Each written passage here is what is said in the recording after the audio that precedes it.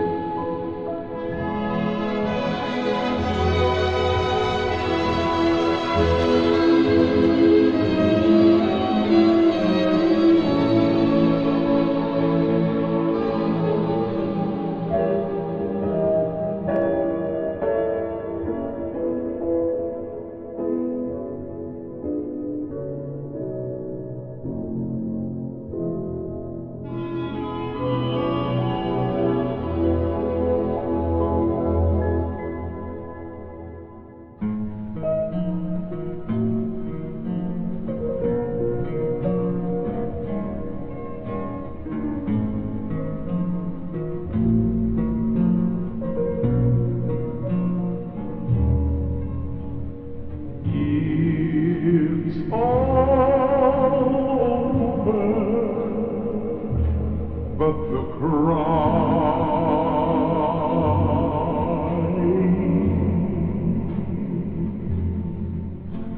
and nobody's crying but me.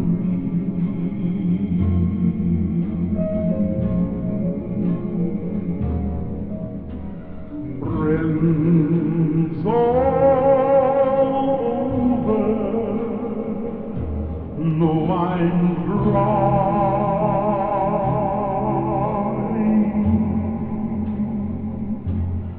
to forget about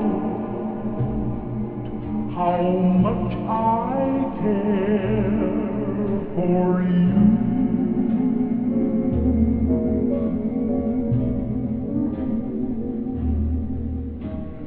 It's all over, but the dreaming,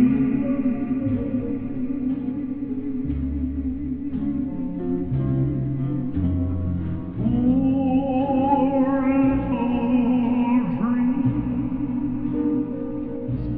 that keep trying to come true.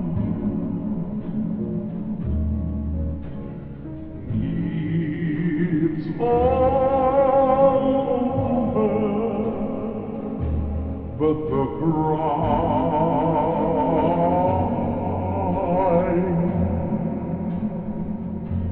and I can't get over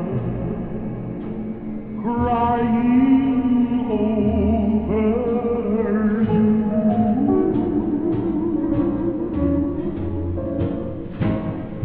It's all over, but the cry, and nobody's crying but me.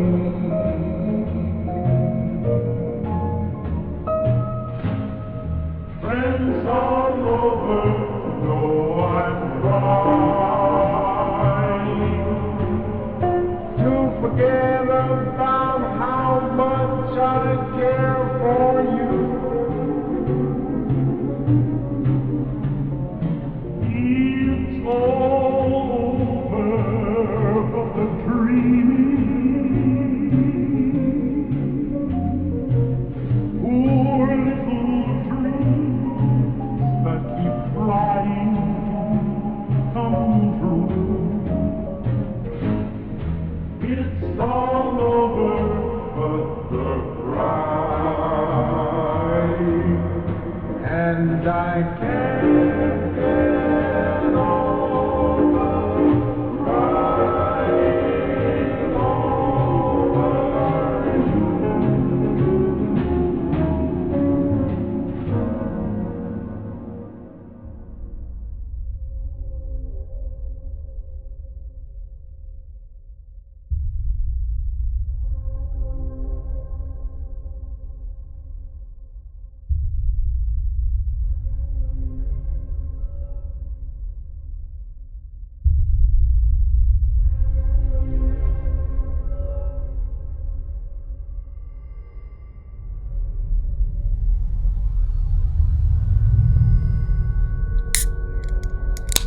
I did it! I got that cat!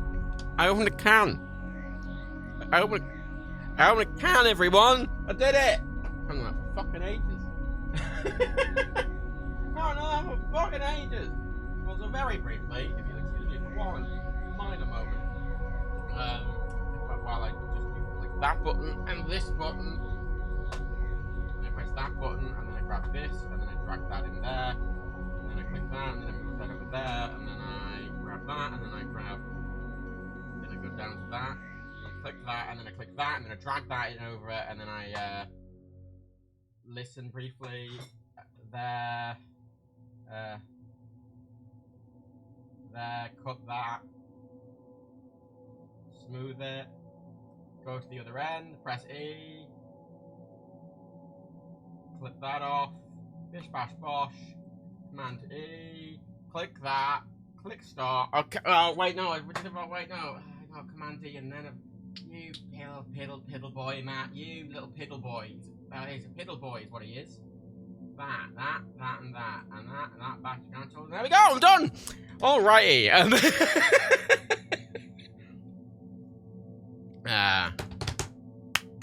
Hey. Dan sent me a Patreon podcast literally 10 seconds before the intro song was done. In between me pressing the thing to start the womp thing and it actually coming up. I got one. That was me quickly dragging it in and chopping the ends off and rendering it. So it's not a problem later. I've got a can today. Wait, I'm excited. I've got a can of Pepsi and oh, it's some asthma. No one calls it asthma. No one. Not a single person calls it asthma. But I just did. I just called it asthma. Right, and then, right, oh. It was a quiet pop.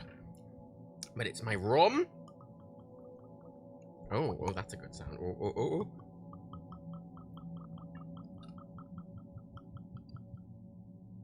Delightful. Rum out of a ceramic bottle. Just spilled.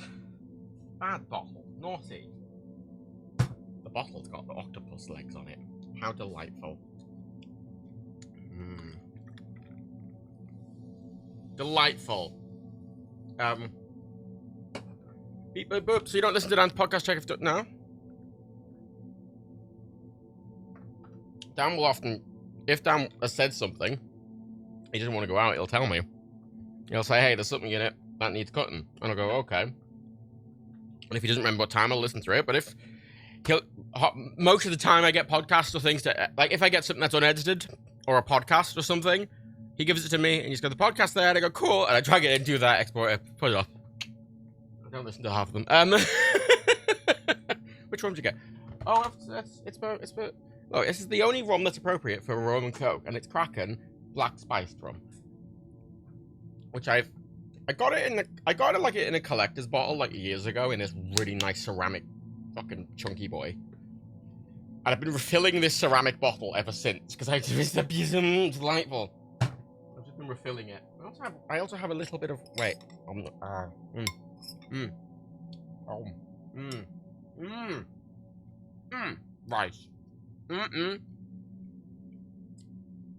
Rice, quickly.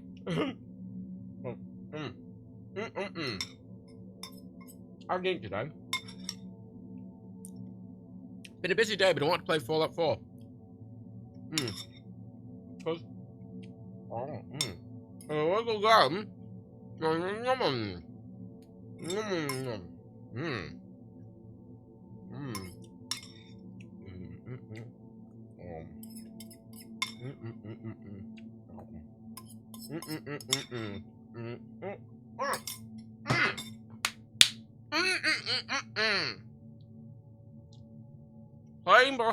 plain rice.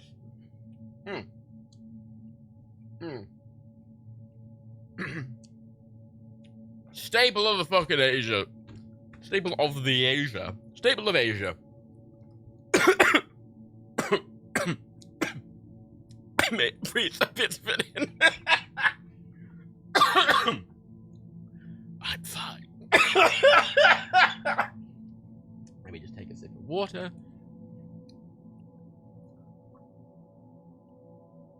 I'm good. Right. Whoo! Right. Brown bottle, yes, Kraken white or black bottle. I don't know, I got it. I got this bottle like 3 years ago. It's black. I think it's different to the ones they do now. I ruined the tingles. Tingles? Is that an ASMR thing? Wait.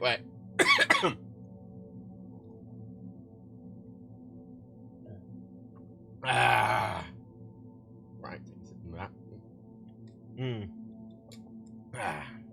There we go. Right. So, I'll be honest, the only thing I know about ASMR is one guy I used to do stuff with who turned out to be a fucking horrible, abusive cunt. That's sort of my only association, is this horrible, abusive cunt. I'm fine. Everything's fine. Rice. It's one of my quick foods. I have some quick foods. I used to have more quick foods. Also, Little did subscribe, but it hasn't come up in my activity feed. The Spanish gave 100 twiddles, and that also hasn't come up in my activity feed. And I swear Faye Elliott gave 69 twiddles, and that also has not come up in my activity feed. Let me... Oh, I'll click the reload button, it's broken everything. Oh, bother. Hey man, allowed to chew. No, never! Oh, that's not working at all now. Oh, there it is. No, it's not Twitch being weird, it's Stream Elements being weird. You know, Twitch sent me a big box. I got a box. I got an email from, like, Twitch partner thing, being like, oh, well, we're sending Christmas gifts out. And, right, like, a load of companies like to send Christmas. Like, Patreon often do, and Discord do for Discord partners, and, you know, fucking... Some publishers send out Christmas shit, right? And they're usually nothing. They're actually not usually nothing. They're always nothing, right? Like, we got a Christmas gift from, when I say we in this context, I'm saying Nerdcubed. And when I say I'm saying specifically me and this Twitch, which is separate. We got one year a single bauble from PlayStation with a minifig in it. Not a PlayStation minifig, just a minifig.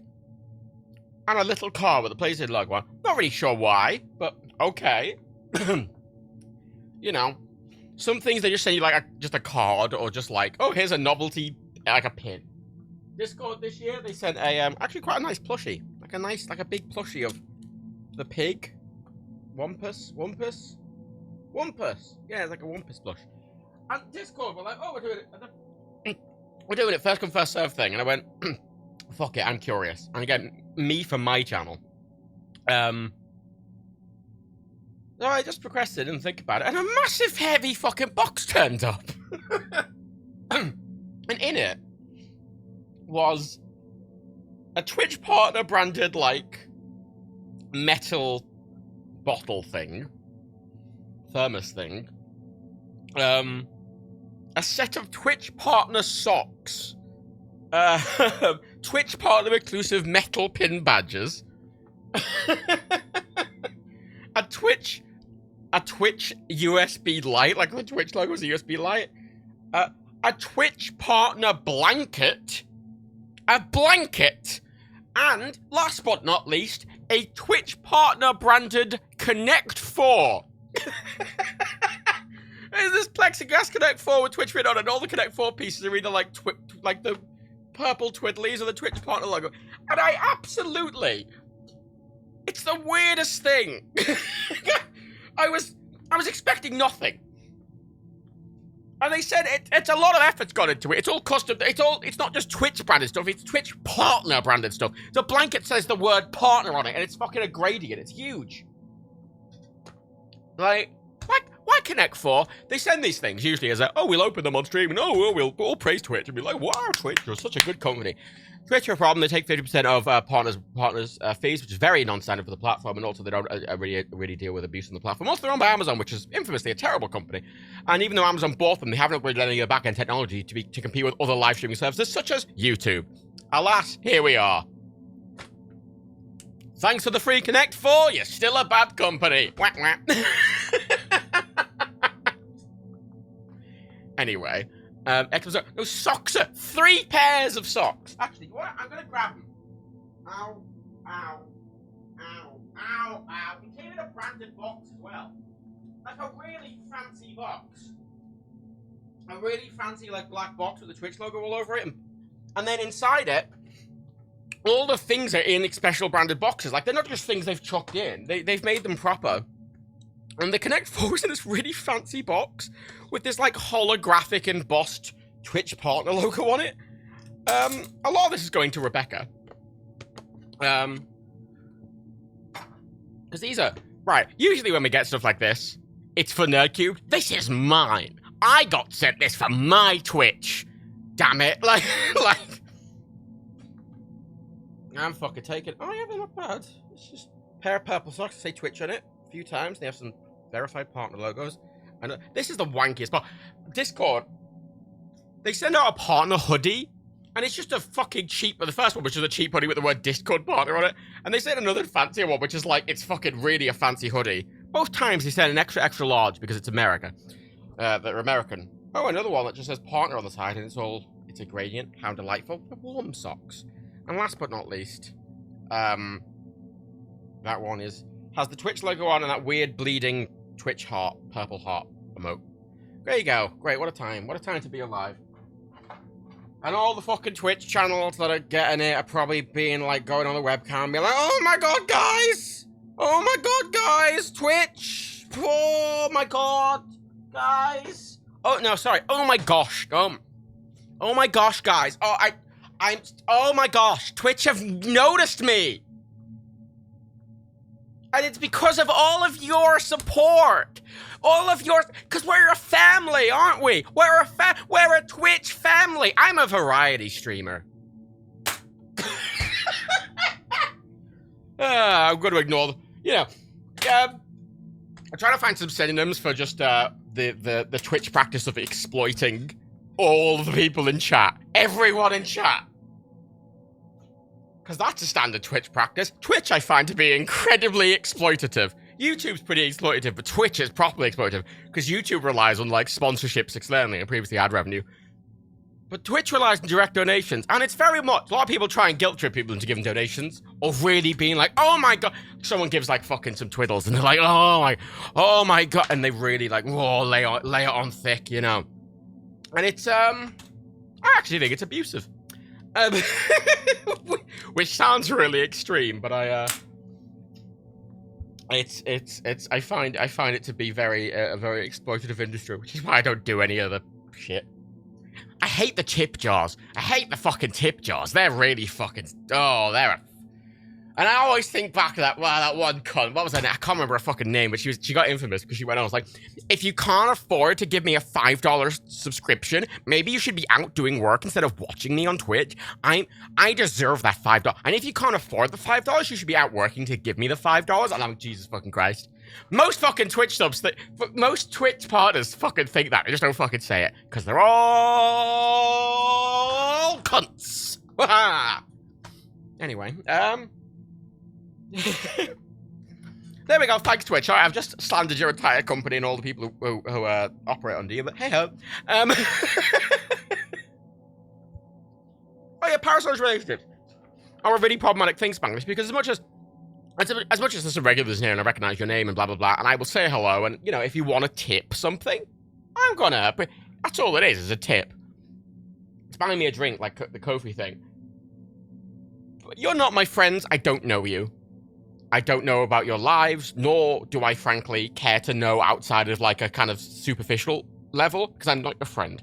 And that sounds mean, but it's not, because so many Twitch streamers, especially, and it's a big thing on like TikTok and a lot of these other sites now, really try and foster this, like, you're my family. You're my family? Oh my god, we're such a family, guys, to really like fucking it in, you know. And family helps each other out, like giving me hundreds and hundreds of dollars. They kind of pull on people's heartstrings, and they're like, a lot of people on Twitch, you know, a lot of people watching, some of them are lonely, and that's fine, you know, it's a bit of company, it's a bit of background noise. For a lot of people, this is what Twitch is, it's background noise. Even if you're not engaging, it's just like moving wallpaper, but a lot of people take advantage of that. A lot of people really like to take advantage of some people's loneliness, and that is horrible. And it's always in, not even that insidious ways, it's always in, like, subtle ways, you know? It's always, people seem really nice about it, but nah, they're like fucking, it's always exploitative, and I think a lot of people do it even without fucking realizing they're being exploitative, which if anything makes it worse, because it's a culture of the platform. Anyway, now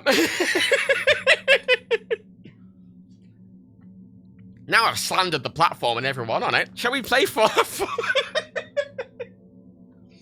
So I like streaming. I think it's fun. I like talking. You know me. I can go forever. It's just fun for me. It's not a career. Make a bit of money off it, which is nice, but it's fine. Actually, it's the thing I meant to set up. Wait. Ko-fi has fancy Twitch integration now, apparently. I don't know why the fucking activity feed's broken, the Streamlabs activity feed. Like, no twiddlies are coming through or anything. There's a thing. And Twitch does as well. Right, I don't know if it does it on your end, but it does it on my end as the channel viewer. When someone chats for the first time, it highlights their message and says first time chat. Which I find really interesting, because what that's meant for at a back-end level is so the streamer can go, oh, hello, first-time chatter, you know, like, I'm really lay it on and make it really personable and be like, I'm really trying to hook them, you know, hook them in, make it a bit personable, make it seem really friendly, like, yeah, I'm your friend, I'm your friendly neighborhood, obnoxious American on the internet, with a webcam and 7 billion RGB lights, and... you know, that. Anyway, I've done this, look, I've been in this industry for, I think, what, how many years now? 14? 13, 14. 2008.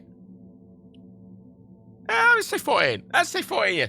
It's been a while, and it's made me jaded and cynical. It's made me jaded and cynical. Also, every fucking type of cunt. Yeah, this is why I talk about it quite a lot, because I feel like I have a lot of experience, and I've always done back-end stuff as well. Most of my experience is back-end stuff, not front-facing. So I see all the back-end shit, and I was the person everyone fucking came to and just complained at.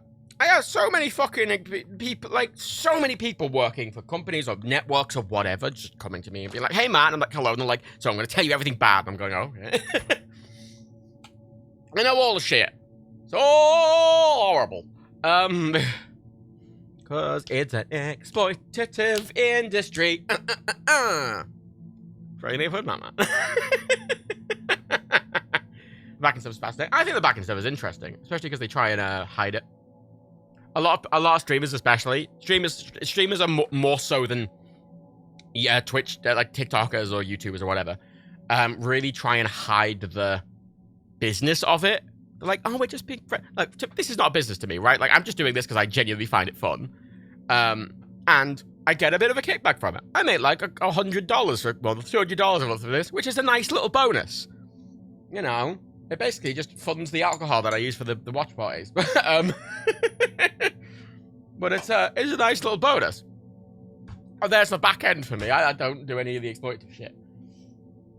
I like to acknowledge people if they give a tip. I think it's a nice thing to acknowledge. But it's so many people make a big fucking deal about it. Make a really big fucking deal about it. Right, let me do something quickly because I set up Ko-fi. I want to say tip. Wait. Matt only ever go because he got other people shut his mind. You joke. Welcome to my 4 years of therapy. Every therapist I've had to explain the industry to, and by the end of it, they're like, "Oh my god!" I'm like, "Yeah."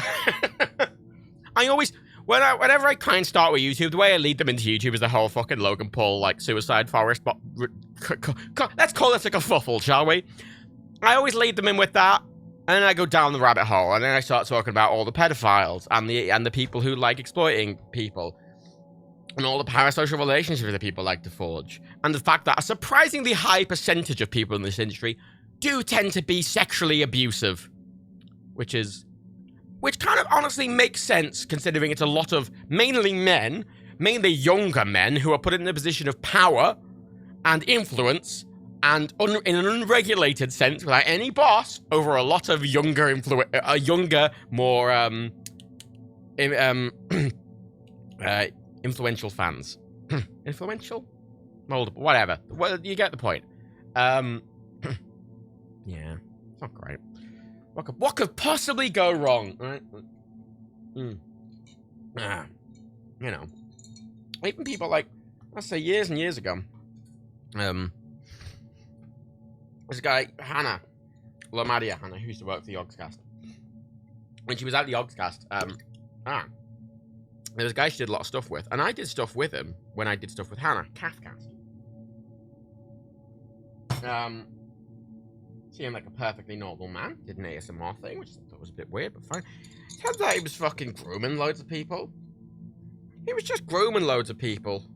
Mods, people in his Twitch chat, random other people.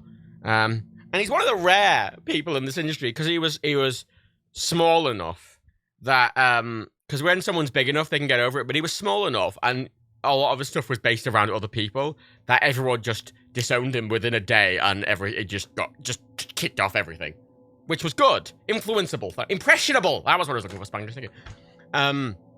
Yeah, and that's the frustrating thing. There's several people I've known, granted not well, but at least been acquainted with, that just turn out and you're like, you don't even expect it. You're like, what the? It's just the fucking industry, man. It's just the fucking industry. I like to think I've proven my fucking self, because if I've got this far, I feel like within 13 years, there should have been a bit more controversy. You know what, right? The worst controversy I've had in my 13 years doing this is that I caused a big kerfuffle because I was demanding better disclosure in YouTube sponsorship deals. That's the worst controversy I've been involved in. And you know what? I fucking take pride in that, motherfucker. Oh no! I was demanding accountability and transparency. Whoa, no. The controversy, right? Like... it was actually a very big controversy, to be fair, but loads of people got involved. It was a whole big deal. A whole big deal. But that was the worst thing I think I've been involved for. I know, the cheek of me. Because then, like, you criticize someone, and then all the fans are like, how dare you criticize this person I like? Here's the thing, right? Everyone here, anyone you like, including me, is fallible.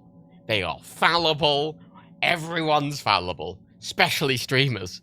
Because they usually, honestly, most streamers and YouTubers and stuff like that, they're young. And frankly, the younger someone is, the more mistakes they're going to make, statistically speaking. And that's fine. You learn when you're young. But everyone's fallible. And if someone makes a mistake or fucks up or whatever, or you think they fucked up, you can still like them and not defend them. You can go, I like that person's content, but this thing they did, bullshit. Right? Just because you like someone doesn't mean you have to defend them to the teeth, even when they do something shady. You know? Oh no, some random guys said my favorite YouTuber should disclose the sponsorships better. Oh, grrr. Like... grrr. Fucking asshole. Yeah. And I always try to judge people with how they are behind the scenes, because people put on a face. People put on a face publicly, which is fine. It's part of it. It's not a gimmick, but it's part of the deal, right? Like, you have a performative. I wouldn't say it's a persona. And for some people, it's completely different. For me, when I'm performative, like now, I am louder and I am more gesticulate, and I am whoa, and I can keep talking. And I'm very energetic. Or I try to be very energetic, and I try and project a certain level of confidence, but it's still me. It's just a more exaggerated version of me. When Dan's performative, he's loud and grrr, but then when he's not performative, he goes quiet. He's just a nice, normal, quiet man. But other people, you see, when they turn the switch, some people turn into different people. And the people you want are the people who just exaggerate some things for comedic effect or whatever. That's what you kind of want. You don't want people who change their entire thing, because then it's... You know what? Right. Total Biscuit. Back in the day, I met Total Biscuit once at CoxCon 1 year. And it was a year that someone got up in the, in a Q&A session, so I can't remember. But someone got up and they went up to the front and they said, "Are traps gay?" And Total Biscuit got the cunt removed. Right? Total Biscuit got the cunt removed. And I have a very distinct memory, because I wasn't there for the incident. I was sat in the green room, having a coffee. Just, oh my fuck, what I was doing.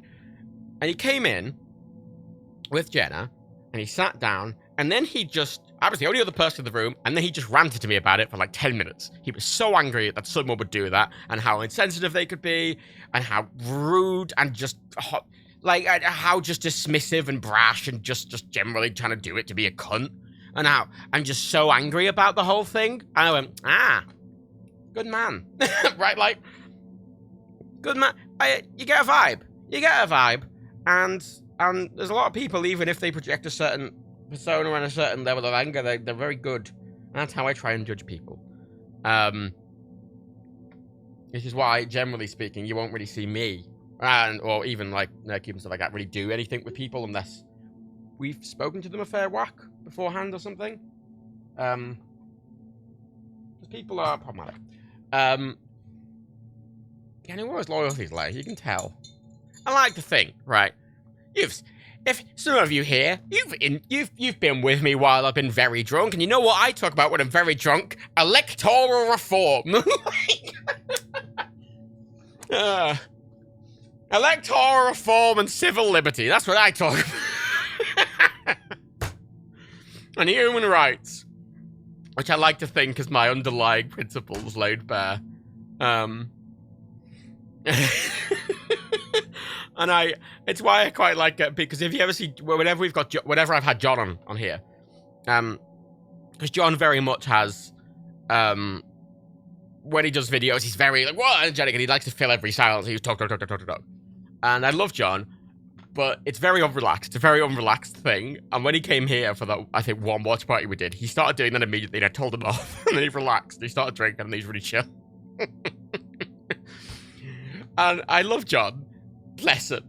And it's getting, when you get people to relax, they become more themselves. And as long as they're the same person underneath, but just, you know, have a different vibe, but they're the same person, that's good. When people are different people, that's bad. You know? That's bad. America usually mixes into that. America does always mix into that, because fuck America. Fuck America. I also work a job where it's very secure, and I've been encouraged to just be myself and be very angry about the world. I'm in a very fortunate position that I was working for Dan when that entire, like, fucking, called Mackgate, when that entire fucking, like, me getting angry at someone without disclosure thing happened. And, it was ridiculous, but the reaction to that was very much from Dan, especially, was like, you do you, Matt. And I'm like, cool. Like, it wasn't any problem whatsoever, which is very lucky. Oh, fuck, America's too big. I mean, it's fairly empty. Hot dog down the hallway type situation, you know. It's a fun time. Anyway. Fallout. That's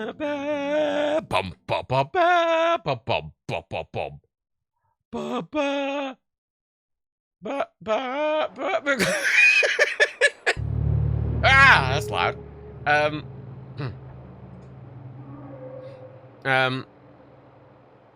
What I made James is Don can do that consistent talking for hours and hours and a mildly frightened his ability to keep going. I mean, I can do that. Maybe not at his speed. I've edited a few of John's videos, and John, I have a distinct memory of editing a Crusader Kings, one of his Crusader Kings, like, series videos. And I did it all, and he watched it all back, Claire watched it all back, and he got back to me with a note. And they made one further edit to this video. They cut out, and I quote, 0.9 seconds of silence between them saying something and the next bit of the sentence. And they cut the bit out, they re-edited the whole thing, and because that's John, is compress it all. And I just think it's the most him thing. And I love it. An hour and a half long video as well. Like, oh, bless him. Bless him. Oh, see, I have a thing where when I took over editing for Dan, so the videos kind of got longer a bit. Because I like leaving silences in. I think they're good for comedic effect, and I think you can hear people thinking even when there's silence. Like, I think silence is an important part of a sentence to help sort of emphasize it, or I don't know, it helps you structure a sentence better. You don't want to cut out every bit of silence, because then it just gets, there's no pause. And if you need pause to process, and that's what I think. John is efficiency. Get rid of everything that's not me talking, which I love John so much, but it's so funny. Because, you know, when we years ago, we were doing Nerdcube shorts, and they were supposed to be under, like, 2 minutes long.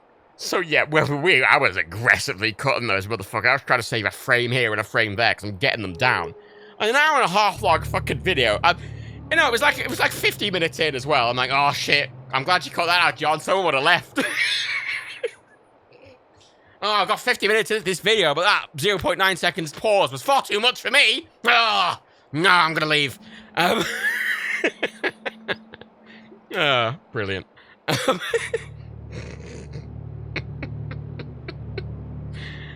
Bless that boy. Bless that boy that he's finally taking a single day off a week. Everyone, give him a clap.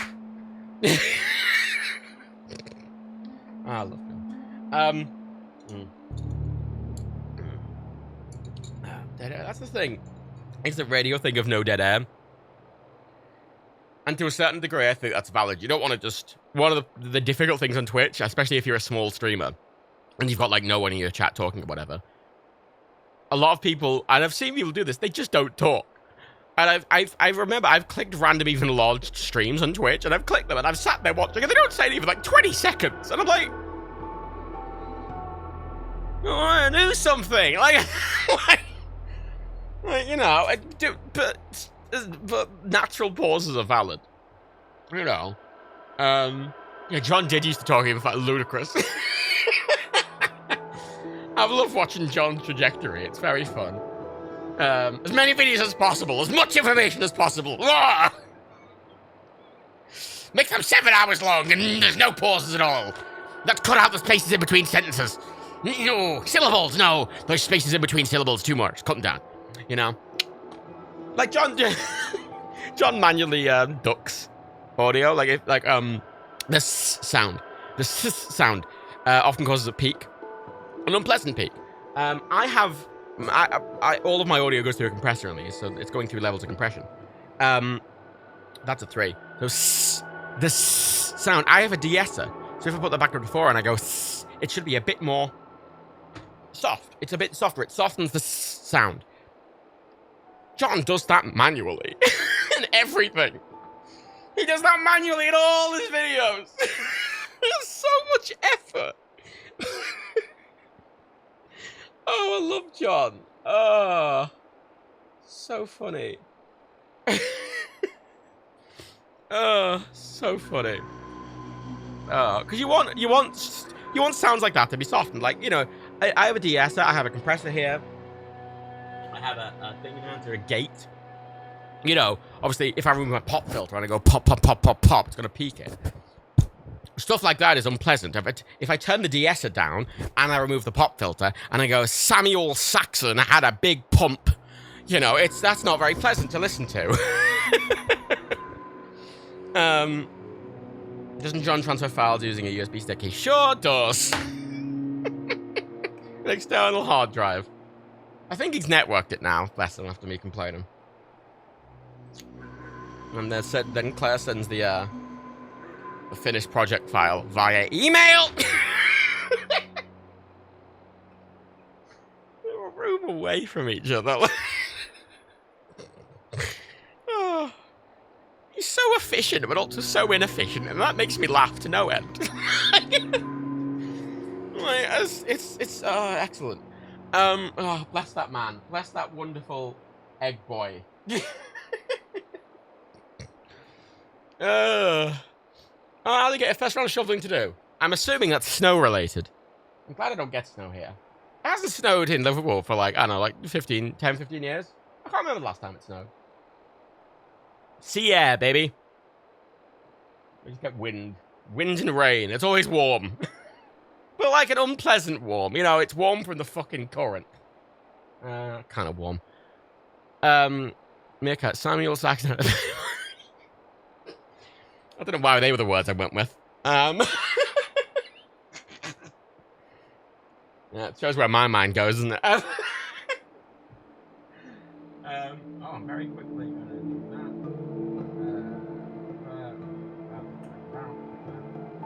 that. But yeah, I'm just going to listen to this briefly. Hello, everybody, and welcome to Oh, what? Uh-oh. Wait, no, Daniel. I should listen to the first bit. It says part 2.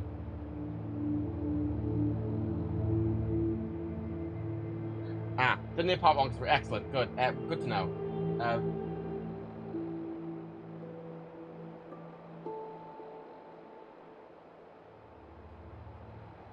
Okay, cool. Quickly do the thing.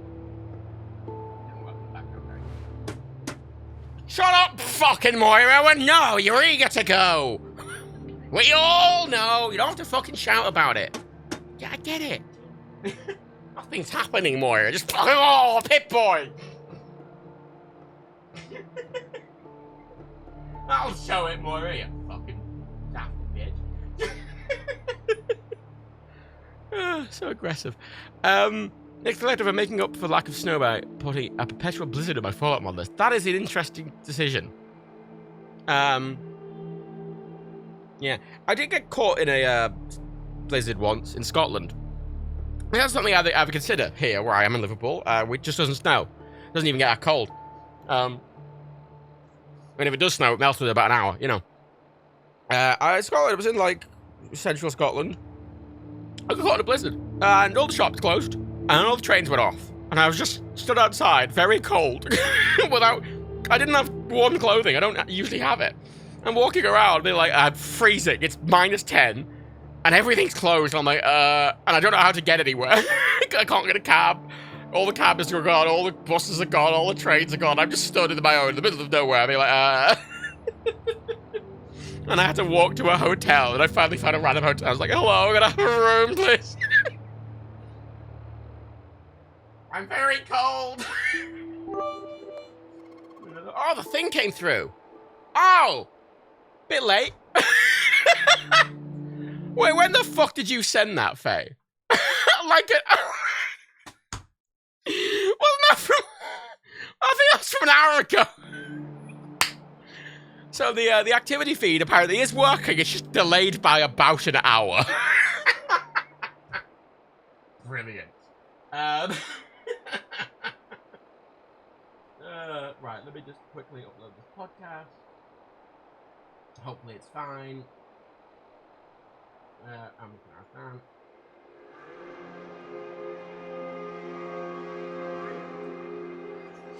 Cool. Right. You're the first person to deep trap your account. Well, Faye, you're a dedicated fan, and that means you owe me £7,000. Thank you. Why aren't you out working, Faye, to give me money? How dare you?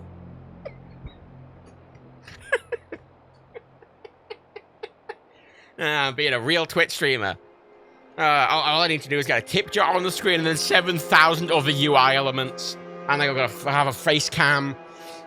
And like a fucking bar at the top, like a sub-goal bar or something, and a tip jar at the bottom. And I'm gonna have like fucking lights in the background. And I don't know, some form of light-up headphones that are really overpriced and not good at all as headphones, but they do have lights on them. And then like just some shelving in the background with some like, there's some gubbins on it. A few video games to show I'm a real gamer, you know. And then, you know, then I will just play video games and pretend that Activision and Take-Two and Ubisoft aren't massive pieces of shit, and keep playing, and sit there, keeping playing. Oh, you know, I'm just gonna sit there and play Overwatch, and talk about ethics in video games while playing Overwatch. I'm being, oh, I bought 70 loot boxes. No, but ethics in video games, like, I take you seriously. Your morals are definitely there. Faye. That's a good one, Faye. No one can see it in the VOD, obviously, because you'll see it in an hour on the VOD, I guess. Imagine anime cowboy Matt's wearing excessively with frozen spinals out of his face, the perfect VTuber. I did genuinely debate doing something really silly with like that sort of mocap software type thing. Not an actual face cam, but I thought it could be fun. Like, there was that thing Dad did in the stream, like, last week, where he's like, I've got a face cam, and he made it, like, 3 pixels wide at the very bottom. If you had him on, like, a 70-inch TV, it'd be the size of a postage stamp. It was very funny. Who knows? And he got to hot tubs. Oh yeah, no, I'm not sexualizing it. I just happen to be sat in a hot tub wearing the skimpiest outfit possible with my tits out. But it's not sexual. How dare you assume that? Okay. Yeah, okie dokie. It's the hypocrisy I don't like from Twitch. Like, no, you can't be sexual on the platform. That's fine. I'm like, wow, where's the line? No, I wear prosthetic tits. I'll do the, I'll do that little Britain sketch where I can't even remember what sketch it is, but it's the, I want tits. I can't remember. He wants tits desperately. He wants tits. He finally goes in, gets surgery, comes out with tits, squeezes them and goes, don't like them. That's good. The only kind of hot streamers, Gem. Not a clue. Don't know who Twitch streamers are, to be honest. Fair while. I think RC Game did. I don't know. RC Game did a bath stream where he wore a full suit. That's good. That's a good. That's some good shit right there. Right. Anyway, Fallout. Right. I'll talk more as I go. I've made it harder. I turned up the settings higher. I've made groups bigger and I've made more spawn points. That's all I've done. I've just made it harder. I also, after last stream, I needed leather to make my clothes shadowed. So I just went on a little trip. I just wandered around and found some, like, fucking rad stags to kill. Or something, and I grabbed the leather and I just made my hat thing. So I just did that to save time. And also, while I was doing that, gunners attacked here, and I had to defend the place from gunners. But that happened, and everything's fine now. But yeah, the groups are bigger now. I've turned the group size up. Also, I want to put something out here, by the way. If you've seen me do this at all, you'll know the group sizes I've had on are small or medium, and they're still really large, right? And I've had spawn point frequency to, like, you know, low, medium, low, right? Like, because even that's really high. Glowing sea spawns are turned to ultimate. That'll be fun. Glowing sea will be great when I have to go there. I'm hoping we don't get a group of 15th century bots.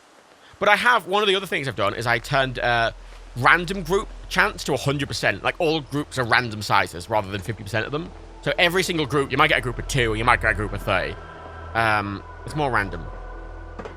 I've got a special chest up here where I keep my things so that the settlers can't take them because they can't be trusted with them. After all, they are natives, and we all know about natives.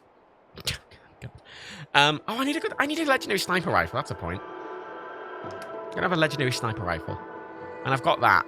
Oh yeah, I put stuff on that. This is built the exact same way as the chest piece. It's got the exact same stats now.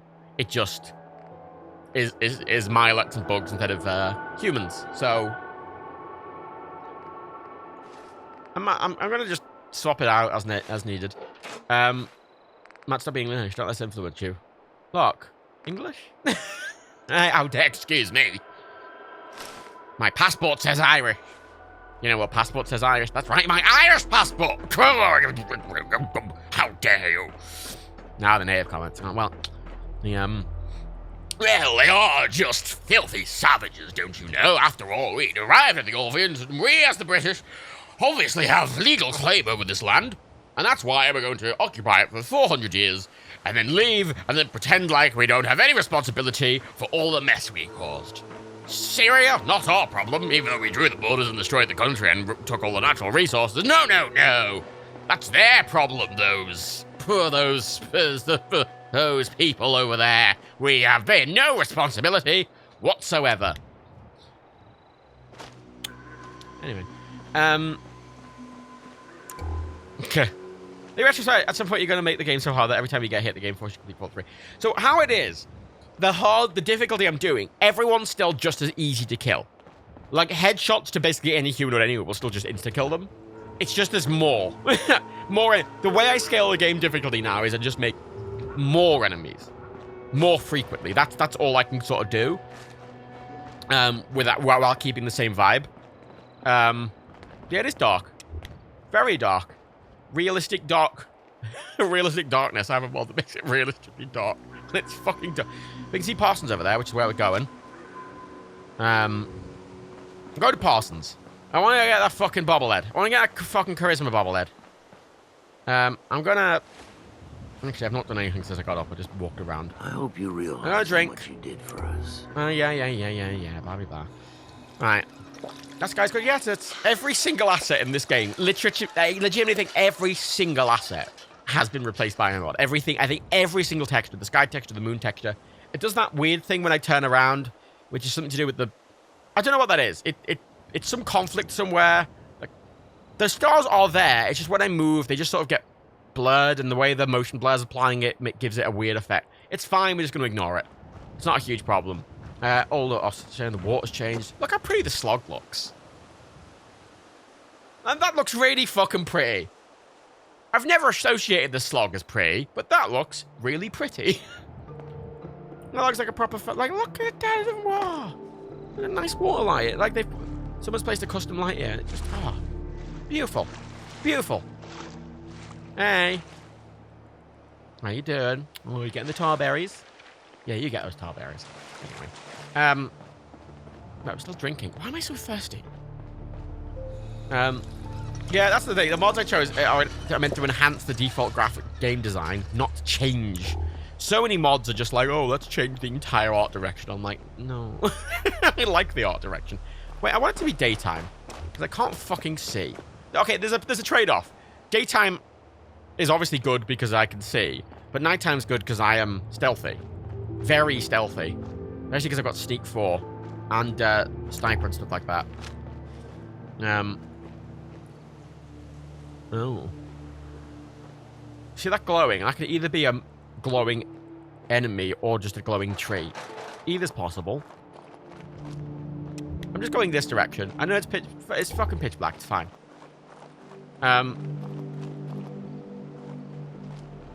I got the helmet mod that gave me a proper flashlight, but I found it so... I don't know, it was just a big circle in the middle of the screen. It made it feel like I was looking through a fucking, like, scope every time, and it just... I didn't like it. Felt unpleasant to use. So I turned it off. So I'm not getting that Left 4 Dead 2 experience or vibe, unfortunately, but yeah, well. Does night vision help? I mean... So here's actually... There's a valid point here. See, that night vision helps. It's still fucking dark, but I can see shit I couldn't otherwise. Like, I can see under that thing, which I can't now. Like, that's just pitch black, and now... Oh, I can see it. Not great, but what... Is it... One of the perks... I'm pretty sure it's Night Person. Yeah. Night Person 2. Night vision when sneaking. Actually, that's a point. I was meant to test that. Wait. Fallout 4 perk commands. I wanted to... Basically... I wanted to test how that works. I don't know how the night vision's been affected by the darkness mod. And I've never seen it actually work. So I was going to give myself the perk and then reload. Just to see what it did and how it works.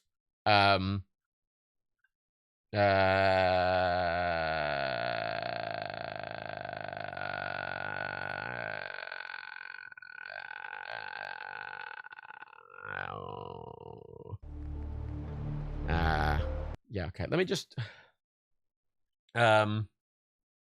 just very quickly give myself 2 levels and then reload. Just to see what that does. Level up cheat Fallout 4. Yeah, I was meant to test this a while. I completely forgot, but I've just remembered. And especially because throughout this series, I've been making the darker more darker, now to the darkest. In base game, it's like green tint, like the scope. I just want to see, yeah, but I want to see how effective it is, because the darkness mod also changes how the scopes work, but it doesn't mention Night Person. No.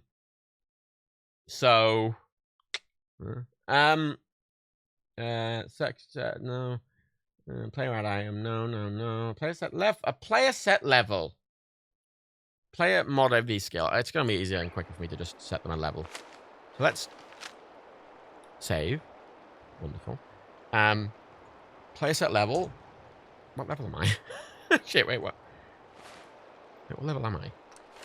35. So let's set it to 37. Playset level 37. Yep. Let's give myself this to see how it looks. And I'll reload. Right.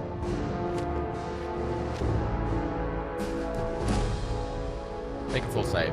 Ow. It's not green. It's like... It just brightens everything up. The mod must have done... One of the mods must have done something to make that slightly more palatable. It almost like makes it look like it makes turns dark and night off and makes the nights about as dark as they would normally be.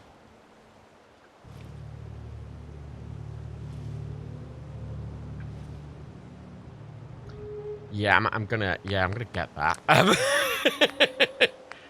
Yeah, I think that's worth it. Try it in the day though. Oh yeah. Remember, this is permanent. Yeah, that's a good point. How does it work in the day?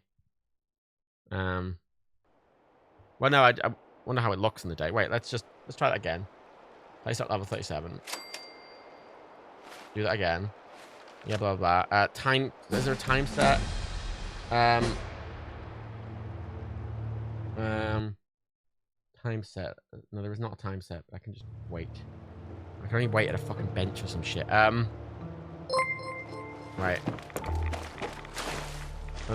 No, the perk just gives you stealth, but it says it gives you night vision just when sneaking. Look, regardless.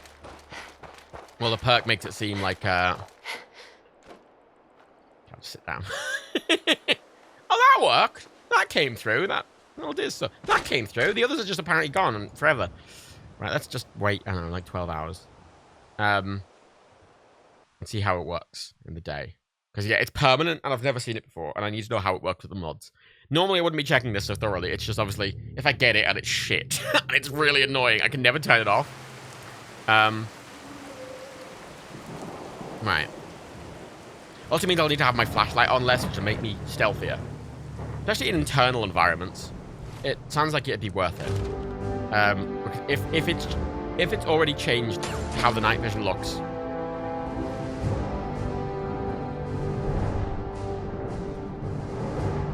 Doesn't do anything in the day. So apparently one of the mods I have has fixed that. And actually made it potentially worth taking. So that's good to know. And it's great to know, in fact, because that means I will be taking it. Because it's now useful. It's now very useful. That's a good perk.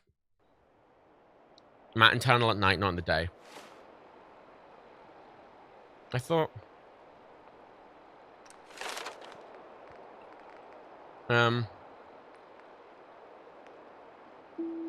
gain 3% intelligence perception between the hours 6 and 6, and night vision when sneaking. Oh, is that? And night vision when sneaking at the hours of 6 PM. I'll be honest. Either way, it's worth it, because it will make things easier at the bare minimum sometimes. Even if it's not all the time, it seems like an improvement some of the time, which is handy. Also, it's night a lot, and that means...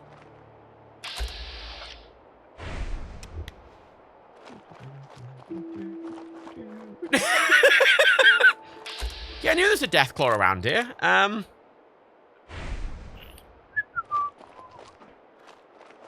me just walk away. He's sleeping. Oh, Spanish. There's Twitch channel thing for Swiddles, Biddle Biddles, Riddle Piddle Piddles, Piddly Piddles. I should have them come up and just say, this person has wasted their money on Matt. But Matt appreciates it all the same. Can you summon a Deathclaw? No, it's just people. Oh, I need to sleep. I thought I just slept. I thought that was the whole point. I thought I slept when I was there. Oh. Well, now I can go back. Need to help out here. Hello. Just don't bring any trouble down on us. I will say, the mod that makes the combat helmets do the flashlight thing, I think it makes NPCs get it as well. Which would be quite cool if you could see NPCs walking around with the flashlight helmets. Like these ones. Talk to Maria if you need anything. Oh, that's some armor. I was tempted to take pickpockets so I could pickpocket people's clothes off them, but honestly, it seems easier to just kill them and take it from their corpse. How? place is off limits. You'd best move How do you along. solve a problem like... Edward Deegan sent me. I'm looking for a missing package. Oh, you're the new girl. So I this got a package. package. Pretty sure we know where it is. The guys that shot Ben are Talk holed up in up! the Parsons It's raining! Creamery, just north of here. You'll have to speak up. I'm wearing a towel.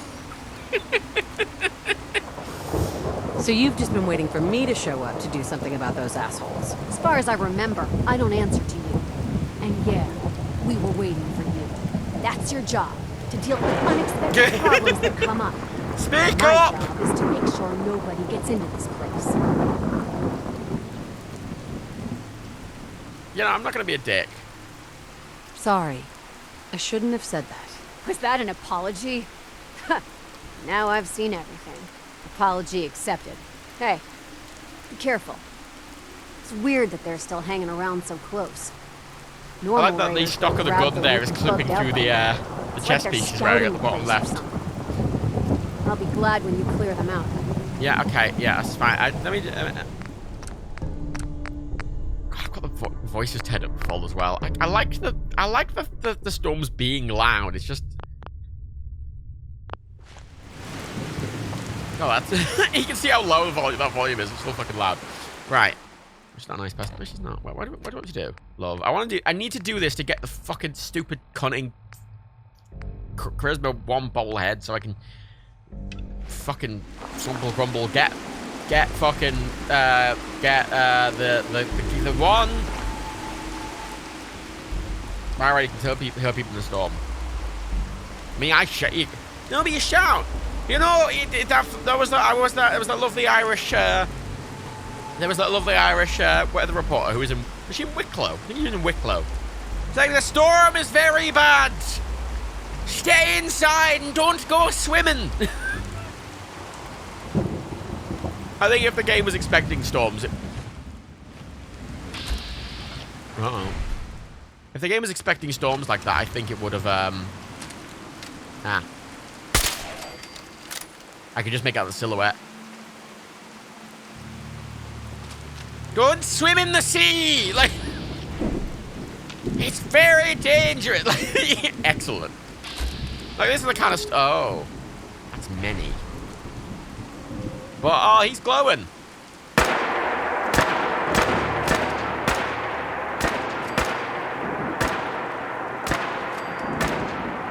Uh-oh. Uh-oh. Good evening. Oh god, there's lots of them.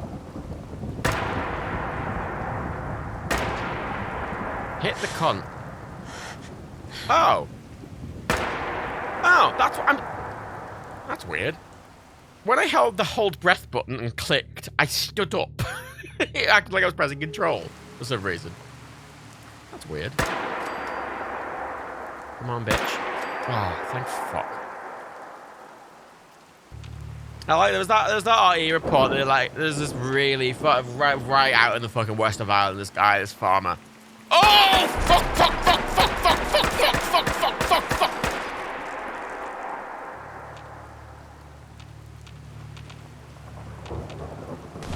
Ah!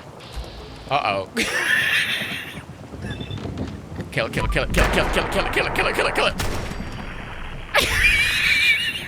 Scared the shit out of me. And it almost killed me. If either of them had hit me again, I would have died. Fuck me. So the darkness is good.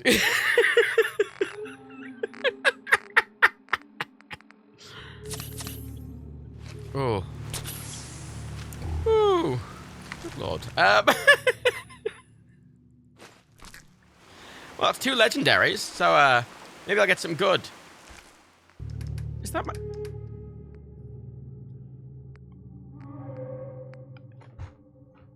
I have never, ever, in a 4-on-4 run, got a duplicate. An exact duplicate. Ah, that's a fuck. Oh, fuck off. God, it's not even like it's a combat armor one. Oh, fuck off. Well, that's insulting. I would have loved a third chameleon gear. Where's that other legendary? Where was he? Where was he? Legendary ghoul. Legendary ghoul. Where is he? Where is he? Where is he? What? Oh. Oh. One of the problems with having more enemies on screen is the game does have a limit of corpses and it will... Oh! Oh, it's under him! Oh, fuck. A duelist board. Now that's a set of John legendaries right there. A duelist board and an exact duplicate of one I already have. Wonderful. I mean, I have had really good legendaries. I got an instigating missile launcher and I got a fucking, I got the explosive minigun. So I've been getting pretty good with the legendaries. And I've had I've had a good few pieces of chameleon. And I got a lucky laser rifle. My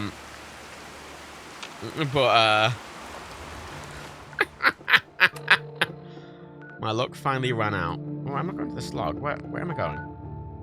Where am I going? Recover package. Oh, up there. Walk the wrong way. Good afternoon, my name is John, and welcome to another episode of Fallout 4. Dabble babble babble. I did get a collection of lead pipes, it's true. I do have that lucky machete. Which is shit, but I'm keeping it just for the principle's sake. Oh, I like the like that being lit up. Always. I don't know why John's a fucking Yorkshireman now. Oh, he's from the Midlands. Oh, I'm John.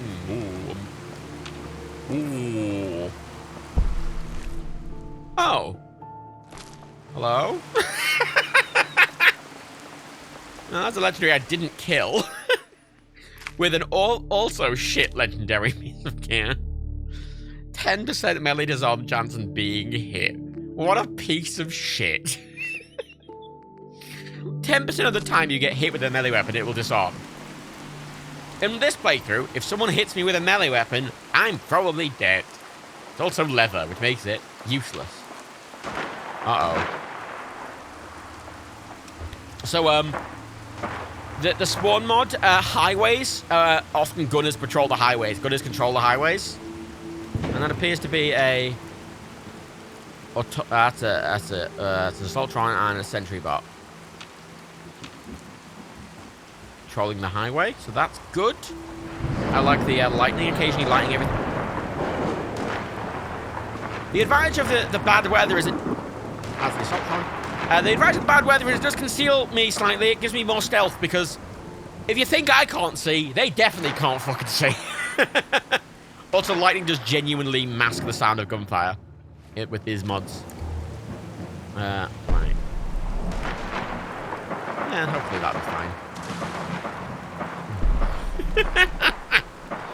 Yeah, that night person would be really handy right now, wouldn't it? Oh, good. Good. Some bears. Oh my god, I can't see, even with night vision, I can't see the fucking bears. But my stealth's so good, and I'm in this, so that they can't even... Uh-oh.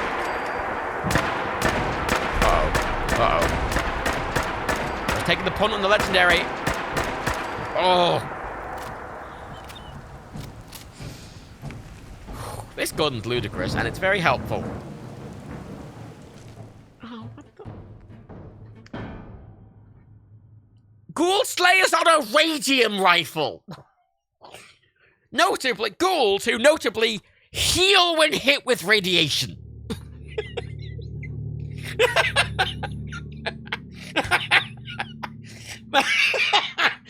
Is that the most... I think that's the most inappropriate legendary weapon I've ever seen. Oh, just brilliant. You know, I'm gonna... Oh, it weighs... I kind of want to take that just because it's... it's fucking awful. Why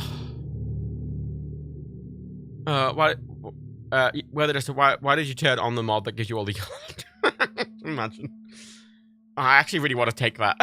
It's terrible, I know. But I think it's really funny. What can I drop? There's nothing I want to drop. Sort. Wait. I've got a lot of Deathclaw steaks I could eat. I had a grilled... I could eat the grilled ragstag. That'd be a good idea. Right. You. And then I'll eat grilled ragstag. That'll be fine. Jesus Christ. What? Wait, grill... No, what was that? What did I just drink? No, I don't know what. They kill a bug. They're killing a bug. Okay. There's a pack of 3 bears. Right. Get us shot it. Literally. Oh, it's such a stupid gun. That's such a stupid gun.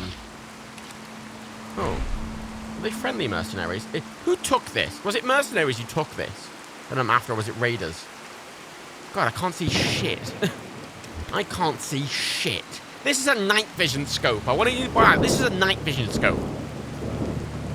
I mean, it's better than it is better than the not night vision, but it's barely better. Raiders, okay. Friendly with the show red, okay. Yeah, maybe doing this at night in the raid was a bad idea because I don't fucking see. I have to rely on bats. Some radstags there, which are injured. Oh. Oh. Oh, what's happening there? Oh, God. Are they fighting a bear? Oh, yep. There's a bear. Oh, the bear's going to take care of it for me. That's handy. Well, thank you, Mr. Bear. You get him, bear.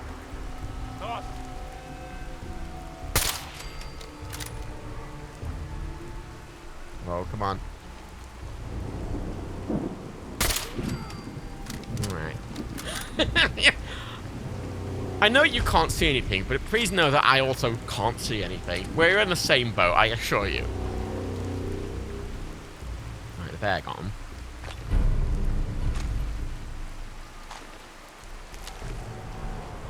Anything else here?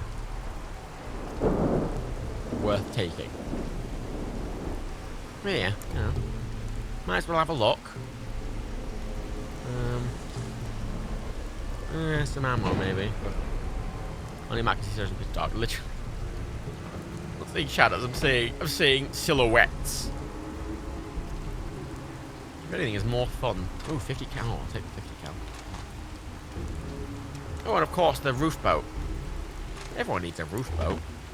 Those times you want to fly away in your boat. Where the fuck am I going? Is that Parsons?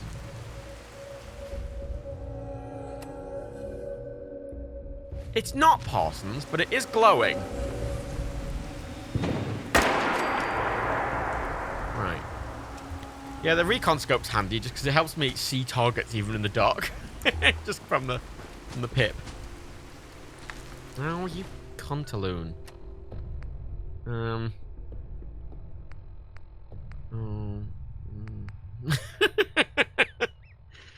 want to carry all my things. The radstag meat is just handy just because it gives me what am I carrying junk wise? Oh, I'm carrying a hide. Oop. Right. You have a mod that can have that pip effect for the rest of the helmets. That pip effect, I mean, you can get that on a power armor helmet. That is one of the power armor helmet mods. And I've got a lot of bear meat. I'll leave it back at the slot. It's valuable meat, you know. Ah. Wonderful. Yoink. And now I'm safe. Safe and sound in the Parsons. Granted, it's the dark back garden of an insane asylum, but you know, it's fine. It takes the power armor one allows me to put center helmet. See, I feel like a lot of the power armor perks are really good and they're only on power armor, and it feels very intentional that they're only on power armor. Yeah. No. Did I not? No. Eh. No. Really? No. Oh. Oh, there goes the gunners again, having a nice time. Should clear them out at some point, I think, those gunners. They might be a bit of a problem. Or I could climb a ledge at gun reach. I know, right? Well, use the gun to climb up. Use it as a little handhold, you know? I think I'm going to go around this way.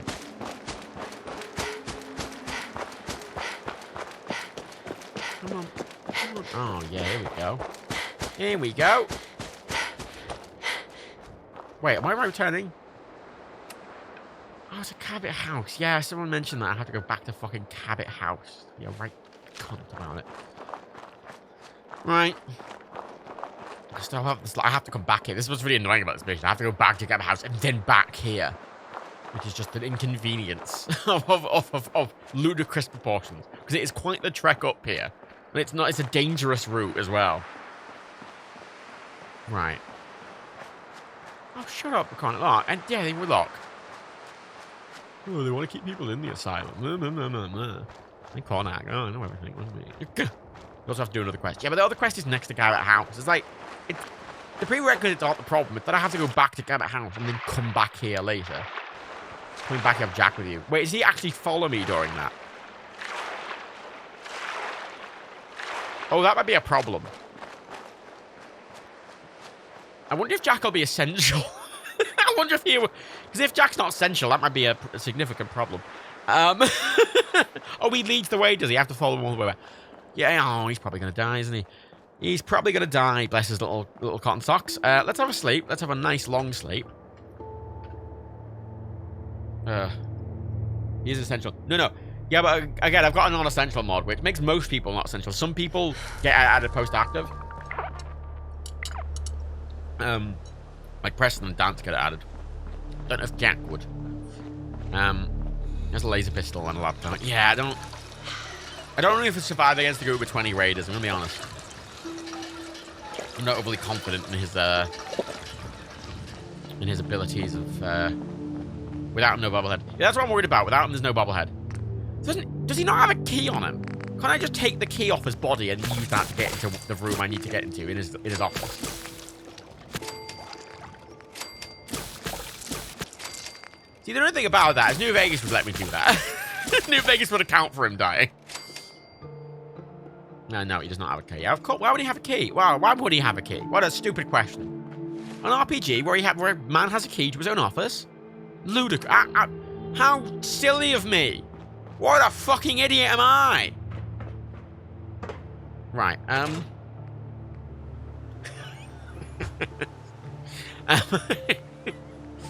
I've got quite a few cool Slayer stuff. I'm gonna have to leave him there. He hasn't locked the return on, for fuck's sake. Right, let's go back to Cabot House now. Let's work back down south. I could literally do the route I just did and to go back, but it's a bit of a weird roundabout thing. I feel like I want to go down this way. I'm gonna follow this road. Fuck it. Follow the road. Hopefully it'll be fine.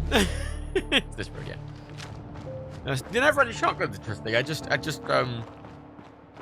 it might be good with a never-ending automatic combat shotgun would be interesting.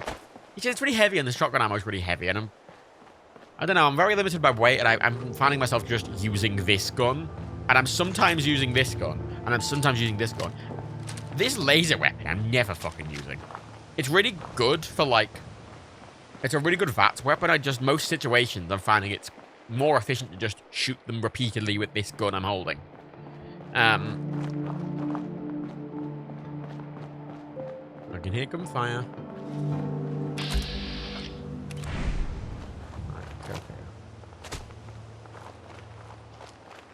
That's where the Forged live. That's where the quest to do the Forged mission is. Oh, fuck. Yeah, that's what the mission to do. I might pick that up on the way past, actually. I'll head on through there. Just grab that. It just ignores reloading, right? Yeah, it just fires all the things, which for an automatic weapon could be, if I make it automatic, could be handy. Oh, it's a Brahmin. I think that's their Brahmin. They might already be all dead. That's a realistic consideration. That this entire settlement might be all dead already. Before I even get here. Which, oh no! Oh god, they're alive. Okay, come on, give me the quest. Give me the quest. Oh. Abraham. Hey, you! Oh, sorry. Thought you might be one of those forged maniacs, but you don't have the burns. You fucking A group of them took over the old... Sure. Yeah. Thanks.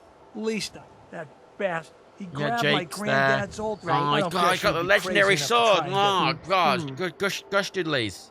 Industrial buildings like that are pretty dangerous. You know, who's there? Let's do this! Exploration attempt failed. Uh-oh. Oh my god. How did I fail a yellow speed check? Pretty sure we did. Yeah. Know where it is? Not a clue. Doesn't it ever occur to you that all this junk... Mr. Finch. Did you change your mind? What do you say? Can you get my Yeah. granddad's sword back for me? Yep. I'll find it. You're doing me a... Alright. Okay, off I go. The charms of the suit are fading. I'm not wearing the suit, but like, my charisma by default with this hat is 7. Like, 7 charisma should get me past the yellow speech check. Surely. Like the lowest speech check.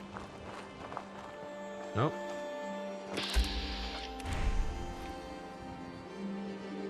Avoid them, I will.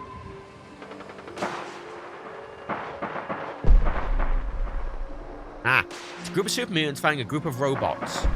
2 of which are sentry bots. I'm gonna go this way. Actually, if I get here, I can follow the river.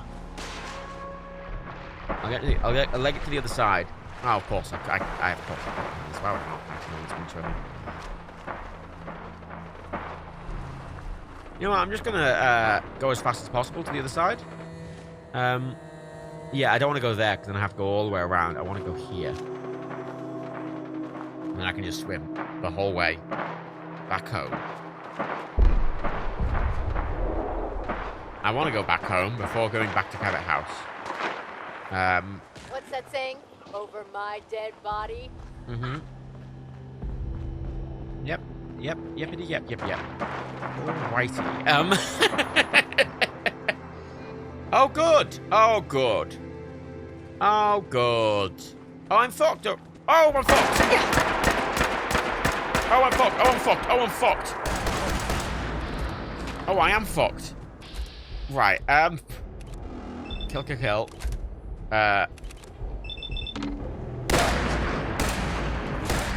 Fucking dogs!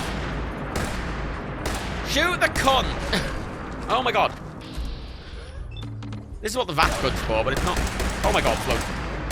Oh my god, there's loads. Oh my god, there's loads. Oh my god. Oh.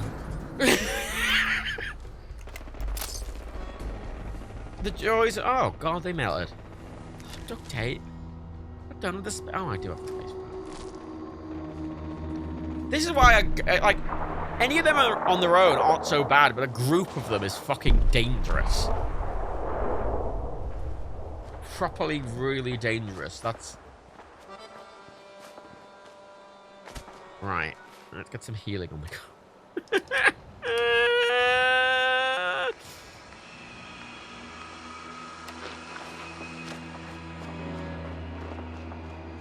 Right. Do I want to take that way down?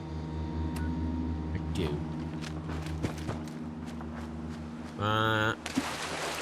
Leg it. I can't jog them out. I am fully invisible under the water because I've got Aqua Will too. Which helps me avoid the very dangerous roads.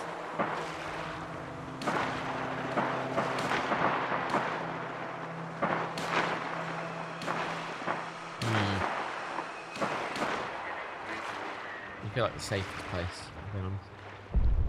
Ah, yeah. Obviously. Right. That's a... I was going to say, that's a good route back, but if I have to fucking... Can I just tell Jack to go there on his own? Because surely in the main game, you would just fast travel back there, and you wouldn't need to go with Jack. Or does the game force you to follow Jack? Because if so, having to go along the roads may be a problem. You can fast travel. Well, I can't. I'm in survival mode.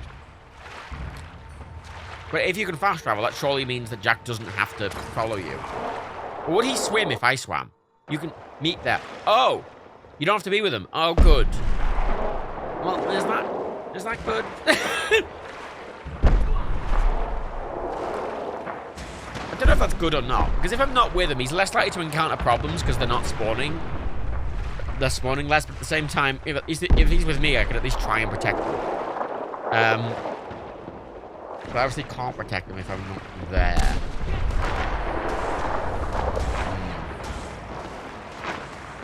Yeah. Yeah, remember, yeah, this is what I meant by I said I made it harder. Yeah, yeah. Oh, good.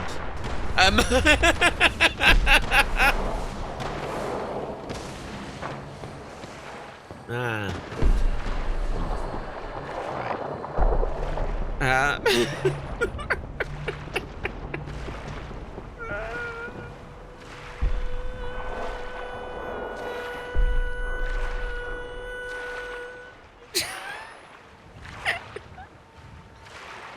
It's a lot of fun. I'm glad I've got Aqua Girl too.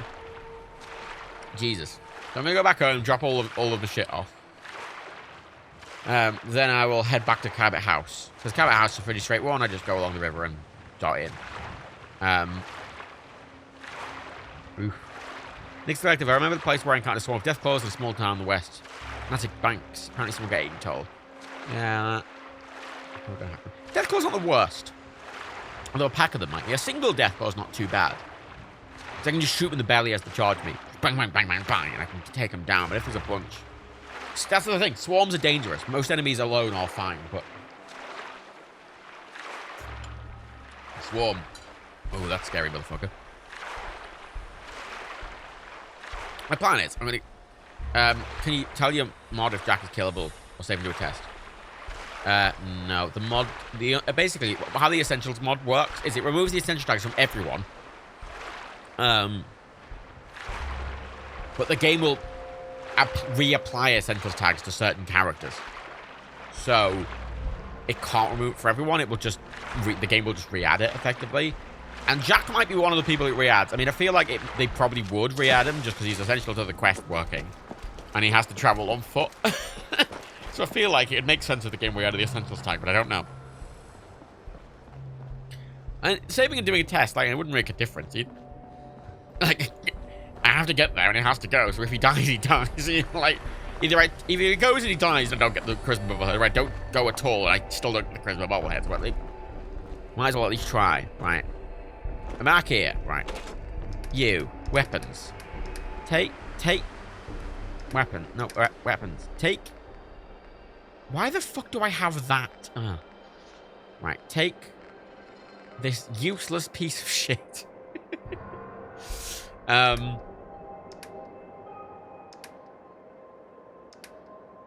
I'll drop that off.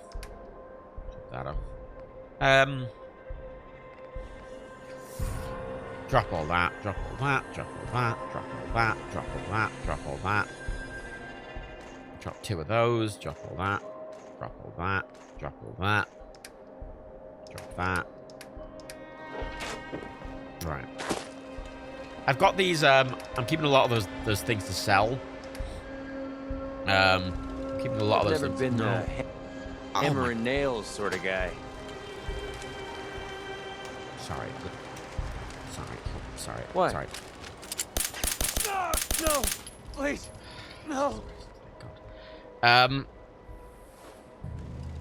You couldn't keep your fucking mouth shut, could you? I warned you!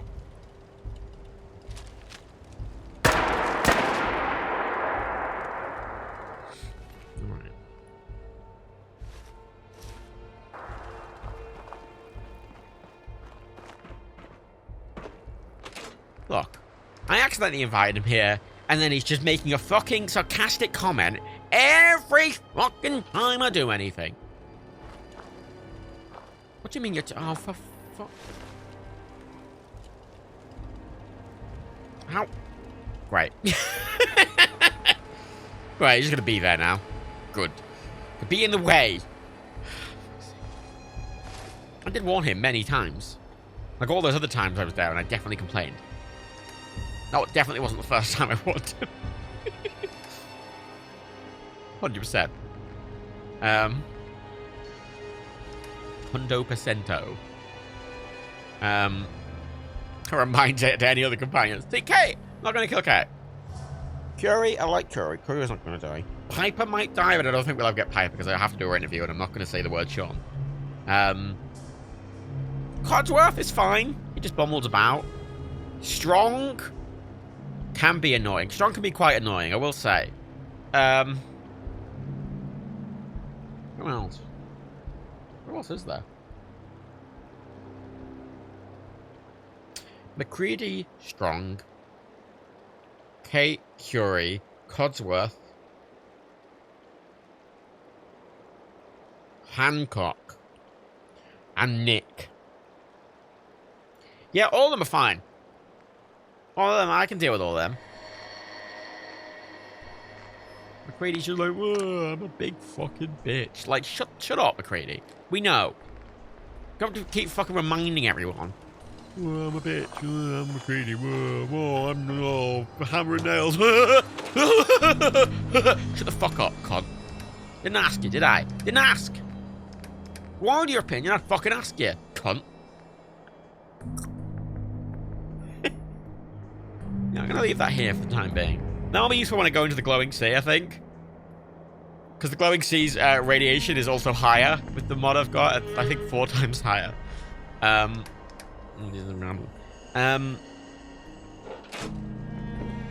What's his face in the rear world? Oh yeah, Boy. And then I'm obviously there's Preston. Preston doesn't exist. Oh, and there's the synth, the Corsa X873 or whatever the fuck his name is. 802345. Yeah, whatever. You know, admittedly, I could have sent him somewhere else. I realize now that may have been an overreaction. I could have just told him to go somewhere else. I could have sent him up to the slog. You know, he could have helped guard up the slog. There was a lot of other things. There was a lot of other ways I could have resolved that situation, if I'm honest, when I think about it in hindsight. Alas,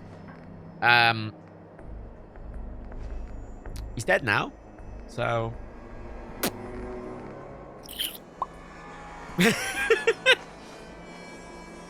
Oh. He didn't want to die. He shouldn't have been so much of a bitch. It's his fault. Shouldn't have been wearing that skimpy outfit. You didn't want to be such a bitch. Let's drop half of these. I don't need 64 stim packs. Oh, no. Oh my god. Give me that. Thank you. Well, that's alright. I don't need all the stealth boys. I'll keep one just in case. Ribeyes I don't need. Don't need all that Radaway. I just need a couple of Radaway because I'm rarely using Radaway, honestly. Radex, I don't need all that Radex. I'll sell most of these, but for the time being, I'll just put one in. This is the chest of things I want to sell or keep. Oh, great. Oh, I can breathe through the water. Oh, that's great. That one. Keep the grilled radstag. It's pretty. Actually, keep half the grilled radstag. Deathblow steak.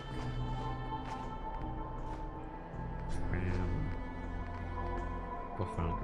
Buff out. Blood pack. Berry mentats can be handy for ghoul places. That's fine. Oh, obviously. How is that a quest item? Do any of these weigh anything? Oh, the Wagyu book weighs something. Don't need all that 10 mil. Drop half the 10 mil. No, click. There we go. Right, I think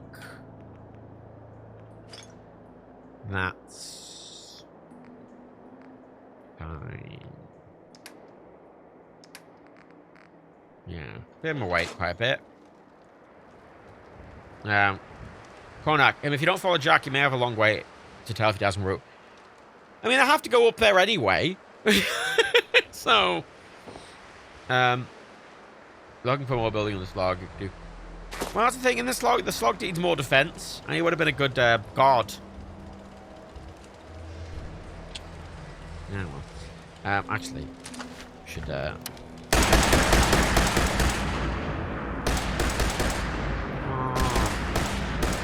dissolve.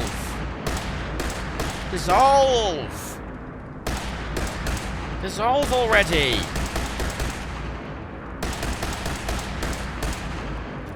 I'm gonna burn him quite heavily, but...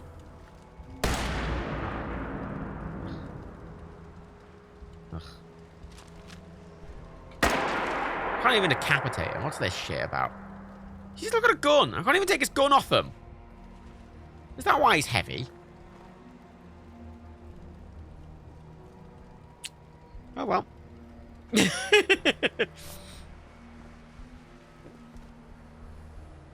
Sleep. Right. Hey, retching rat. I was calling you retching wretch. You don't think bodies turn to ash? Oh, they do in this game. Oh, they turn to ash. I mean, I can melt the skin off his body and just leave a charred fucking skeletal corpse. But apparently, that can't happen to McCready. Little bitch. I'm going to Diamond City. I should just bring the stuff I want to sell. Can you push them like the car on build mode? Maybe.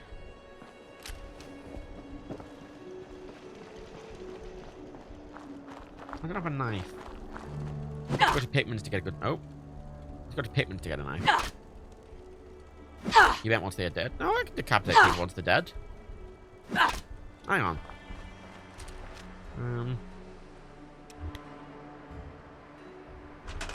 Oh. That's interesting. Only 2 people live here. And there were at least 5. Just him and her. There were definitely more people here when I was last here. There was like 2 other guys. Well, they're dead. Oh, Lucky Machete. Yeah, Lucky Machete. That's a good point. Alright. Was this place attacked? Yeah. Yeah, it was. Yeah, it was attacked. Got that shit to sell. Good intentions, school stairs. I've got a Lucky Machete, right. Does it work better with Bloody Mess? I don't know. I mean, it shouldn't make a difference to corpses. If he was able to be decapitated, he would have been decapitated already. If you shoot to his head, it will just explode. Lucky Machete.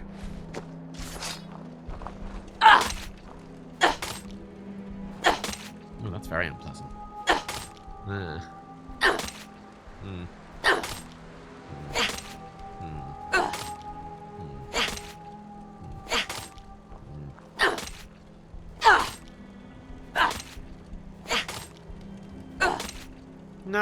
No, I'm just mutilating his corpse, really, for no real purpose.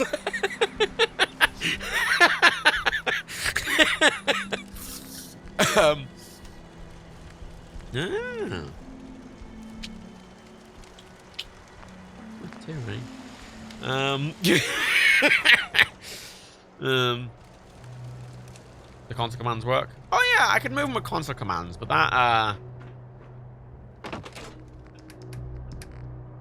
I feel like him being there is appropriate, you know? Just to remind everyone, when Caterize or whatever, they're just like, you know, look at what happened to the other companion. The one everyone likes as well. He's not just some random chum. People like him. Maybe one of the mods causing it. No, it's not a mod causing it. Like, that just happens in Fallout a lot in this game. Usually just when they're holding a bunch of stuff. I think it's because... See, he's still got his weapon. Usually when you get that, it's because they're like holding a heavy weapon. And I can't seem to unequip his weapon to take it off him. And I think it's because it's just permanently equipped to him. He's too heavy to pick up because of his weapon. And he just won't ever pick up. I mean, Kate's just combat zone. Kate's pretty fucking, you know, feisty. I'll have to go get her soon. You know, as a companion, obviously, because I need my carry capacity. But, you know, just to have around. And occasionally to fondle. You know, I'm only human. Only human.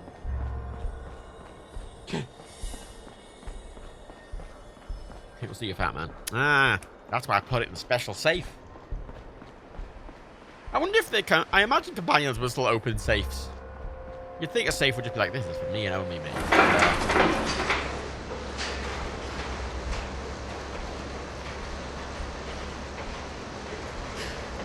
But here and in this log, I've got my special roof saves. Safes. Saves? Yeah. I don't think anyone will be mad about McCready being dead. Does he have... What was his companion quest? I can't even remember. McCready was, I think, my least favorite companion after Preston. Like, from the bottom up, it goes Preston, McCready, Dogmeat, that stupid synth, Deacon,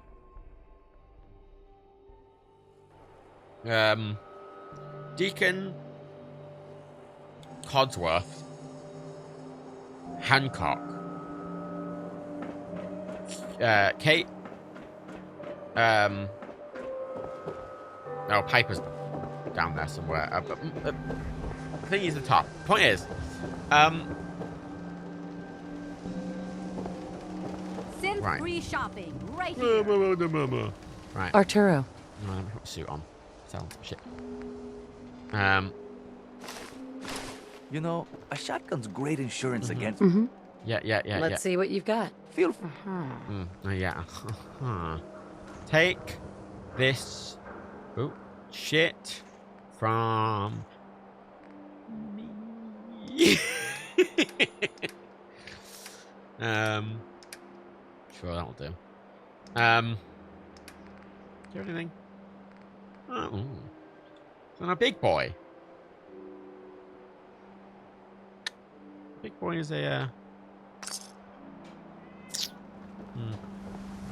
Wish the shops have more caps. I mean, this is a perk. I can.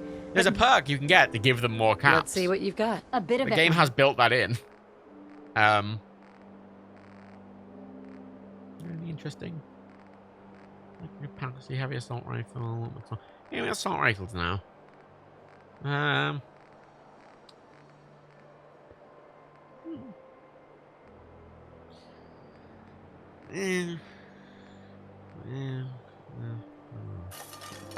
was gonna hit with the doctor, honestly. Surely you'd have much more than 300. I mean, in the early game, 300 are fucked up. For most of their stuff, 300 would be a fucked up. This better be an emergency.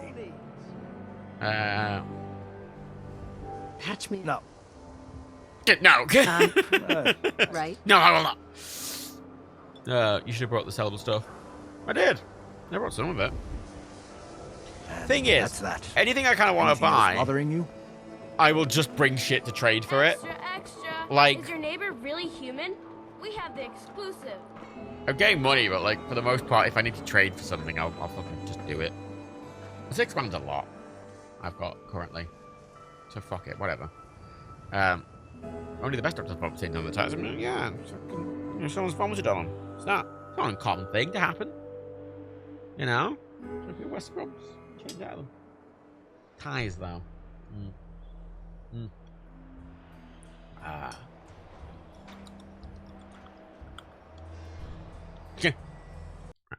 Oh. Hey. Right. Healed. Revealed. And I'm peeled.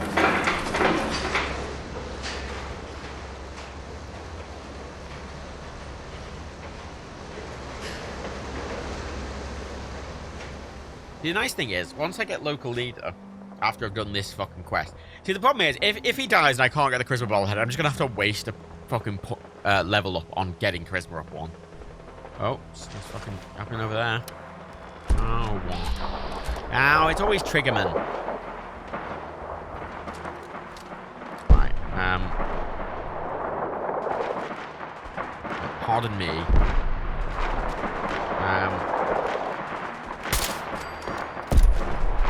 Oh my god. Rust Devils? Oh, fuck! Oh, dearie me!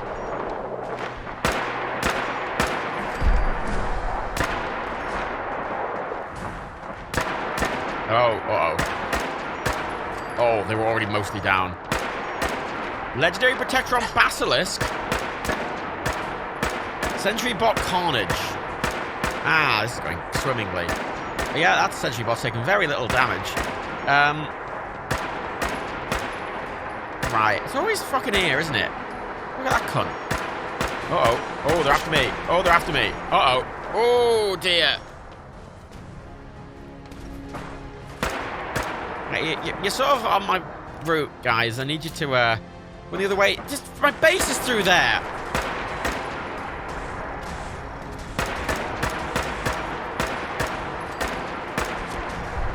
Ooh.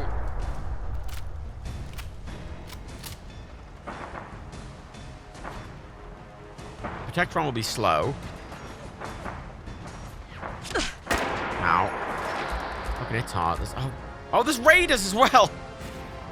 3 separate groups. Oh, the iBot's helping. Good for the oh, the iBot's dead.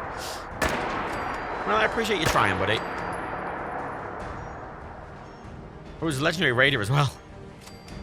This is why I've leveled up quite a lot without any quests, because there's more mobs do make it harder, but it's more XP. Oh god, I need HP. Jesus. I'll take drugs.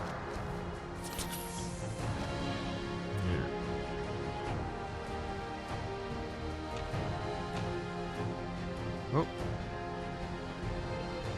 Come on. Yeah. Architectural Basilisk shot quite a few times and it's barely fubbled. Oh. There he is. Oh no, he's down. He's down. He's regenerated once at least. Oh, yeah, he's fucked. He's got no real attack. There he is. Couldn't really do anything against that. Right. Oh my god. Oh shit, a person to ban. It's so rare. Oh.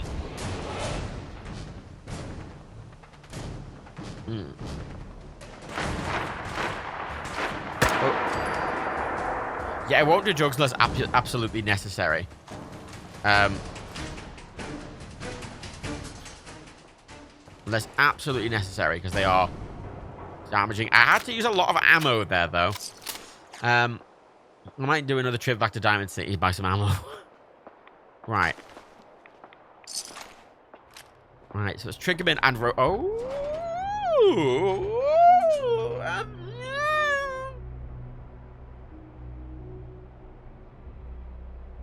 it's not great. 15 burn damage over 3 seconds is pretty nothing. But I mean, I don't have a legendary sniper rifle, so yeah, it's better than none. I'll take it. Better than nothing. Right, what else? You, Mr. Handy Wrecker.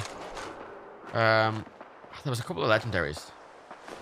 There was a legendary raider as well. Don't know where they were.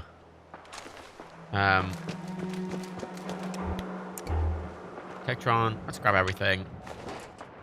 Just, well, I've got carrying capacity because I'm here. That shit. Where were you? Where was that legendary raider at?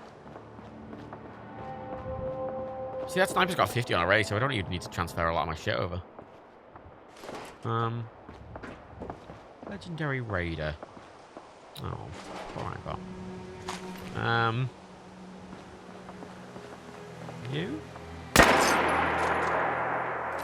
No.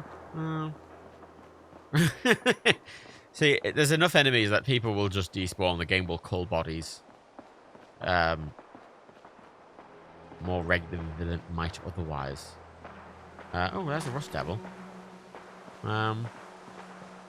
You? No. Thanks.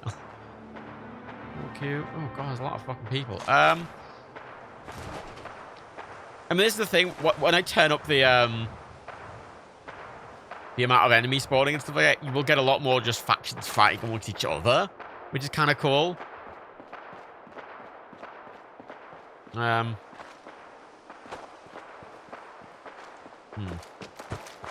raid next to iPad of a legendary rifle. I don't think so. No. Oh. Oh, there's 2 people there. Oh, the tuxedo for, it only gives charisma 1. Alright. Double checking everywhere.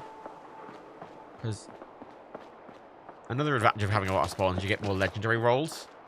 I mean, I'm getting higher level now, and the higher level you get, the higher percentage chance you have of getting legendaries. I don't even know where the legendary raider was. I don't know if I even killed them. Raider waster. Yeah,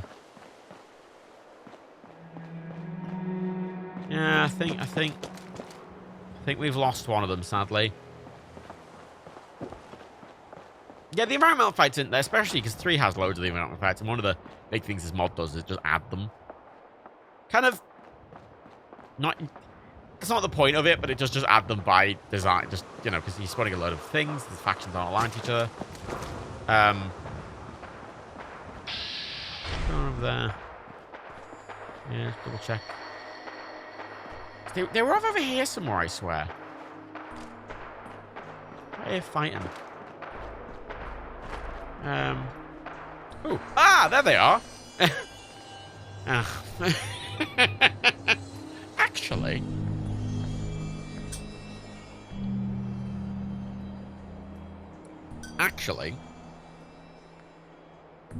That's actually good. Just not now. I know it seems like a silly thing, but if you go full on for melee, you want to go for like blitz and bats and everything, and the baseball bat, a fully upgraded baseball bat, because of Nuka World, is the strongest melee weapon in the game, pretty much. And having minus 40% VAT cost is handy. Is it weird that I'm still not about Automatron not letting us high about companions? Not at all. Why the fuck? Like, you're fucking Eddie. Everyone loves Eddie. But no, we want to buy about companions. Not good enough game. But that's the thing with melee. All the melee you want to do is VATS-based. You want to do VATS-based sneak melee. Because Blitz, you can just like literally teleport across quite a distance and VAT someone. And if you get better criticals and you get the melee perk and you get rooted and everything, all of them combine, and then you're doing 10 times sneak attack criticals with melee weapons. so you just do a ludicrous, like a comically large amount. I mean, I think if you're stealth a Milet Queen, you can pretty much one-shot a Milet Queen with a single melee hit and that. Stealth melee hit and that, but you can literally, you can get it really, really, really powerful. But you just have to, quite heavily invest in it. Which I haven't been. Oh, I was wearing my, suit. Hey, Arturo. Everything I okay, Charlie, you gotta remember to make me change out my charisma gear, because I'm forgetting. Sure. Feel free. Okay. Take this, and that, and that, and that, and that, and some other shit, I guess. I might as well take the VAT enhanced one over that one, because I fucking got it. Fuck it. Don't blame us. Look! I am blaming you. I'm 100% blaming you. I don't need that many fucking bobby pins.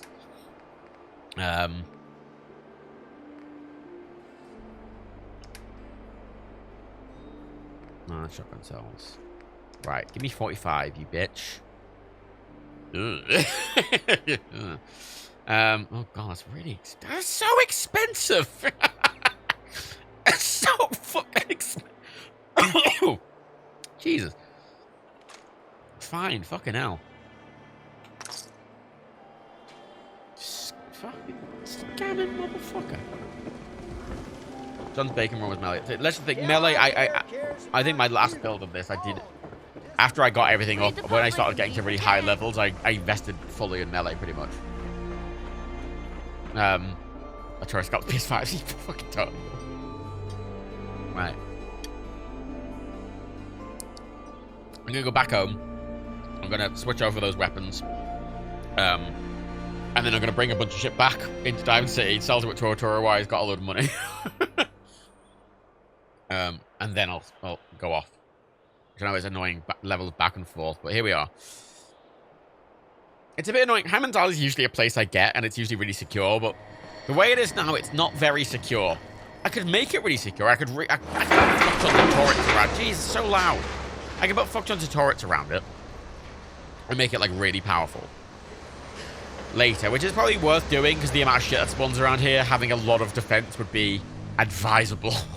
I can't believe I'm posted outside the wall.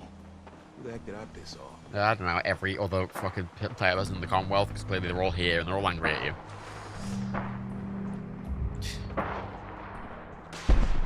Oh, good.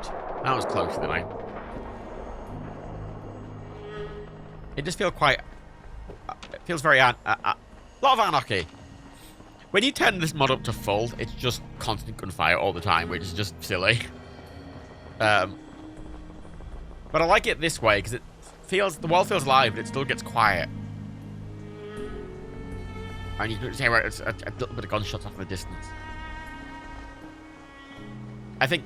because turning this mod up any further, I think, starts ruining the game. Not because it's too hard, but just because it makes the world not feel right. It's fun. It's a fun ROM. And Faye's right, it is fun, but it's not. What's the mod? War of the Commonwealth. Yeah, War of the Commonwealth. Right, incendiary 50. What's on you? Well, you've already got a 50. You've already got long portage. You've already got a marksman stock. You've already got a medium quick eject mag. You've already... you need the recon scope, and you need a suppressor on you. But that's easy enough. Take the scope off. The other one. Take the mag off the other one. Yeah, easy peasy. And you... take sharp off you, and take... whatever.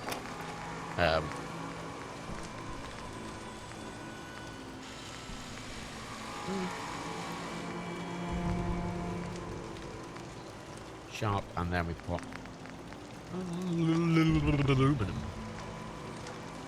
We'll take that off. Take that off. And we'll take that off. Oh, you're a basic bitch now. You, suppressor. Put the big recon scope on it. Put the quick eject mag on it. Bish bash bosh. We've got ourselves a better sniper rifle. And a bit of it. Oh, nice. All my weapons are now legendary, as is all my armor. Good. Wonderful.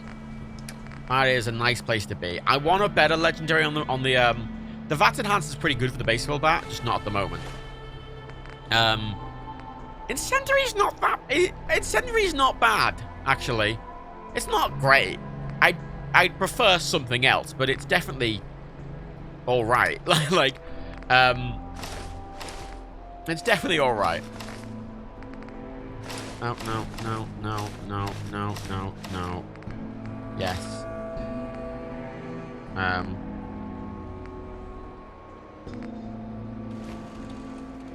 Where's my left arm? Oh, I think I accidentally sold two things to a Toro. I thought it was just... did I accidentally sell my left fucking arm to a Toro? Oh, you fucking better not. You fucking better not have, you fucking cunt. You better not have sold that. Oh, I'm gonna be right fucked off with you. You being me.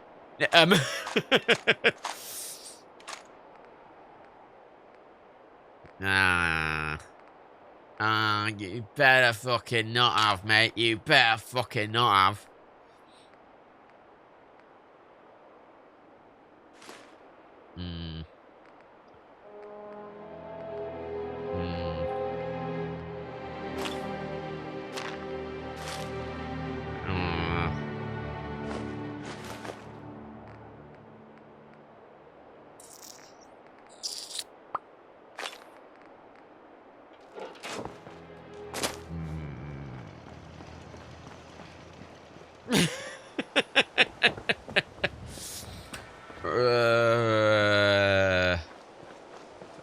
my god, Faye, you had to travel 20 hours. Jesus. 20 hours of flight. Fuck me. Our America. Our America. The wonders of a country. I see all these bodies have despawned pretty much now. Because the game can only keep so many like of bodies in memory. And because there's so many enemies. Hello? Oh, fuck. Oh my god, oh fuck. Sir!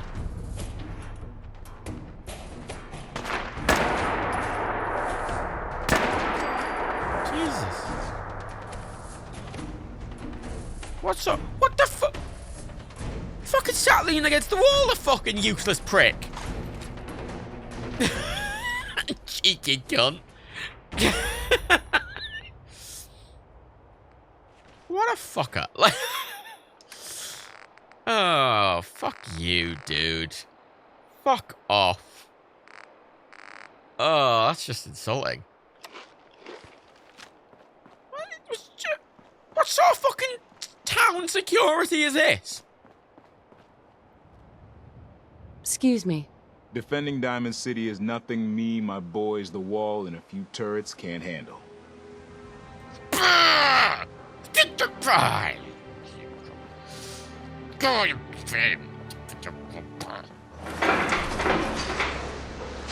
This is why I like using a mouse in games like this, because I can do aggressive like motions. You can't really do that with a joystick.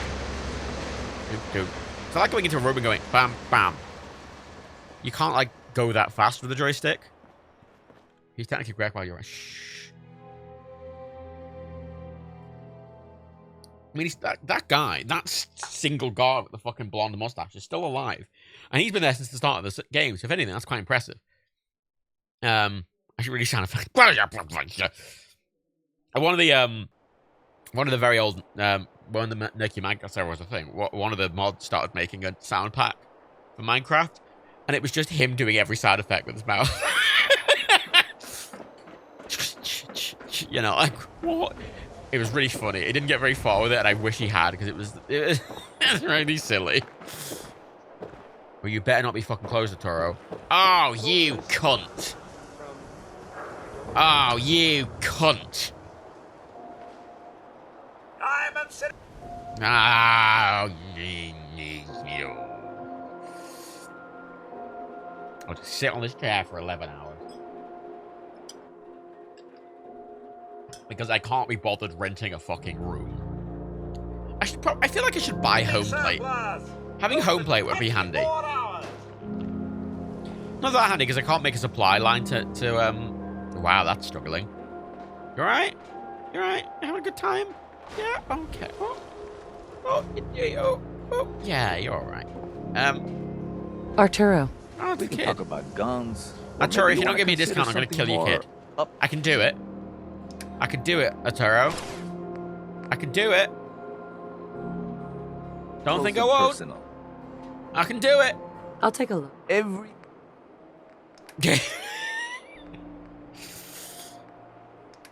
And I will. Right, let's sell that, and let's sell that other random fucking baseball bat. Yeah, not worth much, but fuck it. Let's go to sell the Deathclaw stakes. They're decent, but they're worth. They're worth more as money than sell some Psycho. Right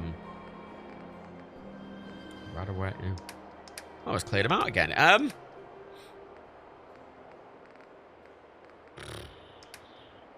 Take those. Don't need those. Oh. Yeah. All right. Would you like? Please just take something. Would you like some jet? Do you want some drugs? I'll sell you some drugs, Arturo. There you go. You can have 3. Oh, I'll even give you a discount. Wow, look at that. Right. I'm gonna bet it could be a handy safe haven if you wouldn't invest. Yeah, especially here, because the other place is a bit... Myrna. And they sell just about everything, but none of it is scrap. Let's see what you've got. Everything you need. Don't you get home plate for free if you do the mission, Dancy? Like, I swear you get it for free. Right? Am I misremembering? Oh, you're cheapskate. Fucking cheapskate. Coming over here with worthless drugs. Well, that's just shit. Right. Sell all this shit to her. I'll grab some,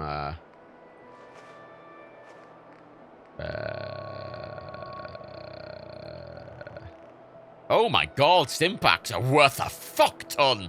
Ooh. Oh, they're worth a fuck ton. Wow. Oh, why haven't I been selling those fucking earlier? Alright, fucking hell. So I need to go for, what? 440. Ah, maths. Look at me. Right. Cool, thank you. Protection for sale. Apparently, if you scrap the bed and home plate, you can get rid of... You can't get raw west or something. Oh, that's interesting. I don't know. I just use... I don't know if I... Hey, Mo. I don't know if I use it as a base. I mean, I'm using Penguin's Alley as a base. But I feel like...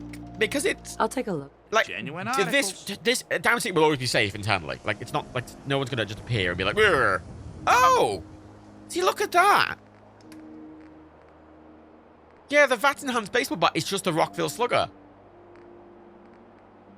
It's exactly the same legendary effect. So I've got that weapon. God, he fucking charged... No, he fucking charged $8.50 for it and buys it for $65, cheapskate. Cheeky cunt. Right, would you like to buy some fusion cells, good sir?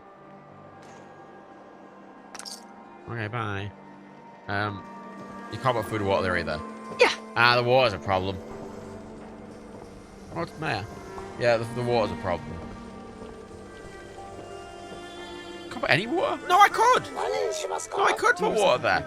And just say yes. I imagine I could put down Oh god, 22. I imagine I could put down a water fountain, which is not actually a water resource, but you can drink from it. That would probably work. And food, I might be able to put down an oven. But not having it isn't the end of the world. Hi. Got everything you could need. Med-X, Yeah. Yeah. Sure. Have I not spoken to you yet, Solomon? I don't think I've spoken to him yet. Because I never buy fucking drugs.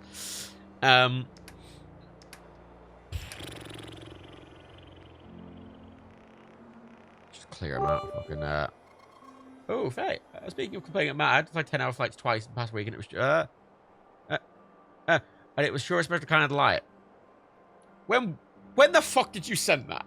Because I read something like that earlier, and it's definitely not in the chat. How long ago was that? What's sort of stream elements today? You're right there. Stream elements, piece of shit.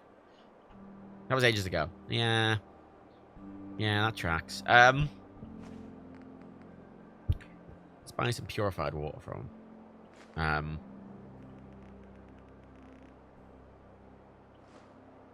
23 is enough, I feel. Sort by weight, please.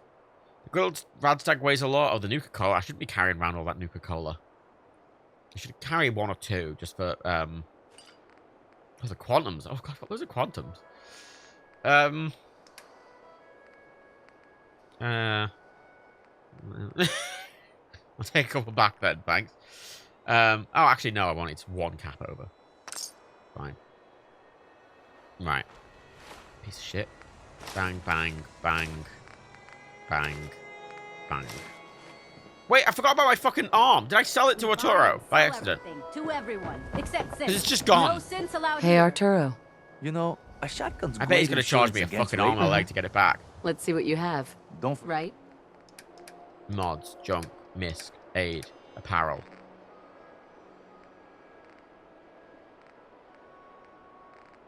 No.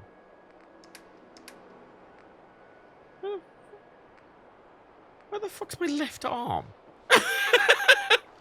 Hey, Myrna. Remember, I don't serve you? Sins. Supplies are just for you. Uh-huh. Sure. Every...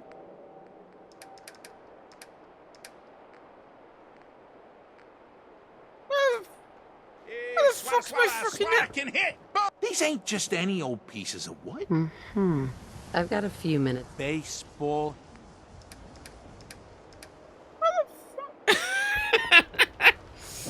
You ain't gonna last once you leave the wall. The whole plate's like $2 I think, but I'm pretty sure you get it if you do the quest. And I feel like doing the quest will be better because $2 is quite a lot of fucking money. Did you scrap it by any chance? Extra, extra. Is Why your would neighbor I? really human? We have the exclusive. Oh, I would have scrapped it. I haven't really been scrapping anything.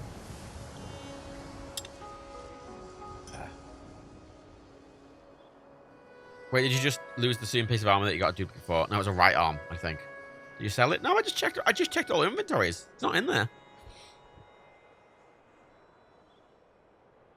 I didn't sell it to any of them. Good night, XP cookie. Maybe you stored it. Yeah, if it's not there, it must be in Hangman's. Surely. Right? Oh, there we go. Light 'em up. This is why I like the door closing.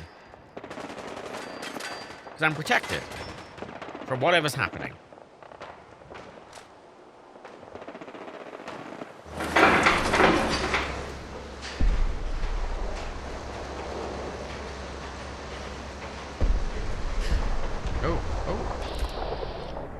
Oh my god.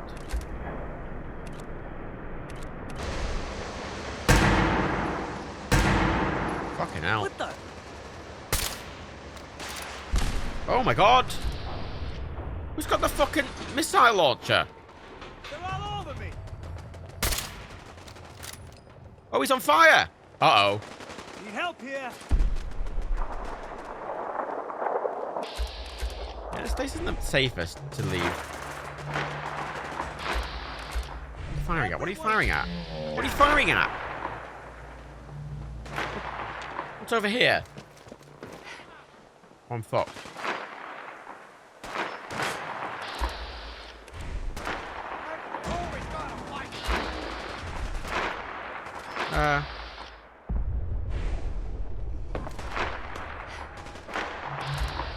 Yeah, I'm just gonna leave.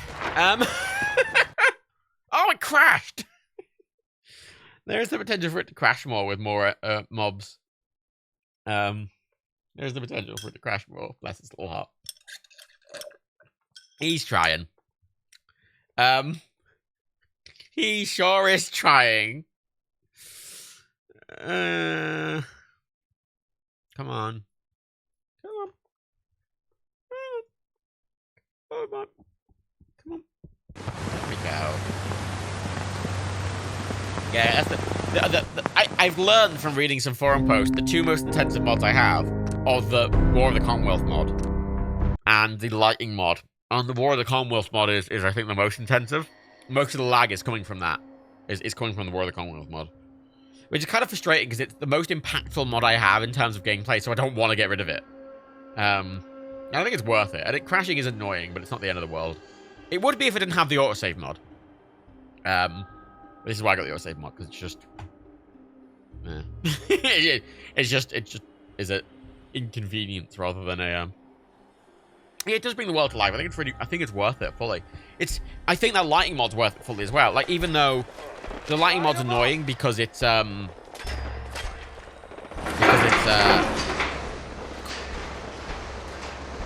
causing lag in really specific locations, but I think it's worth it.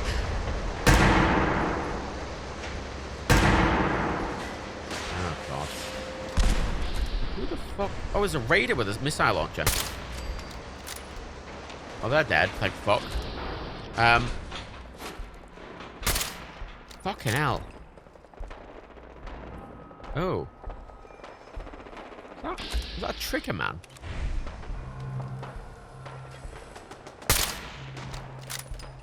Oh yeah, they're on fire. 15 damage is very little, is the thing. Like, the 15 burn damage is doing over 3 seconds is nothing.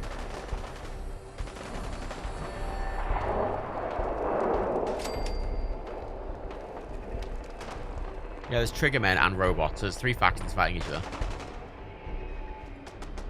Good. Dead. Uh-oh. It's cool setting people on fire. It'll help me see them better, I guess. Keep them off me. Right, guys? Is everything going alright? Help here. Damn. Yeah, I'd like to get all these people gone because it'll make this area safer. They won't respawn the same way. Part of the thing as well is the reason it's spawning a lot more people at the moment because I've added more spawn points, which has caused the game to just suddenly spawn loads of people who weren't spawned previously, which is why everything's a bit chaotic at the moment. And well, justice for you. Oh, you did it. Good job, buddy.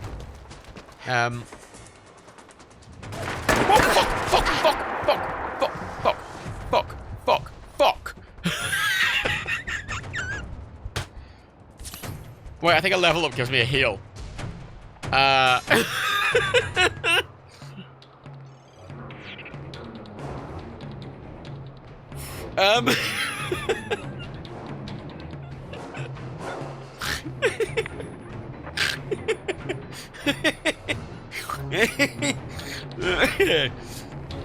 Let's take a personal one. Has that healed me? No, it hasn't. Oh god, it hasn't. Credit. Oh, no, it's almost down. It's almost down. Fuck!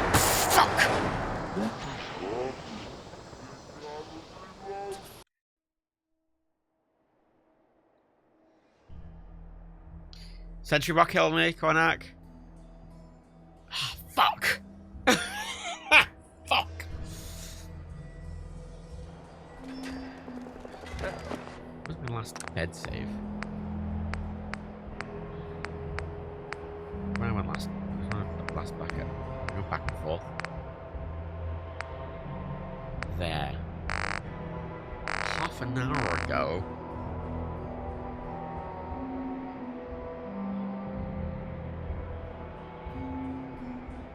Okay, I've got 2 things, chat. All I've been doing is going back and forth to Diamond City. So, if I reload for the bed, you'll just have to watch me go back and forth to Diamond City and go through a load of load zones just to sell the things again. I would argue, this is one of the instances where I'd argue using this save is fine, but I'm happy to defer, because obviously, yeah, if I was doing that, but I've just been running back and forth here a load, so and nothing's happened.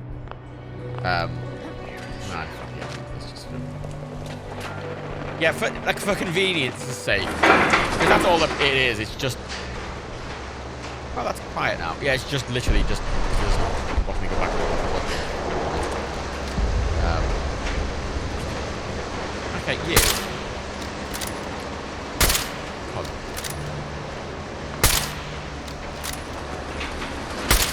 Fucking hell, right. Is the game quieter? No, my volume is just turned down on my headphones. Oh my god. Honestly, I like the challenge of having to get through this, because I think me reloading would make it easier. Because this is a difficulty. There's a lot going on here. Oh god. Oh god, oh god, oh god. What's that noise?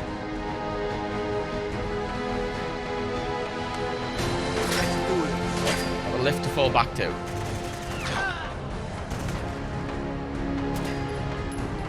Right, come on. Come on.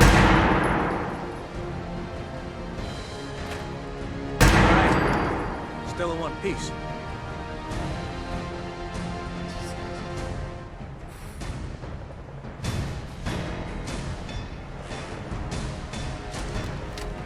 Get out of the way! Ugh. Oh, Jesus Christ.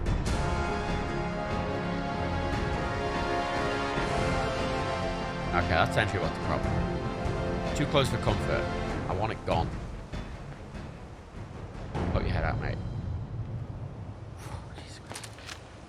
Fucking hide from me? You're dead. No! No, we're not doing this! Come on. Uh-oh. Uh-oh. Right.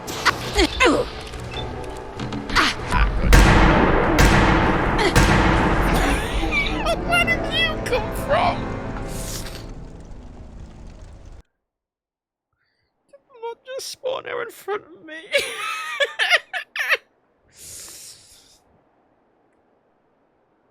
Yeah, I'm just gonna keep doing it from this save because honestly, this is more fun, less tedious, and also really difficult. Get some, motherfucker!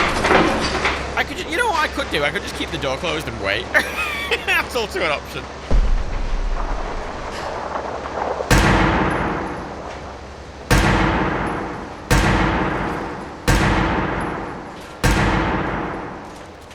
Come on, dickheads. Come on, dickheads. Where did that forge come from?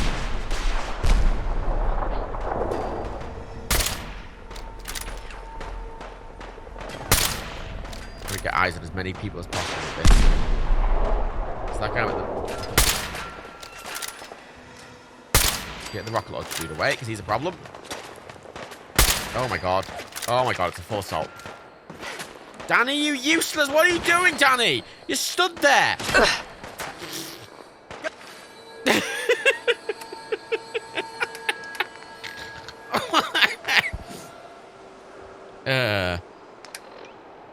Right, Got a psycho here. We've got a psycho here. Wow, you finally noticed. Made it. This time. Ah, yeah, good job. Uh-oh. Here comes the big boy. Don't you stand there. I will Not shoot saucy. you accidentally. Let's do this. Oh my god, he hit me. From that range. Hey, who's there? Oh, hell no! Okay, they didn't aggro, but I did just shoot the guy in the head as he walked past.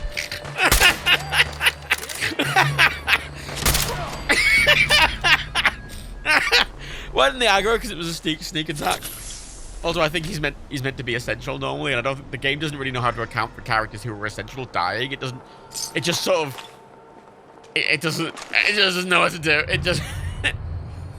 Oh my god, you're already at half health. Come on. These gods are useless. Who else?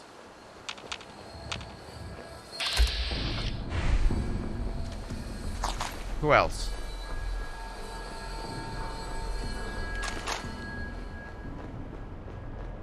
Yeah, maybe having a base in Diamond City would be worthwhile.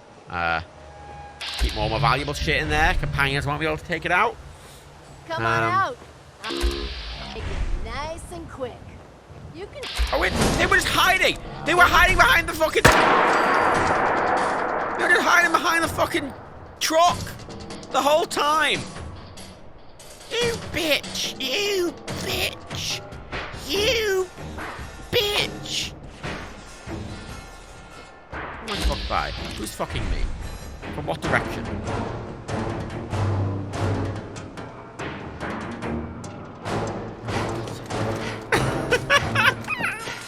Away! I need water. I'm thirsty and hungry and I want to go home.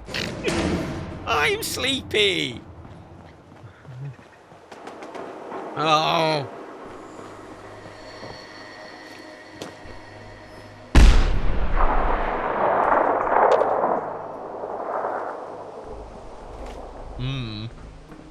Who's fucking me for what direction? Oh, it is a good one. Oh god. Yeah, don't have to worry about yeah, this run is this run back and forth is a bit.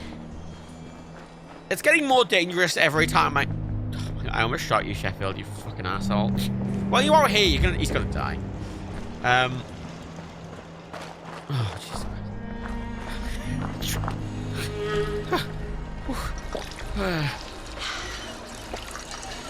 Thirsty. So thirsty.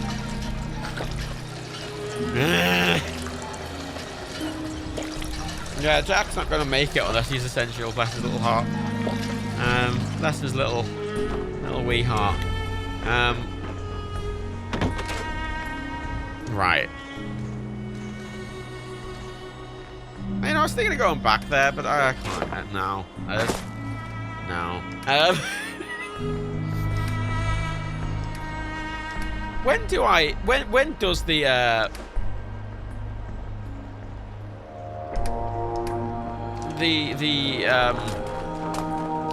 mission to get home plate for free? When is that triggered at a certain point, or can I do that now? Can I just go and do that? Because honestly, at this point, home plate is the safest place. It's the safest base of the map for me.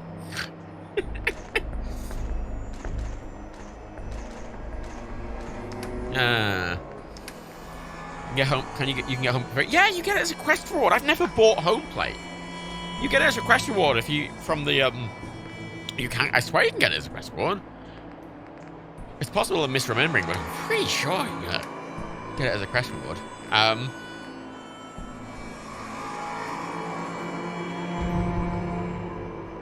Pretty confident. Right, let's drop those. One fusion core with me. It's always good to have a spare, just in case. I'm assuming that's after the mayor gets killed, if you do it then, which means post-game. Oh, I don't know which mission. I think it is the mayor mission, potentially. I can't remember.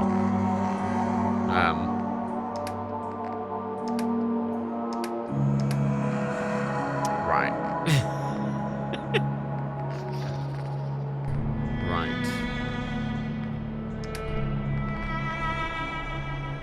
Oh yeah, my fucking my left.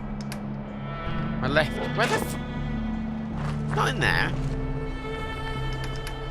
Oh, there it is. Thank fuck. I was gonna be really angry if I kind of accidentally thrown it away. Oh, I would have been so angry.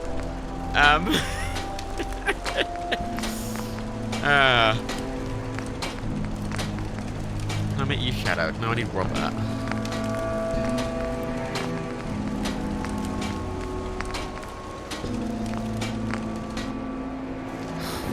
Right. Have a sleep. Post game. Yeah. If it's post game, I might just buy it. The frustrating thing is, right? I'm basically hoarding all this money. Oh, that's where the other seller went. Well, that's that mystery solved. The fact they died next to my bed is admittedly a concern.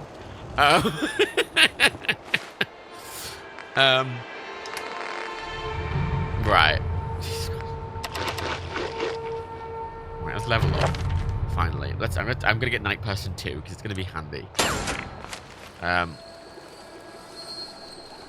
He only mentions buying it. Maybe I might be misremembering. I'm just fuck it. Let's go and buy it. I have to move a lot of my stuff over, but I'm just gonna buy it now. And you can't see anything, but he swears away to it for free. Maybe you can steal it. I don't know.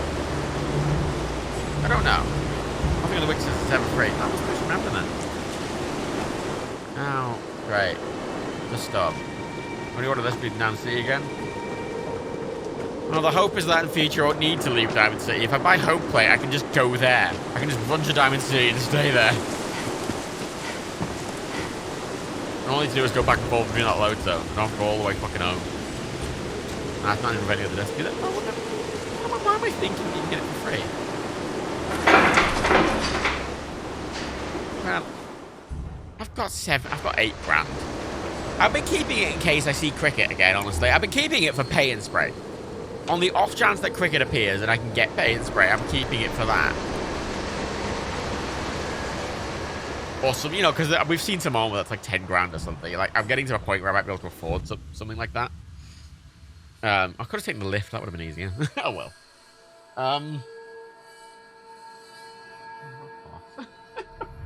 What a farce. Oh, my Twitch payout is processed successfully. Wow. My Twitch payout this month was £100. Wow.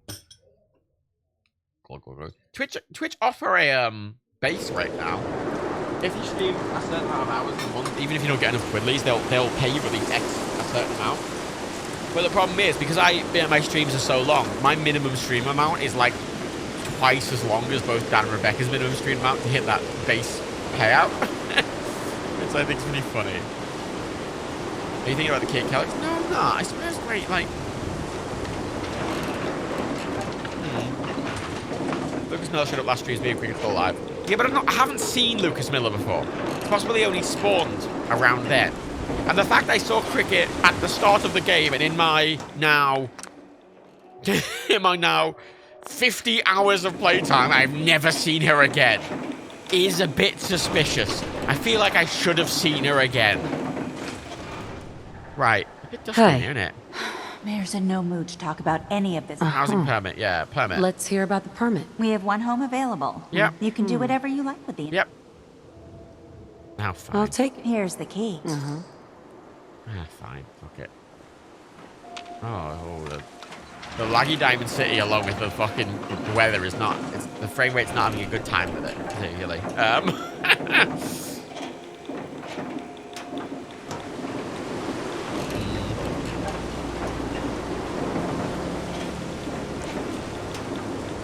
Console Commander Syrian, if you get body, she's dead. No, but that's just ruining the mystery.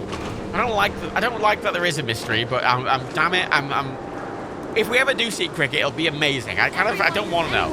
Schrodinger's canning it, you know. I mean, I'd rather not know if the cast dead or alive. And while it's in the box, I don't know, and that's half the fun. Right. There was a mod I saw that exists. Called like Better Home Plate, and it's like a fully done up home plate with like a kitchen and all that. I'm tempted maybe to install that potentially. I can't remember what home plate's like when you get there, so I at least wanted to try and all right, got lights and a load of shit. Load of shit. You could have at least cleared the house before you sold it to me. Shit. Oh, there's the wind from the storm outside. Really adding to the ambiance. The problem with home plate is that you can't set up a trade route to it, which sort of makes it a lot less useful.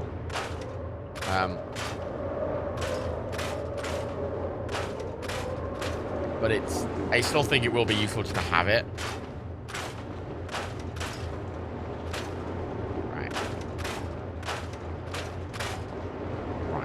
I want to look at that chest before I delete it.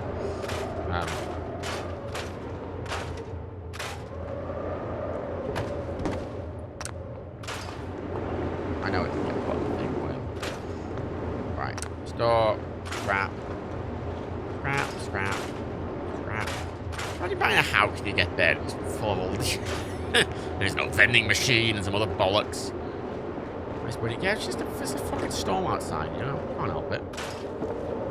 Let's leave that bed, because someone mentioned that if I delete it, it might break everything, so, alright.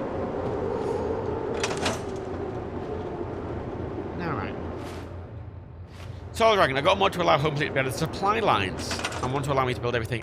I feel like there's a reason you can't build everything, though. I feel like this is a really convenient base, but it feels like it's intentionally limited. That feels intentional. Right. Oh. I was gonna say. Oh, I can only build gore bags. Nothing else. That'd be funny.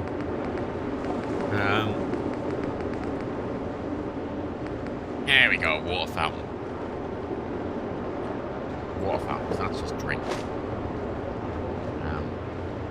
There. Water fountain and sources. Oh yeah, you can't build any. Oh, I can build some stocks. Oh, but I can't build I can build stocks, but I can't build an oven. Why can't I build an oven? A lot of them I feel are purpose, but why can't I learn enough by farming? Yeah, fair enough, I can't farm, whatever. And I can't build an oven. The oven's too much. That's a fucking shithole. Maybe I'll get the mod that makes a better home plate. Just for the aesthetic more than anything. Not for any practical purpose, just the aesthetic. Being able to cook here would be good. Yeah, I don't know if it's worth $2 grand, if I'm honest with you. Let's have a nice big sleep. It's a place, it's something.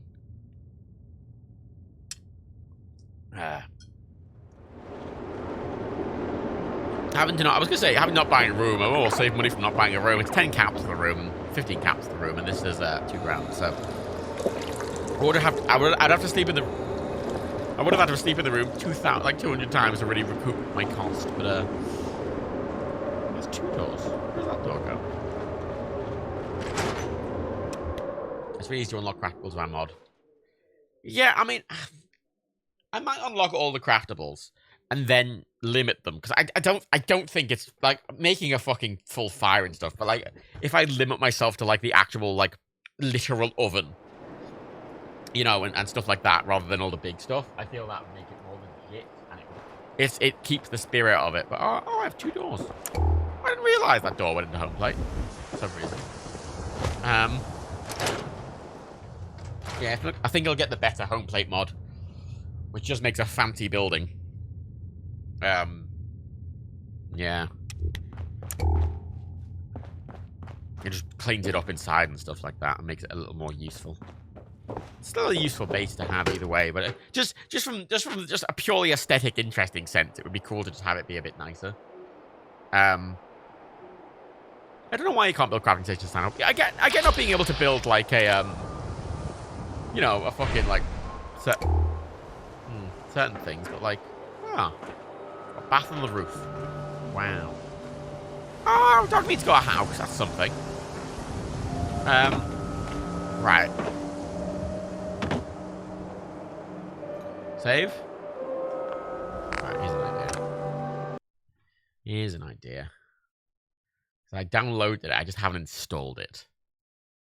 So, because there's a mod I found called No Respawns, and I actually have installed 2. Starlight and Taffington are both cleaned up. Like, Taffington Boathouse now has a roof, a proper roof. Because I felt that it's annoying that you can't, and I feel like I don't want it to be like that by default, but but they do a. I've got a Red Rocket one as well. Home plate. Oh, I do have it installed. Okay, you know, I have it downloaded. Yeah, I've got a Red Rocket one and a home plate one, but they're disabled. I'm going to enable the home plate one, and we'll have a look at it and see if we think it's fine. Yeah, and I'll tell you, yeah, there should be some limit to home plate, because it's a really powerful thing, but there should be not being able to have a supply line kind of makes sense. It's annoying, but it makes sense. You can't really bring Brahmin into fucking Diamond City, you know, into your house. It's a house, it's not a settlement. But yeah, you should be able to build crafting stations for a bare fucking minute, but it's weird that you can't. Right. There is one mod I saw, which is that is called Sanctuary Rebuilding, I think. And it lets you repair stuff like the bridge, but it doesn't just change the bridge to a repaired one. You have to repair the bridge with resources.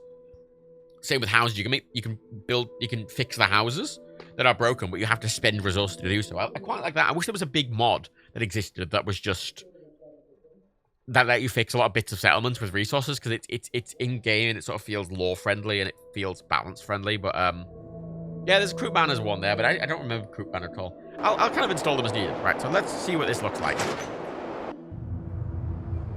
Because from the screenshots, it looked like a lot, and that's why I was a bit hesitant about it. And I'm perfectly happy to just uninstall it and ignore the mod if it's a bit too much. But I wouldn't mind it just being cleaned up a bit, you know? At least at the base level. I still like to decorate and stuff like that, but I want it to be at least a little more useful. Like having an oven. I think asking for an oven is not the fucking... Should be able to build an oven. And...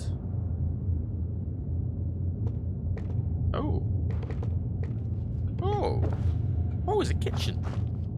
Oh, Ooh, there's a kitchen. I want a Coca-Cola machine. Oh. Oh, decorations. A bobblehead stand. Oh, there's the water fountain I built. Oh, just a load of, like... I can't pick any of this up. Ah. Water cooler. Oh, house for dog meat inside. Weapons workbench. Chemistry station. Some storage. Power armor workbench. Armor workbench. Yeah, just a lot of, like, decorations and stuff. I like this. Yeah, the floor's still broken. But it's just some, like, nice little decorations. Ah, look at their pillows. I quite like this. Oh my god, it's got a proper toilet. With privacy. A magazine and a toilet holder. How do you feel about this chat? Because I think I like this. This feels fine. Because I was worried it would add loads of actual items, but no, they're just cosmetic. Where's the shit go? That's a good question. I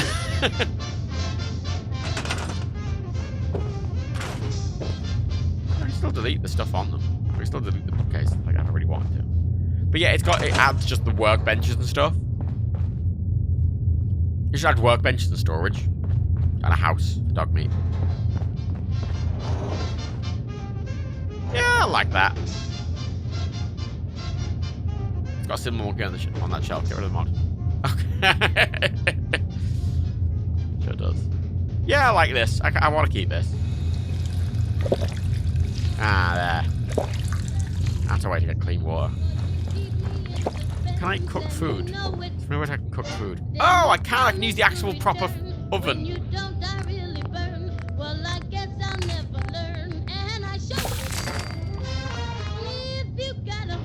Yeah, no, I like this. I'm keeping this. Yeah, I like this. I'm keeping it. Yeah, I can put my bobbleheads and stuff here. Yeah, you know what? I'm going to keep this 100%.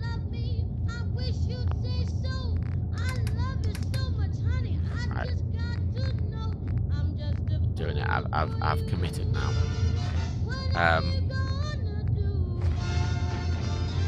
Committed. Right, not the bobbleheads.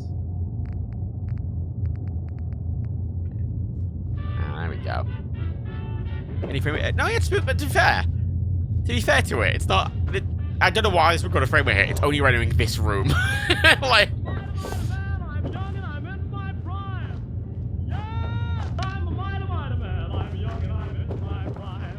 Oh, they're both on. Yeah.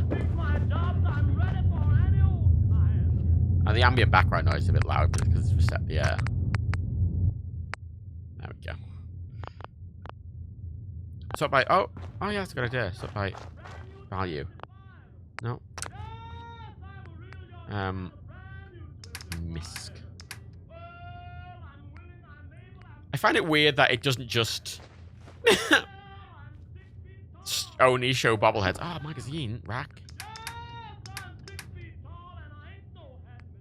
Yeah, I'm keeping this. Cool. Ah. I've already sold some magazines, but yeah, no, I like this. I think it's quite nice. It's lore friendly and it feels legit. It's not making supply lines. It's not adding a fucking like big fire or anything. It just is like a nice little house. Yeah, I'm gonna move a bunch of my shit here. All my valuable shit, you know, all the shit that's in that little safe. And the power armor and stuff, I'm gonna move here. Just leave them here. Companions can't use them here. Cause I'll move dog meat here as well. Yeah. Oh, I've got a proper steam truck as well. Well, yeah, like just a bit of storage. And a little safe. Right. Get the grenade. No, selling magazines doesn't lose perks, but selling magazines also means that you don't get to display them. And it's pretty nice to display them. Yeah, let's save here. Fuck it. Can you move dog meat to home plate? That's a good question. Oh. Oh! Please install holotape. Oh, it's just a place I can play video games. Oh my god. Oh, I'm going to collect all the fucking Robco Fun games and I'm going to put them in the drawer. I'm going to put all my video games in the drawer and it's going to be my gaming computer. Rad. Alright.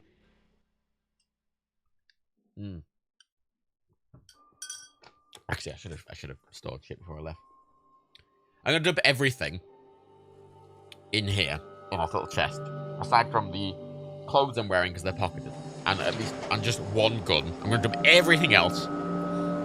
Just so I have enough space to move as much stuff as possible back.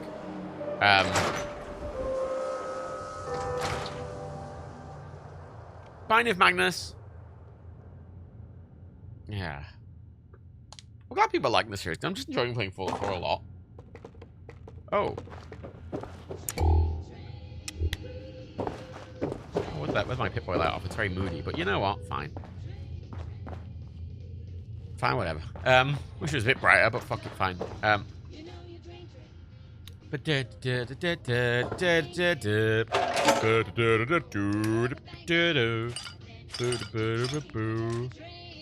Let's just drop all my shit.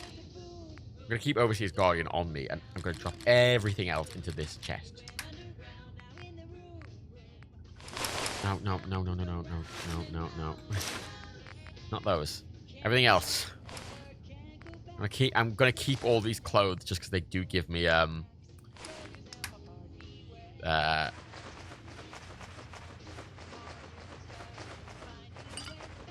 I can just come back and press R and take everything.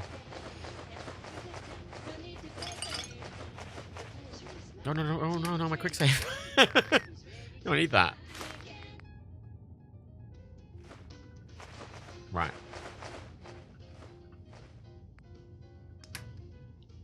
I admittedly could leave the spawn things in here. I need the fusion core to take the I don't know if the power armor I've left there has a fusion core in. In case it doesn't, I'm going to bring one. Okay. I'm weirdly light now. Oh.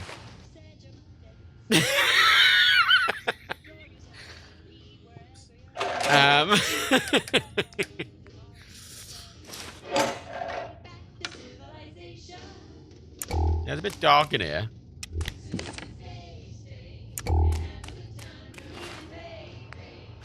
Right. Now I'll take some grilled rag. Oh wait, I'll take a grilled rag stag as well, so I can carry even more shit. Let's hope there's not too much. I'm hoping that the route will be clear. I hope you enjoyed.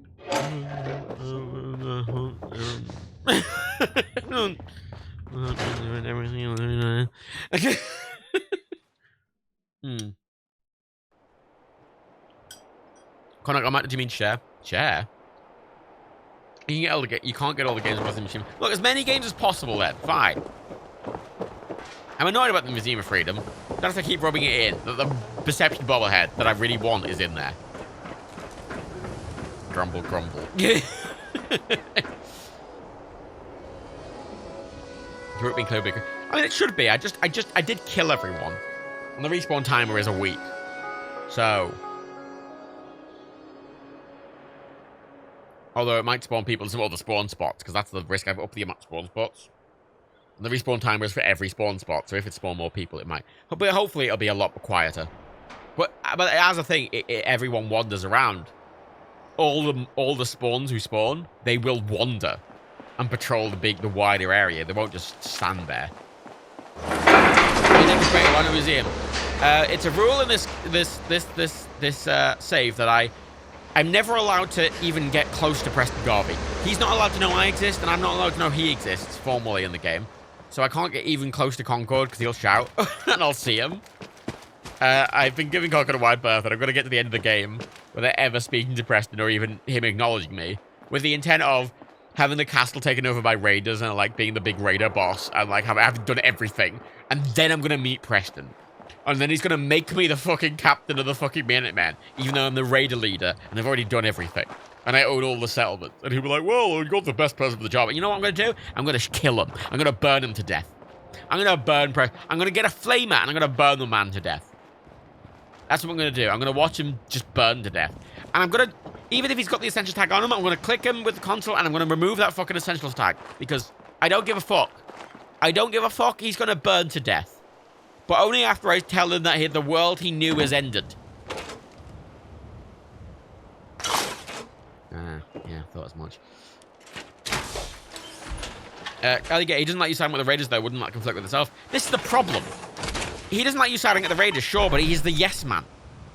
Oh my god, 500. That's quite a lot. I might just have to walk. Dog meat. Click. Let's go. Come on, boy.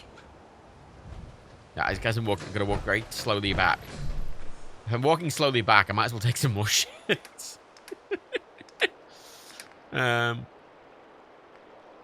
that and that. Overdue book. I'll grab that. You know what? I might as well just take as many things as I can. Mystic fiber, binder scanners, that. Copper. Springs. You know what? Yep.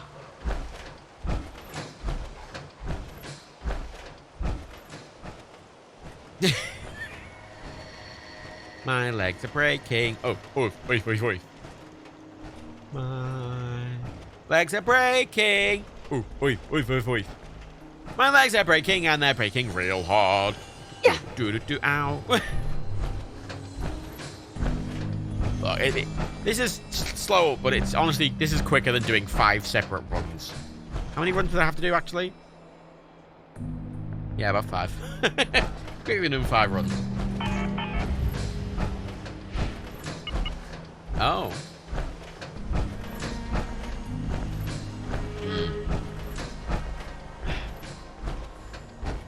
Yeah, I'm just gonna make this. I'm gonna make home plate my main base because it's actually reasonable to use as a main base now, and it's safe and secure. Not having. I want to have trade routes still. I need to get local leader 1 and 2 still, so I can actually have doctors and shit around the place. Yeah. But yeah. But in Quake, there's a no more Minutemen mod that removes the whole group from Concord. You have to load it before nearing the cell and be able to kill them. Yeah, no, I want to play with the game rules. As annoying as it is. You pack some spare legs. I mean, the legs aren't breaking, are they? Yeah, they're fine. T51. A really fun power armor. My favorite power armor is T51. Because T45 and T60 have this, like, look to them, but T51, it just has this weirdly smooth look, and I've always liked T51. I like it more than I like the look of it more than XO1 or anything. It also helped that it's been the armor of choice in both New Vegas and 3 is the best armor of the game is T50. Well, actually, in New Vegas, the best armor of the game is the Enclave Remnant's armor, especially Arcade's one. But in Fallout 3, the best armor was the Winterized T51 from the DLC. I can't remember what the DLC was called, but it's fine.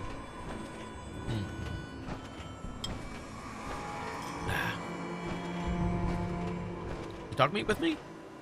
Oh, he is, thank God. Yeah, I'm gonna leave dog meat at home plate. I want to make Hangman's Alley into an actual, like, settlement.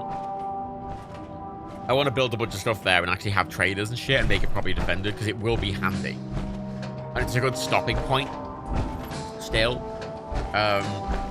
But as a main safety base, the home plate is making more sense.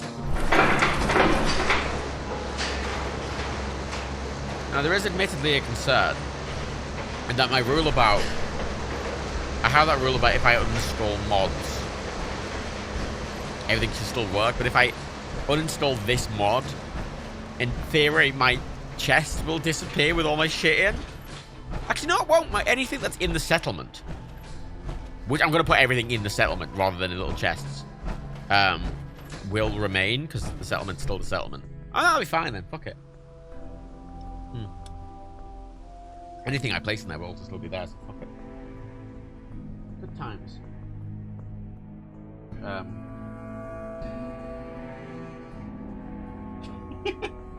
Party in that Patreon podcast, Dan did. He gives out the Rainbow Six code we got. But I think he got the code wrong. Ubisoft still send us codes. They're still on. The PR is still on good terms with us. I don't talk to them, but they still send us shit. Because Ubisoft's PR is quite good. Like their not their PR, their comms managers for like influencer stuff are pretty good. They're lovely people. That's what always frustrates me about when we cut off ties with developers and stuff like that. Is that the people I deal with are always quite nice, but that's part of the reason I deal with them and not Dan, because it removes the sort of vague conflict of interest. I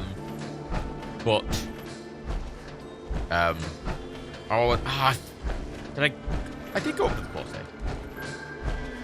I had a floor save. I could have a save. Is Mayor McDonough telling the truth? What does he have to hide? Read the public for the hard question. I'm just gonna put everything in the settlement. Fuck it. Self-prescribed camp. I was like, oh, I'll go to the By me, myself, and I. like Solomon. I was gonna go to the dugout inn. I was like, oh, I'm going to a place where I need to sleep. The reason there's Christmas decorations up, by the way, is because in the game it is the 15 fucking American formatting. God, month, date, year is the stupidest fucking thing. It's 15th of December. 15th of December. Fucking month, date, year. Fucking American. And they fucking American. Oh, let's use Imperial still.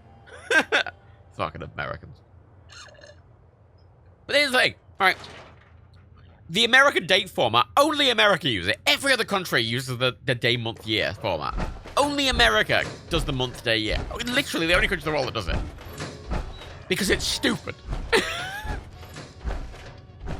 Right, let's dump everything. Yeah. Oh. Okay, let's upgrade it. I'm not gonna build one. Okay. Oh. Alright, yeah. Why can't it allows me to build gore bag totems. It's really silly. Right. Come here. You keep a knocking, but you can't come in. You keep a knocking, but you can't come in. Try again. Right, let's dump all the shit. Literally all the shit. Everything. Everything. Oh, I'm already underweight. Wonderful. And that's with all my weapons as well. Right. Lucky Shay. Good intentions, Molotovs. Drop all those. Drop everything that isn't... Everything that I'm not wearing, I'm dropping. That's what I'm doing. Let's see. Right. Fancy lads, dandelion, fresh melon, black, cram, carrots. Fungus. Irradiated blood, Mylac cakes. Quantums, wild. Ribeye steaks. Buzz bites. Stealth boy, sweet roll, Tatoes. Thistle, whiskey wine. Oh, fuck, what did I put? Oh, what did I put?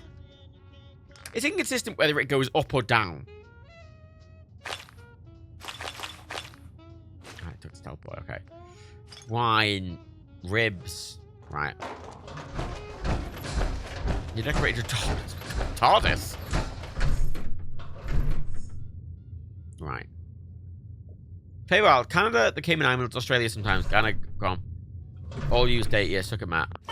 Oh, Canada, great. Australia sometimes. Well, Canada's just... okay. Canada is America light. Canada's America light. That's the end of the sentence. I know that annoys a lot of Canadians, but it's I'm sorry. You've chosen your fucking... You've chosen... America light. That's just Canada. Canada's America light with a nicer accent. And nicer politics. But it's still America light. Bless his little heart. Canada's very good compared to America. You know, bless it. Rushing Wretch in the Doctor Who mod. Oh. Done a video on it. I don't think I either haven't watched it or I don't remember it.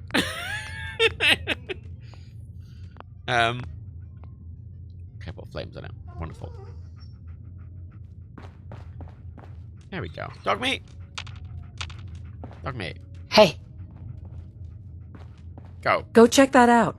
Can I ask you to stay here? Hey. I mean, I can tell you to stay, but you're still a companion. I want you to not be a Hey. companion. How you doing, buddy? No, I've got my fists out. Oh. Why don't you...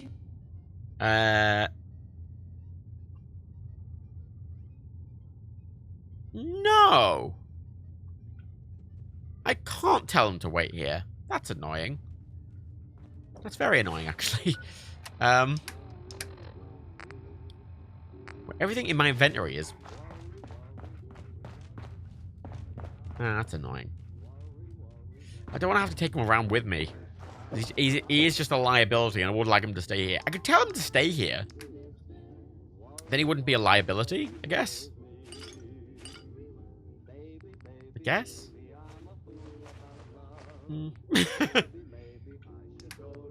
Misk. Roll the ball. Let's drop a lot of this shit. I don't need all of this shit. Fashion magazine. Caravan details. Cat's poetry night tape. Covenant reminders. Oh fuck it. I'll drop everything that's not quest item then in that case.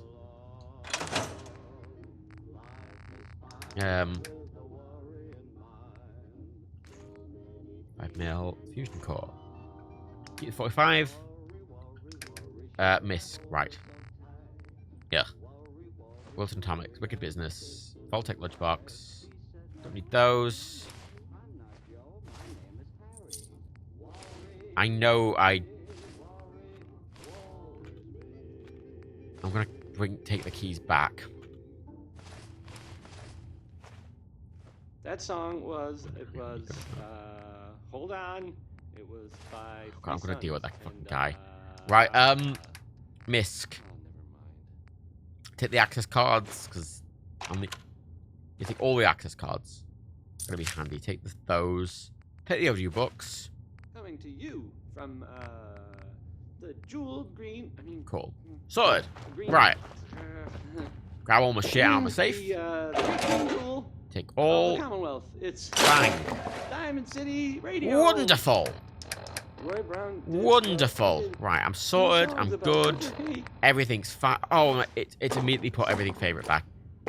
God, that was the most annoying thing in New Vegas.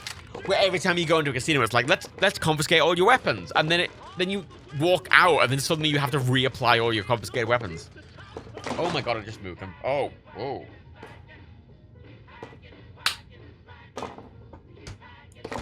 I did the rum by eye. I put the rum in my rum and coke by eye, and I just moved and I realized I'm actually properly drunk. Not tipsy, I'm drunk. You alright?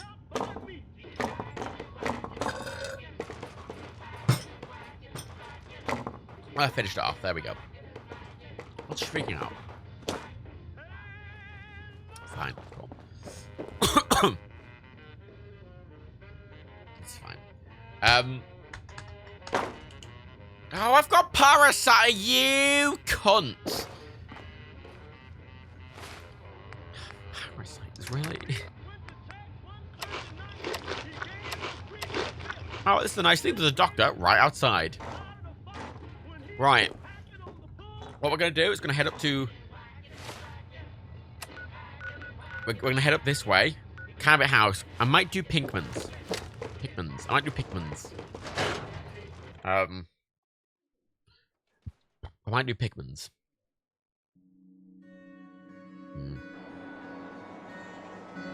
The ideal copy. One of my pet peeves when film trailers say January 12th instead of January 12th. January 12th. Film trailers say January 12th?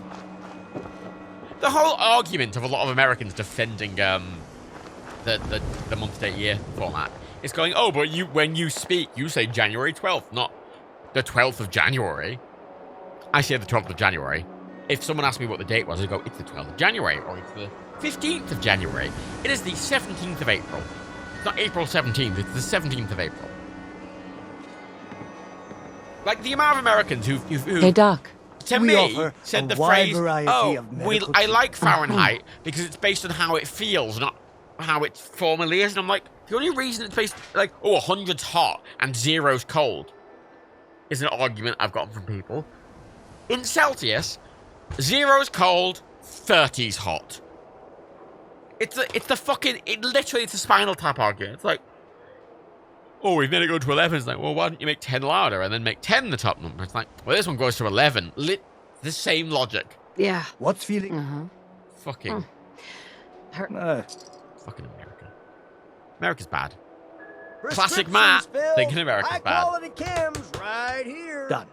Now. The month being first is confusing because sometimes you can tell. Like, obviously, if I look at that date, there's no 15th month, so it's obviously the 15th of December, 87. 2287. But some dates where it's like it's like it says 0710. It could be the 7th of, I would think of that as the 7th of October, but this game would obviously it be the 10th of July, not the 7th of October, and they're very different. They're very different. It's very annoying.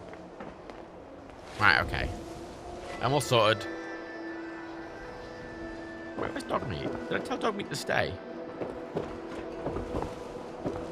Did I tell Dogmeat to stay? Oh. Yeah, I'm properly drunk, actually. That's weird. I think I drank a lot more rum than I measured it by eye. That's fine. Cool. Dogmeat, are you just staying here now? Where the fuck is Dogmeat? Uh-oh. Dogmeat?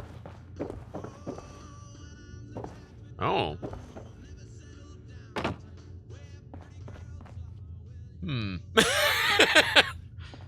Well, Dogmeat's dead. Good to know. What the fuck happened to him?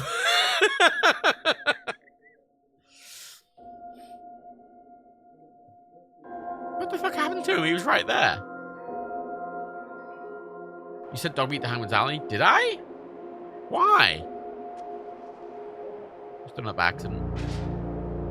Alright, cool. Fuck it. I'm going past Hangman's Alley anyway, so fuck it. I mean, Darwin City's not my favourite place to have an outpost. But it's got a lot of shops. It's got a doctor. I have a water source in there. I can cook in there now. Power armor station was outside, but being inside is better. Another thing I want there. Here's a question, chat. Do you think getting a mod that allows me to set up a trade route to home plate is in the spirit of the game or not? Because it feels quite intentional that you can't put a thing to home plate, but it is also very inconvenient for how I'm playing it. Oh shit, Diazar with 10,000 twiddlies, which hasn't come up on the stream because the stream Streamlabs is fucking broken. But it's just thank you for your work with NoQ. Thank you for being you. I always background watch and never really speak, but you're a tilt streamer. Thank you, Diazar. 10,000 twiddles. 10,000. And if I was another streamer, you know what I'd do? I would cry and I'd be like, oh my god.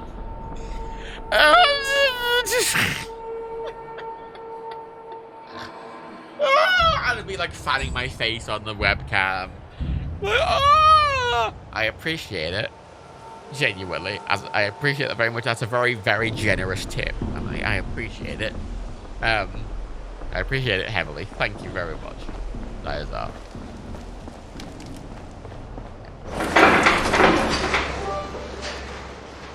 Oh, fair, your 7,000. I love your 7,000 twiddly donation. Oh, wait. Probably some dogs the best just cheered 10 twiddles. That was definitely a long time. When did that happen? What the fuck is Stream Elements doing? It's just... one of them, one single one, was actually accurate, but the rest of them were... That was like 3 hours ago. Great. Thanks, Stream Elements. I'm glad you're working. Wonderful. God, in a few hours, I'm going to get a big, like, whoop, whoop, whoop, whoop, whoop, fucking thing for the Diazar 1 that finally catches up. Oh, guys, these streams are meant to be chill. I'm just doing them because I find them fun. I think I'm in a quite unique position to do with streams because I have all the really high-end tech that a high-end streamer would, and I understand the entire industry. But I'm very much just doing it for fun because my job already is this, so I can just do this and it's fun. It's not a huge deal. Oh yeah, this isn't Hangman's Alley. What a tit. Whatever, I'll move him back later. Right.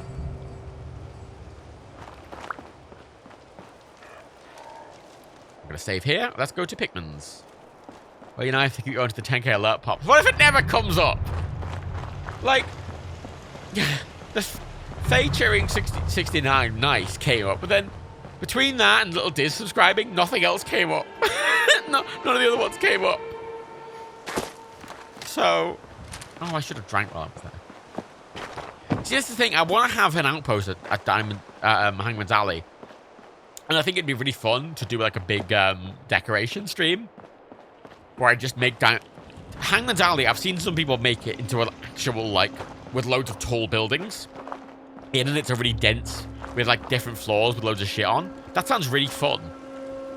That sounds really fun. And sending the companions here to live is also a good idea. Admittedly, if I would have moved to home play earlier, McCready wouldn't be dead because he wouldn't have annoyed me so much. Oh, you died for nothing, McCready. I hope you feel good about yourself. We're just shouting all caps. The thing is, I'll notice them in chat. The chat's not going so fast that they're just going off the screen immediately like Dan's chat. I really like the size of my streams. They're big enough that there's something always going on in chat, but slow enough that the chat is readable. What happened to Sheffield? No, Sheffield's still there. Uh-oh. Sheffield's still there. He didn't die. It was one of the other settlers who died. Guys, oh shit, that was riddled. You know what? I'm an idiot. One says the theory. Will the 10k or 1k show up with this one? It's not at all.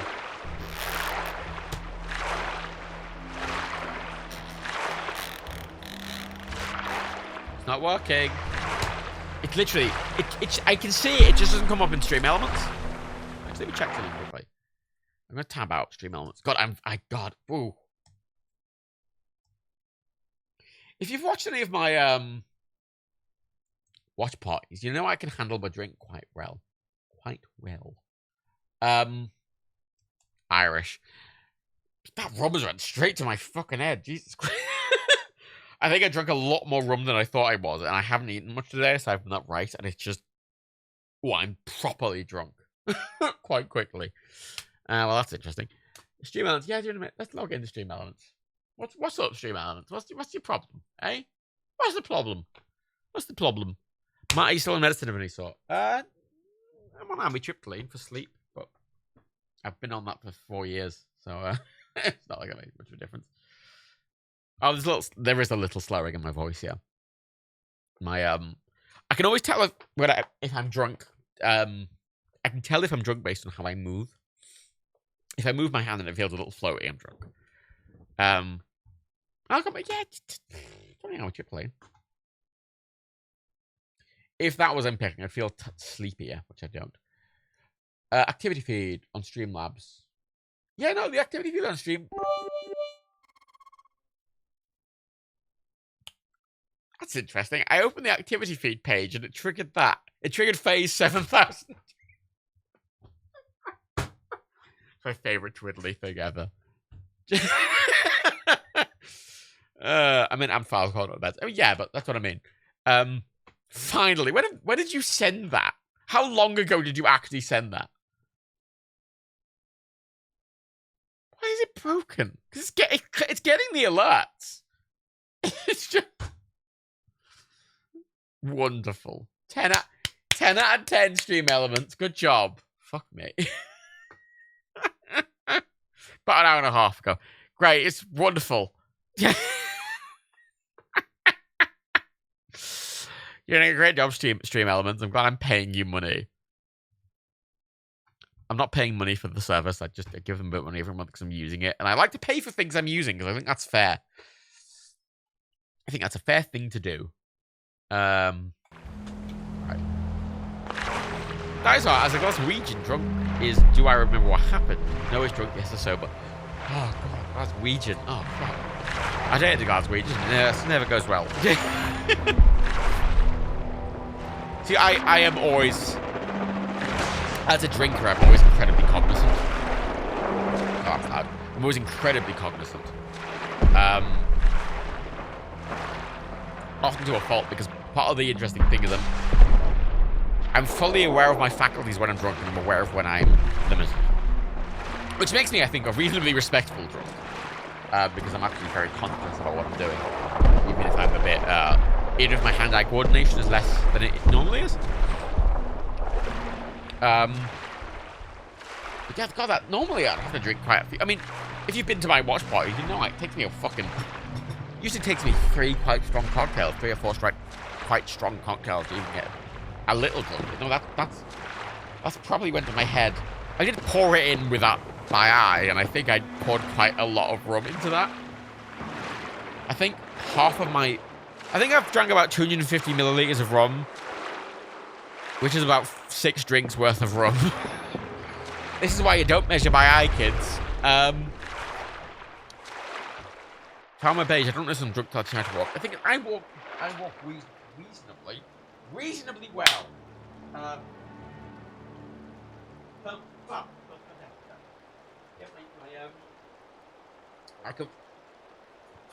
My hand-eye coordination is still pretty good. I'm just floaty. Floaty. Yeah, it's fine. Carbonated mixes can affect your uptake of alcohol. That's a valid point, Konak. I did have it with Pepsi. I don't normally have mixes. I don't normally have rum and cokes.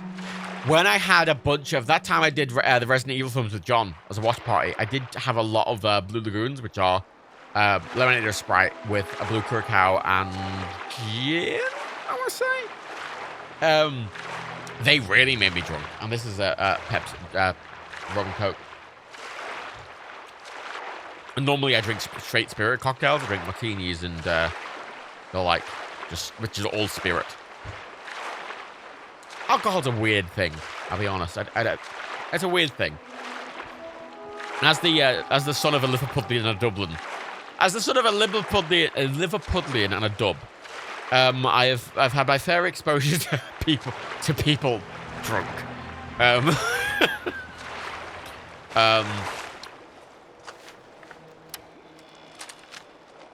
got a good vibe for how people are when drunk. And I'm a reasonable drunk. Right. Into bed. I should go to Cabot House.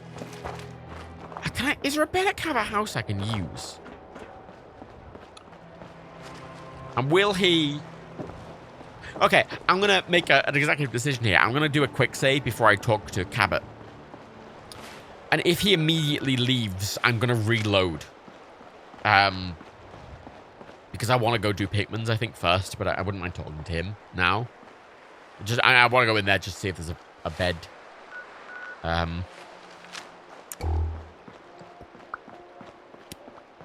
The Dixie Collective. I feel like if I ever got drunk, I'd be the same but more emotionally unstable. But I don't drink since I don't like the taste of alcoholic beverages. That's probably the best. I'm all the way. That's fair. I'm in the weird position where I don't like the effects of getting drunk. I don't drink to get drunk. It's a very student thing to drink to get drunk. Like, drink a load of cheap alcohol to get wasted. I do not drink to get drunk. I drink because I actually like the taste of alcoholic beverages. Imogen is missing and I want her found. I like drinking full, strong spirits because I just enjoy the taste. It's a different style of taste. Because I'm big into drinks. I've always been big into drinks. I mean, Dan and Rebecca are big cooks. I like drinks. I like... Your sister is missing and I want Not just alcohol, but I'm a big fan of... I like a lot of coffee and I like a lot of different... I have about 30 different blends of tea. And I think I have about 40 different blends of coffee. And I have every type of spirit and mixer. I like drinks. I like drinking liquids. Wow, what I'm so unique. I'm not like those other men. I like drinking liquids. I can't believe you don't care what happens to your sister. Oh, shut up, Wilhelma, you bitch. She's perfectly capable of looking after herself. Okay, hi. Off, or what? What? Okay, I did it. Bye. Some raiders set up camp near Parsons and ambushed him. Russian Wretch, same here. I like strong drinks, but hate being drunk. I don't like Tipsy's great, though. I like the old raiders Mr. Webb so close sketch. to Parsons. Which one? I hope this isn't the start of something serious. I'm not a huge fan of being drunk. I don't mind it. He was carrying. I mean, I don't mind it. I don't like getting drunk. It's something I'm indifferent to, is getting drunk. I insist you send someone to find Imogen. Why would I lie about the serum? Sharp, why would I lie about the serum? Can I do anything with it?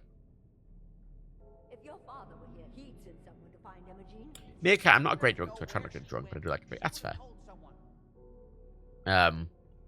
Demon Frog to keep it. For what reason? Why would I want to keep it? You can take yourself a buffs, can I? And you don't even... Where would it be under? Aid? Is it a quest? Is it on a misc?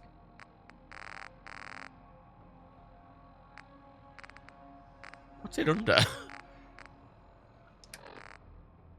I clearly have it, because the option to give it to them is, aid.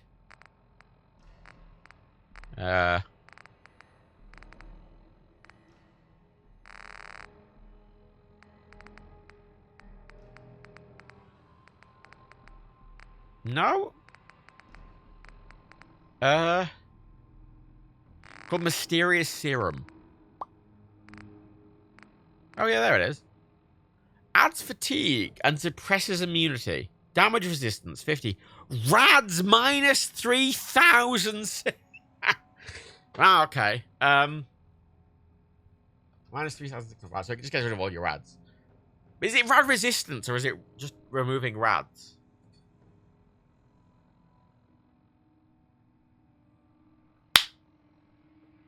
Oh, it's a huge melee boost to someone. Oh yeah, 5! God, 5 strength! That's not permanent. That's gonna. It's not permanent. That's gonna be something that lasts for like an hour. You get. I swear you get some mysterious serum at the end of this quest, though, don't you? Next collective. If you do the quest and appease Cabot, I think you get an infinite supply. Yeah, but here's the problem. Cabot is likely to die. It's possible that Cabot will just die on the way to Parsons. And I have to consider that in every decision I make. This may be the only mysterious serum I'll ever get in the game. Yeah, I don't want to risk it for the quest, but it is a yellow speech check. It's a yellow speech check. Tick-tock. I could pass a yellow speech check with the suit. We've been over this, Mother.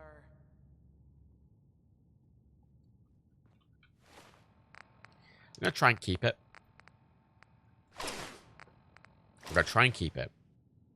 The yellow speech check, I'm pretty much confirmed to, The serum was all gone. Yeah, figures.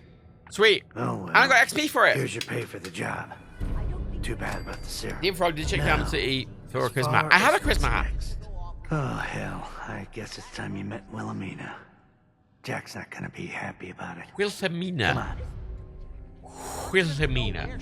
Yeah, it was one of the first. It was literally the first thing I ever got was this formal hat.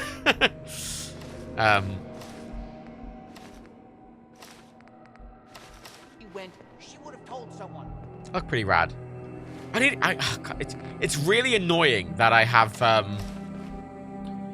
wish I had combat armor all over. I don't like the mismatched vibe. At least I could have a metal right leg.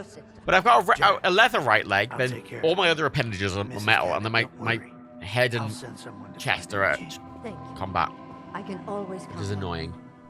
Why can't you He accepted that too easily. I mean, whatever. It's a reasonable thing to say it was all gone. You shouldn't Hey, Jack. indulge her, Edward. It just makes her more impossible to deal with next time. Just doing my job. Demon Frog, there has to be a mod that lets you We tracked look at down the armor. last Yeah, but I don't want to delivery do from that. Parsons. I want to get Razor's got it fucking all, combat armor sorry legendary. to say. Because at this point, combat armor should spawn more. Our supply here is dangerously low. Well, we'll just have to make it last until the next delivery. Imogene is Jack's sister. You probably figured that out yourself. She's, Thanks, Edward. a little flighty. Impulsive. Oh, From really? time to time, she runs off. Usually with a new boyfriend. Ah, Then the I send slag. somebody to bring her home. Oh, I bet she kisses them too, the whore.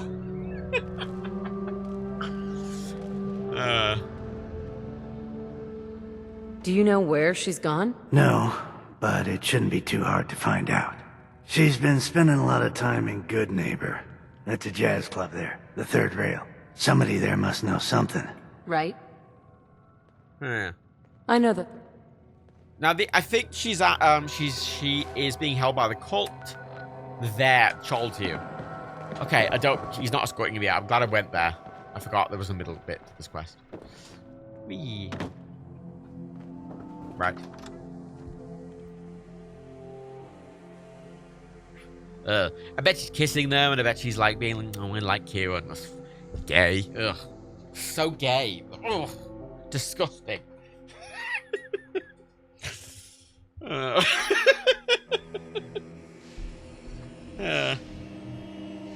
God, I remember when I was in school and gay was actually used as an insult, and it's just the funniest thing.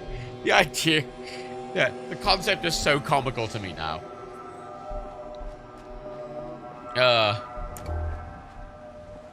And I always like to use it in the community content. I'm just like, oh, what's his face being sat in the classroom? He was, ha, gay. And anytime anyone's really romantic to each other, I'd use that gif. It's my favorite. Hey, how are you drunk you on a scale from 1 to yes, Matt? I'd say I'm a solid 7 out of 10. 10 would be a 9. 10 would be me actually blacking out, which I have done on stream before a long time ago. I want to sleep. That's why I went there today. I went there to sleep. Actually, you know what? I'll sleep. I'll go to Bunker Hill, rent a room. Hopefully, I'll rent a room fine. Oh. Don't worry, in early 2010, Gabe was... That's legitimately, it was used as an insult. My school. People used it in my school. Literally, if someone had a computer, they would,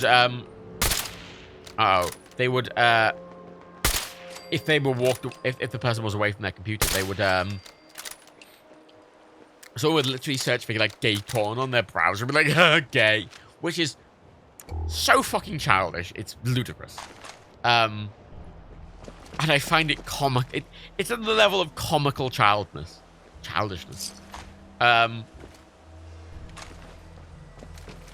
It's really, but it's weird now. And I think it was weird as me as a kid, but I didn't really understand when I was like 13. I wasn't really aware of. What? Oh, I'm on a room. Oh. Look at all the blood. Oh, shut up. All those blue lasers are Institute synths. Can I get a room, please? Need a place to stay? Yeah. Hurry up. Give me a room. All right. Here's your money. Okay, thank you. Okay, bye. Good night. What do you mean I can't sleep in my own bed? I've just rented the room. Or did I not rent the room? Oh, there's not... Oh, fuck me. Did it not fully count as renting the room?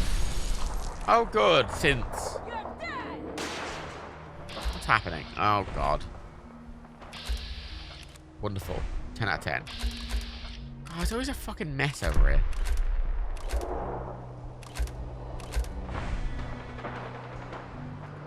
Come on, put your head out. My target has.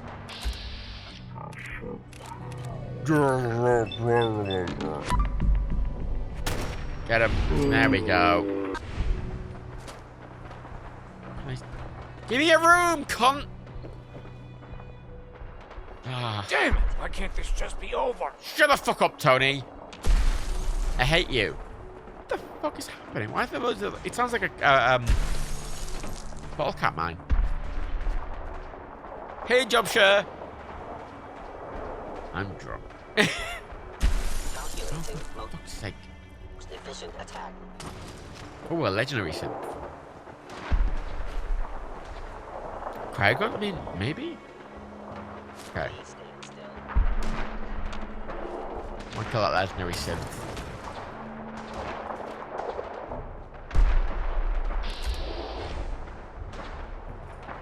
My drunken seems more coherent than me. I at least like to be reasonably coherent whenever I do anything.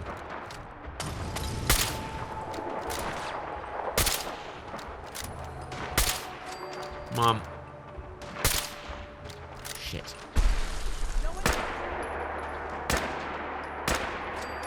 Come on, put him down. We're in power armor. Weak, shitty Raider power armor. Get his torso. Come on, bitch. There's a lot going on.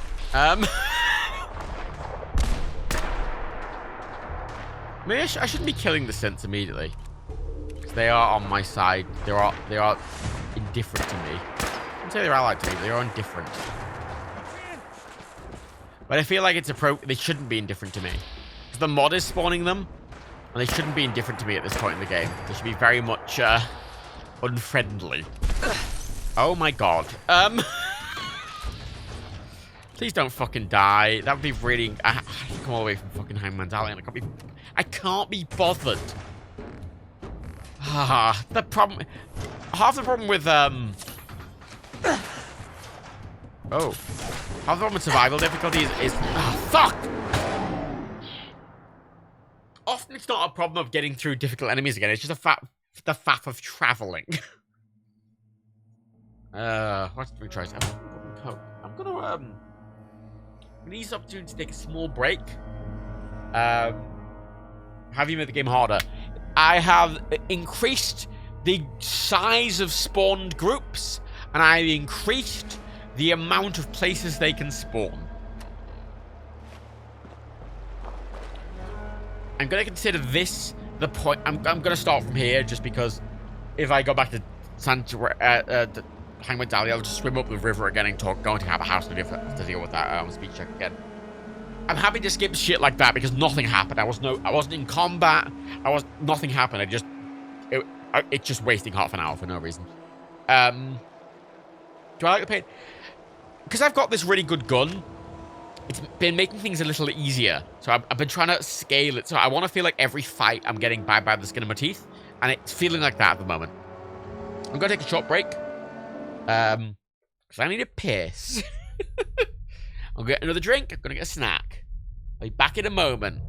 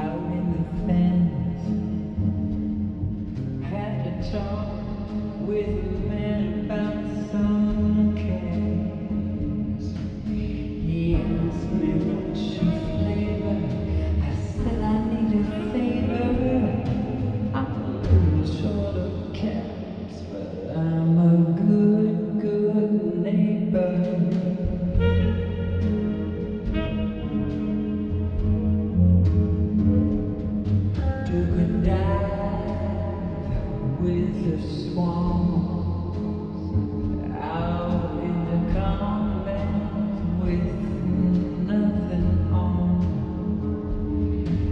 The mutants start to savor all my bad behavior. It's all a day's work when you're a good, good neighbor.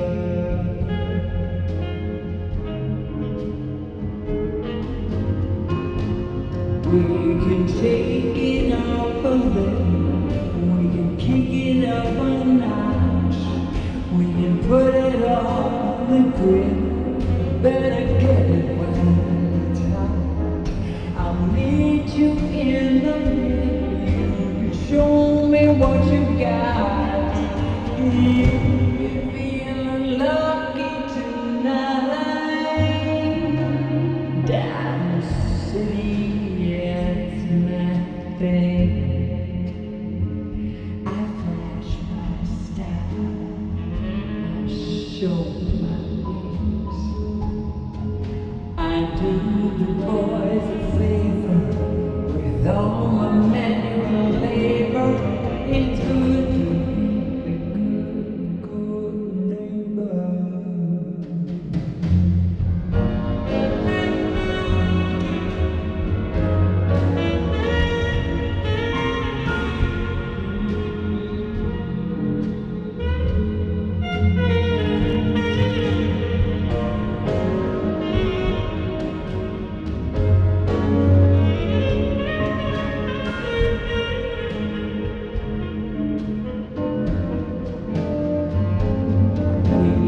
Shake it up a little, we can kick it up a notch, we can put it on the grill, get it while it's hot.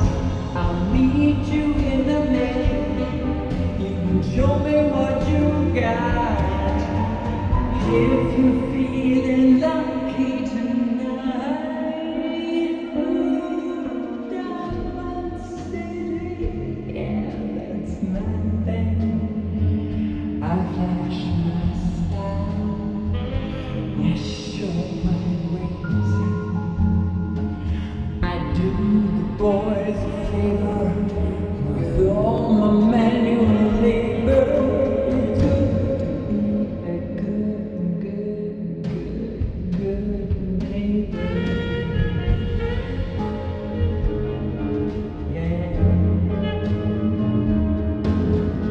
Do the boys a favor with all my manual labor.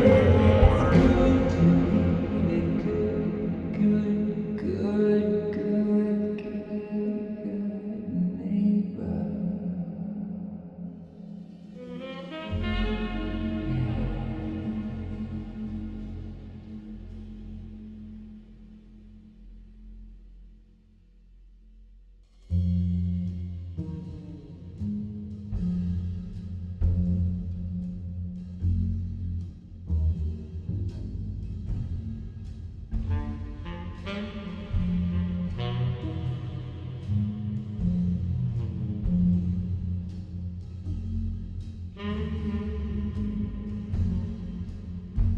I got lips, ruby and sweet. I got lips, it can't be beat. I got eyes that are looking for love. I just need a man.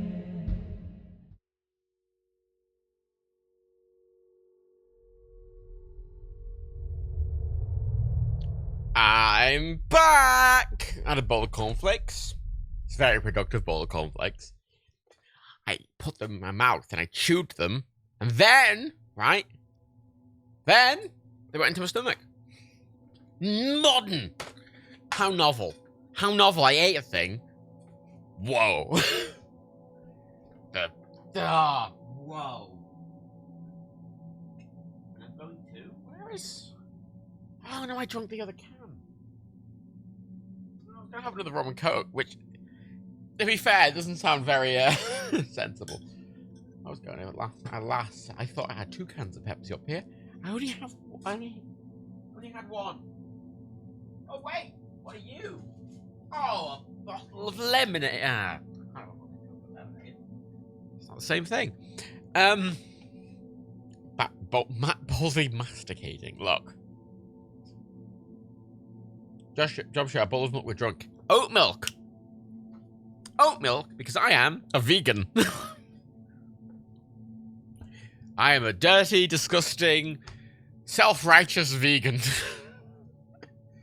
And damn it, I've been self-righteous for the past 15 years. I'm allowed to be. Game. Bang. Fair enough, stuck in a heavy though. Cornflakes are super light.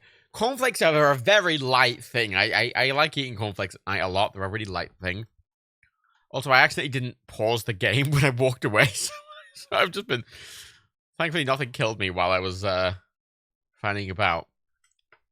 Just like a vegan, let us know. Do you want me to go full vegan? I can go full vegan if you'd like me to. I can be like, oh, how dare you. You know what I had for dinner the other night? I had a bowl of tofu with a bowl of broccoli. Which is exactly what I think people imagine vegans eat, but I actually did eat that as a meal, and it was wonderful. I had a great time. It's genuinely delicious. But I'm very aware of the stereotype. Are you going to do Lisa Simpson and throw red paint on some wearing fur? I mean, that's a different thing. Oh, there we go. I do think it's important for as many people to try and reduce their meat intake as possible. Because,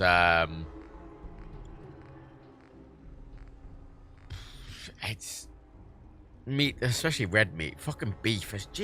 Beef, the food industry contributes more carbon than literally every other industry combined.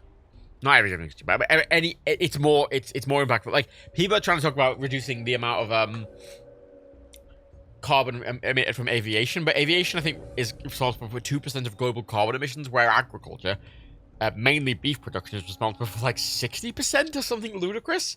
And that's mainly beef. Just mainly beef. Beef is significantly, more than every other meat, it's like 10 times more carbon just from beef alone. Beef is ludicrous. It's why I'm really a big fan of, we're getting, you know, like big brands in the UK at least, like Greg's and McDonald's and Burger King and Subway are all offering quite a lot of vegan options now. But they're very... Right there. You want through, you gotta pay. 100 caps. Oh. Do I now? Do I really? No, shoot him. Stop. Take him down! You're alright, mate. Good luck. Alright. I mean, I killed you without being able to see you, mate. You probably shouldn't have tried. I mean, like, McDonald's have just launched the McPlant in the UK. I don't know if they've launched it elsewhere, but in the UK, they've launched the McPlant. It's made by Beyond Burgers. Burger King, for a while, has been doing a plant-based burger, as well as a plant-based chicken burger, made by What Clock. KFC is doing a plant-based chicken burger again. Subway do the veggie patties, but they also do vegan meatball marinaras with vegan cheese and vegan meatballs. It's gotten pretty good. It's gotten pretty good. And a lot of people are like, oh, I saw so many people on Twitter being like, oh, why do they have to impact? Why do vegans have to come on all things? Why can't they just make their own restaurants and fuck off? And I'm like, geez, oh my god, grow up. Grow up. Bro, oh my god, grow up. The options should be there. And also, the more people who... Like, the more meat eaters who will eat less meat is really important. You know, I don't think everyone should go vegan. It's not really tenable. I mean, I wasn't vegan until 2 years ago. I have been vegetarian for about 15 years, but I was only started to become vegan like a year ago. It's untenable to expect everyone to go vegan. But I think everyone should make the best ability they can to reduce their meat intake if they're able to, and they're in a financial position that they can. Like, you know, Greg's in the UK. The Greg's vegan sausage roll and the Greg's non-vegan sausage roll has the same amount of calories in. They taste very similar, and they are the same price. So exactly the same price. They're both £1. So I can't think of any reasonable argument to get the normal meat one over the vegan one, because they're the same price and the same calorie count. Like, I'd love to encourage as many people as possible to like try and switch their, like, if you're buying a sausage roll from Greg's, buy a vegan one. You know, stuff like that. Because I think most people, like, there's barely any difference either. You know, I think stuff like that's really important. I think there are people who are like on Twitter be like, oh, it's gonna be made of all this shit, and I'm like, oh no, soy. Oh god, it's made from. Oh, they're serving us food made from beans and vegetables. What will be next? Well, it's ridiculous.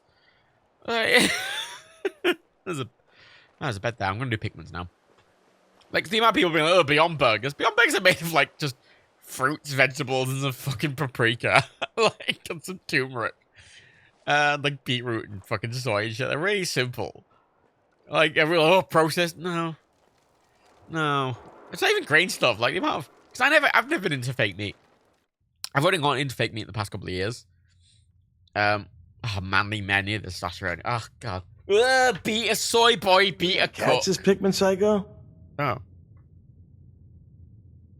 Yeah, the thing, yeah, alligators have got a good point. You killed him!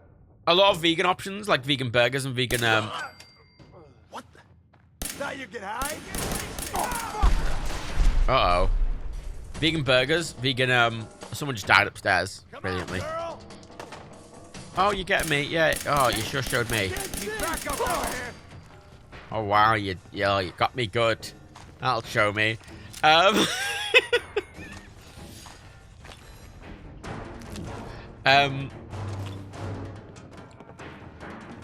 like burgers and sausages, especially.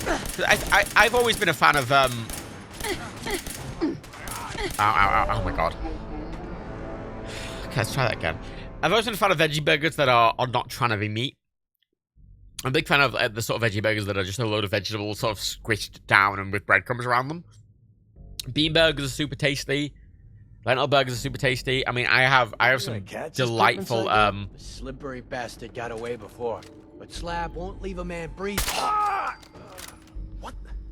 I have some wonderful pumpkin and spinach burgers.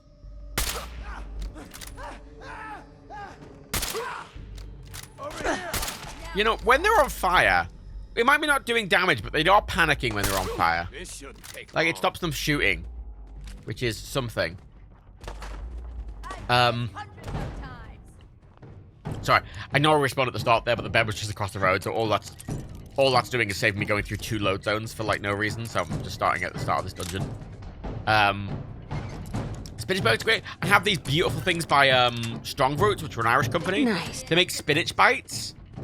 They're spinach and carrot bites. So imagine a chicken nugget, but instead of chicken, it's spinach, and instead of breadcrumbs, it's carrot crumbs. Which I know, from the way I'm describing it, sounds very unappetizing, but they're genuinely delicious, and I love them. Because vegetables are really tasty. And I'm a big fan of, like, sausages especially, veggie sausages. There's so many different kinds of veggies. Oh, fucking hell. There's so many different kinds of veggie sausages. You know, Dad Cube Steve is infamously a big fan of veggie sausages, because you can just get mushroom sausages. You can get ones that taste different. They're not just like, oh, it's not just meat with some seasoning. It's a load of interesting, good flavors together. Like, the amount of people who are just staunch like, I'm only going to eat meat, it really limits the amount of interesting, good food options you can get, which is really disappointing because there's so much good food. And as much as I do like that we're getting more vegan options, I do worry that because they're all trying to emulate meat, rather than do interesting culinary things with meat that we can do. We can do a lot of interesting culinary stuff with meat. Mushroom sauce really do, like, it's not me, I don't like mushrooms, but a lot of people do. You're still alive? It's a valid point, to be fair. There's like 10 people here, which is like, how the fuck have you 10 not been able to kill this one cunt? Like, Disappearing act. Huh? disappearing. I'm downstairs, mate. Yeah, I don't like mushrooms, which is annoying as a vegetarian, because basically, if you're in any situation, on a plane or a train or whatever, where they're like, we do a set meal. And like, oh, what's the they have one vegetarian option, and it's basically always mushroom stroganoff.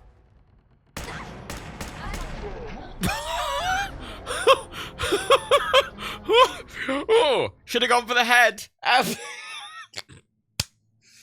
All right, is texture a thing for you? Texture is a thing for me, alligator. I value texture quite a lot. I like crunch. I like tactileness. I don't like squishiness. Okay, you know what? Bastard got away before, but Slab won't leave a man breathing. Kill him quicker this way. Huh? Nothing there now. But I highly recommend, right, because there's so many good veggie options that you can get, especially in the UK, that are the same price as the non-veggie options.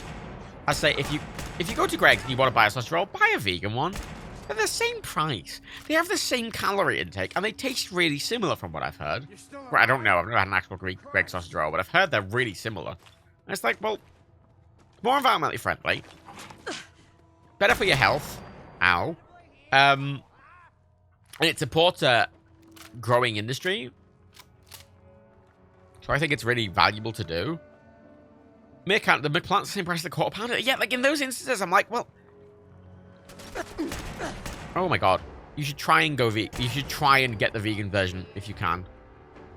Because you should always... At the bare minimum, I'd encourage people to at least try them. Even if you don't get them regularly, at least try them. At least give it a go. You know, see if... Because you might hate it. I'd be hopeful you don't hate it, but you might. And it's not, you know, fair enough. If it's something you don't like, it's reasonable for you not to eat it. But I would encourage you to try, because there's a lot of arguments among us, sort of climate activists about the role of an individual in climate activism, and how, you know, the idea of the idea of a carbon footprint was They must have run off. the carbon footprint was something that was encouraged by BP oil. It was a marketing thing to make, oh, that was a legendary raider. Oh, nimble. Well, a fair amount, though. They were basically trying to make it so they weren't having to take responsibility for climate change, and they would be like, oh, it's the individual's fault. And corporations are accountable for most carbon emissions. But the key point is most of that is agriculture, and it is very much something that follows consumer... It follows what the consumer wants, right? Like, the people always said, oh, going vegetarian won't make a difference. Not everyone's going to go vegetarian, but it has made a difference. So many companies are investing at least in the UK, are investing in vegan and vegetarian options that they wouldn't otherwise.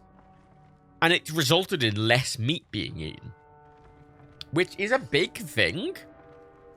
And it helps over the long term really impact and help reduce overall carbon emissions. Because as an individual, your carbon emissions as an individual are really low. But when you do something like that, it is more about people doing it as a group to change corporational habits, which aren't just going to change without market pressure, as shitty as that is. You have to apply that market pressure to them and be like, hey, there is a market for vegan stuff. There's a market for vegetarian stuff that's ethically sourced. And it does help encourage change. And again, it's not to say everyone should go vegan. Not everyone wants to, and it's unreasonable to expect everyone to. But I would, as I say, encourage people to, if you're not, if you go to McDonald's in the UK, just try the McPlant. You know, if you go to Greg's, try the vegan sausage roll, and if you like it, get it. Don't think I can pick this. You know, try. I think it's important, and it makes a big impact. Why can't I get down? There's something missing. Miscellaneous. Biscuit Pickman. Ah. Oh, return to Hancock. What?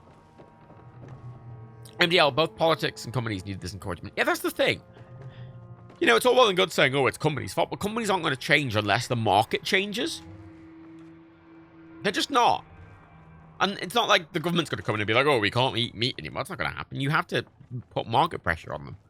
And the more people who are eating more environmentally conscious food options are going to help that. I know it's harder in different countries. I'm talking very I'm going with a very UK-centric view at the moment. Can I not get downstairs?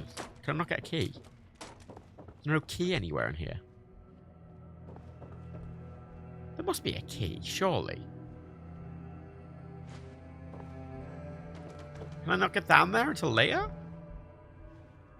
But Meerkat, I went to McDonald's today and was generally going to try the McPlant, but I completely forgot when I ordered, so I just ordered an old burger. Yeah, but that's fair. I think a lot of because a lot of like vegan and vegetarian people will be like, oh, it's really easy to go. It's not.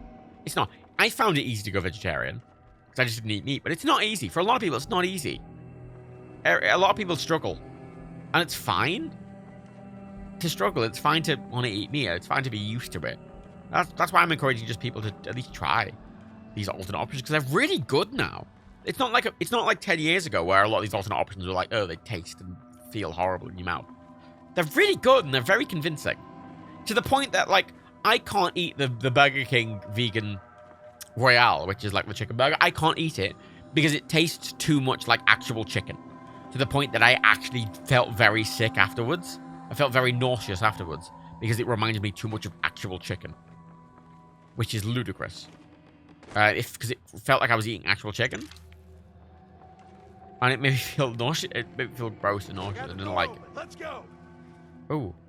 This ain't good. Get over here, quick. What is it? Oh. Where were they? Oh shit. What do we do? What do you think, dumbass?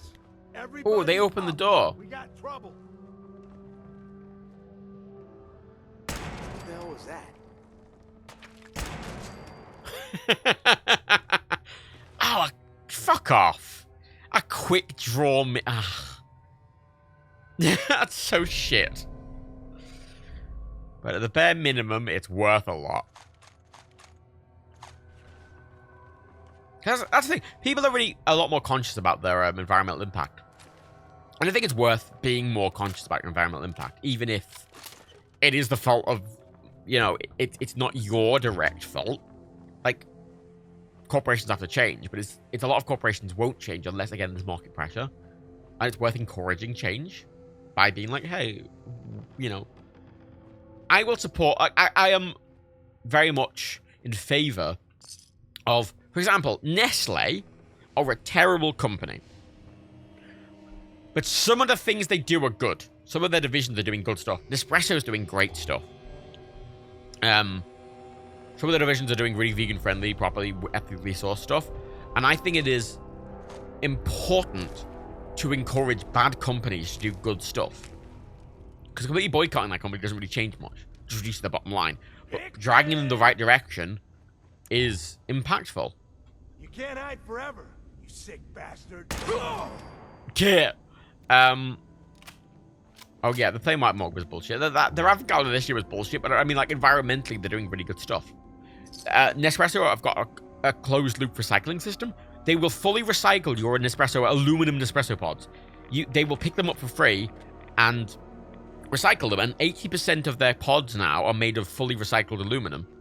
And it's closed-loop. It's not like they're getting it from a separate source. They are recycling their own pods themselves. And they're picking them up themselves and recycling them themselves for free. They're supporting a lot of initiatives in Colombia and parts of Africa where they're growing coffee to really help, genuinely help coffee growers and provide them access to good equipment and resources. And they're genuinely good stuff, and I will support them. Especially because every other type pod system is using plastic and they're not recycling it. Where in this restaurant, again, you buy aluminum, they'll pick them up. They'll give you a free shipping label. They'll send someone out to pick up your recycling for you for free. It's pretty good. Oh, I meant to jump over. Oh, wow. I will encourage them. Again, encourage bad companies doing good stuff. Don't you die on me. Oh. Because that encourages change. It feels morally difficult because you are supporting a shitty company, but the shitty company is not going to go away because you don't support them. They're just going to find different customers. But you want to pull them towards change. Because they're not going to go bankrupt. And it's not like Nestle are going to go out of business because you're not buying their fucking chocolate bars. But if you buy their vegan stuff, yeah, it's going to pull them in at least a bit better direction. Don't let good be the enemy of perfect. Tell you what, Nestle steals water from everyone. They threw the state of California's longest drought in the history by stealing the water from local league citizens and causing... Yeah, they steal water from everywhere. Nestle water are ludicrous. I mean, there's a great documentary on Nestle being terrible. Because they are an awful company. But this is the whole thing. They're not going to stop being awful. They'll just keep being awful unless they're giving you a monetary incentive to not be awful, which is shit. It's shit that you have to do it, but that's just how it is, unfortunately.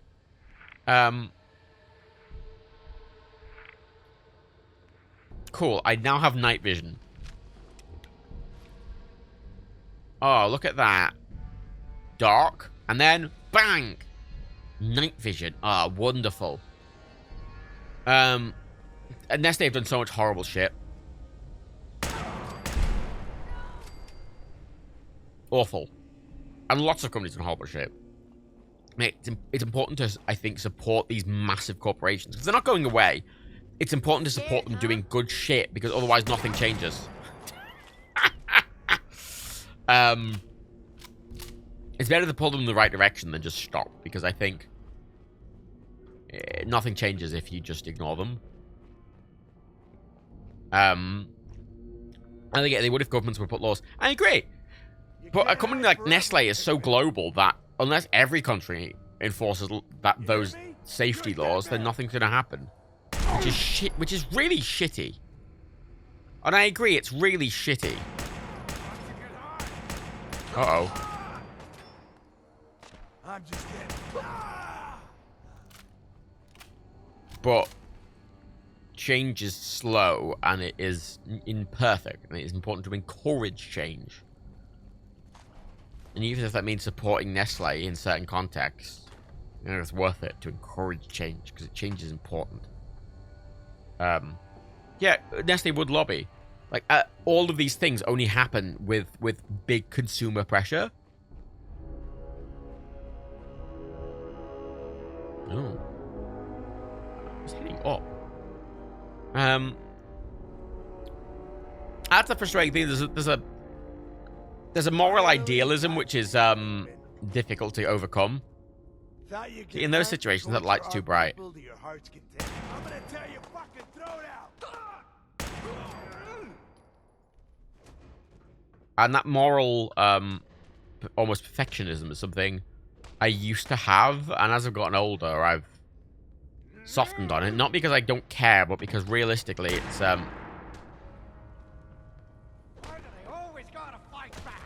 Who is that? Oh, it's Pikmin. Hi. That was close. Thank you. Those people. Yeah, capitalism is like. Yeah, that's the thing. Idealism, like it's fair enough to be like, oh, I don't want to support the capitalistic ideals at all, but that doesn't make them go away, and it's not going to go away. At least not in the sense of like it. Again, don't let perfect be the enemy of good. An improvement is an improvement. It is important to encourage improvement, even if it's not perfect, because it's change happens slowly, especially in the modern world. Why did they want you so badly? A small disagreement. They objected to my hobby of collecting their heads. Let me repay you. What did you have in mind? A gift. Nothing more.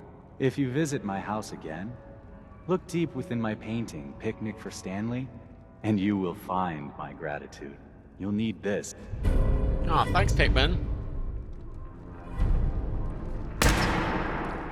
Ooh, lucky. Ah, not so lucky. Why would you give me... It gives me his fucking, like, reward. And I can still kill him. Fucking bitch. Piece of shit. Patch suit, more like... Ratched root. Ugh. I know I just can't support a company that uses small PR stunts to trick people. I agree. I agree with that. You don't want to support PR stunts. Yes. There we go. Lockpick and bobblehead. Not like it matters that much, but fuck it. I mean, I might as well do it. Do it for Hancock. I agree with that, and I think a lot of companies are just doing performative shit. But like, a lot of these big multinational companies, again, like Nestle, they own so many smaller companies. like Nespresso. And Nespresso, as a company, are doing genuinely good shit. It's why I will support them with my money. To be like, hey, look, Nestle, if you want to exist, I'm going to support this thing. Oh. Yeah, if I have my light on, and then I crouch, it gets really bright. Okay, yeah, that might be a little annoying, but it is, good. Is Pikmin's blade in the painting? Is that what Pikmin's blade is? It must be in the painting, surely. Yeah, the problem is, a lot of these, if you ever look at the list of the amount of companies like Nestle and Kellogg's and Procter & Gamble and stuff own, it's kind of impossible to avoid them. And it's important to support little companies as well. I will always say support a little company doing good stuff over a big company. But at the same time, I think it's important to pull big companies in a better direction. Because again, they're not going to go away. Richmond are a big meat company, and they're making really good vegan products. They're making really good vegan products, and that's a weird thing, because it's like, well, Richmond. But also, they're making genuinely good vegan products, and I will support them making vegan products. Tim Robbins, you know Pringles made at Kellogg's? I shouldn't. Yeah, that's the thing. They own so many fucking companies. And they will... Effectively, these companies will only change if they're given a market incentive to change, which is shit. That is a shit reality that we're in. That shouldn't be the case, but it unfortunately is. That is the reality we're in, which I fucking hate. But, you know, and I'm talking about food in this context. It's different in a lot of other contexts, but again, I'm specifically talking about food and drink. Because in, oh my god, I'm fucked. Why am I fucked? Uh-oh.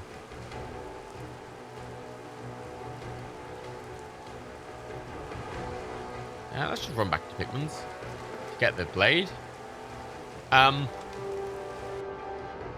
You know, like Activision, and especially Ubisoft. Activision, Ubisoft, and Take-Two. Especially Activision and Ubisoft. Because at this point, supporting them isn't... You're not supporting them changing, because they're not changing.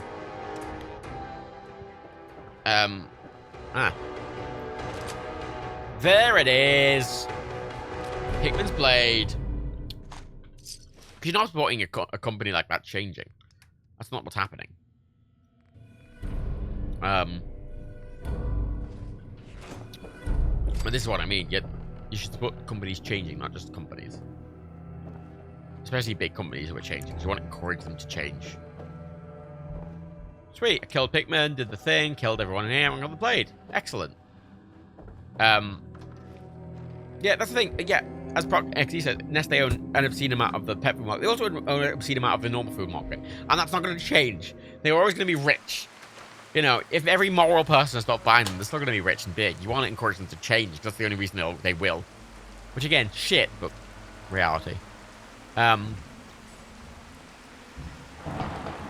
Bolter, very concerned that Bulb have gone into administration, because I went to them as they were net zero carbon and gas and electric, but I don't know if the company that takes on a replace supply has a full guarantee. I don't think they do. I recommend Octopus. They have net zero options as well. Also, they're pretty good, Octopus, if you want a good alternative to Bulb. I used to be with Bulb, and I've moved to Octopus. Octopus are a little bigger. They actually operate their own wind farms and stuff like that. Which is pretty neat. Let's go and do this other thing right here. I think Octopus are good. They were perfect. They were more expensive than Bulb were, at least a couple of years ago, but they were cheaper. At least you can get a fixed contract with them. And again, they do. I don't know if all their plans are net zero carbon, but at least they do offer net zero carbon plans. And I pay for a 0% carbon plan. All my electricity is sourced from renewable sources. I feel like I'm doing my best. The thing is, me individually, I'm not making a huge impact, but I'm just hoping that enough people make a change. Like, because again, companies, a lot of these big companies will offer net zero plans if there's a market for it. Uh-oh. Well, I like they go and take cover immediately. That was the gunner's reaction to being shot on was to immediately run and take cover, which is a neat thing. Oh, it crashed, motherfucker. Yeah, all my electricity is from renewables. I try and something Apple's doing really well lately is you know, like the maximum weight of all recycled aluminum. They're using recycled rare earth metals in batteries and magnets. And they're reducing the amount of conflict minerals they're using significantly. They're trying to use as much recycled as possible.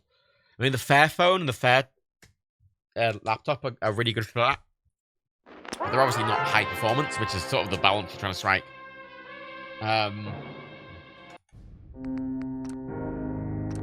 There's a lot of considerations to make. There's a lot of compromises you have to make, but it's trying to do the best you can, I think. Especially it's a financial thing. It's more expensive to make sure you're on 100% renewable plants a lot of the time. It's more expensive to buy environmentally conscious stuff. And I make a point because I am in a position where I can do that. Like, I am not rich, but I am financially stable enough that I can make those considerations. Meerkat, at the moment, Octopus aren't accepting new customers, though, due to high energy costs. Oh, that's interesting. I mean, I switched to them, like, I don't know, 6 months ago or something. Apparently, I did it at the right time. I got very lucky at choosing accidentally choosing it just before energy prices went up. I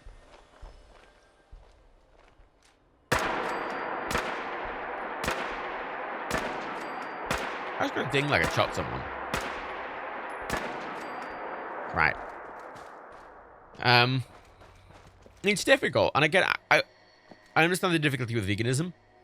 Because veganism and vegetarianism are expensive, especially if you're trying to do meat replacements. It's expensive. And again, I'm talking from a UK perspective, where in the US, vegetables are about 2 times more expensive there than they are in the US. Fruit and vegetables in the United States are about 2 times more expensive than they are in the UK. Which is ludicrous. That's why in the US, it's so hard to eat healthfully. Because heavily processed like snack foods are really cheap because of corn subsidies. That's why corn starch. It's why corn syrup is in everything, and everything's made of corn because of corn subsidies put by Nixon. And vegetables are really expensive, as is fruit. I say about 2 times more in the UK. Because in the UK, vegetables are relatively cheap, but again, it's still they have a low calorie density compared to meat. So if you're struggling for money, it's better to buy meat. It's more financially efficient if you're trying to get as many calories as possible, as low as budget as possible. But okay, it's even harder in the US. If everything's impossible in the United States.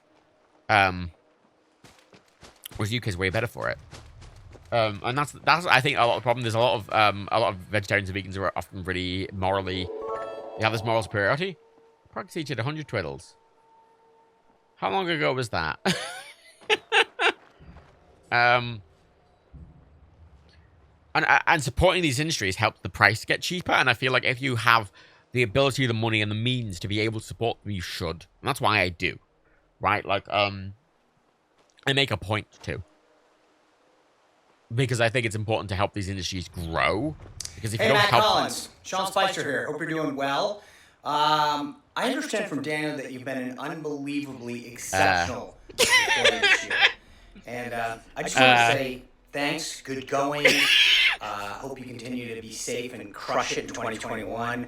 2020's not been the best year, although I launched a show. It's on every night at Newsmax. I hope as soon as you watch it. So that part's been good. But there's been a lot of other negative stuff about 2020. So it's amazing that you persevered during this time when so many people were struggling. But good on you. Thanks for taking Daniel's company up a notch. But you know what this means? 2021, my friend. You're going to have to crush it. I almost died, you prick! The vaccine's going to come You're out. insensitive You're back to prick! normal. And then, Matt, Daniel's bar is going up here. I'm talking, yeah, you will have to hit that in 2021 because you crushed it in 2020.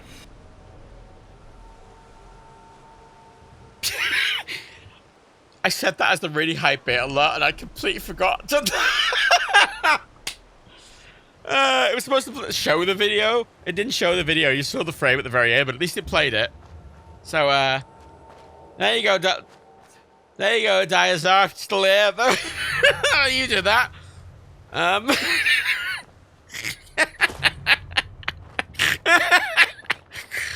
Fucking spicy. God. Oh, spicy. Fucking spicy, boy.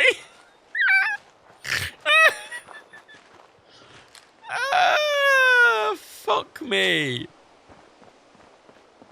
Fuck me. Hey.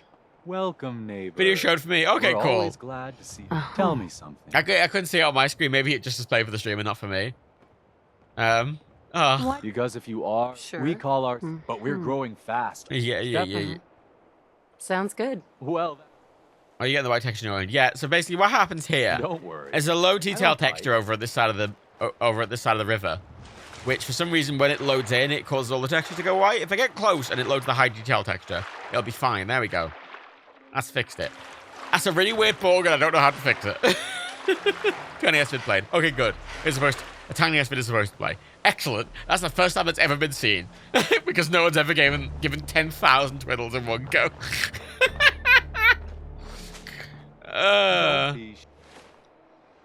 Wonderful. Do some parkour. Wait, okay, I'll do some parkour. I know it's not doing it, but okay. Parkour.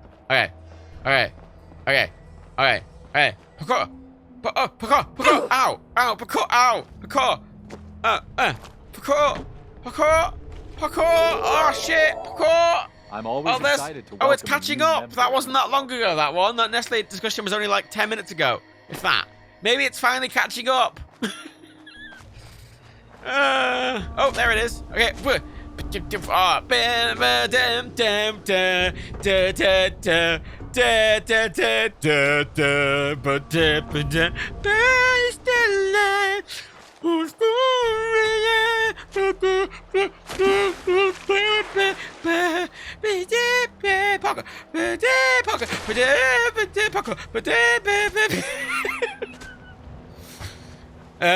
That crash felt like a bad texture load. It's not. It's those crashes happen when there's so many things to load. It's running out of memory somewhere.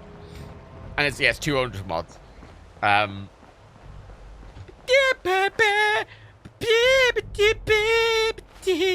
I have to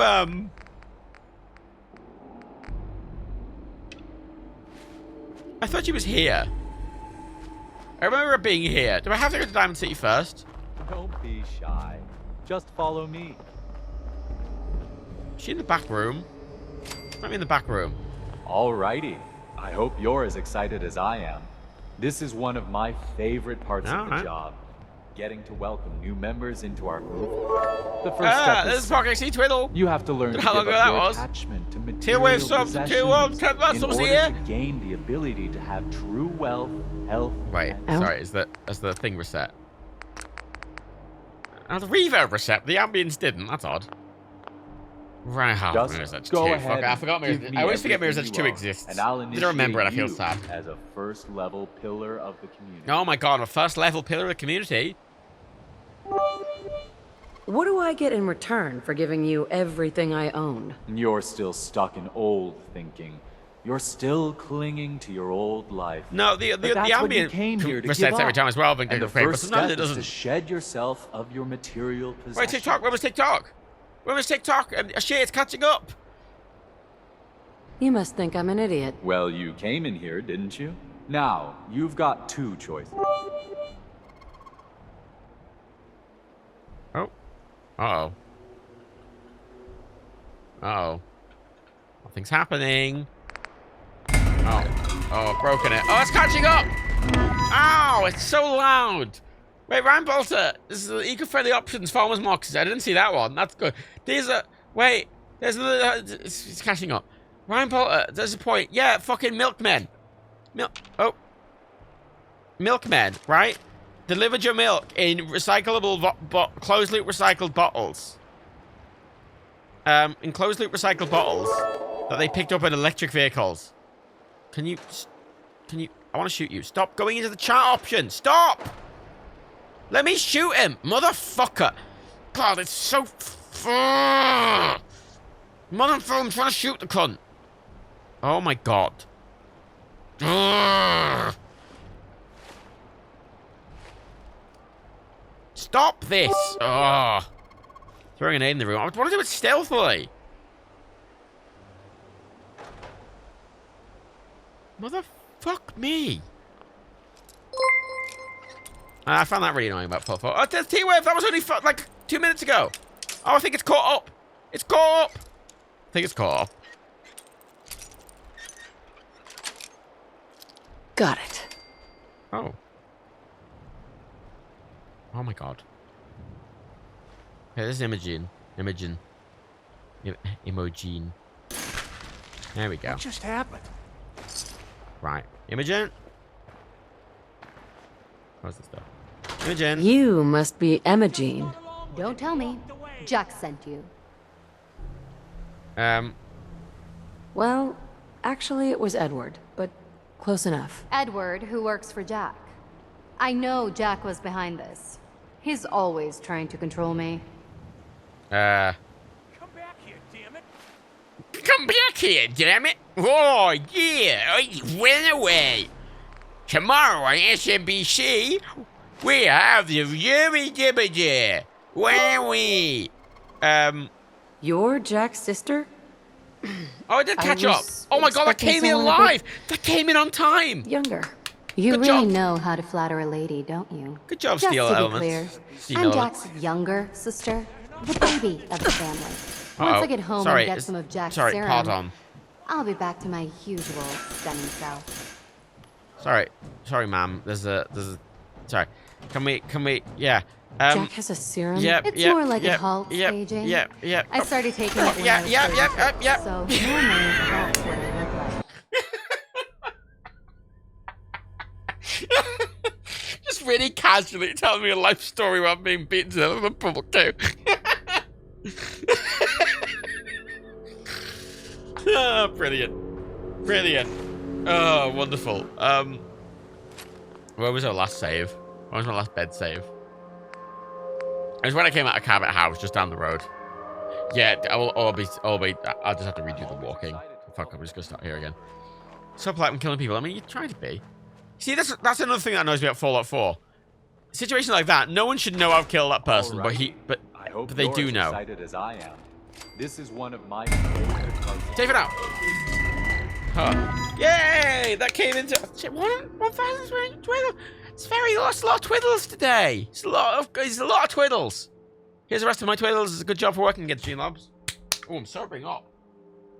No, I don't like that. Wait. Oh, that's my lemonade again.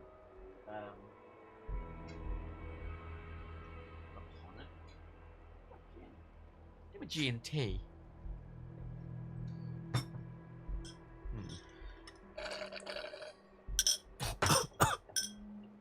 Oh god, that's straight rum. I didn't realize it was gonna be straight rum at the bottom of the clap. 1, 2, 3, 4. G&T. G&T. Ah, it doesn't rhyme, but G&T. I need a bowl of cereal. That's sobering me up. Damn it. Rum and tonic is great. Oh, is it? I like a gin and coke. Big fan of a gin and coke.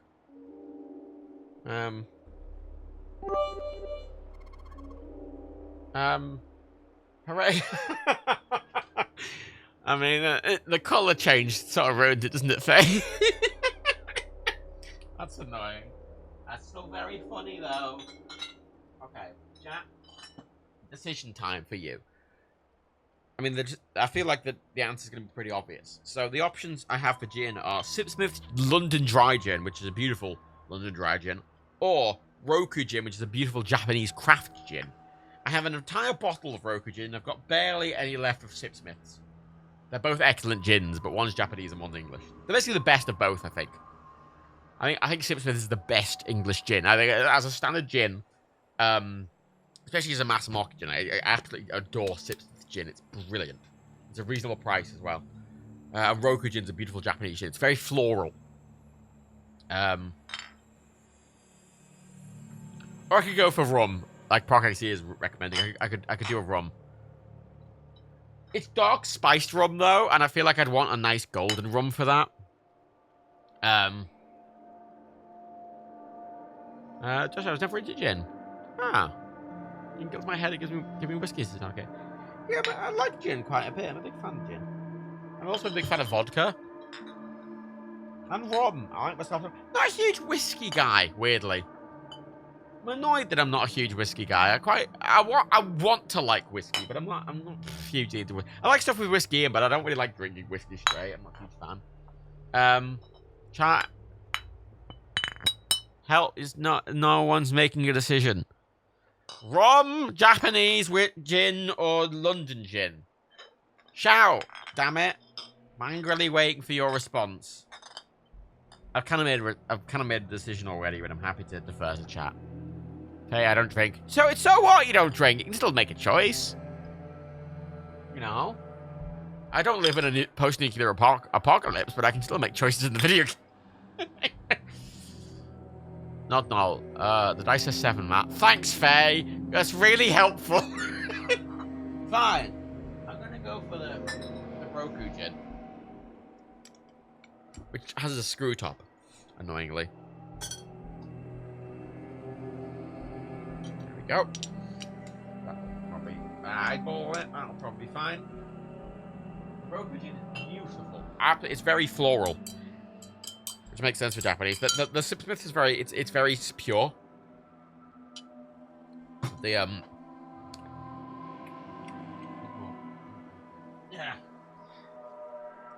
Need more gin.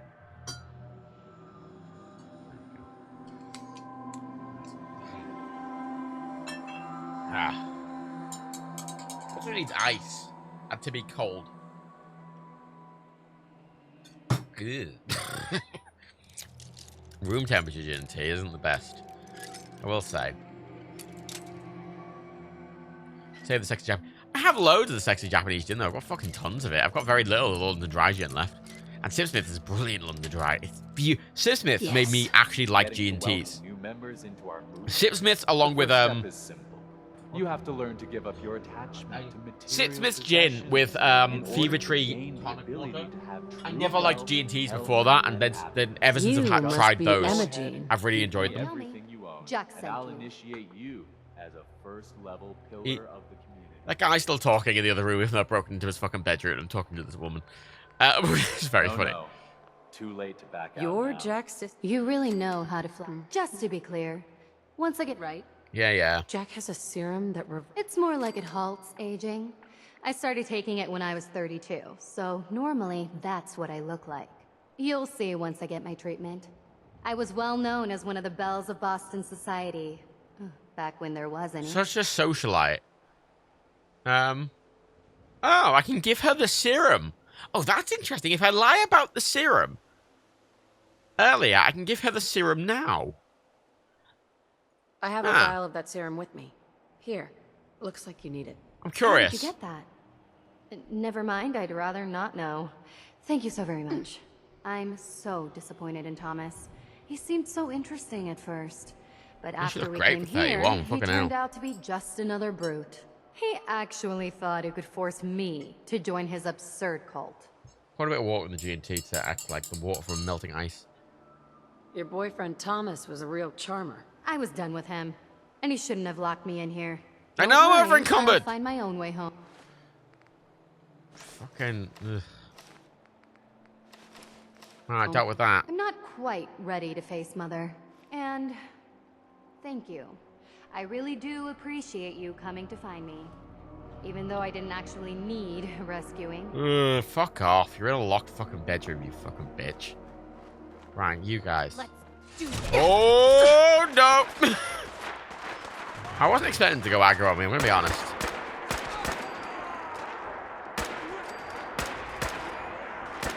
Imogen's gonna die, 100%.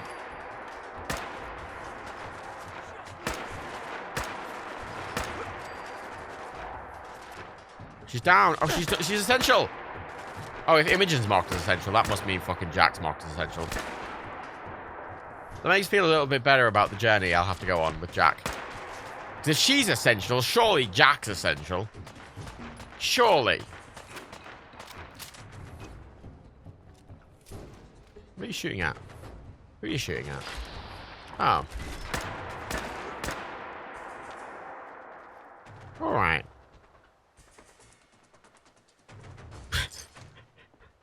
Oh, I'm just basking at the village, it's fine. Why is it still... Look, it's not owned, is it? I've just killed the... Look, I've killed the people who own these beds. They should be able to sleep on them. Procaxi, what do you recommend buying if you want a cheapest cocktail cupboard? Buy a decent vodka. A decent vodka, don't buy Smirnoff. Buy a decent vodka. That's a really good staple. The good way to tell if vodka's decent or not is if it freezes when you put it in the freezer, then it's shit vodka. I recommend a decent... I always recommend spending a decent amount on spirits, base spirits, and savoring them and not drinking very often. That's what I do. I'd say a gin. You want to go with it. It depends what you like as well, though, is the thing. Like, I always recommend going for a nice... I've got a nice gin, I've got a nice whiskey, and I've got a nice vodka. As the main staples. Depending on what kind of drinks you want, because I've got lots of different liqueurs.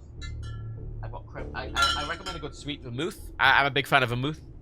Some nut coffee. I mean, I've got blue curacao here. I've got a really fancy apple. I've got rinsing a drink. I've got poncho, which is an orange liqueur. I've got Kahlua coffee liqueur with go for like espresso martinis and coffee based drinks. I've got this Corona, which is a almond liqueur. I've got Britoy, which is a sort of, it's a violet liqueur, like a liqueur de violet. It tastes like pomegranate. I've got a creme de menthe, which is a mint liqueur. I've got a good whiskey, good scotch there. I've got a good Irish whiskey. I've got a good rum. I've got some gin. I've got some champagne. And I've got some cherry liqueur. The liqueurs are very specialist, and you sort of go to them if you like cocktails with those specific flavors. But I always recommend the base things: a vodka, a whiskey, a gin, and a rum. A vodka, whiskey, gin, and a rum. I tell you, the solid bases of a good bar. And the vodka I get is quite expensive. That's the thing I spend the most on because I use vodka quite a lot, and I quite like vodka. I go with a noble Russian vodka. Gin, I like Simpson's London Dry Gin, and Roku is very good, but it's a different sort of flavor. Whiskey, I've got an Irish, Irish gin.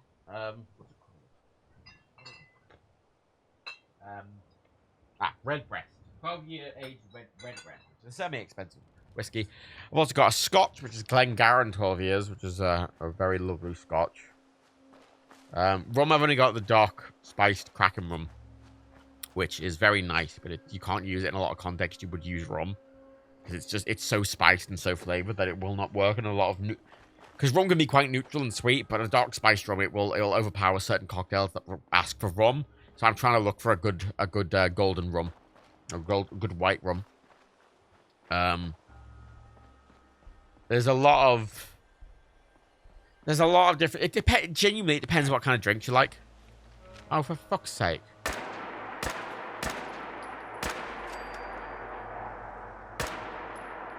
Oh, they've respawned. That's great. That's inconvenient.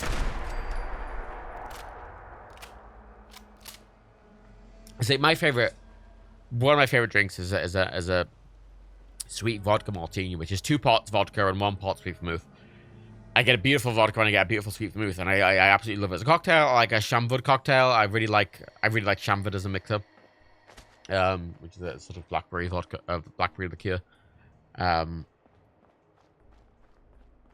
It really depends what you like. Basically, find out a lot of the cocktails you like and what their base spirits are, and then whatever's the highest percentage one, buy that base spirit.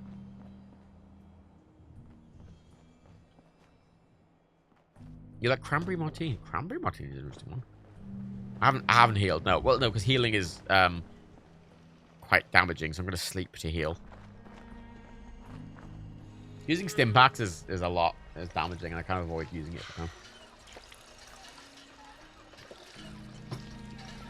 Sleep. Have a proper sleep because I'm tired.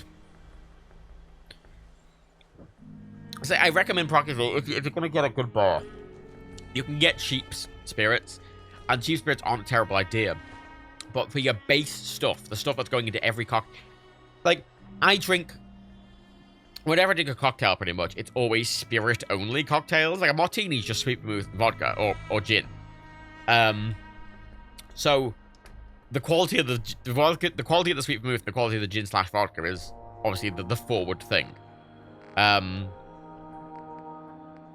It's the thing you're going to notice. So obviously having a good spirit is important in that context because you'll be able to tell. But if you're doing mixes, like if you're doing a rum and coke or you're doing a vodka and coke or something like that, you're not going to notice the spirit as much. Like there's no point in using a really fancy vodka in a vodka and coke, for example. The night vision's really handy. It's subtle. But it makes enough of a difference that it's worth it. Yeah, I already drink many drink spirits. I've had a rum and coke tonight. I'm having a gin and tea at the moment, but I don't usually use spirits. I don't usually use mixes. I usually just go full spirit. And I really like those kind of drinks. But when you go pure spirits, you need to find out the drinks you really like and kind of buy appropriately. So I buy a really expensive vodka. The vodka I buy is expensive. It's like 50 quid a bottle. It's fucking expensive vodka. But it will take me a year and a half, 2 years to go through it because I don't drink very often. And I only use it in good cocktails. I don't use it as a mixer. Ryan Bolter, I think grenadine is always a must for cocktail. But I mean, if you're going for that kind of sweet, sort of holiday style, like tropical cocktail, I would agree with that. I never use grenadine. I just don't use grenadine ever. Not because I think it's a bad thing. It's just it's for a different kind of cocktail than I always drink. Zoom Zoom, what's your go-to drink that you'll always happily have when you're in the mood for alcohol? A sweet martini. Always a sweet martini. Sweet vermouth. So 1 pot sweet vermouth, 2 spots. Gin or vodka. I quite like going with vodka because it's really clean. So 2 pots. 2 pots vodka. I use Noble Russian vodka. 1 pot a sweet vermouth. I get a really good begins with A. It's a really good Italian sweet vermouth. It comes in a little bottle. I do that. And I shake them. I shake it in a shake with ice. I think it helps the flavor a bit. I prefer it to being stirred. And I strain it in. I add a couple of nice, good cocktail cherries. Not the cheap ones. You want good quality ones. And then, I like that a lot.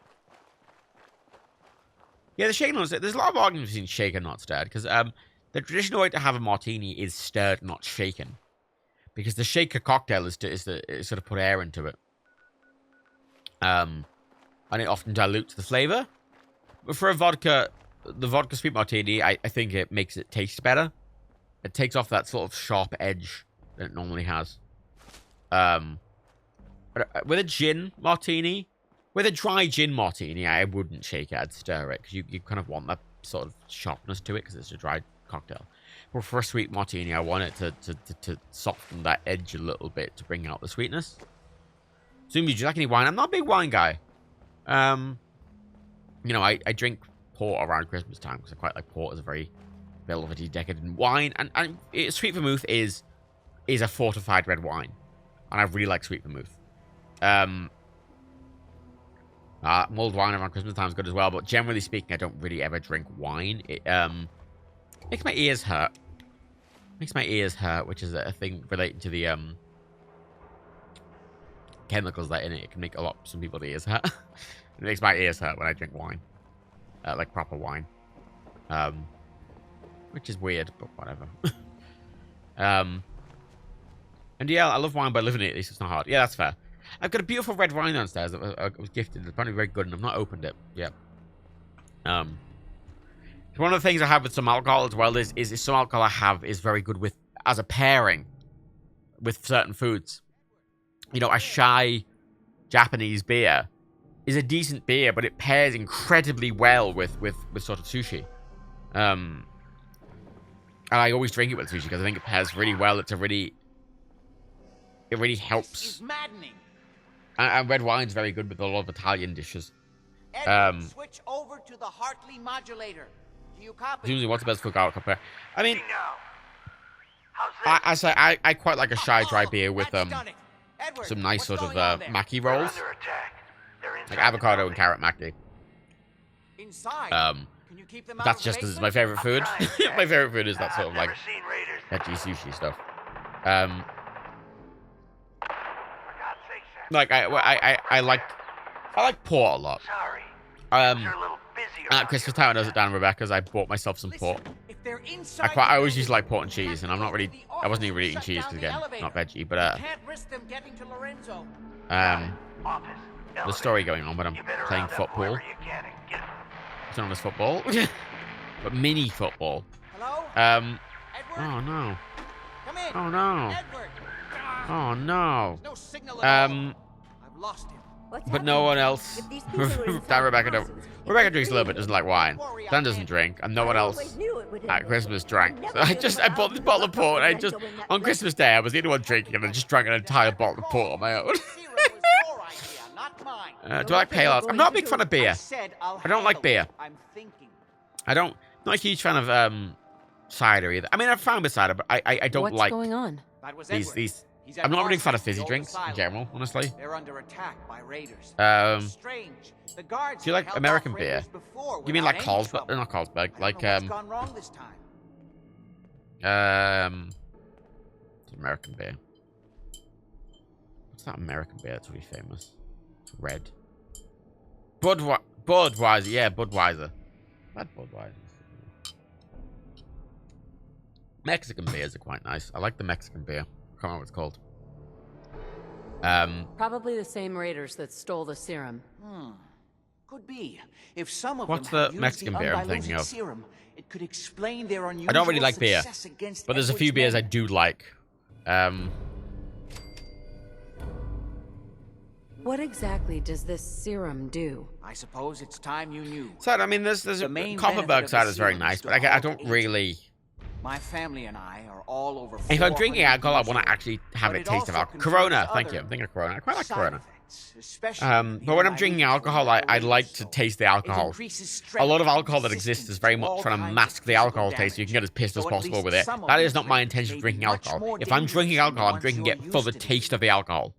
You know, like it's the same with if I ever want a spicy dish, I want it to be spicy. You know, I want to notice the spice. It's the point. I'm like, you know, for a beer, I quite like something that's fairly low alcohol and fairly smooth. I think Corona's fairly smooth, especially with the lime in the rim. It adds a little bit of flavor. I quite like a shy with sushi. But I say I don't really drink beer. I don't like fizzy drinks, and I don't really like the yeasty beer. I say I go for spirit-forward cocktails. They're the alcoholic drinks I like because they are full alcohol, and they taste very noticeable alcohol. You can't avoid the taste of alcohol with them at all. I don't think we were done. Yes, sorry. I think it's time you told me what's really going on at Parsons. You're right. It's past time you knew. Jack, are you sure it's wise telling him Obviously, I like to stuff when I eat hot food. Lorenzo I got Rebecca like the hottest hot sauce I could fucking find as a Christmas gift. It's like 75% of the entire hot sauce is just ghost pepper. And it's supposed to be really fucking hot. And I had the tiniest bit of it on my tongue, and it's so hot. Irrational and violent. In the end, I had no choice but to confront Magic Boy. So the Magic Man. if you were to escape I don't care about Magic Man. I just want the fucking bobblehead, mate. We better get to... Exactly right. Hold on. Weren't you off looking for Imogene? Did you find her? Yeah. I found her. Oh? At least there's one small comfort on this terrible day. Sure. You'll be wanting to be paid. Caps is what you use. Before we go, I need you to Well, not 200, 198. When we get to Parsons. Got it. Okay. Make sure. Right. Jack, be careful. And Okay, let's go to Parsons. I'm assuming he's going to be essential because her fucking the sister was. So let's hope he is. Father, at least as much as you do. But you know as well as I do that if he gets free. Excuse me. Come to that, Just please. follow me. Alright, come on, let's go. Oh, this is going to be a fucking hellfire going out to Parsons with this cunt. Practically, what was it called? What was what called? Really do have to go. The hot sauce? Let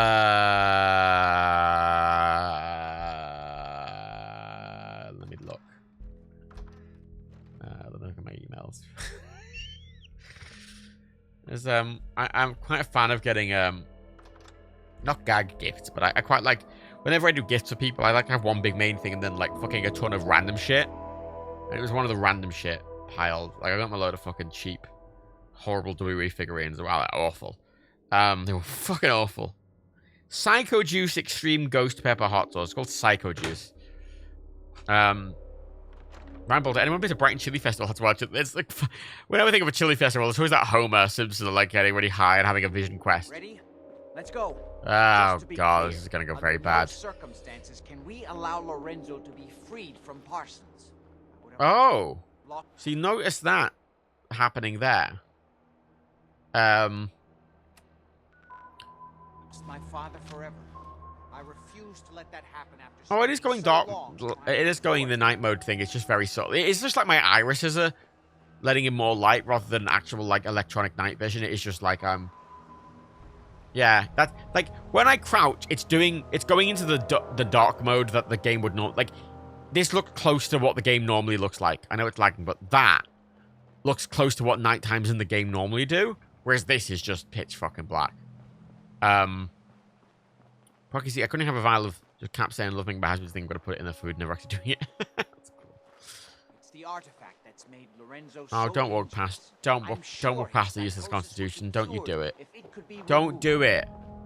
Turn left. Oh, thank all my fuck. attempts have failed.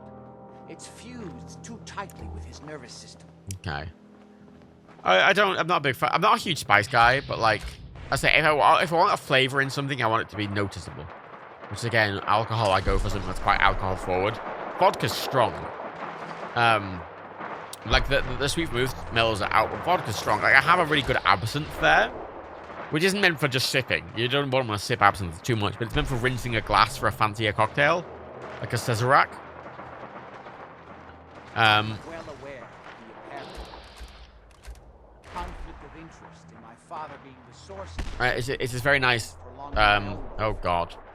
It's this very nice absinthe, but it is again. It's in this tiny little bottle. It comes with a little spout, and it's literally just meant as almost a garnish, rather than an actual. You wouldn't drink. Like some people are like, oh, absinthe, I'm going to drink it, get hammered. But it is actually an interesting flavor. It's got that sort of licorice flavor, which is very pleasant. It's very pleasant. It's very strong. It's quite pleasant. Oh wait, no, this is the bomb bridge. This is the bomb bridge. Stop, you fucking idiot! Oh, he's gonna die. Wait, this isn't the bomb bridge. It's further up. No, I do like the full pitch black look. It's got that. Again, Left 4 Dead. I've realized I've basically tried to make this game Left 4 Dead 2. With the brutality of Left 4 Dead and the scale of Left 4 Dead and the darkness of Left 4 Dead. That's kind of what I've realized I've done with it. Zoom. One day, I hope one day I can drink real absinthe. The real stuff's illegal. It's illegal. Absinthe is illegal. I think it was illegal for you. Where do you both? Where do you both? What country do you both live in where it's illegal? Roxy, I've had the weird ass toffee moonshine before that was sold at a food festival on local and bizarre. It was very nice flavor beyond the clay toffee stuff that was added. Yeah, I mean, I there was at the Christmas market in Liverpool. There was one place that was doing vegan, specifically vegan moonshine with recycled bottles, and one of them was this toffee vegan moonshine. It was decent. Sounds like a state level law in the US. America. Land of the free. You can buy a murderous assault rifle, but you can't buy fucking absinthe. The most American fucking thing I've ever heard. Oh, land of the free. You know, on the Freedom Index, America's like 40th or something. On the Freedom Index, it's lower than like every European country, pretty much. Right, I've got my absinthe here. It's in a really small bottle. It's a 200ml bottle. It's very tall, and it literally, when you open the top, this little like spring-loaded spout comes out, so you can pour it in a really small amount. Pour a little bit out. Ooh. Oh god, it's so strong. But yeah, it's got that sort of It's literally, it tastes like licorice. It tastes like alcoholic licorice. It's quite pleasant. It's very herbal, but it literally reminds me of licorice. It's quite pleasant. You wouldn't drink it straight, but it is something that I would consider drinking as a again, it's something you rinse. Like that's what it's for. Like you.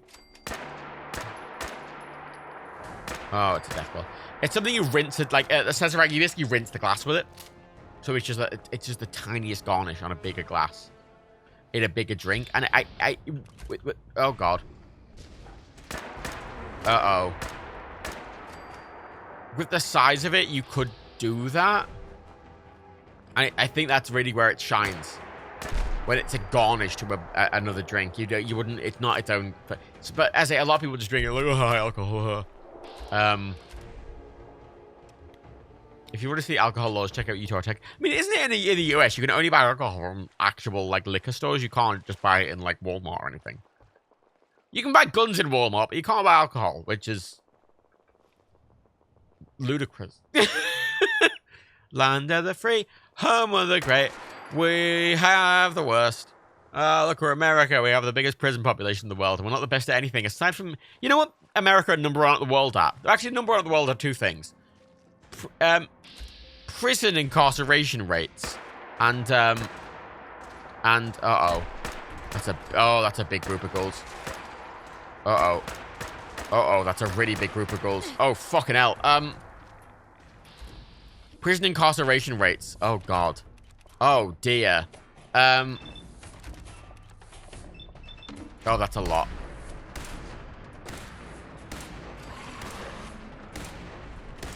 Prison incarceration rates and, oh my God.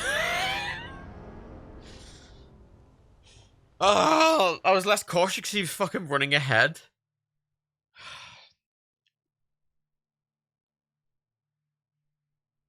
So, well, where I live, you can buy alcohol in grocery stores, but not on Sundays. Oh, obviously. Oh, we're a secular free country, but our fucking money has got on, and we don't allow to buy drink on Sundays. Also, the fucking age of drinking in the US is fucking 21, which is ludicrous. 21! Home of the fucking free, land of the great. Fuck off. Yeah, it's America number one in two things. The, prison incarceration rate and military spending.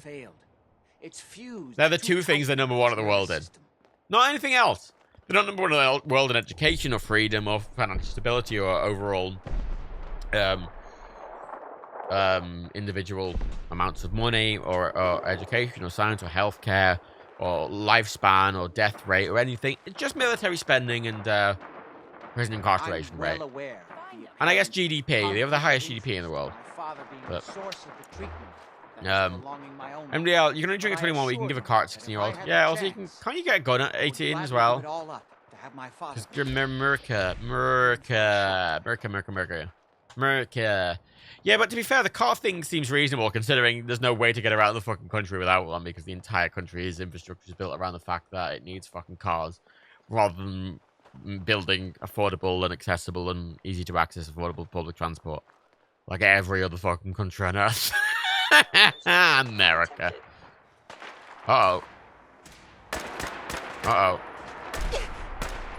Ow. Synths.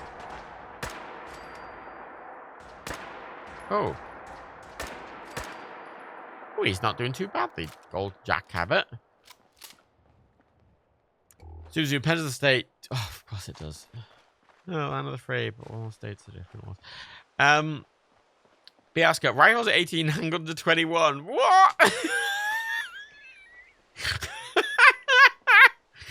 America's a country that lets you go to war for them at 18 and lets you go and die for them and own a gun, but no, you're not allowed alcohol. Oh, the fucking temperance movement. Fucking America, man. That's to buy, not to own. What do you mean? What do you mean to buy, not to own? Oh, ideal copy. Literally, right. Cunt's a slur in America. It's not a slur anywhere else, but in America, cunt is a slur, which is infinitely fucking funny to me. Oh, no, he gonna swear. That'd be really bad. Oh shit! If they're not allowed a president that's not Christian, that's the thing. All their presidents have to fucking swear in the Bible. Like after fucking what's her name? Ilan? Imar. I can't remember her name. It's Io, or initials are Io. Ilan Omar. Ilan. She swore a pledge of allegiance on the Quran because she's not Christian, and then loads of people complain that she didn't swear on the Bible because it's legally supposed to be the Bible. I'm like, Jesus. Oh yeah, secular country, but you have to swear allegiance to the fucking Bible if you're a politician. Can you imagine that? That would be ludicrous. No other fucking modern sort of like a highly economic developed countries do that. It'd be ludicrous. Yeah, the USA isn't secular, but they like to pretend they are, which is ludicrous. And I saw a tweet the other day being like, oh, the UK is not secular because like 9 lords in the House of Lords are Christian, which is a weird one because the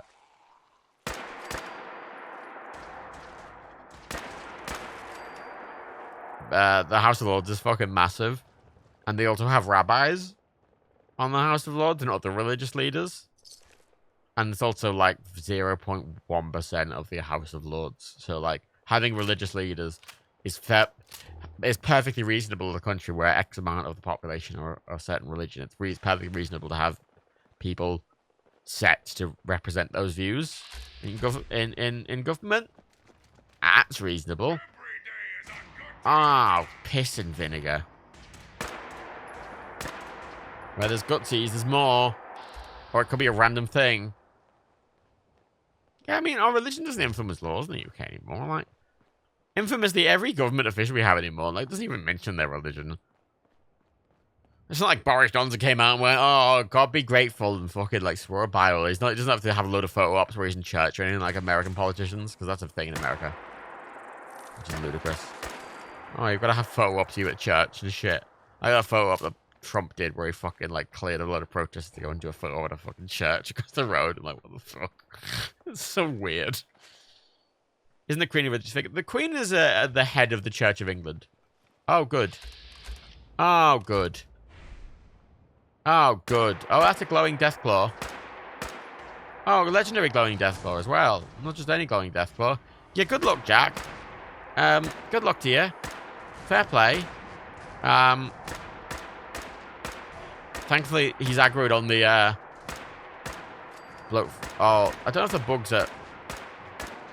I was like, oh, the bugs are dealing with the Deathclaw. The Deathclaw's tracked by the easy bugs, but I think...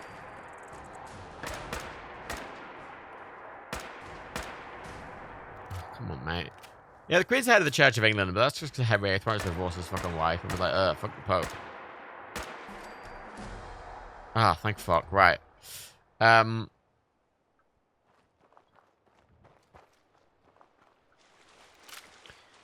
again, the Queen isn't a political figure anymore. Ooh.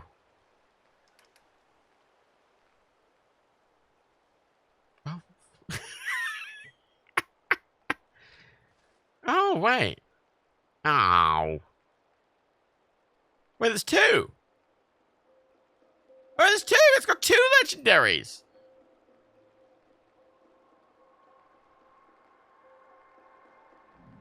And both of them are sprinters. That's weird. Wait, what's my left leg?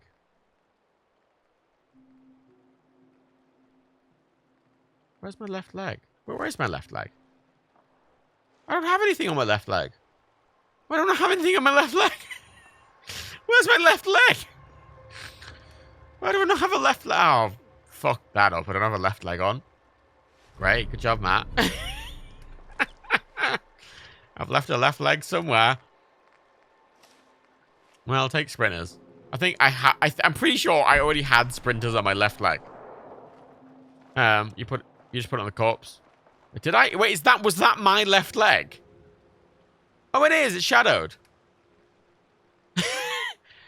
Okay, now that solid upgrade. It's just a slightly better armor than the one I had. Great. Well, fine. Fair enough. I'll take it.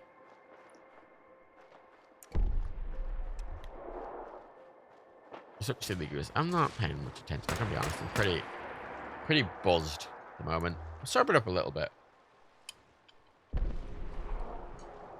Less drunk than I was earlier, but yeah, the Queen doesn't use her power. It's literally ceremonial. She's not a political figure. She's a state figure. She's not a religious figure. She's not a political figure. She's a state figure, which is a weird one. And a lot of people just she's just this thing of stability. But I think the appetite for royals may reduce when Charles becomes king, because that's ridiculous, isn't it? Yeah, she has implied power, but like if she ever used her power, no one would. If she was suddenly like, hey, what about, right? What about a dictatorship? Everyone would go, no, fuck yourself. Oh, good. Oh, good. Someone's got one super mutant has a mini nuke launcher. That's reassuring. Wonderful. Which one? Who has the mini launcher?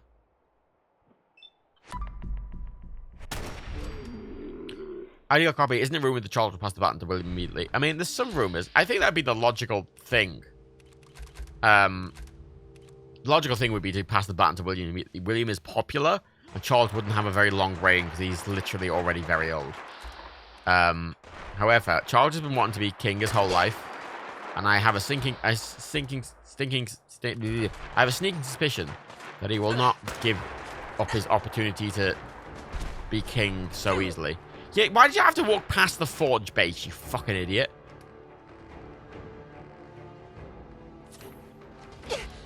Oh, good. You didn't have to walk past this, you know, Jack, you fucking asshole. Oh, good. William says getting less popular team members. Yeah, I mean a bit, but like he's still. William is the most popular royal by a very large margin, which doesn't mean that much, to be fair. But oh my god. Why? You know what I should do? I should just run ahead. He can't die, clearly. I don't think he was that bothered. I mean, I think he's always been bothered. And he's more active politically, Charles. Which is why a lot of people kind of... Because the Queen is notably... I'm here. Chat. Question. Do you think I should reload back where it was at the start of this journey? Which I think is reasonable. Or should I just continue from here? Because it's just walking again.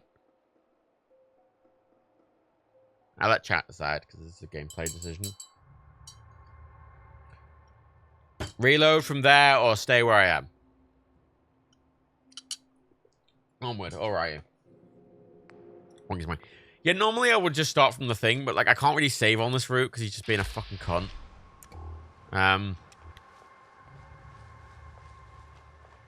Cool. Right. Yeah, no, I mean, Prince Charles... People like Queen Elizabeth. She's been very popular, and she's just been so long-standing that, she's in a weird position where she's such a staple of what the country is. Like, I mean, how long's she been monarch? Hey, Siri, how long's Queen Elizabeth been queen?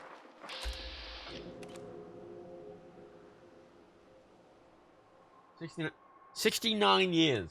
So most people alive in the UK have had her as the queen for their entire life.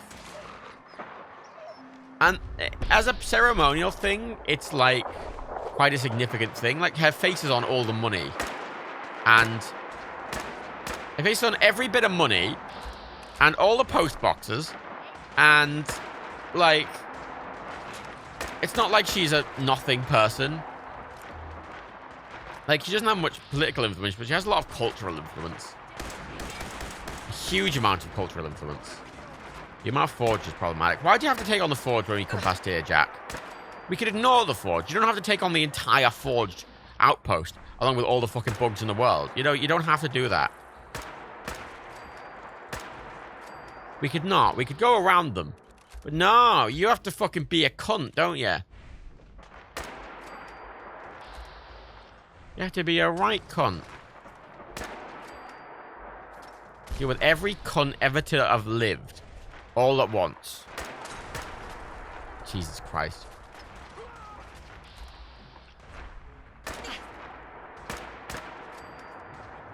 Yeah. I mean, that's the thing. Like, the Queen is just a cultural cornerstone. Like, the idea of royals in the UK is such a big thing. Even then, and a lot of people are patriotic about her, even though she doesn't really do anything. She just sort of exists as a symbol. And as a symbol, I think it's reasonably valid. It's not an unreasonable thing as like, oh, we want a... It's a very unique thing to have a monarch in that sense, especially one that's so well revered. Because she's not considered someone who is... Oh my god. Yeah. So many, you know, it's there's no negativity to her, particularly from the mass public. I mean, there's a lot from a lot of liberal groups, including me, but like, to the mass public, she's just sort of a nothing highly... she's a very nothing highly appraised cultural figure. I just find him with drugs. I want to go around this. I don't want to fucking deal with whatever the fuck. Jack deciding to go around the fucking heavily fortified raider base. Like a fucking asshole. Like a fucking... He could not go... There's so many other safe routes. And he's chosen to just do this. What the... Yeah, I'm just going to go over it. I'm going to take... Come from the side.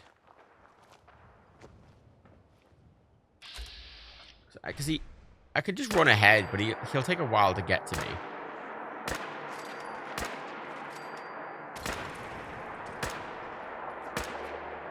Because he won't die, sure, but he'll have to keep getting up and shooting them until they all die. Oh my god. Oh. Ow, ow, ow. I enjoy how hip firing, because I don't know if the crosshair is actually proper hip firing. Like, I'm kind of firing vaguely in a direction. Which feels like if I was firing from the hip.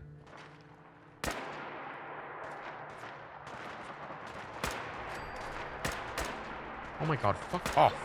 Ah! Drugs aren't going to make a huge difference.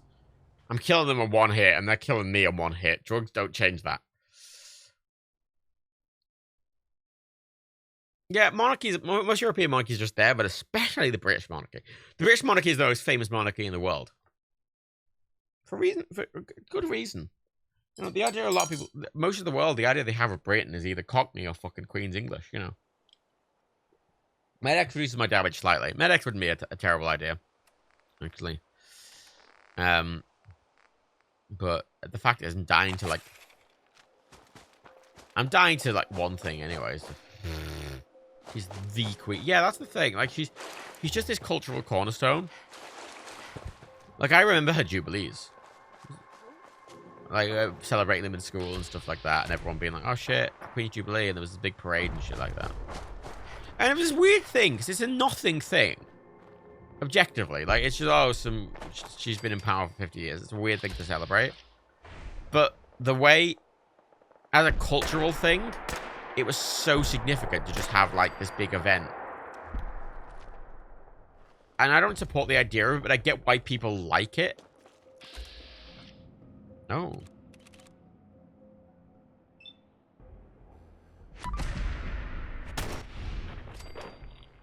Yeah, fuck you, Bridget. Fucking Bridget, bitch. Frigid bitch. Oh, what's that? I didn't mean to do that.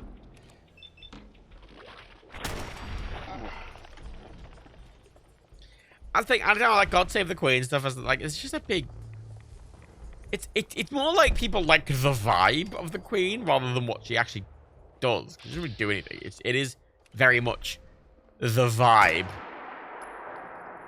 She costs a lot of money for a vibe. It's a very expensive vibe. I don't know if the vibe is worth it, but I see why a lot of people like the vibe. You know?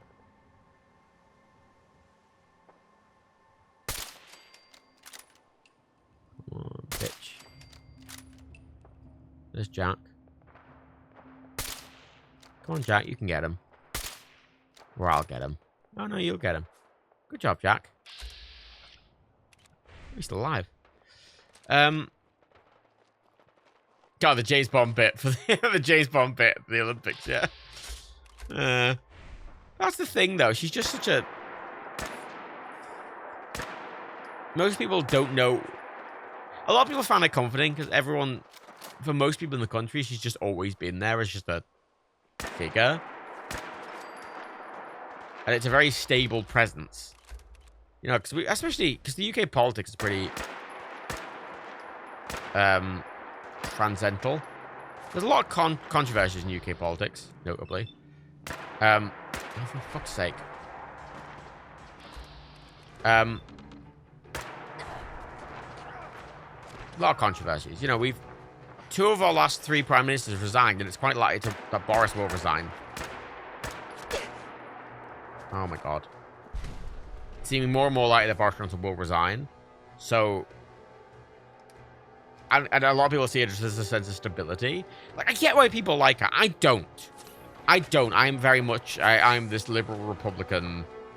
anti-monarch sort of thing. But I understand why people like her. Like, my argument is never like, oh, I can't... Like, I understand why people like her. I just disagree that that's a good enough reason.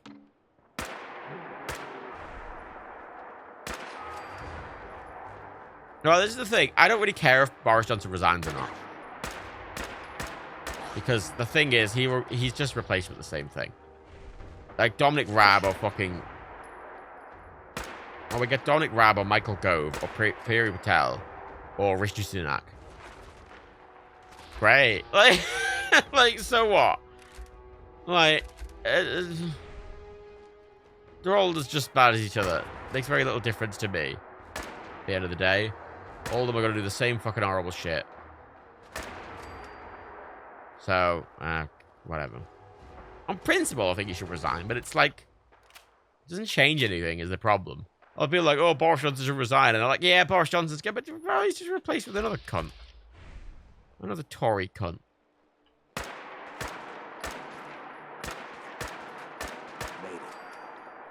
This time. Oh, yeah, don't fucking speak too soon, mate.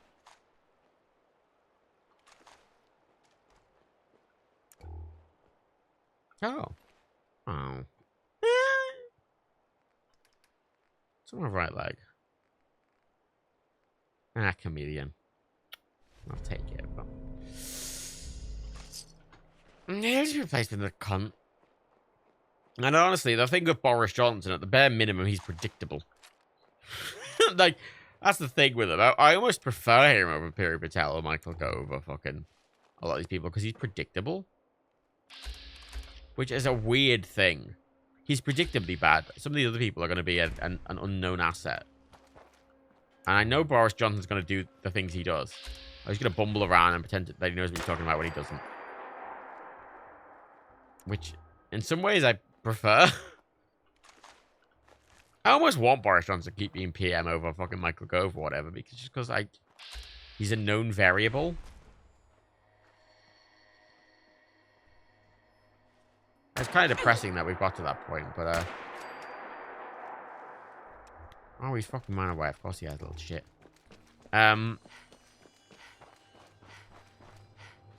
Ideal copy. Boris Johnson is probably safer because he's as horrible also an idiot. No. I strongly, very strongly, disagree with the sentiment that Boris Johnson is an idiot. He is not an idiot. People keep comparing him to Trump. And Trump's genuinely an idiot. Boris Johnson's not. Boris Johnson's actually very smart. He's genuinely very clever. But that makes him, I think, scarier. It makes him scarier. Because the whole bumbling persona he puts on is 100% an act to make him seem more personable. Him getting everyone to call him Boris is an act to get him to be more personable. His full name is Alexander Boris de Pethel Johnson. His first name is fucking Alexander. Like, let's level up. Like, oh, sneak 5.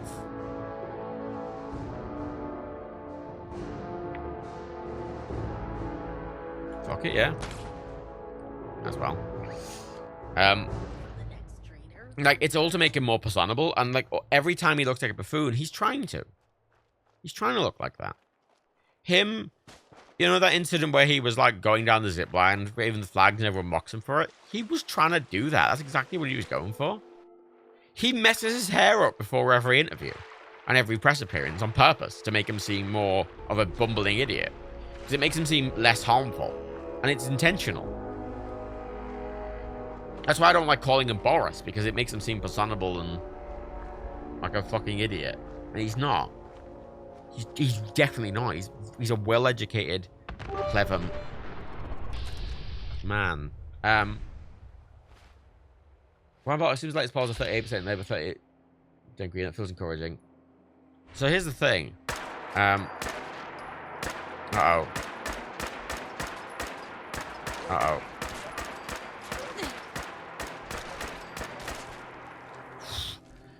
I don't like Labour. I genuinely don't think the current Labour leadership would be any better than the Tory leadership, which is a weirdly depressing stance.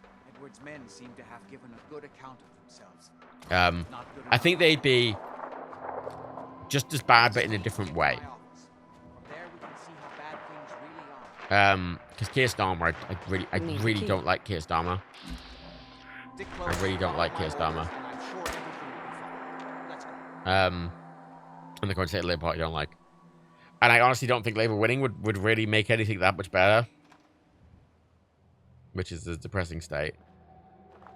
It'd make things different, but I don't know if it'd make things better. Just frustrating. That's why the thing I always promote is electoral reform, rather than direct action voting. Because electoral reform is, in my opinion, the most important thing. Because without that, you can't vote in people that are important. Because a lot of progressive people who are different would get in it if proportional representation was a thing. And it's not like it's an unreasonable thing. It's not like, oh, I want this thing because my people would win. It's, I want this thing because I think it's fairer. I think it's a fairer, more democratic way of running a society for everyone. Because, you know, I'm of the opinion that I don't like Republican views. I don't like right-wing views. But if that is the overwhelming majority of people who agree with that, it is their right to be able to vote that in. It is my responsibility, if I don't think that's the right thing, to persuade other people that that is the right thing. Democracy is not easy. And neither's,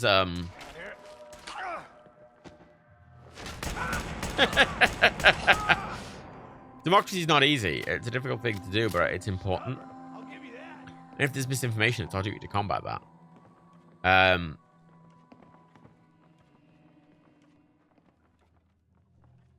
And it's a...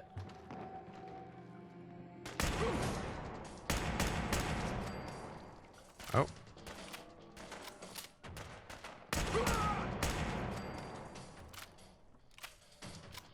Trump's not dumb.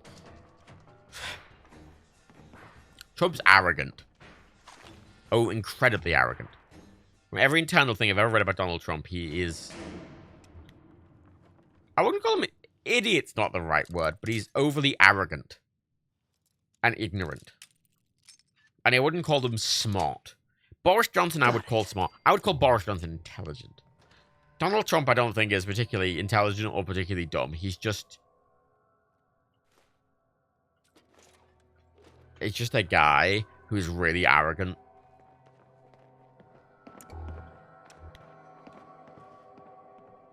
The night vision is helpful.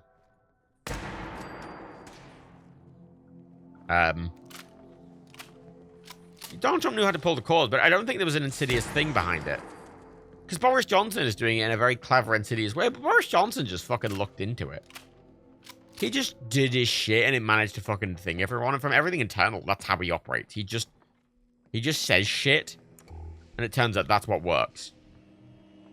And that's what fucking gets all these stupid American voters. Whereas over here, it's more insidious. Boris Johnson knows what he's doing. He's doing it very intentionally, incredibly intentionally. Everything's very intentional. Everything's very precise.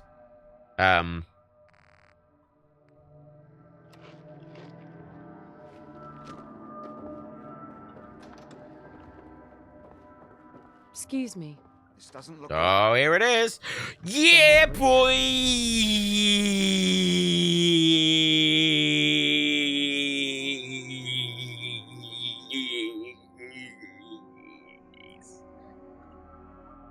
That's what I was here for.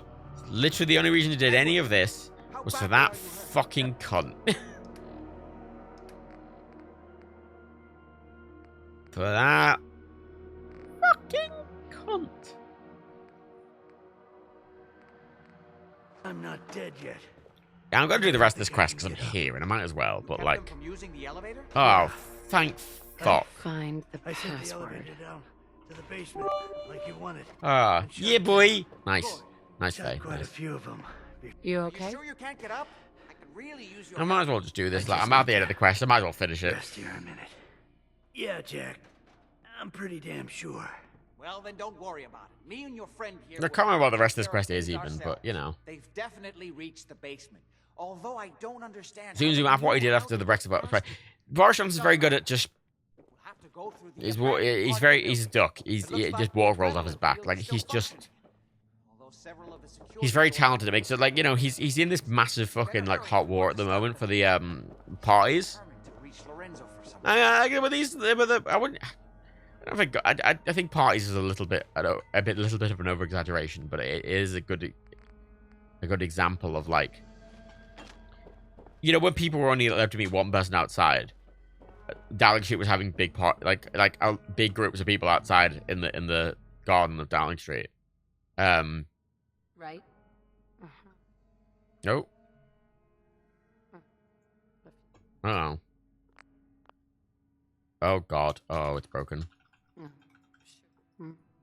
Uh-oh. You know, on the day before, the Queen was notably photographed at her husband's funeral, sat on her own away from everyone, looking really sad. As a big, like, oh, you know, she's dealing with all the shit too. They were having a party at Dowling Street, or they were having a gathering at Dowling Street. Sure. Uh-oh. Oh, dear. Why is this broken? Because I wouldn't call it a party. You had to get in the garden. It was definitely against the rules. Party's an over-exaggeration, but the principle is still fully...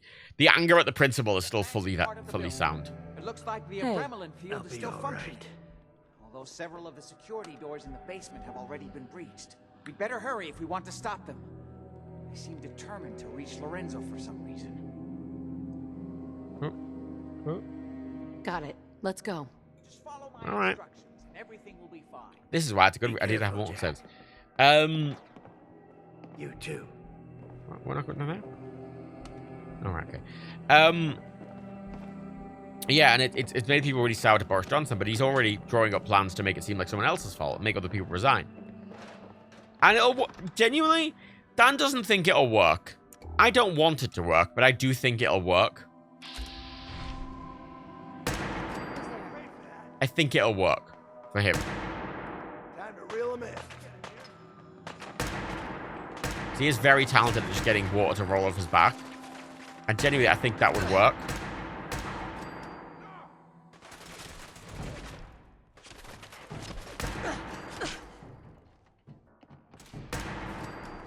Wonderful.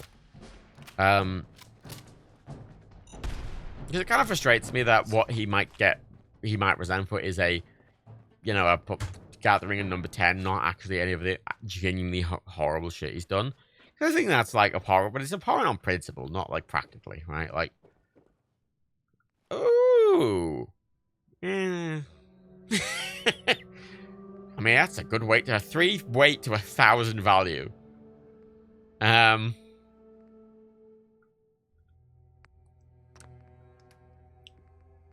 It's just, I find it very sadly comical that we're going to be in a position where it's looking at this point, it's quite probably he resigned. But if he does, then every fucking Tory Prime Minister in the past 15 years will have resigned. All 3 of them. And people will keep voting them in. That's the frustrating. They'll keep getting voted in, even though they keep fucking, like, resigning. Like, what the fuck? That's what'll keep happening.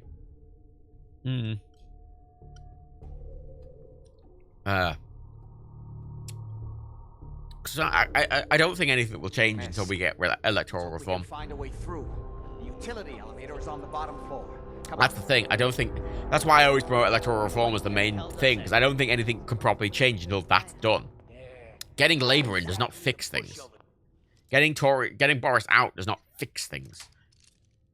It just moves the problem to somewhere else. Yeah. That's why I think electoral reform is so important, because it's the only way to deal with problems properly.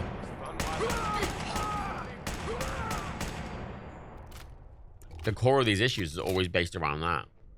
And until we resolve that, This is bullshit. it can't change. That's why I don't like, everyone's like, oh, get Boris out, I hope he resigns, well, but like, it doesn't matter, nothing changes. It's still a Tory leadership, it's still going to be led by a cunt. And even if Labour were to win, it's still going to be led by a cunt. Ooh, cunning.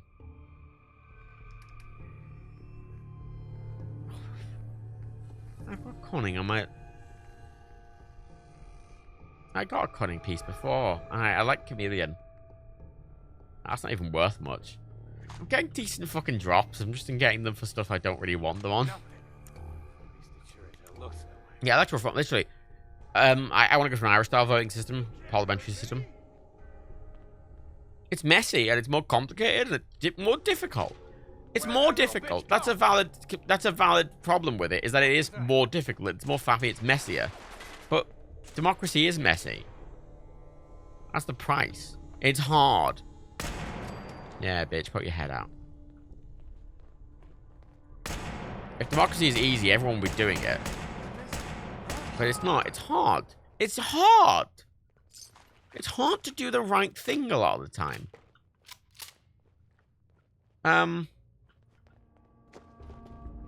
It's hard to manage things like that because it's complicated and difficult, and it is hard. And I don't fault people who don't want to deal with it. I can't be bothered and are a bit despondent by it, but like it is important, and important things are difficult, and it's fuck. Don't put your head out, dickhead.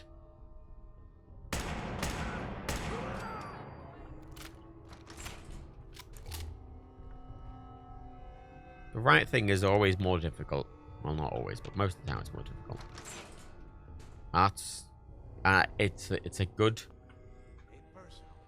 measure of a person of whether they want to do the right thing, even if it's harder. Shit. Because everyone should do the right thing, even if it's harder.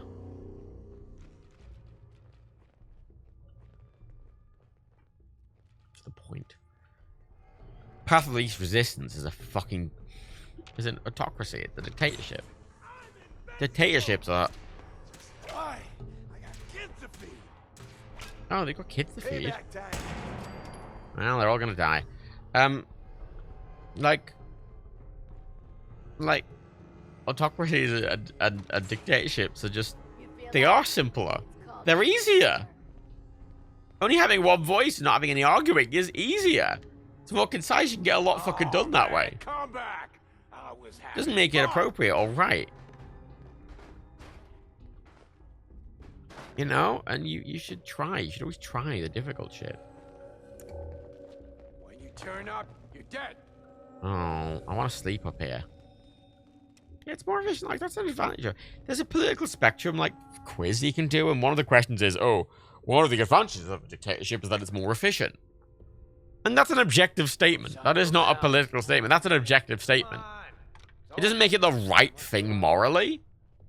Like, you know, killing criminals may be easier logistically. That stops them reoffending. Sure.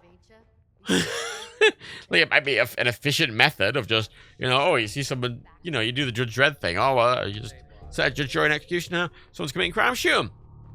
It's efficient. It's efficient. Doesn't mean it's right. It doesn't mean it's right. Yeah, that's why the Romans did have a role of dictator in emergency times. Yeah.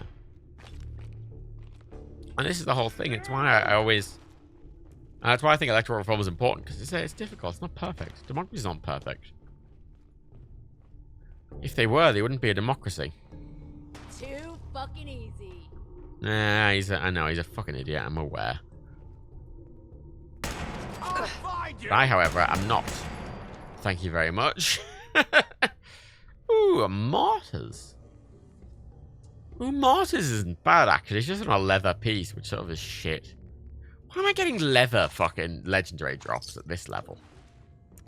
Might you miss the desk fan? I know, I've got no fucking... I've got no, I do have a bit of space. I don't need the desk fans, really. I've gotten to a point where my weight is less of a problem now. We're doing agree to the UK tends to... Yeah, no election during war, yeah. At least...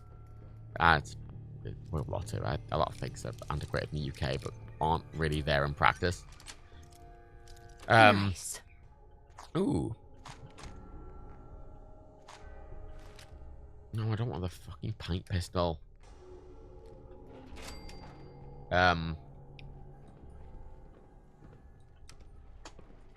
This will take us to the basement. Yeah, I don't think about humans are perfect. Democracy is hard. People have different opinions.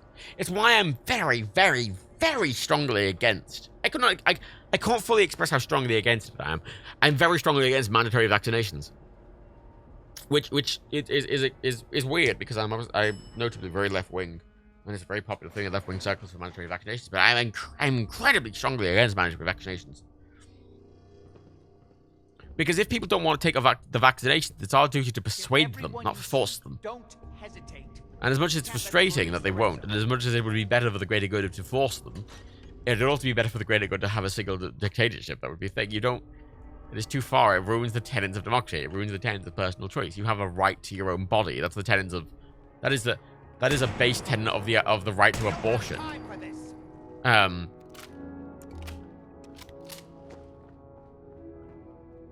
As frustrating as it is, you have a right to what goes in your own body, and you have a right to control your own body, even if it might be inconvenient to others, or even harmful to others. You're right. Like, your plain existence.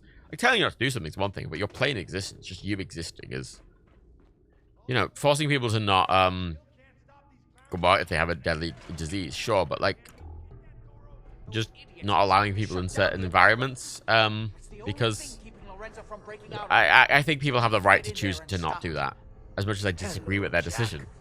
It's been a long time since I've had the pleasure. I don't want to force people who've had mandatory vaccinations for a while now. Actually, I don't agree with any sort of mandatory vaccination. In certain jobs they do. NHS staff should have mandatory vaccinations, 100%. So much to teach me. Once I am And heavily encouraging vaccinations for kids and stuff is important, but forcing people to have vaccinations, especially adults, who have the right, the full consensual right to their own thing, I think is a fundamental... I think it's a fundamental breach of human rights. Or at least what I think is human rights. The idea of you know, it is complicated. It's a complicated thing. It's not simple. I think it's the morally correct thing to have everyone be vaccinated. But I don't think it's morally right just to force people to either. You know, if you want to have fight this misinformation, well, persuade them. Apparently, even the simplest task is beyond your capabilities. That's it. Strength returning. Now, You're not going to persuade everyone. Not everyone's going to get vaccinated. A lot of countries are forcing mandatory vaccinations at this point. And while I think vaccinations are safe and I think there's no risk to it, it is still your right to decline. It's your right to decline. I disagree with that. I don't think you should decline. I disagree with that choice, but I think it's still your right. To stop him. Don't listen to my son. What am I going to do with it? What am I doing with Lorenzo? Am I keeping Lorenzo? What am I doing? Look at what he's done to me. I built a failsafe into the containment grid. Switched the 4 Abremelin generators to manual override, and I can flood his cell with a lethal dose of Zeta radiation. MDL, in most jobs, either a vaccine or protest daily. Thing is, requiring either a vaccination or a negative COVID test is very different to requiring just a vaccination. Because that's different. Requiring you to not have a virus is one thing, and I think that's perfectly reasonable. And a vaccine getting you out of that is fine, but requiring a vaccination period only. Because I think a negative COVID test should be enough. That must be obvious now. But I think it's perfectly reasonable to require either a negative test or a vaccine. But to require just the vaccine, even if you have a negative test, I don't think is appropriate. I think that's an overreach of government. I think that's an overreach of civil liberties. I think it is inappropriate for the state to force you to do things with your body that you frankly have the right to refuse. Even if I disagree with your choice. Who do you think is really the... Right, I've got to do a vote. Poll. What to do? Kill Lorenzo. Free Lorenzo. He's like a wizard. He's like a death wizard, basically. Crazy one here. In the actually, it's managed for over 50, but fines 100 euros. That's the thing, though. Like, there's some countries that are like, oh, we're making it mandatory for at-risk groups. Well, if you're in an at-risk group and you're choosing not to do it, that's your choice. I disagree with it. I think it's stupid. I think you're potentially harming other people and yourself, but it's your choice to choose not to. You shouldn't be punished for choosing not to have something injected into your body. I think that is the line that I don't feel comfortable being crossed. There's a poll at the top of the chat, by the way. Please vote it. Everything Jack has told you. Who do you think is really the crazy? Because mandatory voting, I also think is a difficult thing, because I think you have the right not to engage in democracy. But that's a different thing, because you can require someone to go to the polling station, but they could still scribble all over the fucking. They could scribble all over the poll, and that's you don't have to vote for anyone. You just have to turn up, and that's, I think, a lot different to requiring someone to vote for someone. Jack has told you. But requiring just if your requirement is, hey, you have to go and physically get something injected into you, and that's the end. That's the line. I don't think that's. I think that's an overreach. I think that is. Even if it's for the greater good, I think it's an overreach. I think that is a fundamental civil liberty that you can't cross. I think, but here's the moral question: already for rights more important than the right health of the whole population. Do the right thing. Let me out of here. The frustrating thing with that is the argument, I think, which is a valid one, is that if the vaccines are actually effective enough, then it shouldn't matter, right? And that those who want to get vaccinated can, and they're protected, and those who don't can choose not to be protected, and that's their right. And if you're worried about it, you can wear masks and you can take more precautions, and that's a fair individual choice. But that's at a point that the rights of a population, the needs of the many outweigh the needs of the few, blah blah blah blah blah. But it's still, you have the choice. Please. There's a lot of things that would benefit the greater good that I don't think are valid to force people to do. Yes. Free Lorenzo, everyone's saying. Oh.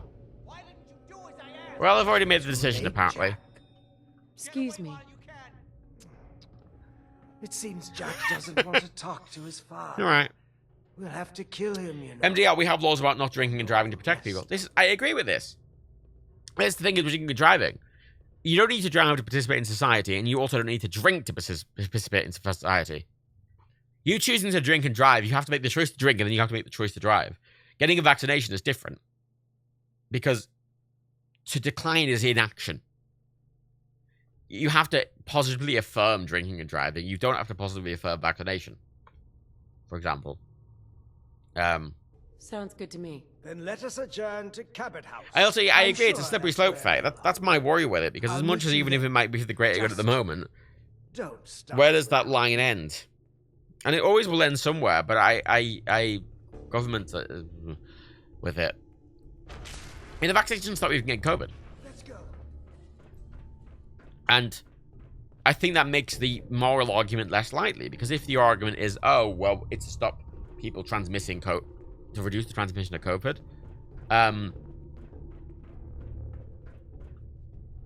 it's a valid point that, well, it only reduces your chance of getting COVID, and it reduces the chance of serious illness. And if its main purpose is to reduce the chance of serious illness, which is the point of the vaccinations, is to reduce serious illness. The point of the COVID vaccinations isn't to stop you getting it, it's to reduce the severity of it.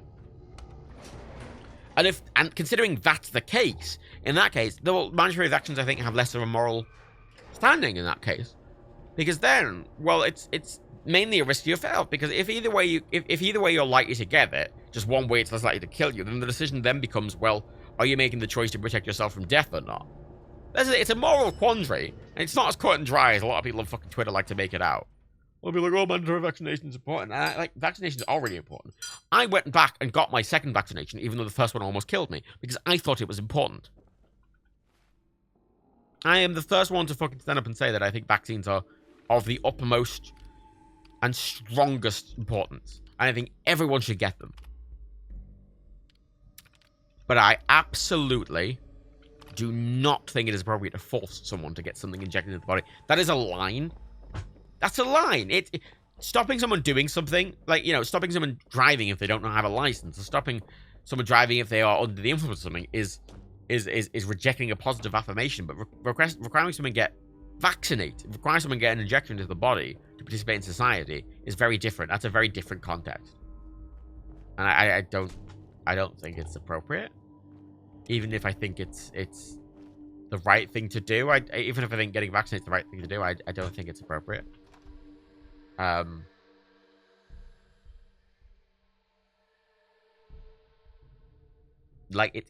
what's really frustrating about it, because I think it's a really complicated issue. But again, this is the whole point.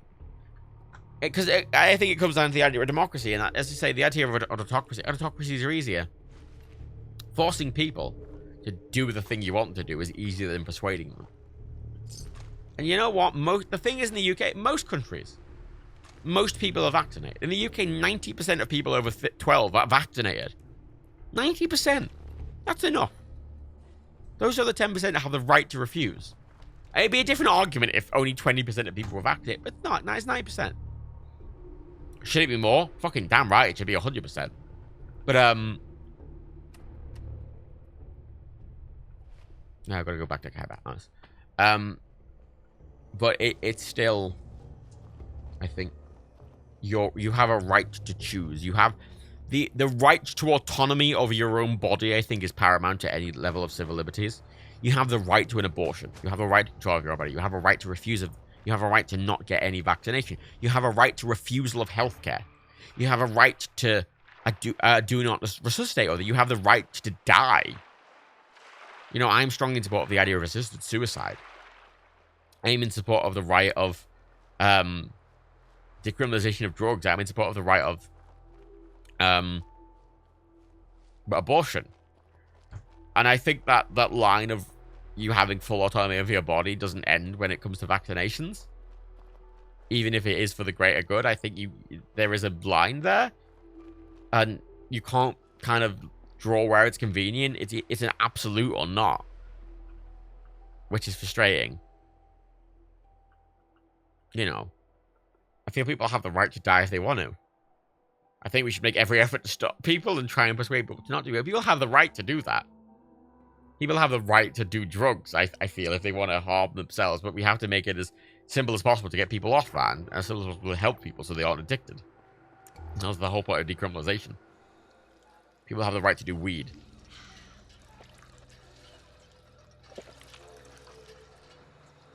It's our job to persuade people and discourage. I always like what a lot of countries do for smoking. Like the UK, for example, they went, okay, we're not going to outlaw smoking, but we're going to make it incredibly difficult and gross. Every fucking smoking packet isn't going to have any branding on it. It's just going to have a load of pictures of fucking horrible lungs. Like, to discourage you. And we're saying that people can't smoke in public. Again, you have to. It requires affirmation to smoke in public. You have to take an affirmative action to smoke in public. You don't have to take an affirmative action to just exist and not have a COVID vaccine. Affirmative action is getting the vaccine. It's very different requiring someone to take an affirmative action versus requiring someone to not take an affirmative action. They're very different things. At least in my opinion, I think they're very different things. Vindictive Quaker, did you hear that what New Zealand did? Raise the legal age for tobacco every year? I think that's an interesting thing. Because tobacco is something I don't think... There's a very libertarian argument of people have the right to do whatever they want to do. Which I don't really agree with fully. I think people have the right to do what they do as long as it doesn't harm other people. And smoking is a thing that is just objectively very harmful to the person doing it and everyone around them and doesn't really have any positive things at all. Well, there's no positive argument for the validity of smoking, nicotine. And if that's something someone wants to do in their own home, I think people have that right, even if I think it's terrible. But you can outlaw from people doing it all over. You know, I think outlawing it in every conceivable place is reasonable. Oh.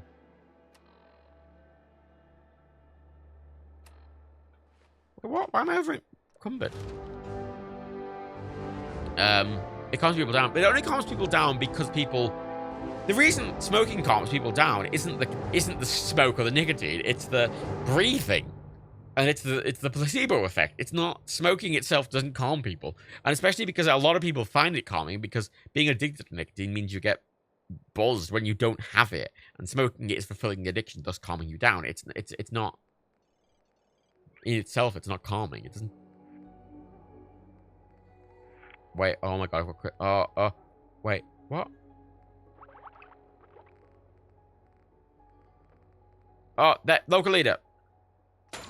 Fucking gimme. Local leader, baby. Why am I over encumbered? I had 310 carry capacity before. Why do I only have 285 now? Why do I only have 285?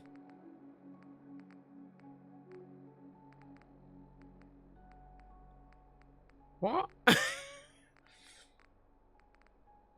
Why? Rat stag? I took a rat stag. I literally just came out. I just got out and ate one. Oh. I thought I just ate one. Alright, that confused me. Alright. Fair enough. Can I carry that back? No. Can I carry that back? No. I really want to bring that back with me because it's worth a fuck ton. I mean, both. I want to bring both of them back with me, honestly. I think one of them. I think that one.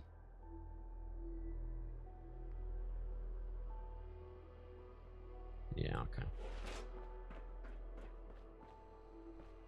Right. Yeah, caffeine ideal copy. Yeah, it's the thing. When you have an addiction, often filling stuff with the drug will calm you down. And a lot of people, when they try smoking for the first time, it's like, oh, it's calming. But it's because you have to take a very notable breath. And if you breathe like that, normally it will also calm you down, usually. And it's a placebo effect. There's a lot of valid factors for how it makes you calm, but it's not the things in it. It's the process around it. I don't think anyone should smoke. I think smoking is just objectively bad for both the person doing it and everyone around them. And there's also an argument when it comes to public health. I've seen some left-wing people on Twitter, and I genuinely find it disgusting, argue that those who don't get the COVID vaccine should not have the right to healthcare, which I think is disgusting because it goes against the core tenets of the idea of universal healthcare. The whole idea of universal healthcare is the universal part, right? It doesn't matter what choices you make in life, and if you have fucked up, you have the right to healthcare. If you throw yourself off a bridge, you have the right to treatment. If you hurt yourself skiing, you have the right to treatment. If you get a deadly virus because you didn't choose to get a vaccination, you still have the right to treatment.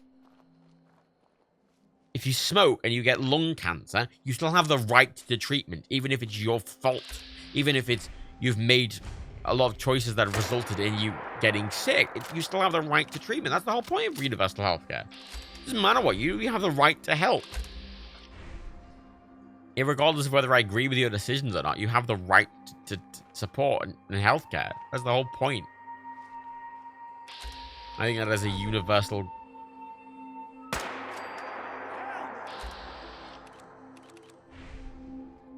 Nope. And a lot of I find it really frustrating when a lot of left-wing people are like, oh, I support universal healthcare and blah, blah, blah. And they're like, oh, people who don't get the vaccine shouldn't get healthcare. I'm like, what? What? Choose one. It's one or the other. It's one or the other. You can't be like, oh, everyone deserves universal healthcare. Doesn't matter what choices they make, and then people who take drugs and get an overdose because they deserve healthcare, which I agree with fundamentally. But then you can't simultaneously be like, oh, those who don't get a vaccination shouldn't deserve healthcare. I'm like, well, hang on a minute, you can't. That's a hypocritical view. I think everyone deserves healthcare. Everyone. There's not much choices they make. If they make stupid decisions, doesn't matter. They still have the right to help. They have the right to help.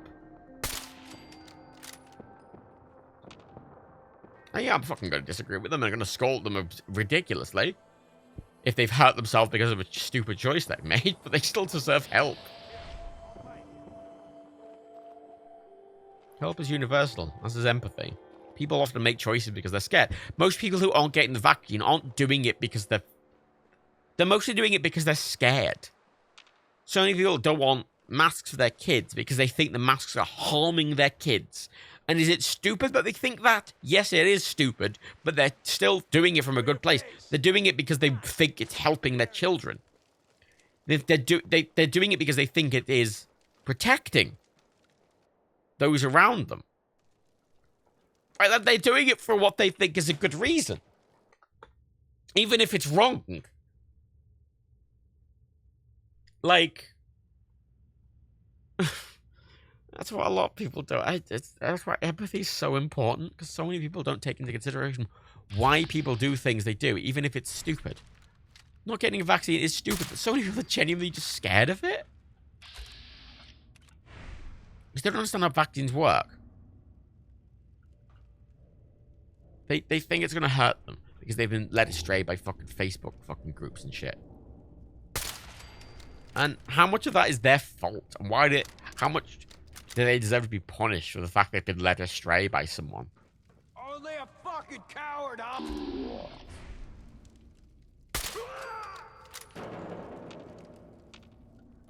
You know, how much blame do we put on an individual for being led astray by someone else?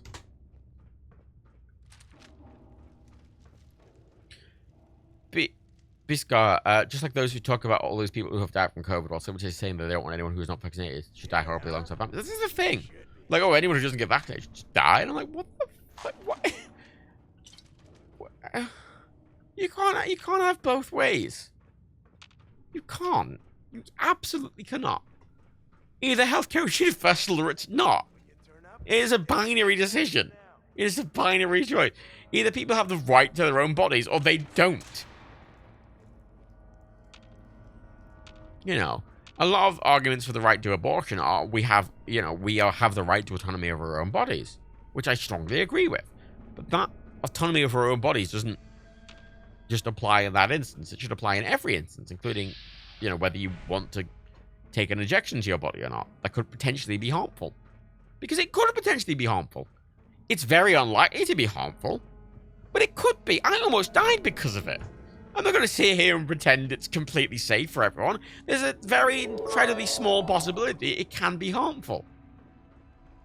And so for some people, that is blown so out of proportion that they make silly decisions, but it's not an unfounded nothing. You know, it's not an impossibility. It's a rarity, but it's a valid concern, even if it is blown out of proportion. Proxy, when was the last time you saw tabloids being punished by the government for saying that shit fucks over those who don't know better when they read them? Where's the thing? And this is the difficulty with the right to free press, isn't it? Because if you have the right to free press, effectively then, and the right to free speech, then people can say whatever they fucking want, even if it's stupid. Right? Like, even if it's wrong. And this is one of the big things in America, that you have this fundamental right to free speech, but you also simultaneously,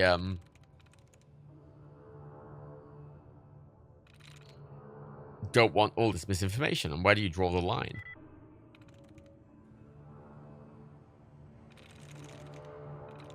Democracy's hard, and laws are hard and complicated.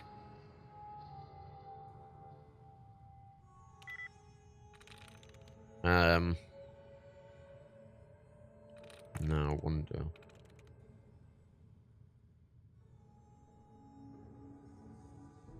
No. Throws. No. Armies. No. Dreams. No. Preach.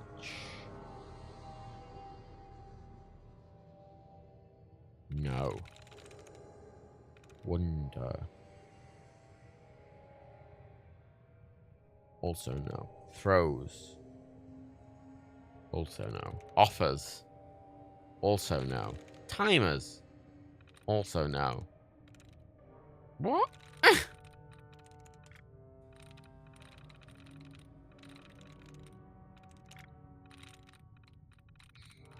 I think a lot of people thought the whole, like, oh, it's easier to be an, you know, a lot of people who especially want, fascist dictatorships or big communist governments often fall into the trap of dictatorship because it is easier. But democracy is hard.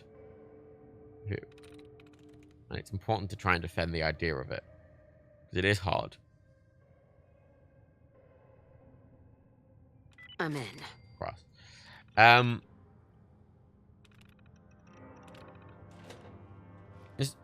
this is why the press should be entirely run by non-profit organizations that don't have a profit motive to lie. Well, this is an argument. Well, there's an argument against that, though. Because notably, public broadcasters often don't have to succumb to advertisements. I mean, like, fuck. What's it called? Al Jazeera. It's funded by the Qatari government. Qatari government being an incredibly oppressive totalitarian regime. And they have this incredibly liberal, free press that they fund. And is able to do all of these things, and able to do all of the good journalism they do because they're funded publicly and they're not subject to any advertisements. Yeah, that was the whole initial point of the BBC, and then it wouldn't be succumb to political powers, but it sort of now is. And there's an argument to that, but it has to be independent. And notably, the Qatari government is oh god, that's really bright. That's the problem with the night vision. Even if it's good, a lot of the time it makes sometimes stuff too bright. Is that apparently in Qatar, when Al Jazeera would talk about, oh my god, are specifically dealing with Qatari issues, the government often not. They often don't talk about Qatari issues because they're worried the government's going to stop funding them.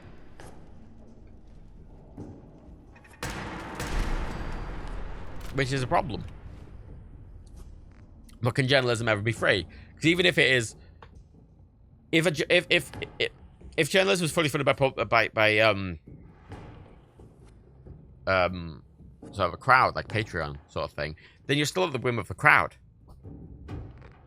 It's kind of impossible for someone to be completely, any organization to be completely independent and completely, you know, not answering to anyone. You just have to reduce it as much as humanly possible. Yeah,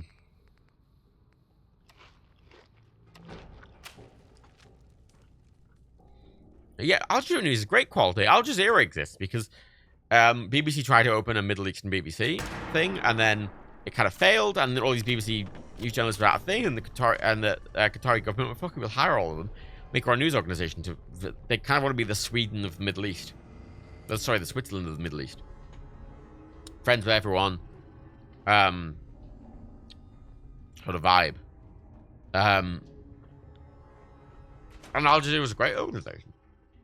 You know, doing very good journalism, especially in the Middle East. So it's always hard. It's never perfect. Oh. If she tries to leave, kill her. You must be strong to make it here.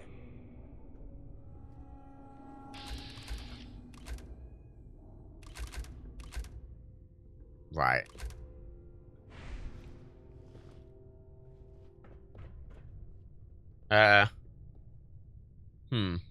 Oh, were those your guys? I thought they were just trying to throw me a barbecue. Like your style, stranger. Been a while since anyone had the guts to talk to me like that. See, Jake? Rambo, a good example of wasting money is for the NHS. There are specific IT roles they could hire people at 30-40k full-time, but they need to use contractors. I mean, from a lot of GPs and hospitals I have spoken to, which I've spoken to many over the past year, because I've been obviously talking to them a lot. One of the biggest problems is the IT systems. That's one of the biggest problems of the NHS, the IT systems. For example, in Liverpool, Kill that prisoner and prove that you aren't completely useless. You said we'd be raiding outside the Commonwealth. Sorry. In Liverpool, if you're not from the UK, the NHS is split up into trusts that are sort of small areas, right? So, for example, we have the Northwest NHS Trust, which is an overarching organisation that manages all the hospitals and primary care centres that are in the Northwest, sort of Liverpool region. So, for example, Liverpool has about 3 hospitals. We have Fazakerley, Broad Green, and the Liverpool Royal, which is in the centre. Those 3 hospitals are under the same NHS trust. So anyone employed by any of those hospitals is employed by the same group, effectively, the same NHS trust. However, all 3 of those hospitals use a different IT system. So if someone goes to A&E in Fazakerley, for example, and then later goes to A&E in the Royal for the same thing, the Royal cannot see the patient records for when they were in A&E in Fazakerley. Because the computer systems are separate and different. And they're not even, it's not that they're not connected, they're just completely different systems. Because the NHS is so over-bureaucratized and inefficient, and it's not been invested in properly. There's because really, the ideal solution is to have one computer system that all trusts run on. What if you move? If you move, generally, you have to get your records from your doctor, and then you have to hand them to your new doctor. But again, that's GP surgeries. GP surgeries have their own records. We're talking about A&E. We're talking about hospitals, which have their own separate records. And they can share some, and they often share some details. But again, if I went into A&E in the Royal, after going into A&E in Fazakerley for the same... Let's say I went into A&E in Fazakerley, and then a week later I went to A&E in the Royal for the same thing, I'd have to explain everything to the person in the Royal, because they wouldn't have access to the notes or details from me going to A&E in Fazakerley. Even though they're in the same NHS trust. Which is ludicrous. And not only that, but these IT systems are often shit. I remember when I was in A&E when I was for the second time with my sort of pulmonary embolism. And I was being interviewed by a nurse for about 20 minutes, just writing in all the details. After 20 minutes, her entire computer system crashed because it's server-based. She logged into a server sort of thing and filled it out there. It crashed and wiped everything, and then we had to spend another 20 minutes filling it out again. 20 minutes that she could have spent with another patient. And I spent 18 hours there. Like, a lot of... I saw my GP last week, and I was in there for what was supposed to be a 5-minute appointment because she was really overworked. I ended up being there for 20 minutes because 10 minutes of that appointment was that her computer system not working, and she wasn't able to print off my prescription or my referral. And that 10 minutes was a needless waste of time where she could have seen another patient. The amount of wasted time that broken computer systems and incommutable systems cause is insane in the NHS. And it's a failure of management, not of staff. Every fucking member of staff I've ever dealt with in the NHS, doctors, GPs, nurses, clinical receptionists, fucking assistants, are all doing an amazing job. And it's always management. It's always management. And management tends to be... NHS is split up into bands. Separate bands of like different pay grades. And when you get to a certain band, you become manager. And then further up that, you have further managers. And then after that, you kind of have government. But effectively, a lot of people in management roles at the NHS haven't actually worked at the NHS. Like in clinical roles. They've just done management roles. Then they're hired for management roles based on their management experience, not their NHS experience. But because of that, they don't know anything about how the NHS actually works functionally day to day. And as a result, make decisions on management roles that don't really make any sense. And then their staff can't really deal with it. And then government, again, make decisions based on the management's opinions, but again, they aren't dealing with staff directly, so they can't make direct opinions. So it just becomes this big fucking mess. And the reason COVID's been such an impact in the UK, because our lockdowns, right, have not been done based on avoiding death. They've been very much specifically done based on avoiding overwhelming the NHS. That's always been the reason. That's always been the reason for any restrictions, is to stop overwhelming the NHS. And the reason the NHS can get so overwhelmed so quickly is because of mismanagement for the past 20 years, which started with Labour, remember? Everyone forgets that Labour were the ones who started selling off the NHS and started privatising the NHS and didn't manage them properly. The Tories came over and then turned that up to fucking 11. The reason UK is struggling so hard isn't because we have a public healthcare system, it's because we have a public healthcare system that is terribly run and inefficiently run. And it's not a case of budget, it's a case of fucking just management. It's a case of decisions, it's a case of all of these things. And it's ludicrous because you could have a really efficient system for the same price if they would have bothered to invest in a unified IT. I mean, the IT system alone would save a huge amount of time. You know? These people aren't even a threat. Ludicrous. Prove to me that Yeah, the NHS does need a complete overhaul, that's all. But this is an interesting thing. Boris Johnson came out during the pandemic, about 6 months ago, and came out and went, hey, this is actually really bad during a pandemic. Everything's really inefficient, and the fact we've privatized. Because effectively, the NHS has been slowly... people say the Conservatives are selling off the NHS as a private to make it... They want private healthcare. They don't. That is an over-exaggeration. The Conservative government do not want a US-style healthcare system. That is an over-exaggeration. They absolutely do not. However, they do want to privatize parts of it. For example, occupational therapists who are often working with post-care. For example, if you have suffered an injury and you need a long-term... For example, if you need help getting in and out of the bath and you need a bath lift, an occupational therapist would help you get that and deal with that and train you with that, for example. The suppliers, for example, if you want to get equipment, let's say, again, you need a bath lift, or you need a set of handles for your staircase, or just some sort of assistive aid, like that. The supplier for that is a private company that's been contracted by the government. Previously, it was all public, but now it's a private company. And then often, the management of certain key parts of local regional NHS systems are contracted out to private companies. For example, in Liverpool, there's a company called Merseycare who is managing a lot of day-to-day outpatient stuff. For example, I need a blood test. Previously, I was able to walk into several centres and just get a blood test. I just walk in and get a blood test and just take a number and wait. Now I had to book a blood test through a Merseycare website because they've taken over logistics for blood test booking systems. They're a private company who are contracted by the NHS to manage this system, even though the system is still publicly owned. It is ludicrous. Brian Belter.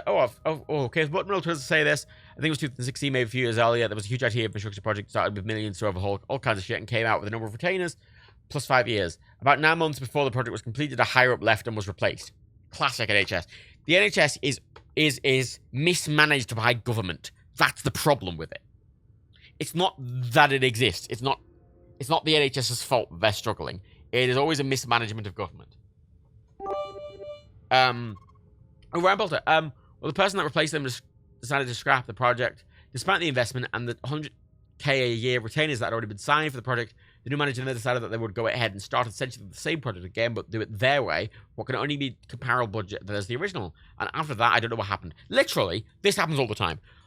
A lot of the money that goes into the NHS just gets burned. It just gets burned because it's incredibly inefficiently run because of the government. The NHS is not at fault. The government is at fault. However, because people are seeing the NHS fail, right? Like, I've been seeing this. I've been really ill in the past year, and my experience has been kind of shit. I got referred to an emergency wisdom tooth removal through the NHS. An emergency wisdom. Emergency. The word emergency has a certain urgency to it. The emergency waiting list was 6 months. So far, I've been waiting 9 months, and I do not have a date for a follow-up appointment to the fucking scan I got. 9 months I've been waiting for my emergency wisdom tooth removal. For the non-emergency list, it's a 3-year wait. When I was in A&E for my blood clot, I waited 18 hours to finally get an answer. 99% of the time I was sat around not doing anything because there were not enough staff and they did not have enough time to deal with me.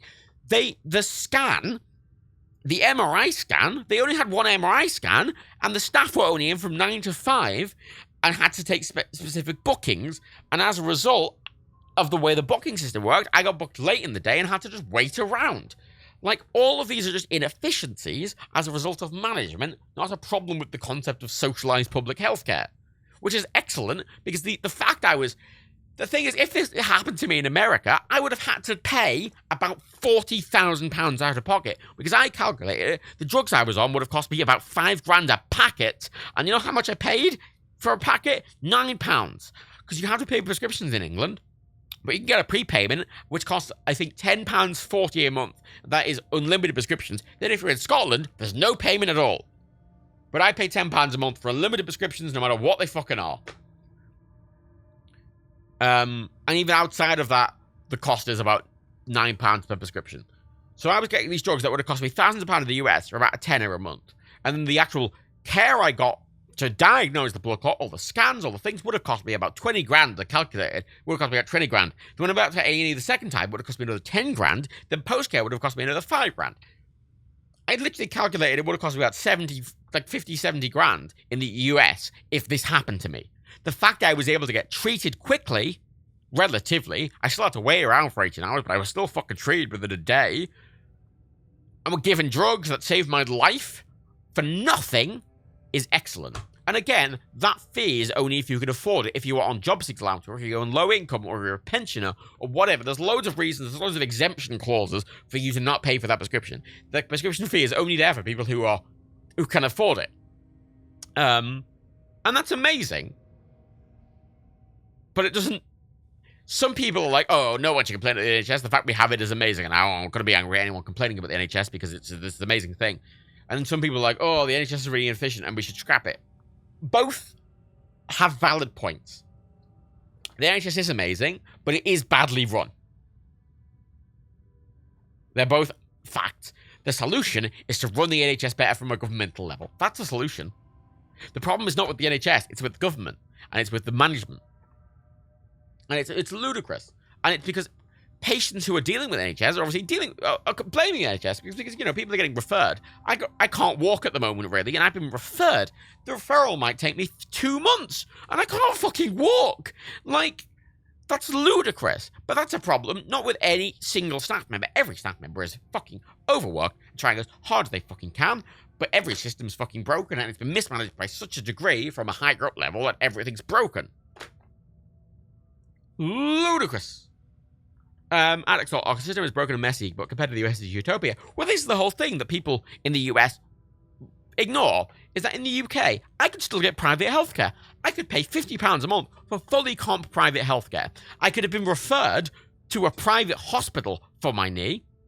They would have seen me within a day, and it would have been sorted and all paid for with no excess for £50 a month, which is a fair whack, but that would have covered everything privately, quickly, with fancy rooms, and I would have got coffee and shit like that.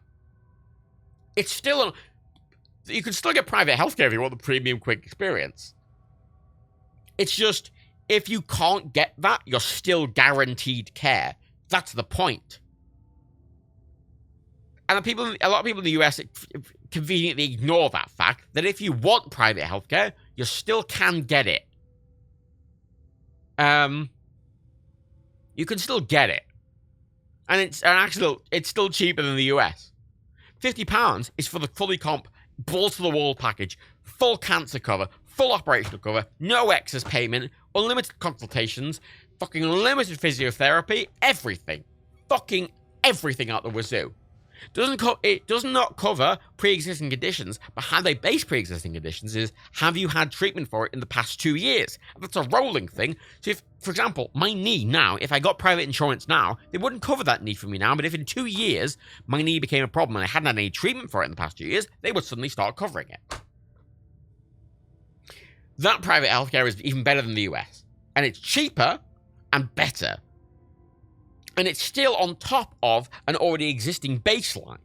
Because that's the point. If you can afford that, you can still get it. And if you can't, well, you're still entitled to care. It might not be as fancy or as expedient, but you still get it.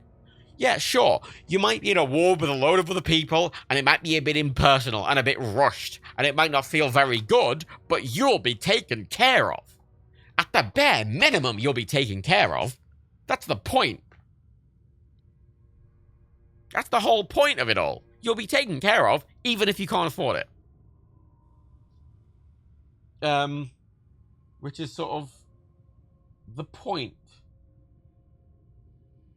And the US doesn't have that. The US has private healthcare and nothing else. Whereas the UK has public healthcare and private healthcare. And I honestly think that's a great system. Because if you want that premium experience, you can pay for it. That's fine. I think it's fine if you want to pay for a premium experience. Sure, public healthcare isn't going to be fancy.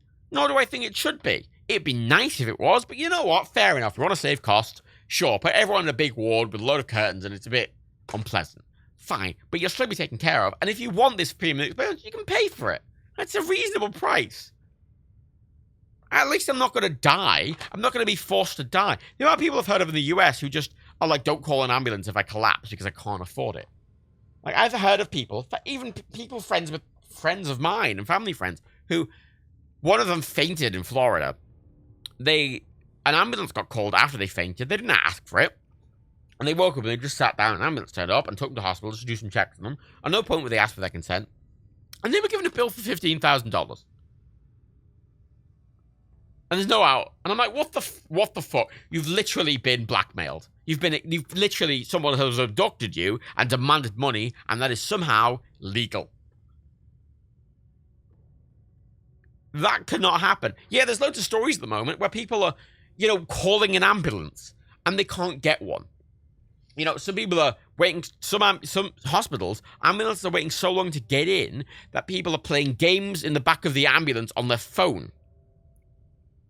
Some people, when they're calling for medical emergency help, some people are being advised to take a taxi instead because there aren't enough ambulances, which is ludicrous.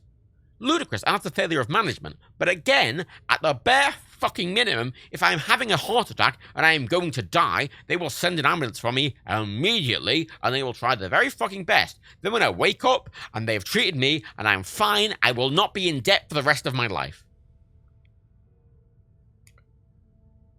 And if I want if I want a better experience, I can pay for it. Granted, for an A&E experience, there's no private A&E, but my point stands.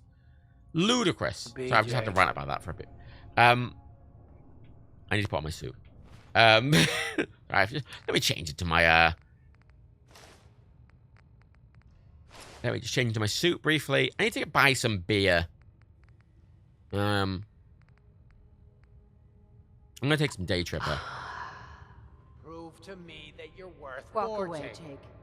You don't have to do this. You're right. I don't want to do this. I don't want to join the Forged. I just want to go home. Last chance, Jake. Right, cool. I did that. It might have been a waste of a day trip, but fuck it. Fuck it.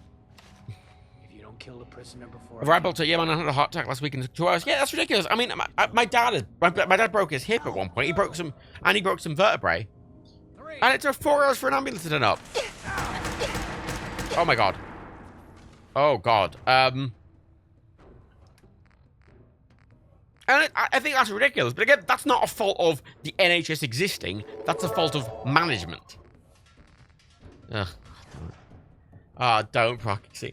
So many people asked me lately how I watched the Beatles documentary, the Peter Jackson one on Disney Plus, which is what, like 4 1-hour-long episodes or whatever, 4 1.5 2-hour-long episodes. I haven't. I live in Liverpool city centre. I assure you, I have enough exposure to the Beatles every day to last me a fucking lifetime. And I like the Beatles. I love George Harrison. George Harrison made my favourite song of all time. And I've still had enough.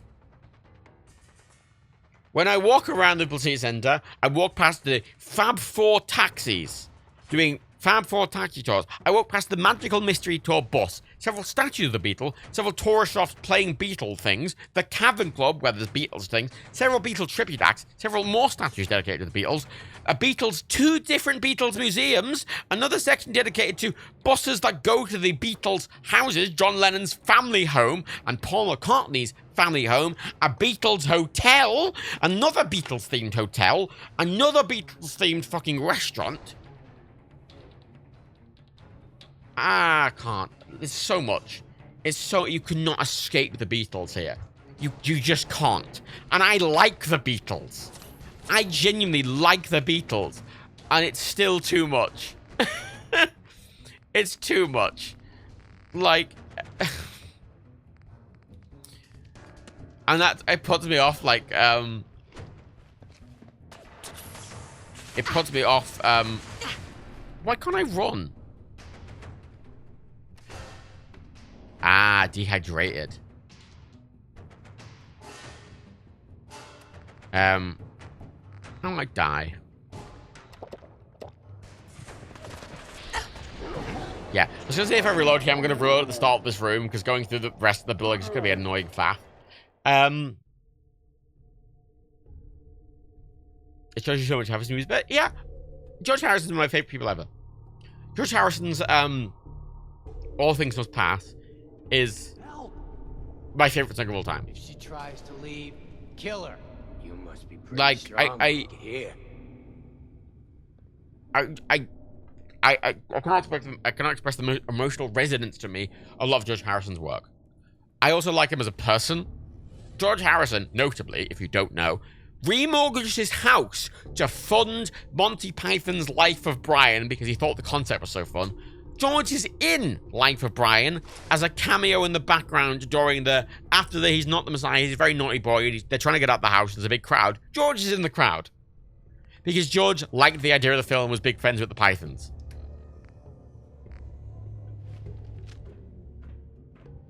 Borrow Darkness is an amazing song. Absolutely amazing. All Things in the Past just resonates with me a lot. Like, CJ, you're gonna kill me. Stealing things from your family. Right. Oh, this one. Kill that prisoner and You said. prove to me. Oh God, what do I do? Sure. Walk away, Jake. Okay, I've not taken anything this time. I spent, I mean, like, you go around the fucking, like, I was talking about private hospitals. The private hospital in Liverpool, there's a company called Spire, and they operate several hospitals in the UK. The Spire Hospital in the UK, which I've been referred to before, because the NHS, if they're overwhelmed, they will refer you to a private hospital and pay the bill. I've been referred there before. Spire Hospital is next to Penny Lane. You know, I regularly go past Penny Lane. I go past the barber shop, you know, which is technically on Alton Road, not Penny Lane, but whatever. On Penny Lane, there is a barber shop photo. I looked at a flat once, which was above the barber shop from the Penny Lane song. The Strawberry Fields is a place, you know, oh, dirty Maggie May, when she takes the breath away, and she never walked down Lime Street anymore. Lime Street is next to the station, Lime Street Station. Like, it's just impossible to get away from them, and I love them, but I live in the city that spawned them, and has dedicated most of its tourist industry to the fact that the Beatles exist. It's just too much. It's too much. As much as I, again, love the Beatles. Oh, you're right. I don't want to do this. Uh-oh. Ah, fuck me. You know, my favorite live album of all time is the George Harrison All Things Must Pass tribute, the concert after a year after he died. Everyone who loved him got together and did a big concert at Alexandria Palace in London. It's Eric Clapton, Jeff Lynne,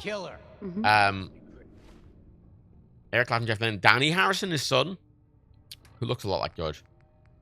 Pretty strong to make it here. Well, I need to... Shouldn't have created that guy earlier.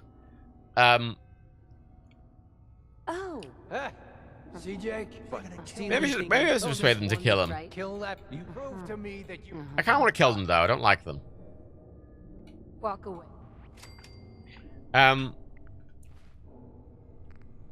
Right.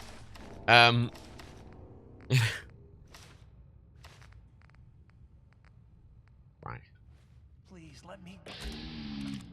Yeah, control slag. You're right. I don't want to do this. I just want to go home. Ow, ow, ow, ow, ow, ow, ow, ow. Ow, ow, fuck me. Right.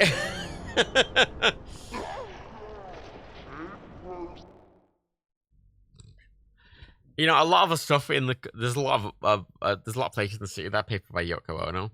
There was a brief period of time, like about 10 years ago, where, which is very good for me, where effectively, if you graduated from the Liverpool College of Music, your diploma would be handed to you by Paul McCartney, and at the same time, if you graduated, if you got an astrophysics degree from Liverpool John Moores University, your diploma would be handed to you by Brian May of Queen. which is a ludicrous thing. That is so wild to me. That there was a period of time where if you did 2 different degrees in Liverpool, you get your diploma handed to you by Brian May or Paul McCartney, 2 of the most famous musicians ever to have lived. And 2 of my favorite musicians. I mean, Brian May is one of my favorite musicians of all time, along with George Harrison. Because Brian May is a doctor. He's a doctor of astrophysics. Dr. Brian May. He was doing an astrophysics degree before he joined Queen, and he went back and finished his astrophysics degree after Queen sort of settled down. He was given a fellowship of Liverpool John Moores University. He was at the Sky at Night for a while. He's a big astrophysics nerd, big animal rights activist. He's a vegetarian. So I've always admired Brian May. He's not perfect. He's old and he has a lot of I wouldn't say he has ignorant views, but he's you know, someone who feels like he doesn't really talk to anyone who sort of deals with trans or gender issues. He gives me that vibe, which is a shame. But it's not because he doesn't care. He just feels like someone who's old and doesn't really get it. So I don't really hold it against him as much as I would otherwise. He's not a bigot. He's just I think, someone who doesn't really know. Just kill a Bishop I can live. Yeah, you know, I'm just gonna kill a prisoner.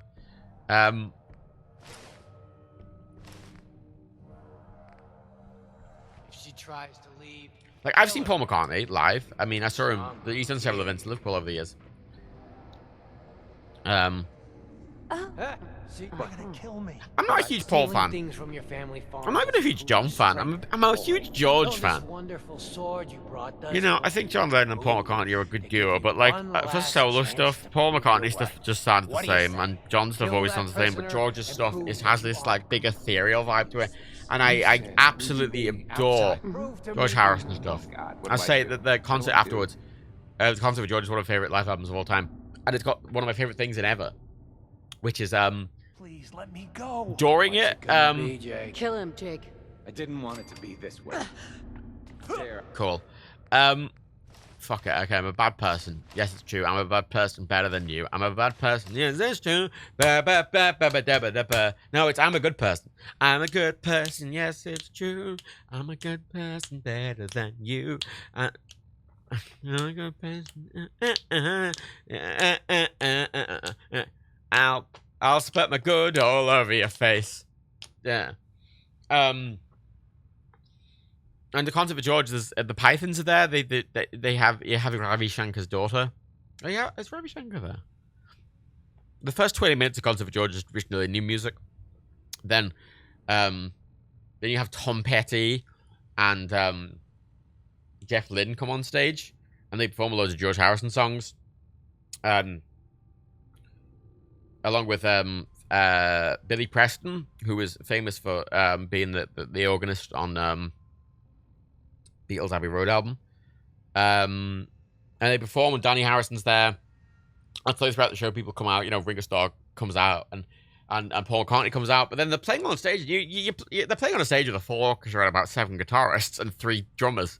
And it's this huge sound, and it's just so layered and beautiful because you have an entire orchestra, 3 drummers, a percussionist, and 7 guitarists. It's just so beautiful. And then in between that, you get some Python sketches because the Pythons are there. You know, so you get Eric Idle comes out and he does the fucking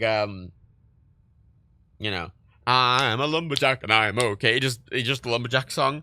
And there's loads of lumberjacks on the stage. And the lumberjack at the very bottom right in the big group of lumberjacks in the background is Tom fucking Hanks. Because Tom Hanks was there. And he's not credited. They don't introduce him. He's just there. And no one mentions it. And I noticed on like the third watch that it was fucking Tom Hanks. Tom Hanks is in the corner. I'm like, oh, hello. One of my favorite actors. Tom Hanks is one of my favorite ever actors. I love Tom Hanks. I think everyone loves Tom Hanks. Tom Hanks is lovely. But he's just there, and I'm like, oh, this reaffirms my love for this fucking live album, because Tom Hanks is just hidden in it. Because he really liked George Harrison, he really likes Monty Python, and he was just there, and they offered him to, they said, oh, you can come up on stage dressed as a bounty, and just, he's in the background just doing the, you know, when Eric Idle's, I'm a lumberjack, and I'm okay, I sleep all night, and I work all day, and everyone in the background goes, he is a lumberjack, and it's this big group of Mounties. He's one of the Mounties, singing that. It's great fun. And over the course of the show, okay, people come out, you know, Paul comes out, and they always give a little bit of a story, you know, Paul, now, and he goes, he does something, but on a ukulele, he goes, right.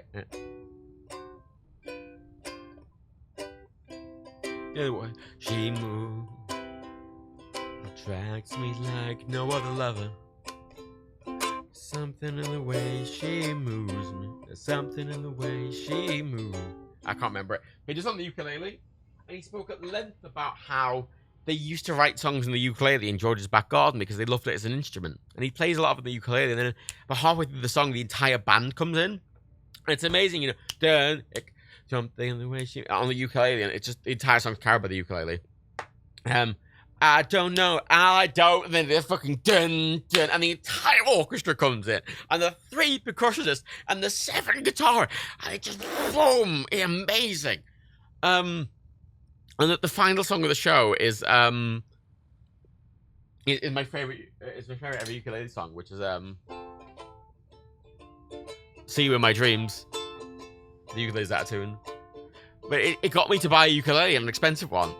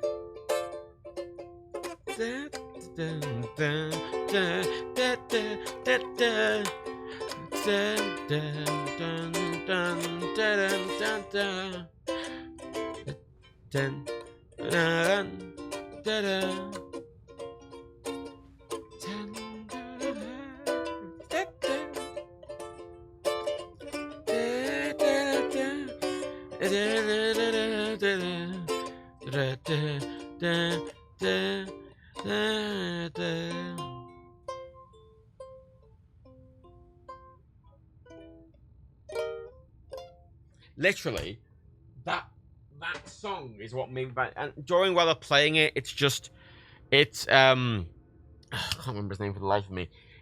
He's on the ukulele, and it's just a really simple.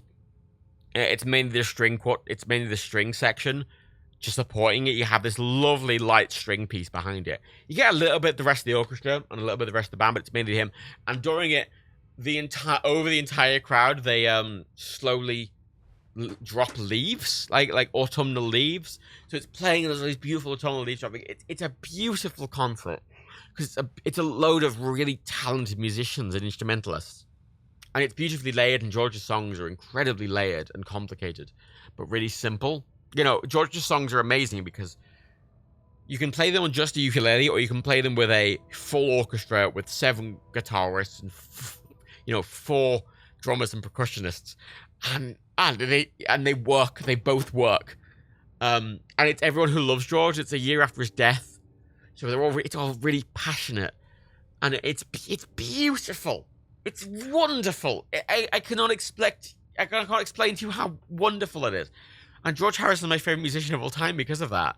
You know, All Things Must Pass as an album is just him just vomiting all the things he wrote when he was a Beatle and he couldn't get them to make songs from. I did what you asked. God, I think I'm gonna be sick. Good. Now, kill the stranger. Uh-oh. This isn't any easier. This is harder. This is harder. All this means is I kill the guy. All the changes is I kill the man. I still have to kill the... right. Yeah, no, Paul does something on the ukulele. Yeah, he did it first at Concert with George, and he's been doing it at live shows ever since because it proved so popular, that version of something. And that started at the Concert with George. Tries to leave. Kill her. I wish I had a crit. I really wish I had a crit. Can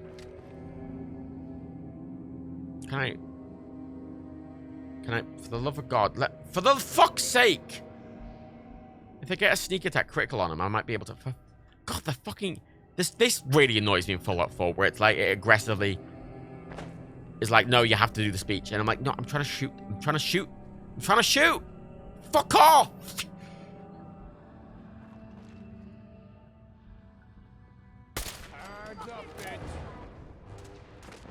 It's all all of these fucking surfaces are like fucking transparent as well. So like I don't know if I can do this. Is there anything so we can go outside Granny Kid and come back? I don't know. I don't know how much the crit would change. It would help, I imagine, especially if I get the fusion core. Yeah, no. Yeah, All Things Must Pass, my favorite album of all time. Like by quite a margin. Not only is it very emotionally impactful for me because it helped me through a lot of very difficult mental health times, but it's also, I think, an incredibly beautiful album. I think it's beautiful. I don't like the remaster. It's one of the few albums I actually prefer the original, because the original mix is very high end heavy. It's very treble. There's not much bass, and there's actually very little low end at all. It almost sounds it sounds really sparkly, and it almost sounds flat, but it gives me this very ethereal, heavenly, cloudy vibe. You know, it sounds like it's up high, you know, in the mountains, in the clouds, where it's got this sort of very crisp sound to it, which can be a little harsh. Oh. But it feels very intentional. And the remaster, they lowered the sort of, they balanced it better. They balanced it like a modern song, where they bring the bass in and they lower the high end. But it removes the sparkle. It removes the sparkle, and it removes this almost ethereal feeling that the entire album has. It just doesn't have it on the remaster, which I find really disappointing, because that feels like a core part of its design, that it feels ethereal. Please let me go. What's it gonna be, Jake? Walk away. It feels ethereal. I don't want to do this. And it's wonderful. And it's kind of frustrating. Meaning Life was a Prime, so I watched about, it's Meaning of Life on Prime. Oh, that's fun. I want to do a watch party on Trains, Planes, and Automobiles. Because we were talking about John Candy and Steve Martin last week. Last chance, Jake. If you don't kill the prisoner before I count to 3, well, it's over.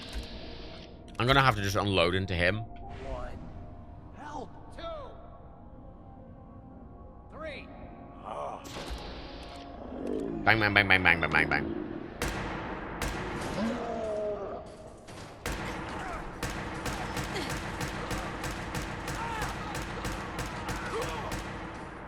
Like it? Okay. I think it's immediately going slightly better.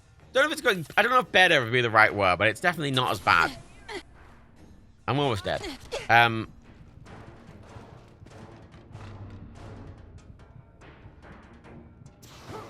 Okay, it's better. I was dead by this point previously. Yeah, this is why the quick save thing, that the autosave mod is useful, because honestly, like, doing this with the survival rule is fun, but it's just because I have to go through that thing. Killing them was really easy, so it's just a time sink rather than making it more difficult. Oh, great. Gary, and fun fact, Clapton took guitar out while my guitar didn't weep because George was having trouble getting the other Beatles to take the song seriously and knew they acted more professional with visitors in the studio, so he brought Clapton in so everyone would take it seriously. Yeah, this is true. Also, at the time, George wasn't as confident as himself as a guitarist. Here's the fun. You want to know a fun fact? You know the song, the very famous Derek and the Dominoes, Eric Clapton song, Layla?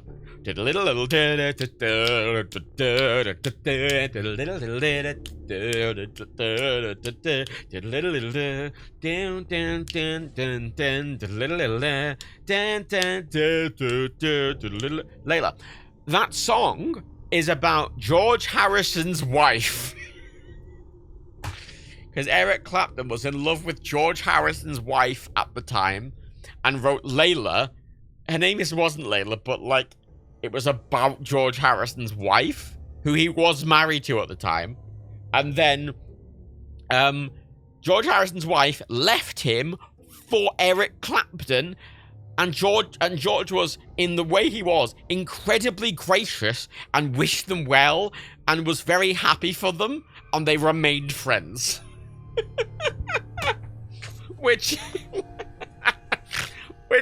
is such a good story because it really represents George as a person, that he was just happy for his wife for finding love and his best friend for realizing they were better for each other than him, and not being really bitter and horrible about it and still remaining friends.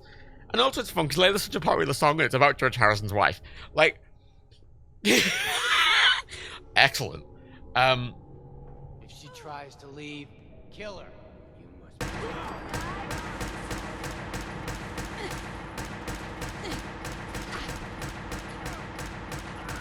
Right. Fuck. Ah, got him. Fuck. Clapton's a bit of a... I mean, at the time, Clapton was really drug addicted. He was really heavily into cocaine and stuff. I mean, that's admittedly George Harrison's wife, who left George Harrison to go with Eric Clapton, also left Eric Clapton mainly because of his drug use. And alcoholism. Yeah, Clapton's been very problematic. Clapton has notably came out as kind of a bit of a transphobic, racist piece of shit. I don't excuse it, but I sort of... I've never thought highly of Clapton as a person. He's a talented guitarist. But I've never thought highly of him as a person. You're right. Like, I've always thought of George highly as a person. Last chance, Jake.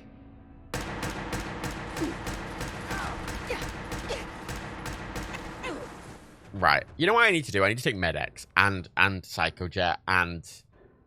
Yeah, I think that's what I need to do. Med-X and Psychojet before the fight even fucking starts. Because this is a ludicrous fight. Because you've got no cover and they just start shooting at you. And you're on fire, so yeah, I appreciate the art, not the artist. And it's very hard to separate the art from the artist. But it's why I respect Brian May and I respect George Harrison. I don't respect Eric Clapton, but I think he's a good musician. I say Brian May's not perfect. There was an issue last year where he did an interview, and he said something about he said something insensitive, but he genuinely didn't mean it in a bad way. He just is like a fucking 70-year-old man who kind of doesn't know any better. And he wasn't trying to be insensitive, because genuinely, Brian May, from everything I've seen of him, know about him, and I feel like I know a lot, and I've seen a lot, he's genuinely a very warm, lovely, caring person who any fault is usually ignorance, not malice. Which I don't excuse, but is very different. Someone being malice is very different to someone being ignorant, and people, especially old people being ignorant, is a very different kettle of fish. Please let me go. You're right. Gonna be, Jake. Uh-oh. I didn't mean to shoot there. Let's do some Psychojet. Do I have any Psychojet? I made some Psychojet, but I don't know if I have it with me. I don't.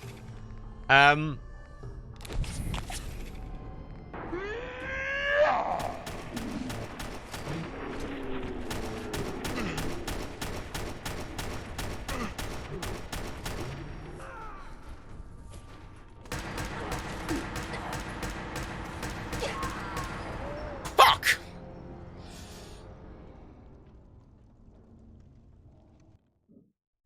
Right.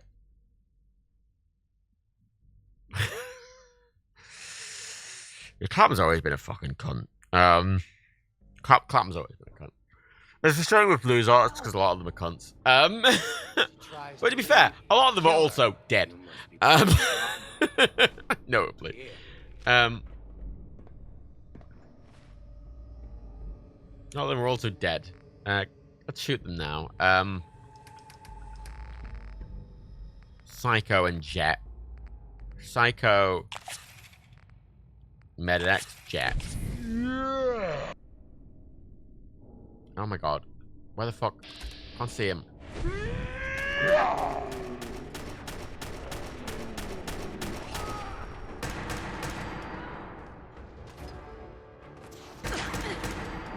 Oh my god, I did it. Uh-oh. No, I didn't.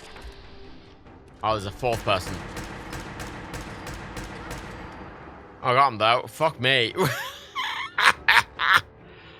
Oh, thank fuck.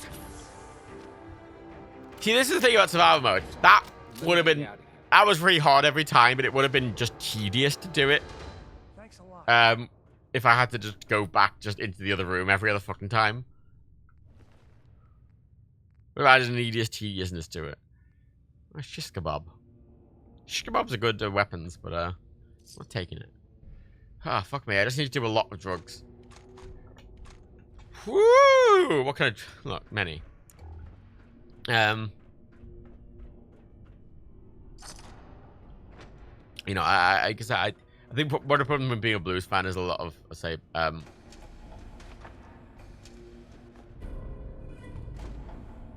got a dampening coil. I guess that's a quest item for something I haven't seen. You know, the blues artists are problematic. But I say most of them are dead. And the thing is, I don't excuse people for being old and not knowing better, but I do give a certain level of leniency, I guess is I don't know if leniency is the best word, but I don't fault people for unknowing ignorance, if that makes sense. Someone being ignorant just because they're old and they're just not online, I kind of don't fault in and of itself on its own merits. Because that's kind of what Brian May's vibe is. He's just old. he's just really old. And he genuinely means well. His character's very good. He just doesn't understand. Which makes him, I think, quite insensitive, especially when it comes to sort of trans and gender issues. Wait, I'm sorry. I messed up. I panicked. You're lucky I have a soft spot for dumb animals. Yeah, wanker. Yeah, I messed up pretty bad. I'm sorry. Look, I should probably try to go home and make it, but I bet if you're there to explain. Sure. I bet if you bring my great-grand... I'll wait for you by the... Okay, cool, bye. He's totally gonna die outside, isn't he? He's totally gonna die outside. I'm gonna get outside, he's gonna be dead on the fucking floor, like, killed by a fucking bug. Like... I've never seen that before. Is the Namely called form a mod? No. I've got no mod that do anything like that. That is clearly a quest item. That is for something, I don't know what it is. Again, I don't have any mods that add any items or anything. All my mods are aesthetic. Yeah, bloat flow. Yeah, people bloat flow. What it fucking hell is them. You know, I've said this a lot on streams. That I think George Harrison's All Things of the Past is brilliant. I think the concept of George is my favorite live album. I watch it regularly. I genuinely watch it at least a few times a year. It's just beautiful. And George Harrison's All Things of the Past especially is just an album that really strongly emotionally resonates with me because you can just feel it. There's very few songs you can feel. And that's a weird sentence, but like the problem that I have with a lot of songs, especially with the vibe I go for, a lot of people assume into like a lot of like metal and stuff like that. And the problem I have with a lot of metal is metal feels very angry, and I'm not an angry person as much as my persona may indicate otherwise. I'm not, so I don't like metal. I don't like really hard music like that. I mean, I like rock and roll stuff like that, but I'm not a fan of metal, like, especially death metal stuff that I just don't like. And George Harrison's All Things Past is very much that entire album is very much the vibe, the emotional vibe I like to go for. It's sort of ethereal, retrospective, emotional, sort of. It's not even blues. I don't even know how to describe it, especially the song almost All Things Was Past. I don't even know how to describe that song. It is retrospective. It is bittersweet. It isn't sad and despondent. It is realistic. And bittersweet it is accepting a fate that is unpleasant, but resigning to the reality of the situation. Is the idea that, yeah, all things must pass, whether that be death or whether it be emotions or relationships or whatever, all things must pass. And that's a fundamental sort of idea with it. And the emotions of the entire song really comes with that idea that that's sad, but it's also a good thing, if that makes sense. Like, it's natural for things to pass. It's natural for things to go along, and it's hopeful, because all things pass also is the idea that, well, you'll get over things. You know, something might be bad now, but it will pass. But also, it's a universal constant, not just a... It's not, the bad times will pass. It's also the good times will pass. And it comes with a very sort of... It's not even optimistic isn't the word to use. It's very realistic, very ethereal, and very thoughtful. And I think it's a beautiful song.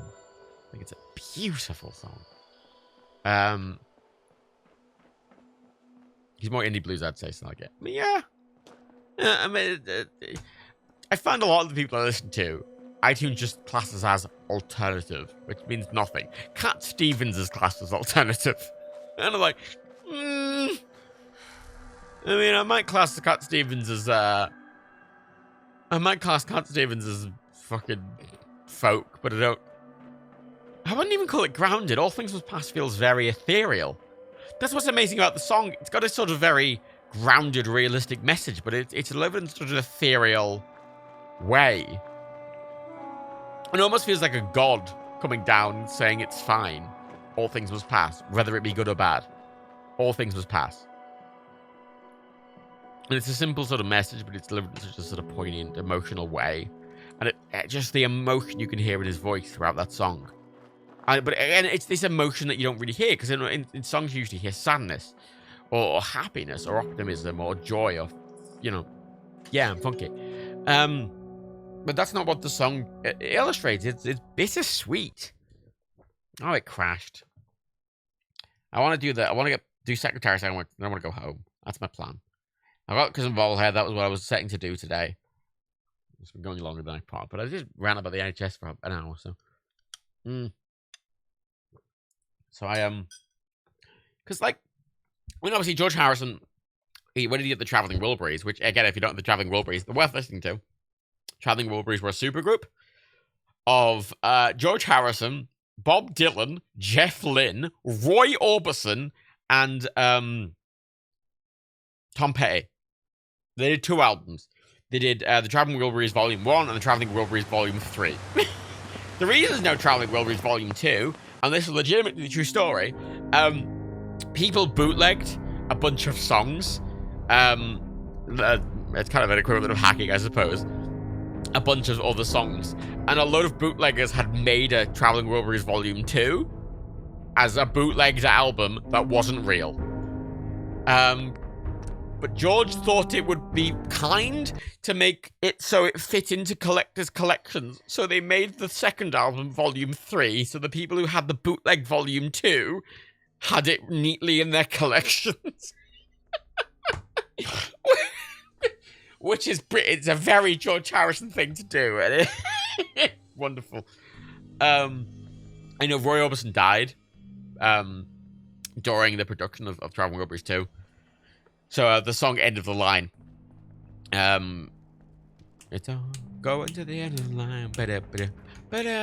If you watch the music video of that, every sort of singer gets their own solo section, and Roy Orbison got a solo section of that. But between when they recorded the song and filmed the music video, George Orbison died. So when they get to his section in the music video, it's just a shot of an empty rocking chair, which is really sad. But it's very celebratory of George Orbison, and very...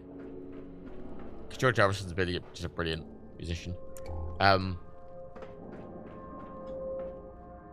Yeah, traveling roads are fun. They're very folky. Honestly, they're kind of... They're influenced on many Dylan-y, Tom Petty, and Roy Orbison-y. They're sort of this sort of, like, slightly country folk.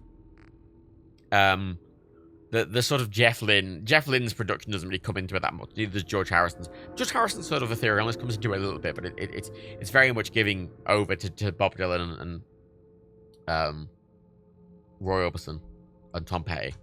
Especially Roy Orbison and Tom Petty. Especially Roy Orbison.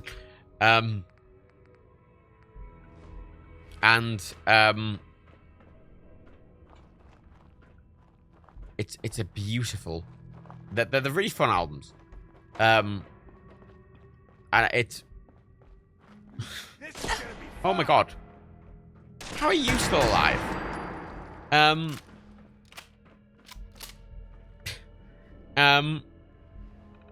Yeah, flashing a photo of him. Yeah, it's very emotional. It's very Bob Dylan-y. I'm not a fan. I'm not a big Dylan fan, honestly. But it's got a lot of Bob Dylan influences. I mean, George... Oh, God, it was that. George's album is... All Things Past, and a lot of his other albums were produced by Jeff Lynne.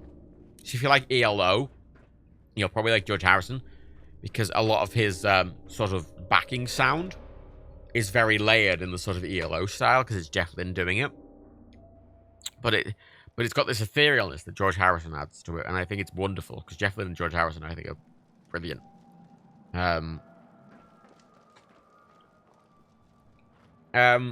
Jerry and Tom Petty and Bob Dylan having a duet. It's a fun thing to hear what happens with those albums. Alligator. Oh, wait, who are you saying he was fun to see in concert? Because I've seen Bob Dylan in concert, and I did not like him at all. The Bob Dylan I saw in concert was genuinely the worst live performance I've ever seen out of anyone was Bob Dylan, which is that seems weird to say. He was on a tour, with Mark Knopfler from Dire Straits, which you don't know who Dire Straits are. They did Money for Nothing. Or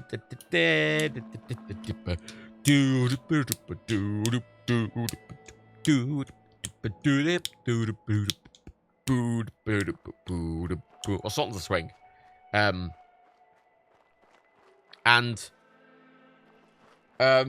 It was a weird show because it wasn't that one of them was a support act. It was a Bob Dylan and Mark Knopfler, and they both got half the show. So I've seen Mark Knopfler several times live, and Mark Knopfler is brilliant live. He is wonderful. He's very, very candid, and he always hires local session musicians to play with him. He doesn't have a tour group. He just hires local session musicians, and promotes them, which is lovely. And he's such a good musician, and he's very humble, and he makes a lot of jokes, and he really engages with the audience, and he's really fun. And he was on first. I mean, he played an 1.5-hour set. And he went away, and it was like a brief intermission. And we came back, and the lights went down, and then the lights came up, and Bob Dylan's band were playing with Bob Dylan. Oh, God. And they were all wearing the same outfit, including Bob Dylan. So we couldn't tell who Bob Dylan was, because there was no center stage or anything. It was just, everyone was dressed the same, and they were all in the background. And we were like, who the fuck's Bob Dylan? He had to introduce himself. And the song ended, and then the second the song ended, the lights went down. And, I don't know, there's like a 20-second pause. Nothing happened. And the lights came up, and another song started. We still didn't know who Bob Dylan was, because they were all wearing the same clothes. And we're like, what the fuck's happening? And that happened then another, like, 7 times. And the mix was bad. The mix was bad. His harmonica was so loudly mixed. It was, oh my god, it was very unpleasant. It was piercing. It was a really unpleasant mix. And then, because again, after every song, all the lights were going down. Like, the song would play and then the lights would all go down. I mean, all the lights. And then you got to like the 7th-minute song and the lights went down. And then 2 minutes passed and the lights didn't come back up. 5 minutes passed and the lights didn't come back up. And everyone's sort of like, not knowing what's happening. The lights aren't coming up. Nothing's happening. It's been like 10. It's been 5 minutes. Nothing's happened. And everyone's like, what the fuck? And then another 5 minutes passed and nothing happened. It's been 10 minutes and nothing has happened. There's been no announcement. At no point during this concert has Bob Dylan spoken. He's not said hello. We don't know who he is. It's just nothing's happened. We're confused. And then people start leaving, going, "Is it over? Is that just the end of the set?" And he's just finished and walked away. And then everyone's like, "But why are the lights off?" And then I ended up just leaving. With the person I was with, we ended up just leaving because we were sat there going, well, we don't want to wait around for another fucking 20 minutes for Bob Dylan to keep playing because we were finding it so unpleasant. Awful.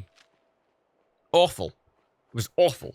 It was awful. I don't know why. I don't know if Bob Dylan is too old to give a fuck. I mean, Bob Dylan was not at the concert for George, very notably.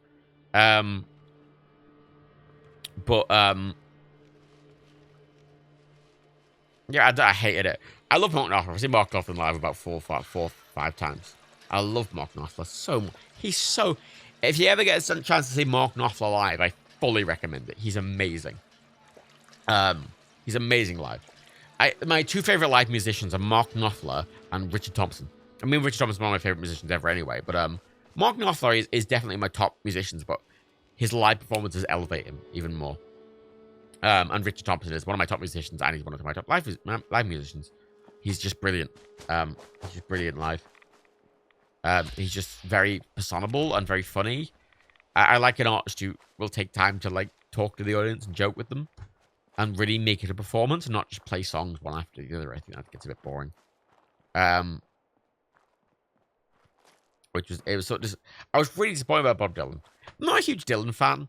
I'm not big into Dylan. Like, I don't really like most of Dylan's solo stuff. I think he's a good writer, but I don't know. I find a lot of his music kind of piercing and a bit much. But I respect the music he's made. His concert was just shit. It was awful. I don't know if it was an off day or whether it was the whole concert, or if it was the whole tour or what, but it was awful. Genuinely awful. Like, when I was leaving, when no one was sure if it had finished, about half the place left. Not only that, but before that time, lots of people were leaving. People were walking out of a Bob Dylan concert, which is insane to me. And I don't mean some people. I mean, a lot of people were walking out of the concert. It was that bad.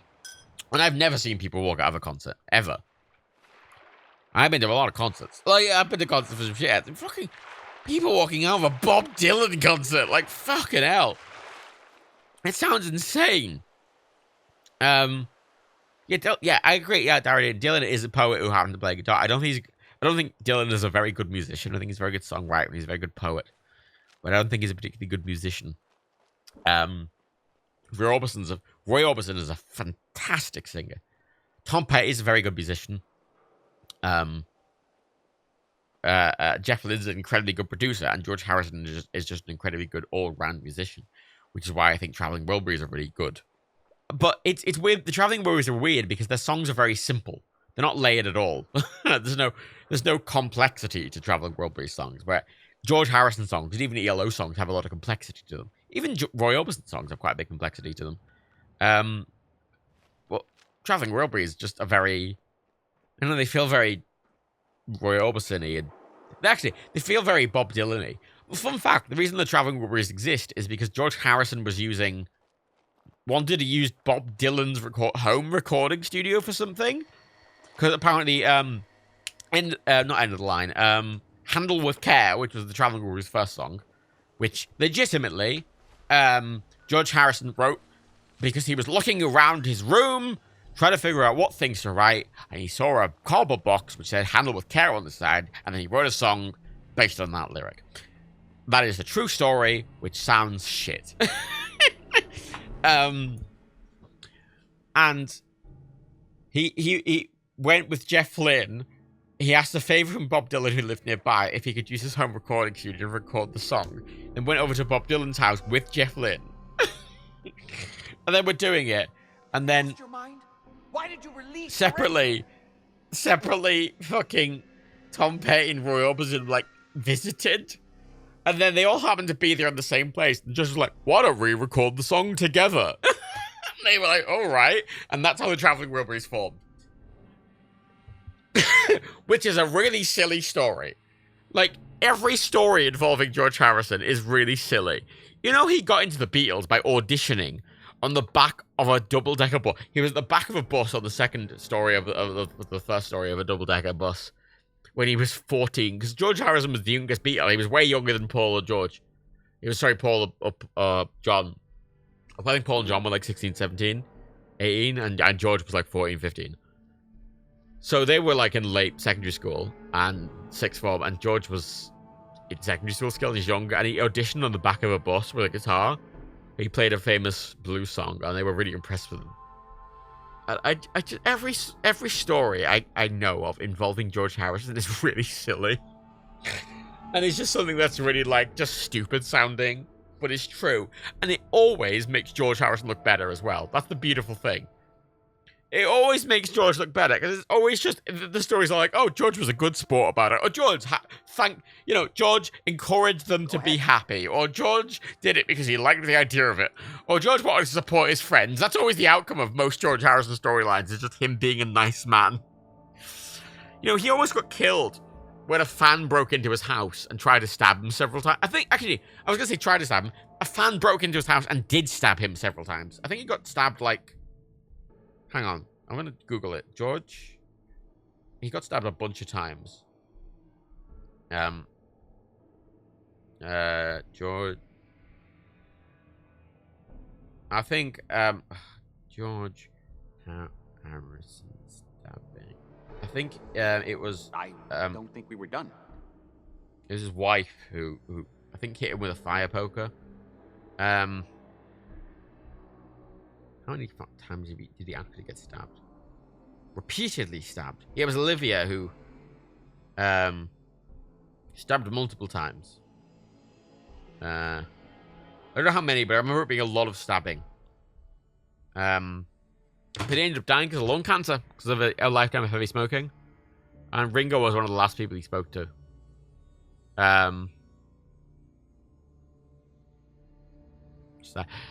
I say the Beatles documentary I'd recommend watching just for George, but I mean what's his name? There's Living in the Material World, which is a big George Harrison documentary by a really famous director. Because effectively anyone who looks into George realizes he's like a lovely man, especially if they knew him. Yeah, Martin Scorsese did a documentary on George Harrison called Living in the Material World. It's a Scorsese film, but it's a documentary on George Harrison because Martin Scorsese loved George Harrison, because everyone loved George Harrison, because George Harrison was genuinely a lovely man. And I'm very sad that I was never, I wasn't alive when he was.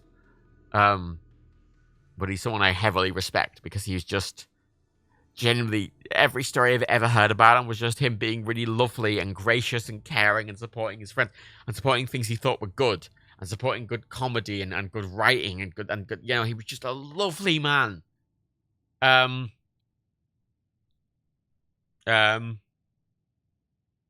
Is Lorenzo here yet? No, of course not. Or we'd What all be was dead the day already. George Harrison died? Now answer the question. Why did you free him?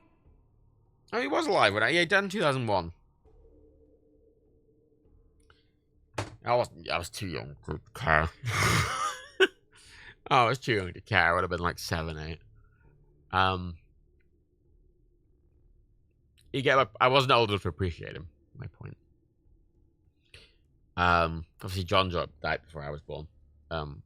I've been to the place where John Lennon was shot, actually. But George Harrison, he's one of my favorite ever people. I respected him a lot. the more I learn about his life, because a lot of people, people say don't meet your idols and don't learn about your idols. And I like to think I've picked good idols because my favorite two people are George Harrison and Brian May. And from everything I've ever heard about them is that they're both lovely. They're both wonderful people. And George was absolutely just wonderful for it. And every documentary I think I've ever watched about me, he's just this genuinely lovely, brilliantly talented man. And Brian May is still alive, and he always is just this very genuinely lovely and caring man, even if he doesn't understand something. And he might be a bit sort of ignorant and misguided. He's still just, he's trying. Because, even, when he did an interview a few months back, that was. Go ahead. It sounded a bit derogatory about trans issues. And from reading into it and from him talking about it separately, he wasn't being derogatory. He just is old. He's 70 and he doesn't know anything about it. And he didn't realize he was causing offense. He just doesn't know anything about it, which is a fault. It is a fault, but there's no malice there. He just doesn't understand. And his intentions are always genuinely good. His intentions are genuinely always good. Think we were done. He's just. It's not a defense, but it is again. I think a person's intent is important.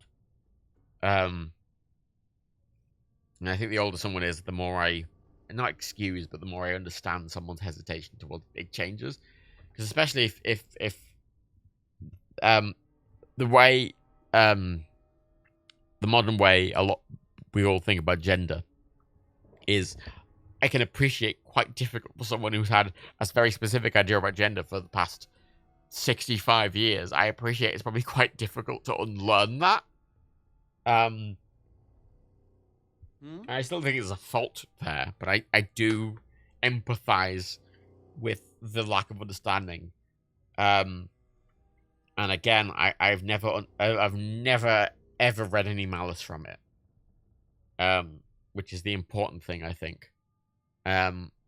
You were just keeping him prisoner to keep yourselves alive. That's a lie. I find it all depends on what they do after do things. He seems confused, but he's not going against me. He's not. He's just. He likes what he's become. He just kind of says he wants everyone to be happy, and I genuinely believe him. And I know a lot about Brian May, and I've spoken to Brian May, and I believe that about him. She's talked to Lorenzo. I never have. I believe that about him. I agree. Yeah, Golden Moose, it is typical white male ignorance, and that is not a defense for him. No, and that is not an excuse, but it is a mitigating factor. You spoke to him, yeah. This is the thing, right? When Brian May follows me on Twitter. He follows like 300 people. I'm one of the people he followed. He followed me before Adam Lambert, who was the Queen plus Adam Lambert. He followed me before Adam Lambert. When he first made it, because I moderate the Brian May subreddit. Apparently subreddits are how I got to speak to most people. I got to speak to William Shatner because of the William Shatner subreddit. I got my job with Dan because of the Nerd Keep subreddit, and I got to speak to Brian May because of the Brian May subreddit. Did you not offer? Subreddit. What? He followed me after I made a kind of jokey comment. And a long time ago, like 2012, 2013. Not long after you on Twitter, I tweeted that I was just a little bit down in the dumps, sad or whatever. Just like a random tweet from like my account, which at the time had like a few hundred followers. And I was like, oh, I'm having a bad time, whatever. Feeling a bit down, whatever. I wouldn't do that now, but I did at the time. And then like a day later, I get a fucking DM. I get an unsolicited DM from Brian May. And the DM was like, hey Matt, I hope you're okay. Take your time. I'm just checking in on you. Hope you're doing all right. If you need to chat, I'm here. And I'm like, what the fuck? I am absolutely fucking flabbergasted because, first of all, that's just a very nice thing to do, but he's Brian fucking May. He's Brian May. And I'm like, what the fuck? And then I kind of messaged him back, being like, I really appreciate that. I'm just having a hard time at the moment. And then he's like, oh yeah, I understand. I had a really hard time when Freddy died. I'm like, what the fuck is happening? And he's talking to me about how Freddie Mercury's death affected him, Brian May. And being like, oh yeah, no, and he's giving me emotional life advice. And he's telling me how he dealt with the death of Freddie Mercury. I'm sat there, honestly freaking out. Like, like, that is such a ridiculous thing. And I'm sat there as this literal, like, random... I was still a teenager at that point. Like, an old teenager, but still. On Twitter, being like, what the fuck is going on? Why is Brian May being lovely to me, a random man on the internet? And he's telling me about his life, and I'm like, oh my god, what the fuck? Not, again, he reached out to me, not the other way around. I didn't message him. He messaged me unsolicited because he saw my tweet and wanted to check I was all right and gave me advice and hoped I did well and then spoke to me about how Freddie Mercury's death affected him. I'm like, what the fuck? Lovely man. Absolutely. This is the thing. There is not a malicious bone in that man's body. And that's the reason I am defending him here, because there's not a malicious man in that man's body. Anything is always misunderstanding. Like, years ago, he made a comment that I would call it insensitive. And then he immediately retracted it because lots of people came out and went, that's insensitive. And he went, oh, I'm really sorry. I didn't know. I'm trying to be better. I'm trying to be better. I'm trying to understand this more. I just don't, because I've not really experienced it much in my life. And I'm like, excellent. Take your time. Good. Wonderful. Good man. This is, it's why I respect Brian May so much, because he might not be perfect, but he tries. He tries, and he genuinely gives a fuck. You know, I have a friend who met him at a festival. She was doing photography for a band festival, and Brian May was just there. And Brian May comes to the back, and she's like, oh my god, it's Brian May. And he's like, talking to her loads, and being lovely. And then she had to leave later, and then Brian came up to her before she left and gave her a hug and was like, oh, I hope you have a really good day. It's been lovely meeting you. I hope you do okay. And gave her a hug, and I'm like, what the fuck? He's such a lovely, genuinely lovely man. He's so genuinely lovely. He's every story I've ever heard about him, from backstage, any people who work in tech, any people who have just met him, the stories are always lovely because he's just a genuinely lovely, empathetic, caring man. And that's why I think that's really important. And it's why I will defend him when it comes to the comment he made a few months ago, because I don't think there's not a malicious bone in that man's body. There is just not. It is just misunderstanding. And that is a fault. But several times in the past when he said even some stuff that I think has been insensitive, he's came out and went, oh my god, I'm really sorry. I didn't realize. I'm trying my best. I just don't know. And I'm like, that is good. I respect that level of self-awareness. And I don't expect him to fully be like, oh, I don't expect him to come out and be the most fucking progressive gender rights activist there is. I'm not expecting that. He's a 70-year-old man.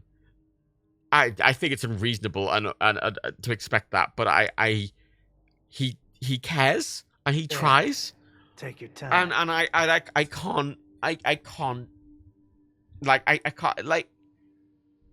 that is such a wild. He messaged me out of the blue.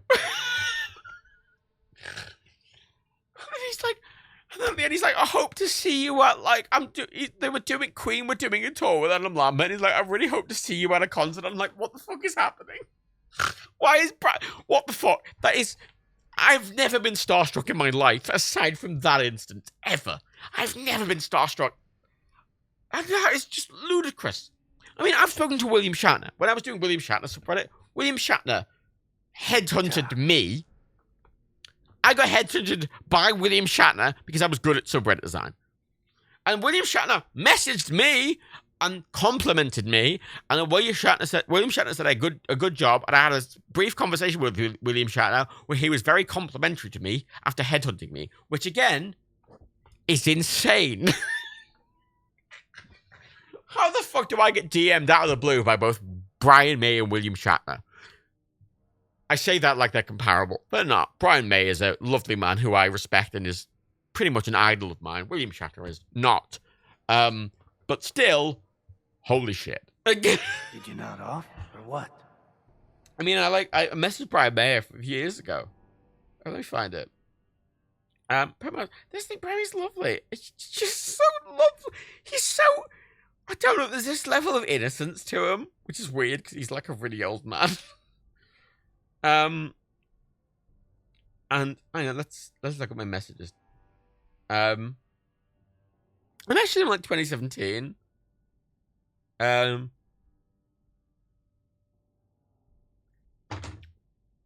I don't know if any of you remember when I did the Too Long for Twitter podcast. I invited him on Too Long for Twitter. He's an animal rights activist and he's quite politically active. Notably, when the London Olympics was happening, he played the opening for the London Olympics. He wore patches campaigning for animal rights and the end of badger culling. And I literally messaged him being like, hey, do you want to come on this podcast? In like June. And then like 3 months later, he messaged me out of the blue. Being like, oh, I'm really sorry, I don't see my DMs. I don't really check them ever. I hope you're alright. I'm sorry for not having replied. Nearing the end of our USA tour, I'm in Nashville, 2 gigs to go. Maybe we'll see you on the European leg. How are you? And I'm like, what the fuck? He's asking me how I am, and I'm like, what the fuck is going on? It's Brian May. Because there's a lot of very famous people in the world, but Brian May is like, there's famous and there's Brian May. Brian May is in legend category in the world. Like, it's... Oh my god, I've glitched out so much that I'm seeing the skybox. What's happening?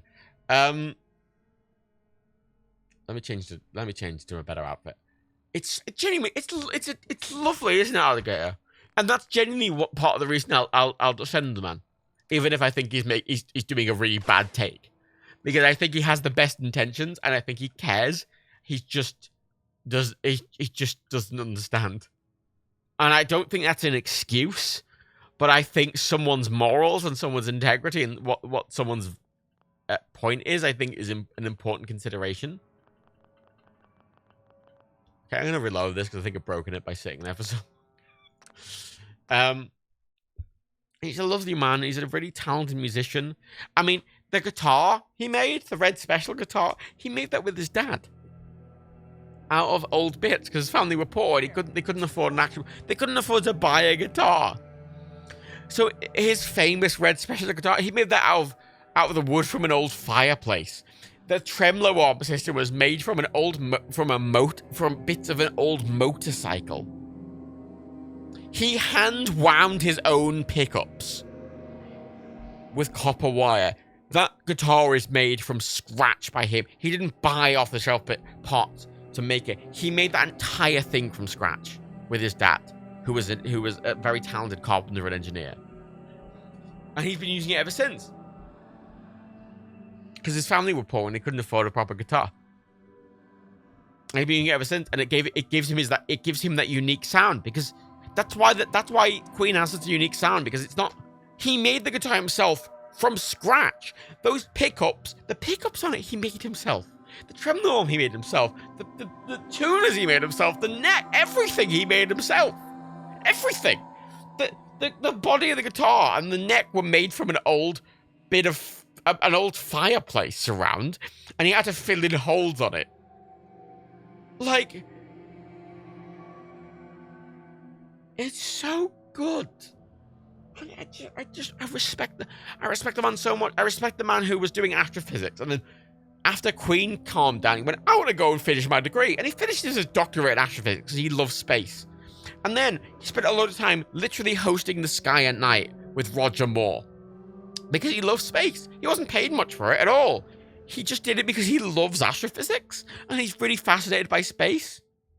And then he was handing out diplomas at John Moores University for astrophysics because he really wanted to encourage astrophysics. And he was a big animal rights activist. You know, again, he put himself in a lot of really sticky situations and really pushed his integrity by going, he's Brian May, he's one of the most famous musicians in the world, especially British musicians. And he used that influence. Again, after the Olympics, he came out wearing these patches on this fucking big long coat while he's playing this epic solo. He's wearing patches campaigning for the end of badger culling because he's a big animal rights activist. He's been vegetarian for as long as he can remember. I respect the man. He's a doctor of astrophysics. he made his own guitar. He's a very talented blues guitarist. He's an animal rights activist and vegetarian and atheist. Like, you can see why I respect the man. Right? He's a very left-wing man. Like, you can see why I respect him, and it's why, like, he has his faults, sure, but he's a lovely, genuine man. And I respect him heavily. Why did you? So I know I've been gushing about Brian May for the past, like, half an hour, but, like, I can't express enough how much I respect that man. Lorenzo. He's incredibly well educated, yeah. You were just keeping I him respect prisoner him. to keep yourself I respect him heavily. That's a lie. And that's the thing. Just because someone has bad takes occasionally, I don't think should be cause for dismissing them. Because it's important to understand the context of that. Not that it's an excuse, but it's still an important consideration. And Brian May is a genuinely lovely, caring, empathetic man who gives a fuck and wants everyone to be happy. He's just old. He's just old. And I don't even know if he's ignorant by choice. He's just situationally ignorant. I don't know. He seems pretty crazy now. But an older friend of mine. He's 400 years. You know, I don't really consider myself to have any idols. I consider Brian May to be an idol of mine. And again, I think he's not infallible. He's made a lot of mistakes and he's done stuff I don't appreciate. And he still does stuff I don't appreciate. But I think it's important to, I don't know, sort of try and How did you get in here? progress from that. Why so surprised? I can't believe he fucking DM'd me out of the blue. I cannot express to you what the level of starstruckness I had. I've never been starstruck in my life. And then Brian May DMs me out of the blue and I'm like, where's Brian May? Oh, Jesus. I've had a very lucky life, and it's why I quite like Twitter. Your time is up. Because Twitter has let me talk to a lot of interesting people. Oh God, no.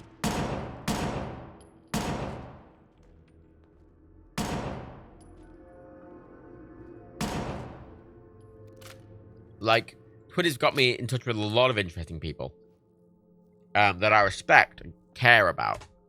And ooh, a Zeta gun. Isn't that a unique weapon? Ooh, Cabot's lab coat and a unique thing. Is that better than a lab coat? No, it's not. It's worse. It's worse. Like I've met so many interesting people through Twitter. I mean, through Twitter, right? Let's just establish this. Through Twitter, I got my job with Dan. I have spoken to and become acquainted with Brian May. I have spoken to and became acquainted with William Shatner. I have spoken to and become acquainted to and almost friends with Evan Hadfield, who I respect to no end. And so many people I've dated so many people from Twitter. Like, Twitter is the worst and best parts of society. It's why I love it and hate it, because I think its level of easy access is both an incredible asset and an incredible problem. And I just it's why I'm always conflicted with Twitter. I don't want to drop that. It's worth a lot. Say it again.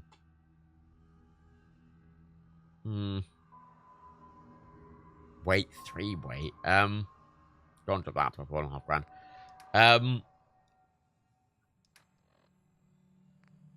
That's the thing. I think context is important because I worry that people often dismiss.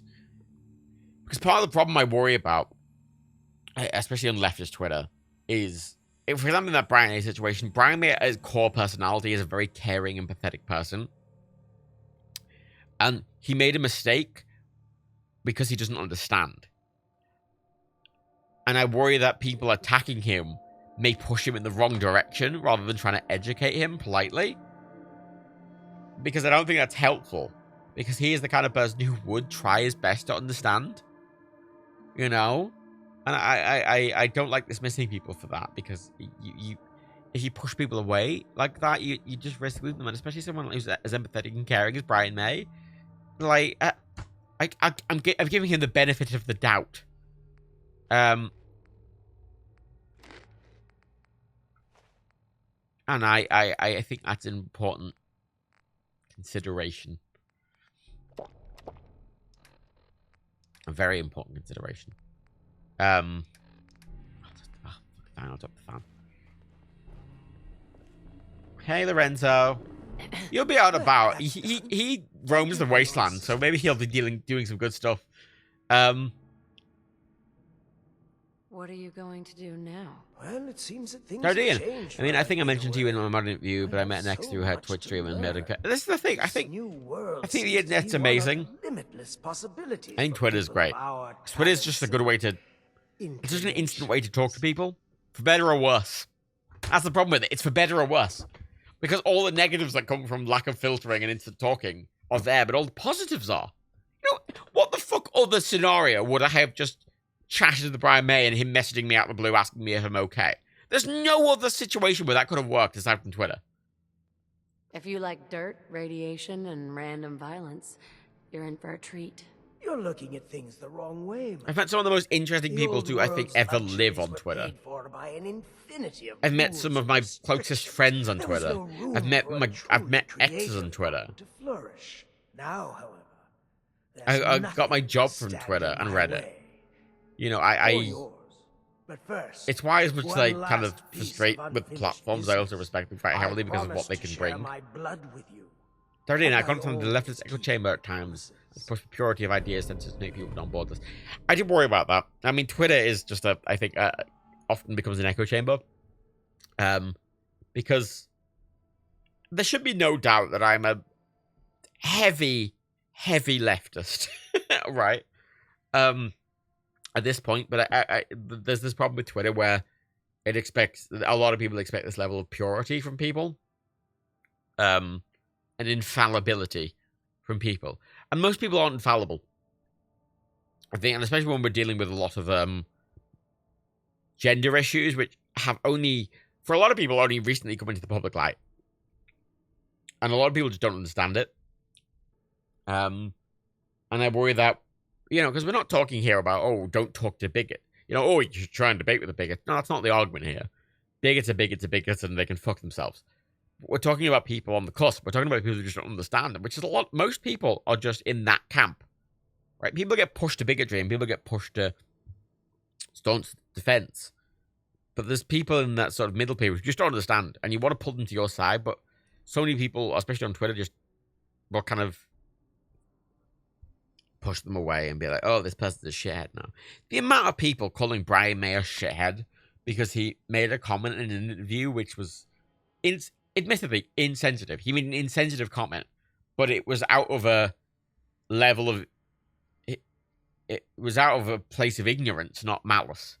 And the amount of people that just called him a horrible person for that, I'm like, you can't discount the entire man's existence because he's made an insensitive comment out of ignorance. Not that that's an excuse, but again, don't let perfect be the enemy of good. He is a good, caring man. If anything, he's one of the most principled and caring people in the music industry, especially because he's one of the most famous and legendary people in the music industry.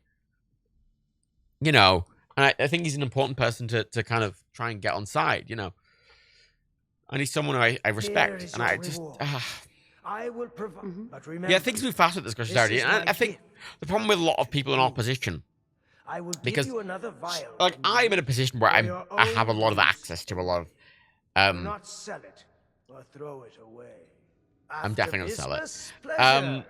Help yourself to a drink. You know, I am exposed to more than a lot of people to a lot of trans issues, especially, and gender issues, on account of the fact, you know, we have a lot of trans people in our community, and we have a lot of non-binary people in our community, and we have a lot of LGBTQ people in our community, and that makes you, I think, more aware and more sensitive to the issues, because part of the problem is if you're not in that community in the first place, while you can try your best to be sensitive to the issues, you don't really understand the issues. I didn't at first. And, you know, I think that's okay. Because I made a point to learn. And I won't understand it. And it's very easy to not empathize with people because they don't understand something.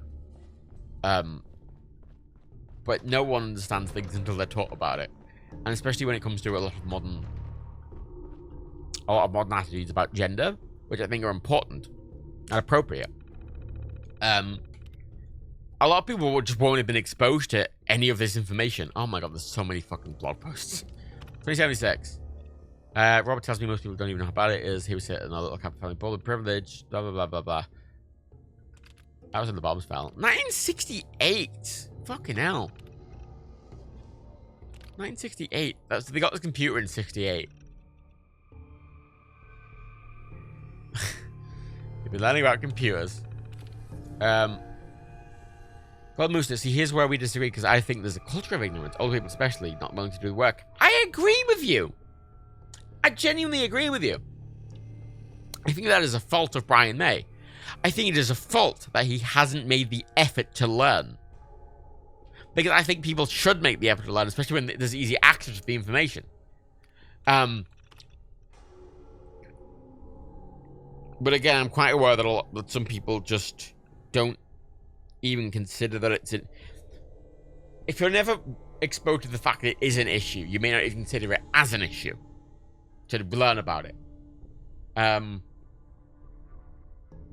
You know, I think some people are in particular bubbles where they just don't even see the issue in the first place, which is a bad place to be, but it is a thing.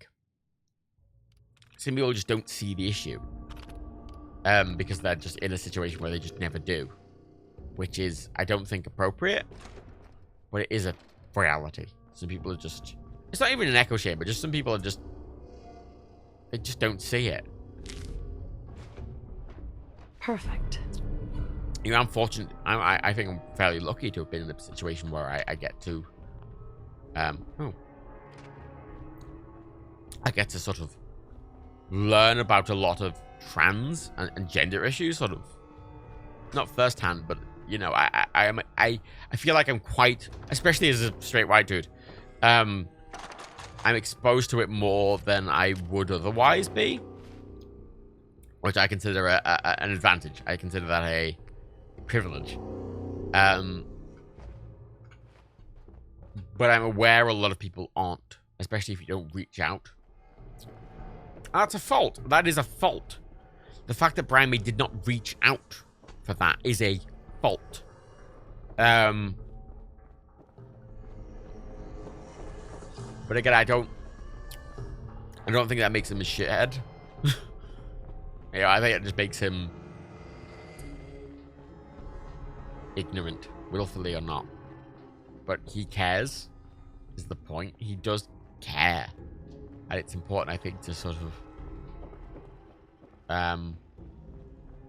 encourage that care into something he might not understand. So how are the beds upstairs are owned, even though everyone's dead? Everyone's dead who lives here, but the beds are still owned by the corpses, which is ludicrous. Don't think I can pick this.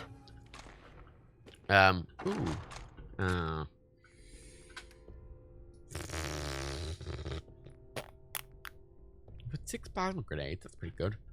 Let's erase some on my frags. Clarity and one fault is not a bad band make. I agree. I think some people, especially on Twitter, are too quick to condemn a person for one opinion. Because I often think that pushes people into worse places. There's so many people get into this idea of, oh, cancel culture is really bad because of it.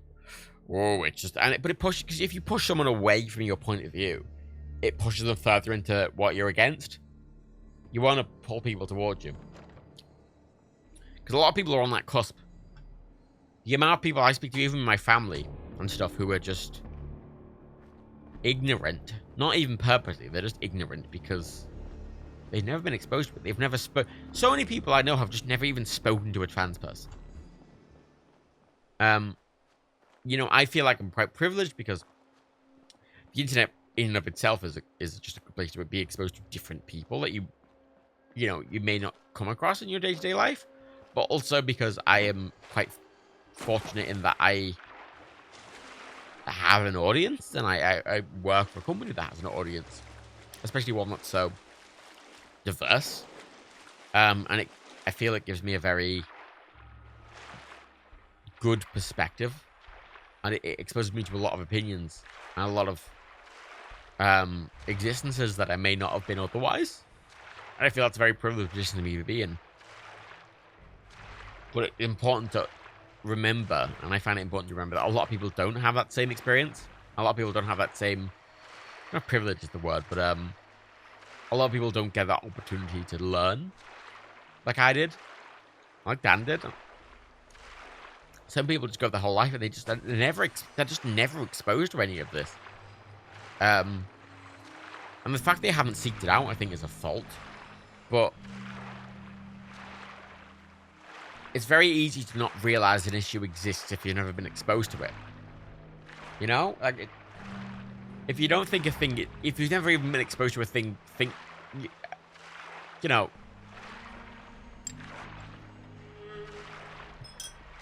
I can't necessarily fault that on its own. I think we need to get away from the big question. You know, I agree. So I don't really idolize anyone. I've considered Ryan to be a role model to me growing up, especially. You know, I consider myself to be I'm a big fan of space and astrophysics and astrobiology, which is obviously something Brian is very passionate about. I'm very passionate about blues and rock and roll, which I'm very passionate about, and I'm very passionate about animal rights and vegetarianism and now veganism, which again is something Brian is very passionate about. And I've always respected him because he is always. Oh no! Oh no! Ow!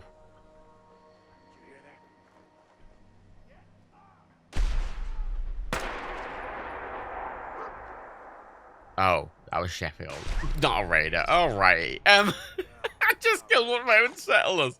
He used to raid.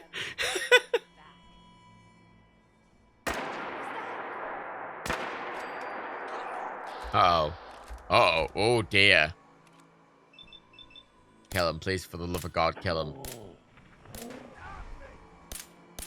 Why am I using the pistol? Why am I using a pistol? But why am I using the pistol? Ow, ow, ow. Where the fuck's he gone? Yeah, this is why I'm... You know, this is why I've moved out. This is why I've moved to Diamond City. I just want to come here on the way back as a rest spot. Get some water, you know? Okay, he's killed him. Great, great. Well, Sheffield's dead. How many of you are alive here now? Oh, complete Hangman's Alley. No one lives here. Everyone's dead. All right. I don't know if I completed... I completed helping Hangman's Alley, even though everyone is dead.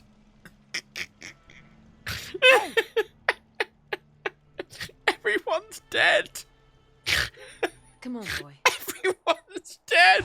How did I defend the settlement? Everyone's dead. That's not a success.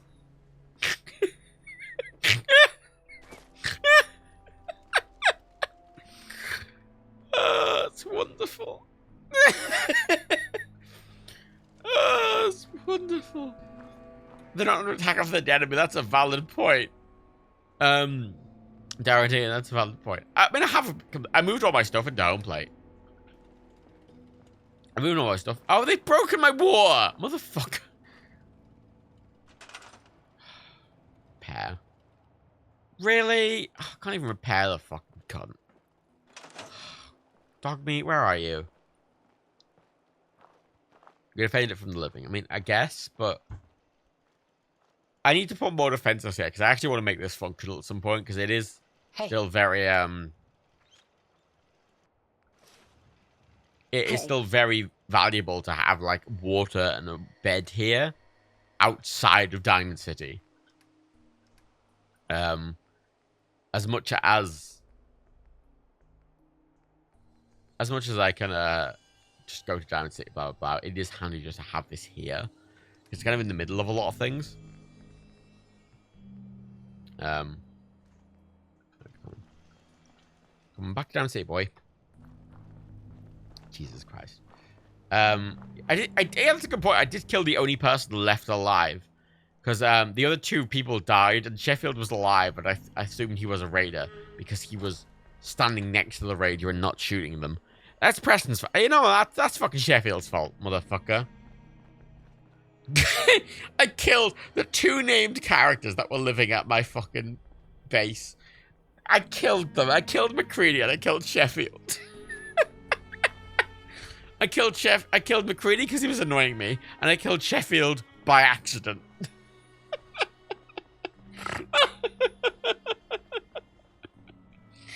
Which, admittedly, not great. Why is McCready dead? He kept making comments every time I went to craft. He was like, "Oh, I'm pretty handy with some screws," and he got really annoying, so I shot him in the head. He was just pissing me off. He just kept talking. Was a problem. If he stopped talking, I wouldn't have shot him. I did warn him. I said every time, like, McCready, shut the fuck up or I'm going to shoot you in the head. And every time he kept talking. So I shot him. And he died. So, I did always blame Preston Garvey. It's like hardwired into me to blame Preston. To blame Preston. You know, I was sobering up when I drank a load of gin, so. Gin. It's Friday night, fuck it.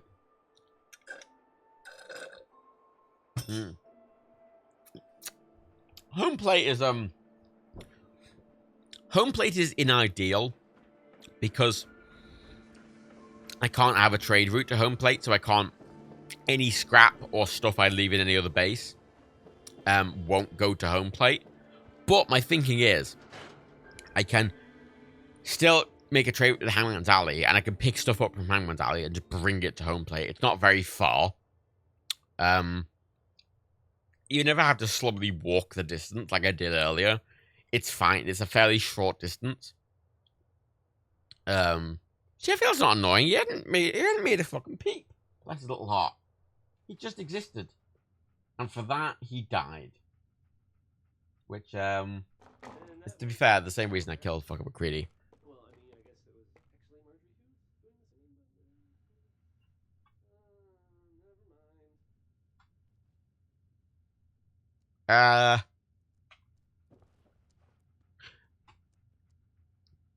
Okay, there's two options here. Either I'm really drunk and I forgot that I walked through Diamond City and walked into home plate, or it just spawned me in home plate automatically. Did I? Which one was it?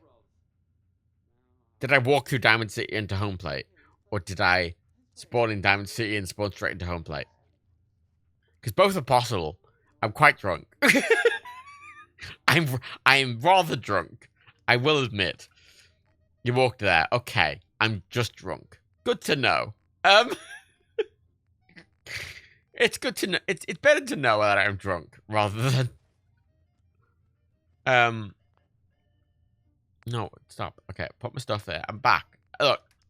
I've got a lot done today. I got the ooh. I should have killed Lorenzo. I should have got Lorenzo's outfit. Lorenzo's outfit's good. Lockpicking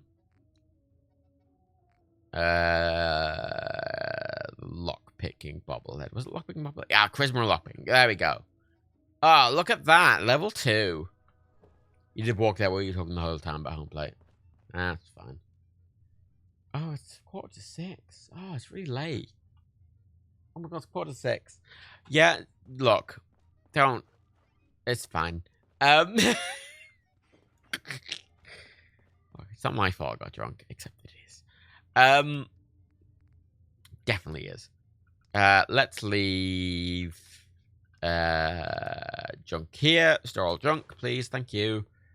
Should have 308, 38, 44. Extra magnet can't, just 58, 55. few antibiotics, plasma cartridges, shotgun cells, gamma rounds, flamer fuel, weapons, Pipma's blade. Oh, that's good. I have to upgrade that. Cool size harpoon gun. Oh, no, that's my proper gun. Give me it back. Give me my gun back, bitch. Fuck you. Right. Kneecap shish kebab. That Western revolver. Selling that. Draw missile launcher. Fuck that piece of shit. It's worth a ton. The nice thing about them being home plate is if I want to buy something, either outside of Diamond City or in Diamond City, I can just grab the thing.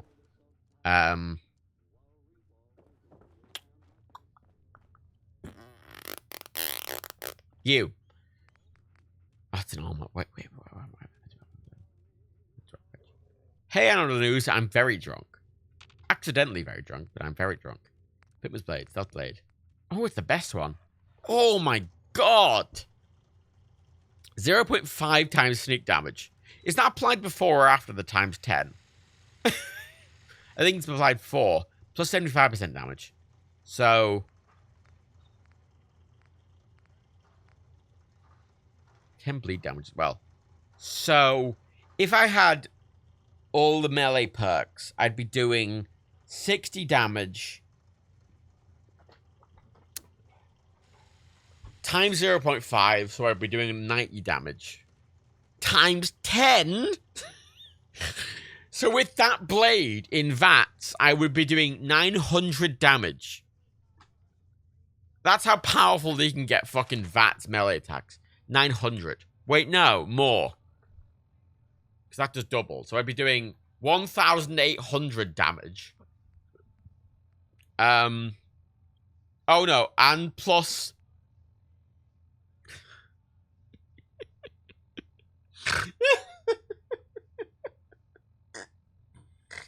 I'd be doing 2,700 damage with that weapon.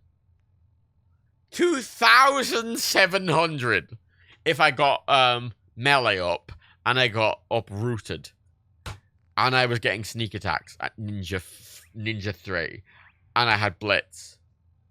I would be doing like and the more damage, the greater the damage. You'd be doing 3,000 damage a hit in that with that gun. 3,000. 3,000.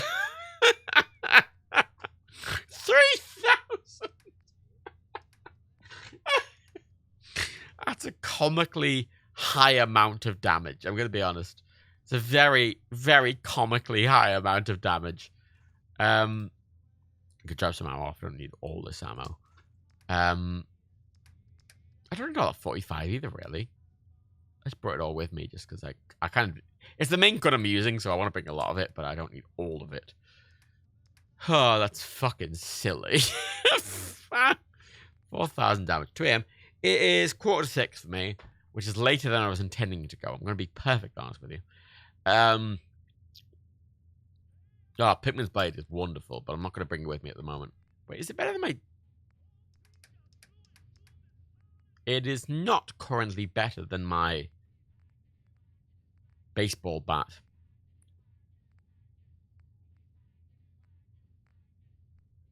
It's not currently better, but I could probably get it better. Cool. Oh, chain dog collar. Where have that? Chain dog collar, I need you. Get out. Clean black suit, I need you. That. Right. Say I was 10 minutes. Shut the fuck up. Okay. I said today I'd be going less time than last time. And this is technically true, because last time I went for 10 hours. But I was expecting this to be a shorter stream.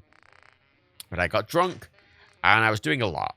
But you know what? It was all worth it, because I got the charisma bobblehead. That was literally what all this faffing around was for, was the fucking charisma bobblehead. And I at least got fucking... I got local leader 1, so I can do supply lines now. I'm not overly confident that they'll survive the supply lines. Oh my god, look how close I am to level 40. How am I that close to level 40? Again, sorry, just to reiterate. I have done very few quests. Actually, I've done quite a few more now. That 1, 2, 3, 4, 5, 6, 7, 8, 9, 10, 11, 12, 13, 14, 15, 16, 17. I've done 16 quests, and I'm level 40. And I haven't done a single story quest. Not a single one. I've not spoken to Preston. I've not dealt with Nick. I've not been into 114. I am level 40, and I've not done a single story quest. The Brotherhood haven't even arrived yet. I'm level 40. I've not done either of the DLCs yet. I'm level 40. Oh, I do want to go kill something to level up, actually, on principle. I kind of want to level up for the end of this. Dogmeat. Dogmeat, you, buddy, Dogmeat. Hey. Go check that out. Sit there. Thank you. Alligator, it's still storming. I don't want a shovel. Oh, God. Snow always sounds like it sucks. I mean, I always enjoy snow as like a conceptual, like, ooh, fun snow thing. But it always seems like it always seems so fucking annoying. Like, so fucking annoying. It would drive me fucking mad. Brian Bolter, yeah, I have a German Shepherd that I'd be expecting a long walking now, and I've not planned on staying up all night to watch the stream, but hey, friendsing. Oh, it's your fault for staying up. Oh my God, I'm very drunk. You know, normally I only get this drunk during watch parties, but here I am. Hey, Pete. Hi there. Oh, wow. You're tall. Is that an insult? I don't know. We're having a sale on brooms.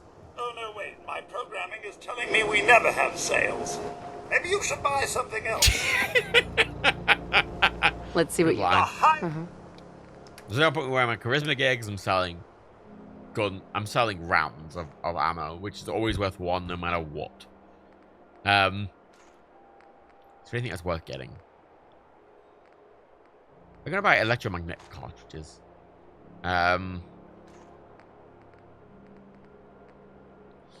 When I finally get a ghost rifle, it'll be useful to have as many of them as possible.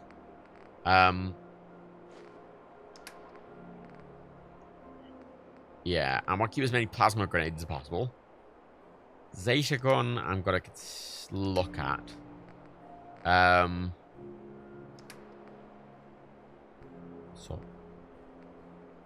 Sort value, please. Do I need 58 bobby pins? I feel like I don't need 58 bobby pins. No. I need that many fusion cells. I want to at least break even. That's my goal here. I want to at least break even.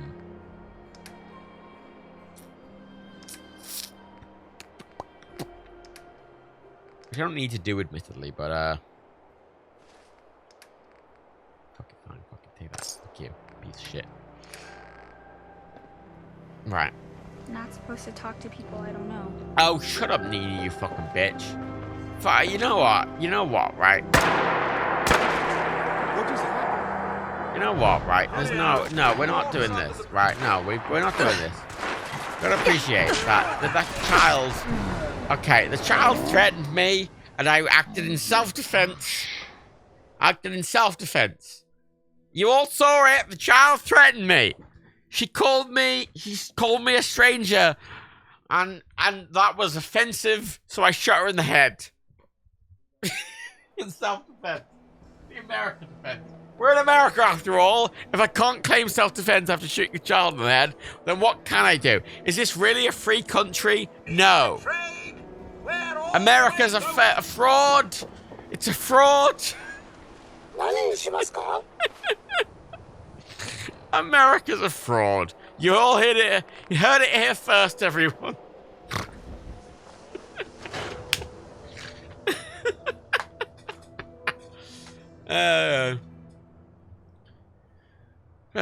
Stranger danger, Matt. Fuck stranger danger. I'm a good stranger. I know I shot her in the head, and it sort of undermines my point a little bit. I'm fully aware that she's like, oh, strangers are bad, and then I shot her in the head, sort of proving a point. But if we ignore the whole shooting in the head incident, then I'm actually a really good guy.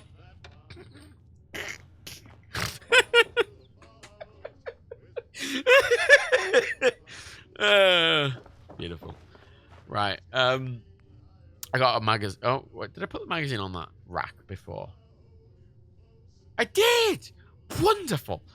I wanted to look at that Zeta gun because I've got the Gamma gun. I think Zeta gun's I'm pretty sure the Zeta gun is just a Zeta wave barrel, which is a unique add-on to the standard dish, which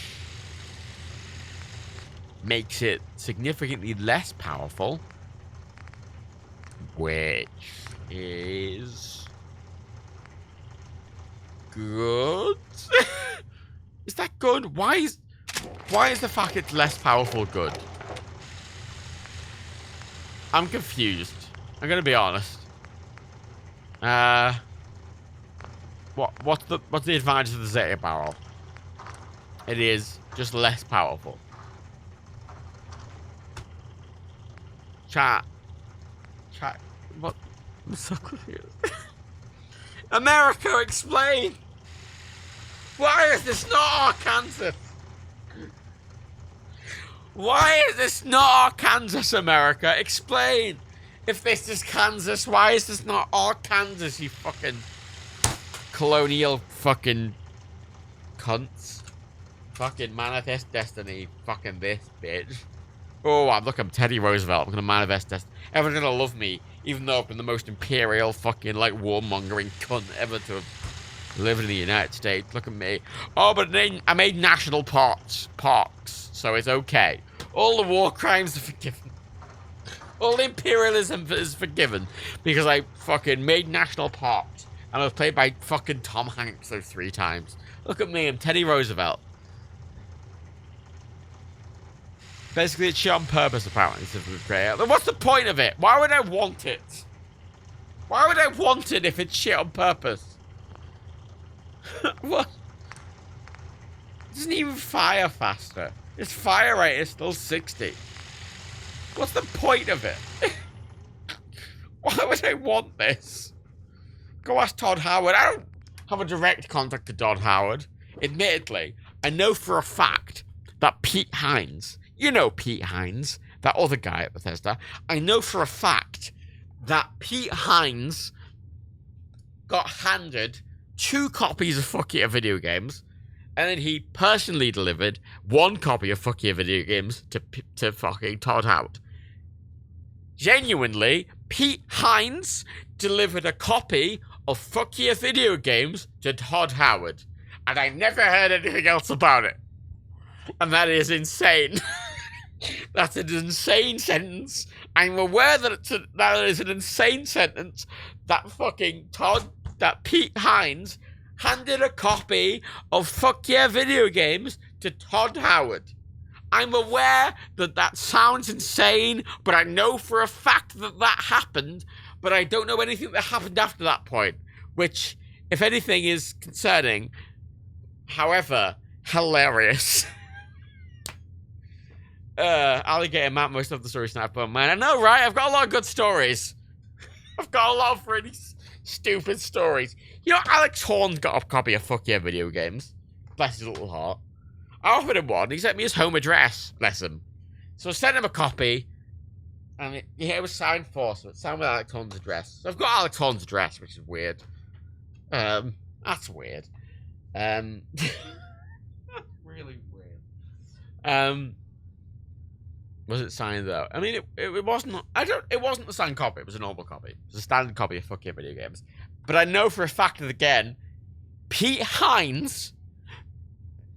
fucking Hines handed a copy of Fuck Yeah video games to Todd Howard. That is a ridiculous sentence. That is true. I never heard anything else. I just know that happened, and the fact I heard nothing else about it, I don't know if that's a good or bad sign. Ludicrous. Bethesda were the only fucking person who asked for 3 copies. Literally. When I sent copies of fucking video games out to like publishers, because I tried to contact every single developer behind every single game in that book. Like, Square Enix asked for 2. I couldn't get in contact with a bunch. I sent, obviously Tim got 1, blah, blah, blah. Bethesda were the only company that asked for 3 copies, one for their UK office, one for Pete Hines / their US office, and one for Todd Howard directly. Which is such a weird thing to say.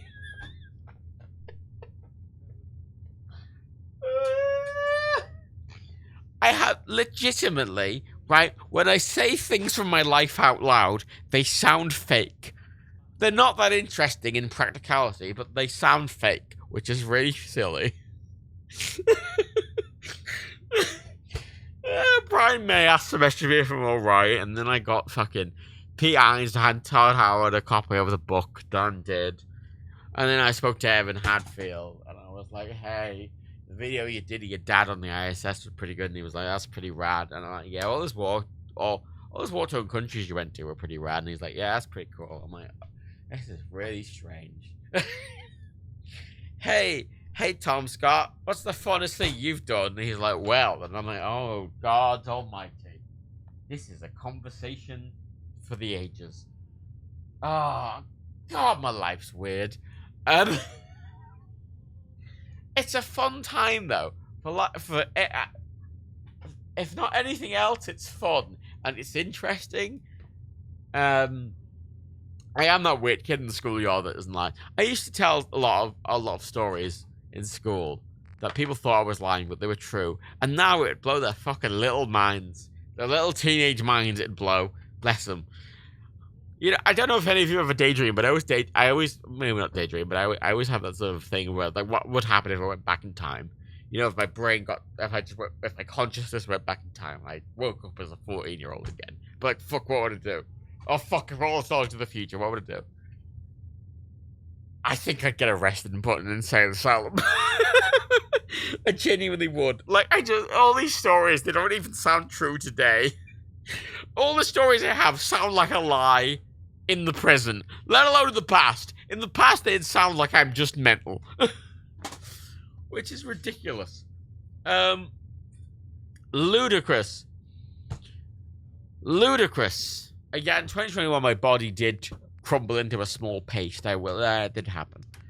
I wouldn't say it. Maybe not a small paste. A large paste. Is a large paste the best word I want to use there? A paste. Paste.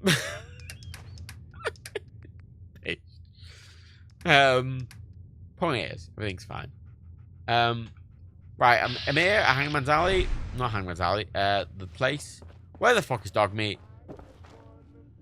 I did not send him back to Hangman's Alley. I told him to wait there. I didn't talk to him again, and he's just dead.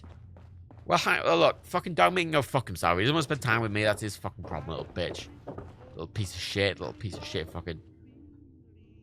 Google's how to have calm down drunk people having it. I'm not having an identity crisis. I'm quite happy with my identity. It's just silly. My identity is solid but silly. It sounds silly. I'm quite aware.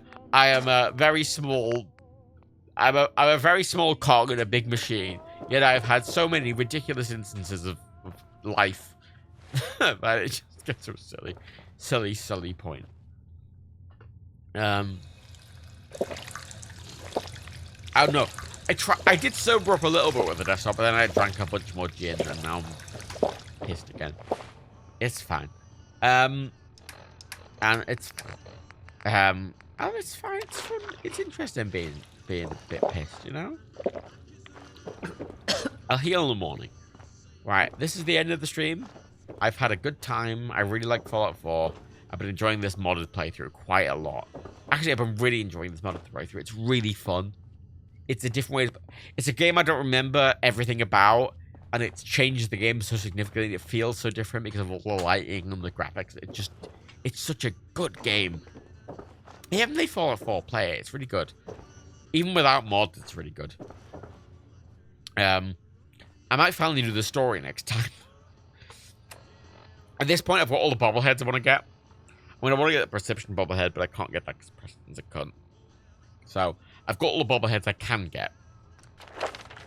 Wait, no, I was going to do a thing. Wait. Waity.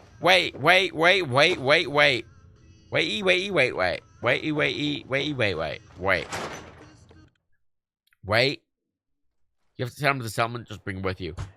Yeah, but I haven't assigned him to this settlement or the other settlement. He's supposed to be a companion. And he's just fucking not. All you outsiders The wear little such funny bitch. clothes? The little fucking shitty dog bitch. I can't assign him to fucking the home plate for some fucking reason. I don't need to assign him to home plate. He's just my companion. Why the fuck? Me telling him to sit in a doghouse shouldn't send him back to fucking Hangman's Alley, you little bitch. Don't shoot a child again. I am not promising anything. I will, look, if I want to shoot a child, I will. You can't stop me, Mom. If I want to shoot a child, I'll shoot a child. I am the master of my own destiny. Nah, can go fuck yourself. I'm taking that dress and I'm going to wear it and be like, look at me, everyone. It is Christmas again because it is the 19th of December in the game. That's Christmas in 5 days. Oh, I took a health potion. It's Christmas in 5 days. Oh my god, that's so loud. Jesus Christ. Come on, I need to kill like one person. I'll level up. Come on, I just need to kill one person. Come on. Come on, just one more person. Come on. A bug and literally anything. There's been like 60 billion fucking enemies outside this fucking town. The entire time I've been here. And I'm like, oh, I want one enemy. And the game's like, no. Everything's fine. Everything's fine now. There's nothing to worry about. You bitch. Oh, there we are. There we are. Come on, you raider bitch. I'm gonna fucking kill you. I'm gonna level up. I'm gonna feel really good about myself. Come on. Come on. You little fucking bitch. Oh my god, he survived 3 shots. 3! Oh my god, he's full health. Not anymore, he's not. Ah, bitch.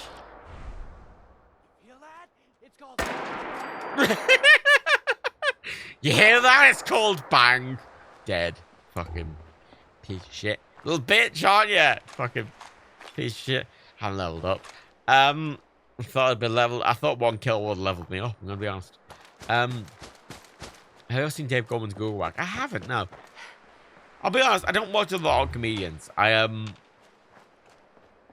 like No More Jockeys, but I only ever watch it at Dan and Rebecca's. I watch a lot of No More Jockeys when I'm at Dan and Rebecca's, but I never really watch it outside of that. Well, on my own, I kind of tend to watch a lot of documentaries. It's the main thing I watch is documentaries. I don't really watch TV shows. I have been rewatching Voyager lately, but it's very much a background TV show. I'm up to season 3 of Voyager, where everyone's like, oh shit, 7 and 9's not here yet, so the show's good. And I'm like, wow, the show's good. And 7 and 9 will turn up and I'll hate it. Ooh, there he is. Super mutant. Or suicidal.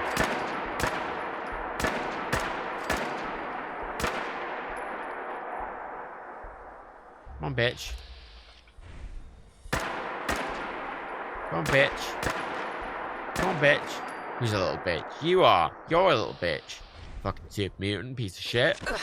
Ow. I said ow. What part of ow is not clear? I said ow. I said what part of ow was not clear? Bitch. Oh my god, level up already. What the fuck? Level up!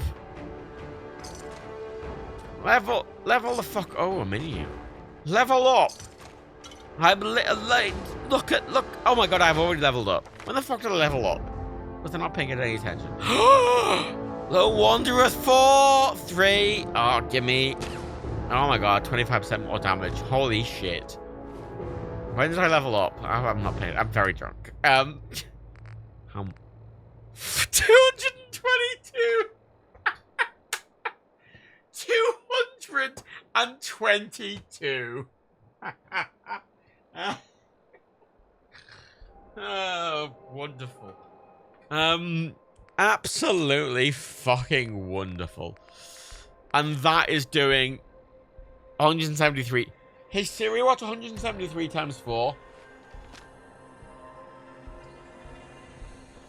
692 damage that's doing a shot, this one. At least when I'm getting sneak attack criticals. When I'm still hidden. 692 shots. Like, damage a shot. That is already... My order level up, it was literally after the first kill. I'm very drunk. I'm rather drunk. I'm very drunk. I haven't even drank that much. I've just not really eaten. So it's went straight into my fucking... Oh shit, my water thing's repaired. Oh. I can't use it, but I can use it. Thank God. Wow. What a... Wow. Wow. I got one bit of plastic. Are you shitting me?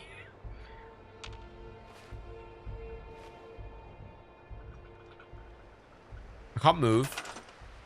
I can't. Oh, my thing broke. I'm not apparently drinking now. Fuck you. Take one bit of plastic. Take that. Where's dog meat? Where the fuck is dog meat? Dog meat's not here. Dog meat. Dog meat. I think my created corpse is just here forever now, apparently. Oh. Oh. Well. Be rude not to. Be rude not to take all that. Well, what did you dog meat? I told him to be in the doghouse at home plate, but then when I left, he didn't follow me, and then when I went back in, he wasn't there. He's not dead. Dog meat is not dead. I can assure you, confidently, the dog meat is not dead. I told him to wait in the fucking doghouse, and I went out to fucking go to Arturo's, and I came back, and he's not there.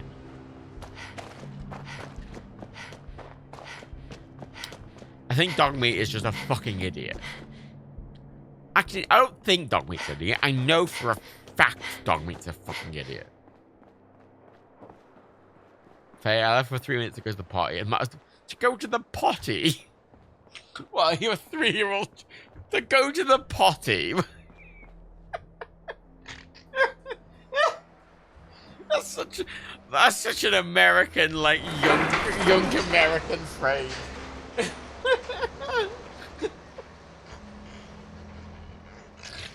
Look, Faye, you're great, but let's go to the potty is a very, very interesting phrase. Go to the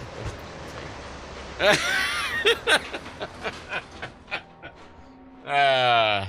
Wonderful.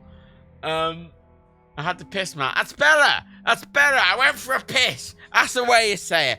I went for a piss. I went to the lav. I went to the toilet. I went to the loo. Go. Look. Go potty is.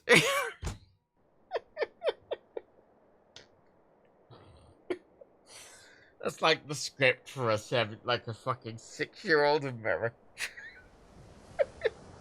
Go potty. Oh, excellent, Faye. Faye, you are excellent. Just to preface this, you're excellent. I like you a lot. You're excellent. Holy shit, go potty is a very specific phrase. It is excellent. I have to go fucking potty. No, Matt, come down to Windhill to die on. No! No, it is not! You are all aware of my hatred of America, and this will extend into any of the American slang, damn it. You know, wicked shiesty, go potty, all the rest of them are shit, is my point. All of them are shit. Right, I'll heal when I wake up. I mean, the first one I do when I get up. Okay, look, I'm all sorted, everything's grand, everything's good and naughty. Look at all the bobbleheads I've got. Wow. I'm such a good Fallout player. Everyone in fucking Fallout is like, everyone in the fucking chat is like, oh man, John's really good at Fallout. Whoa. You know what? I'm playing this in ultra hardcore survival typically, and I'll have you know, I've only died like 10 times. 20. The point is, I'm doing alright. It's fine. Admittedly, half my deaths in this entire series were in that one room at the Forged camp. Because there's no cover, and they just shoot you immediately. But I didn't realize that when I went in. But we got out in the end. So Pew, pew. It's fine. You know what we're gonna do next time? Oh, wait. You know what we're gonna do next time? Alright. Next time. Oh, Lone Wanderer 3. Oh, fucking 25%. That's so good. I'm not gonna get Lone Wanderer 4. That's a waste. I need Local Leader. Local Leader 2 would be good, because I need stores to make doctors. If I want to get a jetpack, I need Science 4, and I need fucking Armor 4, which is... Strong Back might be handy. At least Strong Back 2. Strong Back 4 is literally the most pointless thing in survival. It literally is nothing. But Strong Back 2 might be handy. Getting up to Strong Back 2 might be handy. I want to get Sniper, so I want to get my Perception up. Rifleman 4 is Rowan at 6 levels. Reasonably close. Yeah, I'm gonna get my 1, 2, 3, 4, 5. I don't know if I need 5, but at least 4 levels to get Sniper 2 is the bare minimum I want, is Sniper 2. 30 extra health might be worth it, but whatever. 4 extra levels to get Sniper 2. That's what I'm going for next. And then... I was going to say then I'll do the fucking main story. No, I'll start doing the main story next time. The Brotherhood can finally turn up. Wow. Wow, the Brotherhood. Wow, the Railroad. You know what? Maybe I'll meet any of the main factions, because so far I have barely spoken to the Brotherhood. I've not met the Railroad. I've not met fucking I've not met I've not met the Minutemen. I've not met the Institute. And I am level 4. You know what? I think it's quite impressive to have gotten to level 40 without meeting any of the main factions, aside from the Minutemen, aside from the Brotherhood briefly. Maybe I'll go do Nuka World before even meeting the Brotherhood. Fuck it. Or Far Harbor. I could do Far Harbor or the Minutemen next time. Or not Far Harbor or Nuka World next time. That could be an option. Nuka World might be a good option for the armor. I might do Nuka World.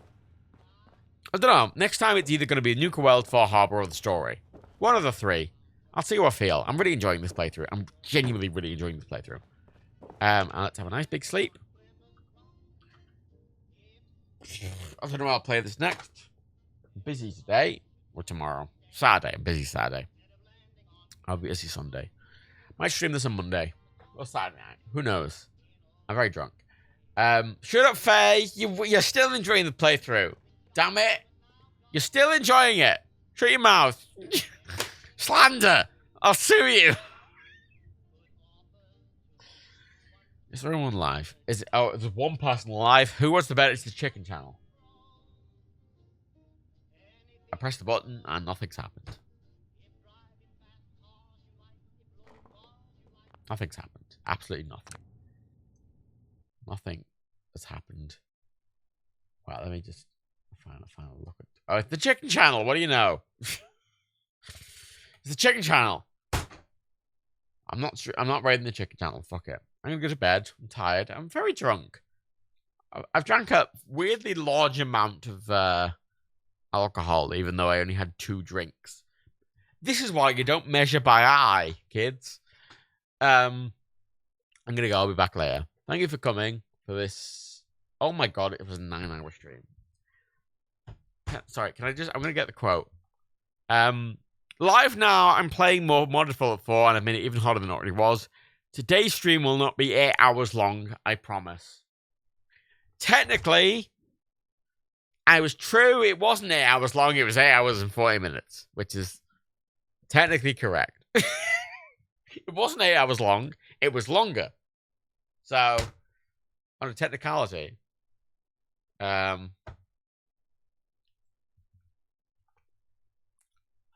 if the glove doesn't fit, you must acquit. I'm living creative. There is absolutely no way I'm playing a Queen song on the ukulele now. No way whatsoever. Your points request is rejected. I'm not gonna fall all the way to bed. I'm just drunk. I've drank a lot of rum and a lot of gin. I'm gonna have a good sleep though, probably. Good night, everyone. Thanks for coming to Matt's Late night extravagant. Oh my god, it's 6:20 a.m. Oh my god, I need to be up in like 4 hours.